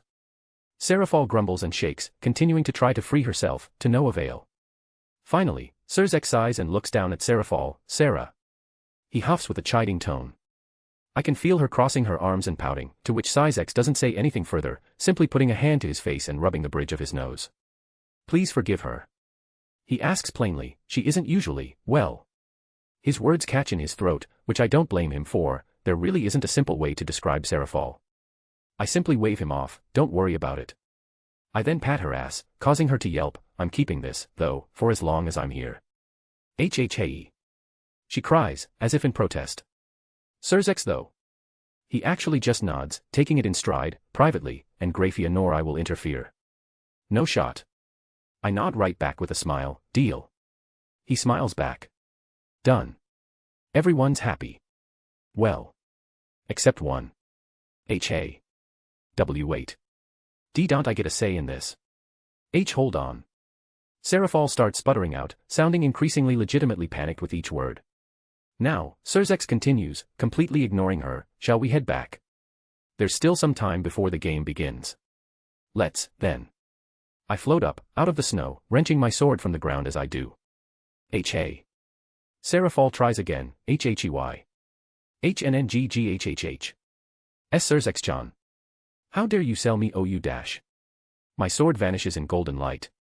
Slap. UUUUUIIE. Hush. Naughty magical girl. Don't scream when not spoken to. I chide her matter-of-factly. Seraphol responds with whimpers, and Surzex simply chuckles. Hang in there, Sarah. Surzex encourages her with amusement, a certain look in his eye that I can't place. Whatever it is, he only got a groan in response. Now, I've got entertainment for my entertainment. I wonder what the food and drink from the underworld tastes like. Chapter 142, Chapter. So, where were we? Surzex asks as soon as we take our seats. Rise of him, I state back in reply, stretching in my seat. With Seraphol splayed across my lap, of course, her arms crossed as she glared up at Surzex something fierce. He didn't even meet her gaze, instead, he simply nodded along. Right. If you can, as I've said, you wouldn't hear any complaint from us officially. Surzex sighs, unfortunately, there would still be those who'd have a problem with it. Beyond those that prefer or still revere the old government and their descendants, I mean. They'd say we were weak or ineffective or blah blah blah for not dealing with our problems ourselves. Serafal fumed on my lap. Do they really matter though? I had to ask, because really, who cares what those people had to say? These guys aren't democratically elected, they're 4 dictators or kings. 2 of them are some of the strongest beings in the world. What are some words going to do? If it meant getting Rizavim out of our minds. Surzek shook his head with a smile. I could deal with a few more complaints on my desk. That would be far better than the piles upon piles of work I'd have to deal with if he decided to leave wherever he was hiding and become active. Surzek paused, in thought, whatever that activity may look like. That's the migraine-inducing part. Ain't that the truth? Well then, I hum, content, I suppose after our talk here, and the rating game, I'll head out and start looking for him, alright. I can't imagine it'd take more than a day. At most. The underworld may have more land mass than the Earth, but several dozen of me, flying, at full throttle. Yeah, a day at most. If that. Assuming I don't just bait his bored ass out by using my power like a beacon. After all, he'd have to be at least a little curious as to why a Shinto divine being is roaming around the underworld. Well, who wouldn't be right? I wish you luck. Surzek gave me a polite nod. Serafal, though, pouted some more. Though I couldn't imagine why. Slap. HHNNN. She shivered this time as I swatted her ass. Not so hard, and thus not so loud, I wouldn't want to attract anyone else's attention now. Surzek didn't even bat an eye, hilariously enough, even as Serafal gave Surzek the puppy doll eyes filled with crocodile tears. This guy really is a master of his craft, huh? Right, now that's squared away for the moment, my face drops, mostly in frustration for the topic ahead. This is technically why I came originally, both Satan perk up at that. To be honest, everything dealing with Rizavim was sort of a last-minute addition to another problem I was having, but this one is the big one. I take a breath. Heaven and the church. The hell is going on with them? I just came out and asked. At that, Surzek frowns as well, finally looking at Serafal. Who also sighs, slumping further in my lap. Nori-chan. She begins, tone unusually downcast. This is going to suck, but we know even less about them than Rizavim. How in the fuck? Surzek nods, picking up where Serafal left off. Nearly a year ago now, we were actually in talks to form a lasting peace between us, with the Grigori. He trails off with a wince. But then those doves cut us off. Serafal hissed and grumbled, just, out of the blue. Bam. No more communication. They basically started pretending like we didn't exist anymore. Wait. Nearly a year ago. Isn't that when I? Besides certain incidents. Surzek cut in ominously. Serafal huffs at that Astaroth brat had that coming, and you know that, Surzek-chan. Oh, shit. So Diodoro the nun-explorer got snatched after all, eh? Good riddance. He gave an apologetic smile to her at that, maybe so. But the general increase in hostilities across the world is another matter, isn't it? Wait, hold on. I interject, are you saying the underworld and heaven are fighting again? Serafal answers that, snorting, if we'd seen a single angel in nearly a year, maybe, but even then, I'd say no. They don't seem to be actively looking for a fight, but if they run into any of our people. It's on sight. Surzek sighs, I'm not sure what happened. Azazel, Michael, we were all talking. Then Michael vanished, and before we could figure out anything, the Grigori, well, I'm sure you're aware of what happened to them, Noriaki. Ah, joy. Should I tell them? About my run-in with Dulio, and the whole thing with the true Longinus. I doubt they'd tell heaven about it. Especially now, if what they're saying is true. But really, what purpose would it serve besides flexing? Well, none of that is particularly important, but there is something that could be. I sigh internally, for what I'm about to do, or rather say. With a click of my tongue, I finally answer, yeah, I do. And I think, I know why heaven cut you guys off. Surzek tilted his head at that, and Serafal huffed. Oh yeah, Nori-chan. What is it? Another idea to the pile wouldn't hurt at this point. She trailed off, somewhat listless. Here's hoping my brain holds up. Maximum effort. Oh, you know, just extremely old Minyao dash. Pain. Searing, mind-numbing pain shot straight through my brain and down my spine like a red-hot, poison knife. I damn near fell forward, barely holding onto my seat as is. I could feel something hot and thick trickle down my face, my vision began blotting out, and I tasted copper in my mouth. I couldn't even finish his name this time. And now? I couldn't see. I couldn't feel. I was aware of where I was, but the pain seemed to put a cover over the world around me. In my core, my power rose to meet the foreign sensation and smother over them. I'm not sure how long I sat there, waiting for feeling to come back to me entirely, but when it did, the world around me seemed to snap back into place. Immediately, I turned to Surzex and saw him sitting there, looking absolutely shocked, his eyes wide to an almost comical level. I reached up, trailing a finger along my cheek, and pulling it away to reveal exactly what I had thought. Blood. From my nose and eyes. Great. That is not supposed to happen. Surzex began, tentatively, the shock having yet to leave, especially to beings not considered a creature of darkness, and just saying his name doesn't do that. Abruptly, his eyes shift to Seraphal, filled with concern. Sarah. I follow his gaze to see Seraphal eerily still, her hands cupped around her mouth and nose, her eyes pinned downward, looking at them. Slowly, she pulls them back to reveal blood, caking her palms, and slightly trickling down from her nose. Well. Fuck. It took Surzex a moment, but eventually, he managed something. Definitely not supposed to happen. Ha. That's far more eloquently put than what I had in mind. I clicked my tongue, as sparks of light crackled between my fingers. Damn, sorry about that, did not think it'd affect you well. Seriously, the last time it had any effect on anyone else, it was a trash tier stray. And I said the full name. Several times. At least Surzex seemed completely unaffected, but for Seraphal to feel it.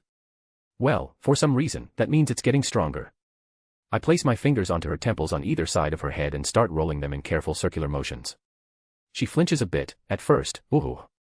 Only to practically moan and settle in my lap, practically melting as my scarcely used healing power does its job. Some of the concern leaves Surzek's eyes as he sees this, and looks back at me. Are you alright, Noriaki? I wave him off. Yeah, I'll be fine. Just didn't expect that kind of effect. He raised an eyebrow. You started saying something, but you couldn't finish before a burst of holy power came out of nowhere. He puts a finger to his chin. It was almost like the effect a prayer has, but magnified several dozen-fold, and concentrated to this local area. What were you trying to say? His name, I responded casually. He blinks. His name. Surzex parrots, slowly, before asking, whose? I give him a blank stare, the big guy upstairs. You know, Bibleman. Seraphal, in her healing-induced bliss, managed a snort. Ha. Surzex briefly smiled at that. Right, the god in the Bible, you mean. It didn't last long, switching to a more puzzled expression. I wasn't aware he had a name. Same. Seraphal chimed in with a raised finger. No shot. Well, I guess, thinking about it, that would be the kind of stuff he'd hide, wouldn't it?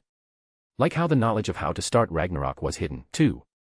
If anyone could pick up a copy of the prose Edda on eBay, Loki wouldn't have needed to attack Kuo, he'd have just picked up some mistletoe and headed straight home. Granted, I'm not sure why he'd hide his own name like that. Beyond being a prayer bomb so far, it's not really done anything else. All I could offer to Surzex then was a shrug. Yeah, well, he does.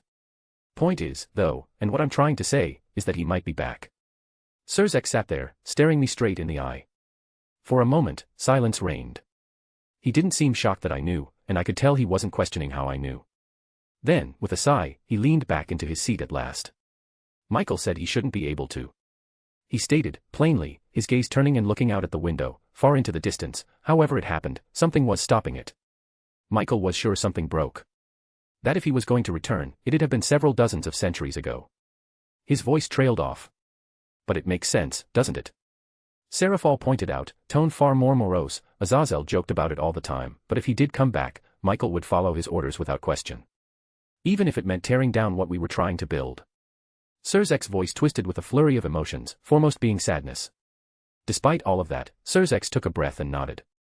Whatever that was exactly was extraordinarily unusual. Surzex continues, far more composed, glancing back at me. I wish it wasn't true, but that, plus having met and spoken with Michael myself, I know he wouldn't do what he did for no reason. Seraphal groaned, slowly growing limp in my lap. Surzex-chan, if he's back, doesn't that mean? We're going to have to prepare for the worst, yes. He confirmed with a stiff nod, causing Seraphal to grow quieter. It didn't need to be said what exactly they needed to prepare for. All in all, it's pretty obvious. A second Great War. Hopefully, it doesn't come to that. Seraphal finally says after a moment, but, if it does. She finally turned to me, but for once, she sat down. It wasn't with a pouty look. Serious Seraphal is still cute, but nowhere near as cute as bratty magical girl Seraphal that requires punishment. Nori-chan, she begins, I understand this meeting, despite its contents, is far less serious, but for the future, I'd like to ask we set up something a bit more official. She holds her hand out to my face, and with a wave of it, her demonic power briefly surges. Water manifests, swirling around my face. It was only for a moment, the small localized whirlpool vanishing a moment later, and admittedly, it caught me off guard. But not for long, as Seraphol smiles, and does the same to her face, washing away the blood on her face. Oh yeah, I did bleed out like her, didn't I? The gravity of the conversation made that fact slip my mind for a minute. I gave the magical girl LARPer a huff. I suppose I could see about making it happen. I paused, making a show of thinking about it, before adding, on one condition. What could that be, Nori-cha dash? Squeeze. Yay. Sorry, I couldn't resist. I stated with utmost seriousness, my hand still on her ass where I squeezed it, it had been too long. Seraphol crossed her arms and glared at me, Nori-chan. Now is not the time. Almost as though on cue, Surzex began breaking out into a small fit of laughter. Ah, well, Sarah. He puts his hand up to his mouth. I suppose the future of this alliance rests on you. That nearly made Seraphol fall off my lap, her eyes widening at what her crimson peer just implied, before jerking her gaze straight toward him. Surzex-chan. Stop trying to sell me off. It didn't take me long to start chuckling along with him, much to the further pouting of the pink magical girl in my lap. A new son. All in all, despite the vast majority of our talk, it went pretty well. As did the rating game, but I'll get back to that later. The only real shame is that, also due to the content of our talk, I couldn't grope Seraphol nearly as much as I wanted. But, as a particular robot once said, I'll be back. Specifically for that magical girl ass. Thinking about it more, it was honestly kind of surreal. How fast we went from the very high likelihood of him returning, back to normal conversation. It helps, I guess, that none of it was well and truly confirmed. It just seems very likely. It might also be that, if it is true, the fact that he hasn't really done anything yet sort of dampens the impact, you know. I'm guessing he's building up to something, but what could that be? No idea. To a certain extent, that's worrying, but at the same time, obsessing over the possibilities when you don't even have a foundation to start with is beyond pointless. It's giving yourself anxiety for anxiety's sake. When, instead, you could be trolling a certain pink magical girl's sister. So, as I walk toward a seemingly abandoned palace structure in what amounts to the down-under of the underworld, I'm still texting away, cackling almost, with a big, stupid smile on my face. Seriously, Sona, I know you care for your sister and all, but spamming me with messages threatening me if I dare lay a hand on her is simply adorable. A part of me legit wants to get with Seraphol, purely to piss off Sona, but such thoughts are fleeting, because I'm not that much of an ass. Seraphol is such a gem, the poor girl deserves someone who'll actually love her, not use her for something like that. And even though I wouldn't call Sona a gem, I'd still say the same about her, too. I let out a sigh as I send a singular emoji to a whole line of fumed questioning from Sona. It's the evil smile with devil horn emoji. Heh. My smile grows wider as the three little dots indicating her typing back flicker up and down on the screen, over and over. I don't believe you're here just to toil idly on your phone, now are you? Ah, that's my cue. With a forlorn sigh, I put my phone away and faced forward. There, right before the doors of the old palace structure, is the man who spoke with that sophisticated, almost posh accent. He looks like a young man, but with all the devils, you can never use that as an indicator. He wore a suit of pure silver and white, perfectly tailored and smooth, befitting a butler. His long silver hair was braided, falling down the center of his back, and his red eyes sat calmly on me, yet I could see the coil behind his gaze. Euclid Lucifuge. Took them long enough. He was ready to spring into action at any moment. Well, it took you so long to reveal yourselves, I shrugged. I figured I may as well take my time approaching as well. The butler frowned. You do well not to bring that attitude within these doors. My lord only dropped the shields to his residence out of curiosity, nothing more. He looks me up and down, and I could feel the scoff he wanted to let be held back. Should he decide it so, you can be removed from here easily. Heh, hook, line, and sinker. That's right, these guys were actually completely invisible to me. Even with my sensing abilities, I couldn't find shit. I don't know what kind of magic this guy and his organization are cooking with, but it's some good stuff. So instead, I had my clone's pulse Holy Spirit power out like a beacon, and just flew around, aimlessly. Well, not entirely aimlessly. I knew where not to go, of course. But here? The clone I had around here was flying around in this area the length of a whole rating game match. That's how long it took them to reveal themselves. I give the jumped-up butler a smirk. Would it shock you to know I'm actually not here to meet Rizavim, Euclid? No, I'm here to see you. The butler twitched. He tried to hide it, I can tell he really did, but I laid a bit too much on him all at once for that. His expression grew just a touch darker. Oh, really now? His eyes narrowed slightly. And what could you possibly want with me?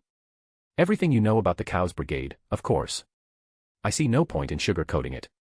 After all, I'm getting what I came here for, whether he wants to give it to me or not. Euclid, meanwhile, grunts, running a hand through his perfectly combed silver hair with a look of distaste. I am not liable to give that information to you, some random god from the east. He states. I nod, in understanding. Fair enough. You haven't asked the one who holds your leash yet. Why don't you go ahead and ask him, then? To my surprise, that one doesn't cause him to react in the slightest. I guess he's probably heard that one before. Instead, he gives a curt nod and replies, don't expect a different answer. Before turning around and walking straight back inside. I couldn't help but chuckle as I followed right after him. Chapter 143, Chapter. Old this place definitely was, but you couldn't say the place was run down, not even a little bit. Characteristic of a home built by one of the Satan clans, the few houses that were well and truly royal, or as they'd probably put it, the only royal house, underneath all the dim lighting was opulence, every way you looked.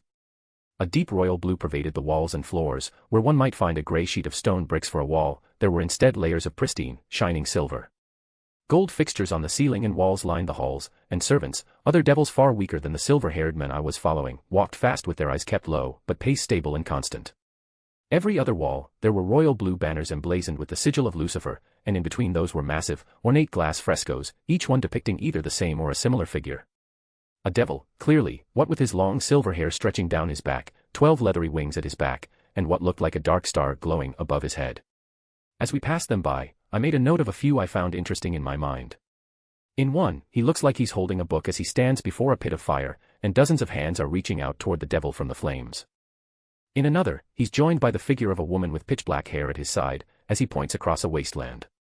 In the sky of the image, little winged figures resembling devils seem to be flying in the direction he points, toward a light in the sky. Pretty much everything else I saw resembled those two scenes. The devil is standing over something with a book, and the devil is pointing at something and sending other devils toward it. I held back a snort. I've been calling him the devil in my mind this entire time, but it's pretty easy to figure out who this is supposed to be, no. It's Lucifer. The original one, the one whose name the entire clan derives from. All in all, the place is pretty well maintained, and considering who it was likely built by, it's no shock there's so much stuff glorifying him every which way. What is a shock, though? Why do I feel like I'm in a basement even though we haven't gone down a single flight of stairs? I abruptly ask aloud. Euclid damn near trips over himself, halting, but manages to recover quickly and continue his advance with barely a lapse in time. Without even gazing back at me, he answers, it's the Lord's personal preference. This time, I couldn't help the snort. Living in a basement. Heh. Fitting for the weakest super devil, considering everything I know about the guy. Of course, I know Euclid doesn't mean it that way, he's talking about the lack of good lighting around here. It's funny, devils actually have night vision, if I recall correctly. Theoretically, they don't need lights of any kind at all. Yet from everything I've seen of devil architecture, which admittedly isn't a lot, but still, lights are included somewhere. Reincarnated devils can't even be used as an excuse here, as they gain the same night vision anyway. Ah, whatever. Silence reigns from then on, with only the light patter of our footsteps, with the occasional additions of those from servants walking past. To be frank, I didn't exactly have any other questions. Sure, I could have asked how the place has remained so clean, but considering who Euclid's sister is, I feel like the answer is pretty obvious there. Also, what the hell else could the servants be for? Besides, I know how this is likely going to end anyway. I'm just going to end up tearing everything I need to know directly from his head. As we walked, further and further inward, the sounds of additional footsteps adding on top of ours waned until eventually they remained a background echo. At the same time, the hall we walked into began to open up. The glass frescoes on either side grew longer and more elaborate. Now, it was Lucifer and the other Satans, doing a bunch of royal things. But Lucifer was always above them. This figure is bigger, taller, and held above the other three. They looked where he pointed, did as he told, clearly. At least, that's what the glass was decorated to say, anyhow. Thankfully, it didn't take long until we arrived at a set of large royal blue doors, a large Lucifer sigil imprinted over the top of them, and it would be cut in half once the doors opened. Finally, it's here where Euclid stops and tilts his head back toward me. Remember, he begins, formal, yet the undertone of a threat was clear, you are a visitor in this house. Act like it. I simply gave him a thumbs up and goofy-ass smile. It only grew wider once I saw the jumped-up butler's eyebrow twitch. Without another word, he turns his gaze forward and pushes the doors open. I had a pretty good idea what was on the other side of these doors, most likely a throne room of some kind. Yet somehow, when the doors swung fully open, I was greeted by more shadows, more darkness. It was so dark now that the walls became hard to see, with only one thing really standing out now. Euclid stood at the side as I entered, his back straight. From the hall, straight down the room, an ornate gold-embroidered royal blue carpet or rug seemed to lead straight toward a slightly raised platform, with a few steps leading up to it. A throne. A throne of deep royal blue, silver, and black. To be honest, it didn't look even slightly comfortable, made seemingly out of all metal and stone. The person sitting on it looked about as comfortable as you'd expect sitting on such a thing. Slouched back, with a goblet in his hand that he twirled around lazily, wearing that same stupid attire Surzex had, extremely large shoulder armor and all, but with silver cloth, was the second devil I was looking for today. Rizavim Levon Lucifer.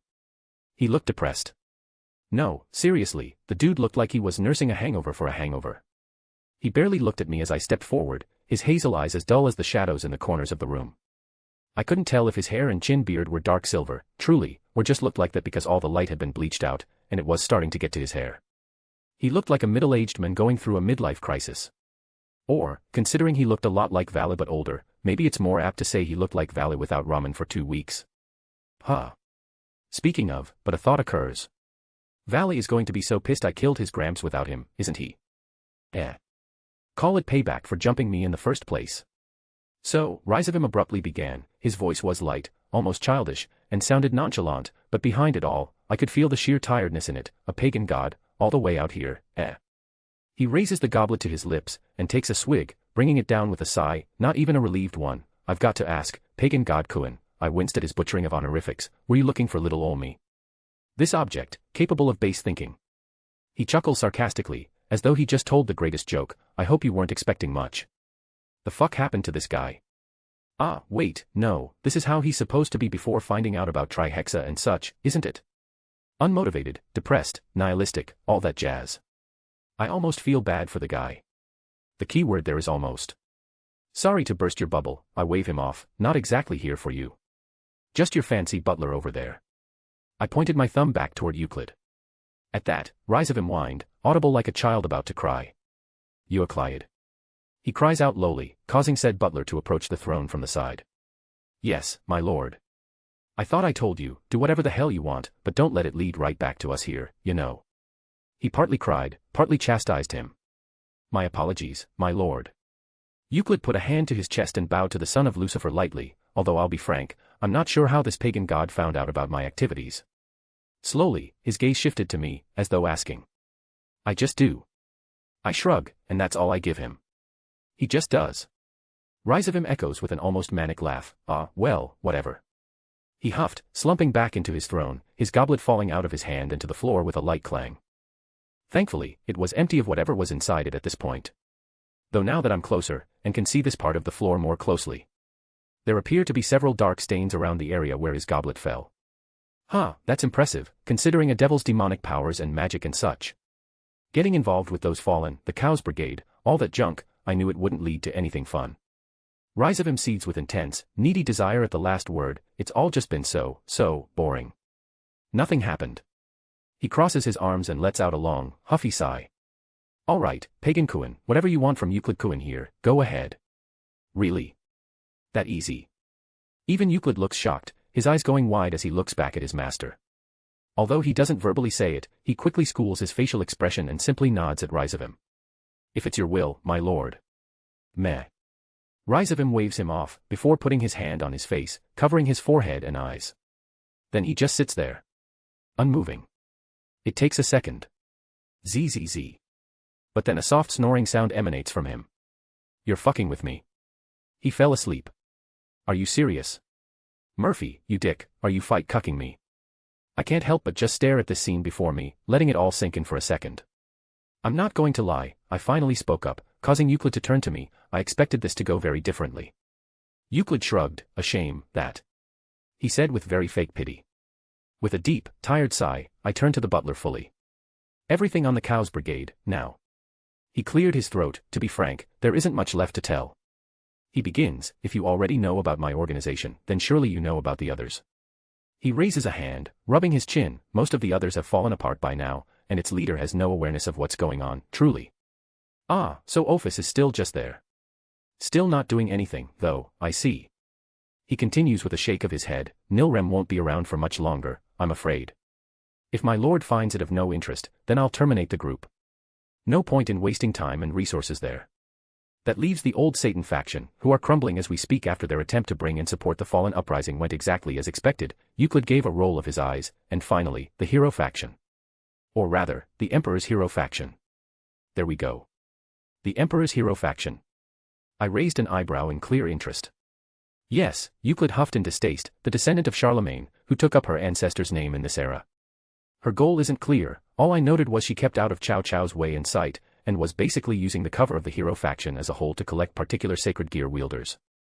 Fucking Charlemagne. Okay, I guess I can see, but still.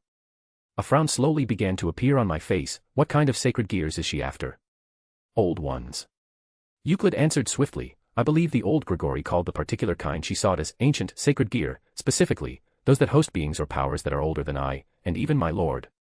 He paused a moment before adding, although that doesn't make them particularly powerful. Most of them are hindered in some way, in fact. Broken, missing parts, unfinished. That sort of thing. I couldn't help but tilt my head at that. Ancient sacred gears. The Tower of Babel gear the girls mentioned definitely fits that.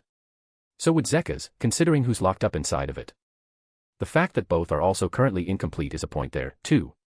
At the same time, though. What could Charlemagne want with these ancient sacred gears? And is it a coincidence or not that both of the presumed ancient sacred gears so far are related to him?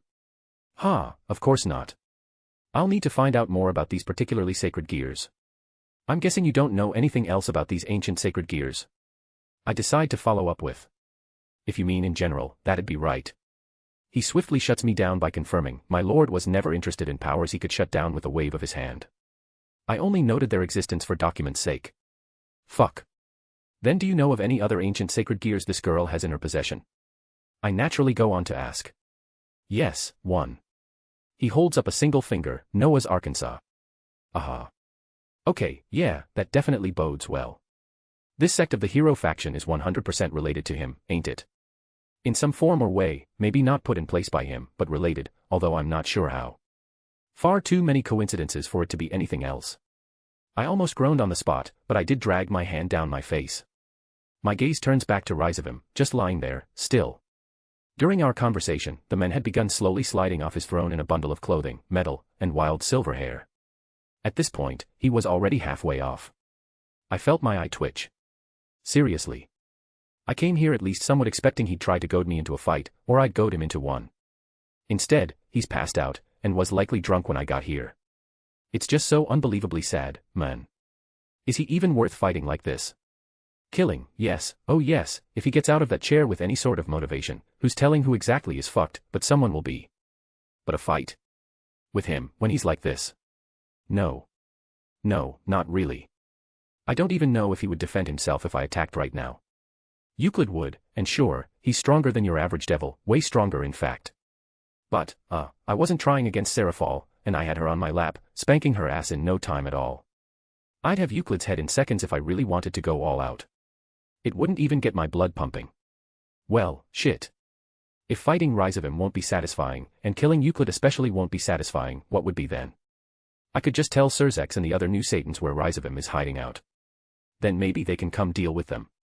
I doubt this is the only palace these guys have. It's likely once I leave, they'll teleport to another building, or outright teleport the whole complex somewhere else entirely. Damn. That means I have to do it myself. Is that all you have to ask of me? Euclid spoke up all of a sudden, breaking me from my train of thought. Unfortunately so. I answer with a bit of a sad sigh, now, I have to do this. HMMT-. My blade appears in my hand with a flash of golden light. In about the time it takes for Euclid to widen his eyes, I've already moved. And with one motion, two descendants of Lucifer became one. A new son. Surzek sat down in his office, pleased, both as Satan Lucifer and as an older brother could be. Not only did the talk with Noriaki go well, in his opinion, but his Riatan won her rating game. It was a really close thing, though, but now with her entire peerage backing her up, she managed to pull through. He's got to say, he was surprised when his little sister came to him a while ago, shyly asking for advice on how to better utilize her power of destruction. The sting to her pride that must have been, yet to put that aside for the sake of her team, to help score the win. Well, as Satan Lucifer, he couldn't help but. That'd be unfair. But, as a father, well, it was expected he would train his son in the use of his powers, no. And if his little sister, his son's aunt, just so happened to be around also helping, well, who could blame him? Ha, Graphia. Graphia could blame him. To his right, his lovely wife and queen stood, a sickly sweet smile on her face as she looked down upon him. He felt his brow crease with a small amount of sweat, for some inexplicable reason. Well, there goes hoping she wouldn't notice Rias using the technique he'd helped her work out. It's not even that bad. It's not like that technique won her the game or anything. It just helped her lock down Serord Bale's pawn, the lion. That's all. All of a sudden, a stack of paperwork piling over his head was laid before his desk with an unusually weighty thunk. Ah. Was all Surzex could manage after a moment, before slumping in his chair. Graphia didn't even say anything to him, she merely gave him a low hum. They both know what this is for, after all. Still, Surzex would say this was all worth it, in the end. His door burst open. Graphia immediately stood at attention and prepared to move, only to stall and freeze completely, her eyes widening and her breath hitching. Surzex, for his part, couldn't see over the stack of paperwork, so he was about to stand and see what all the fuss was about.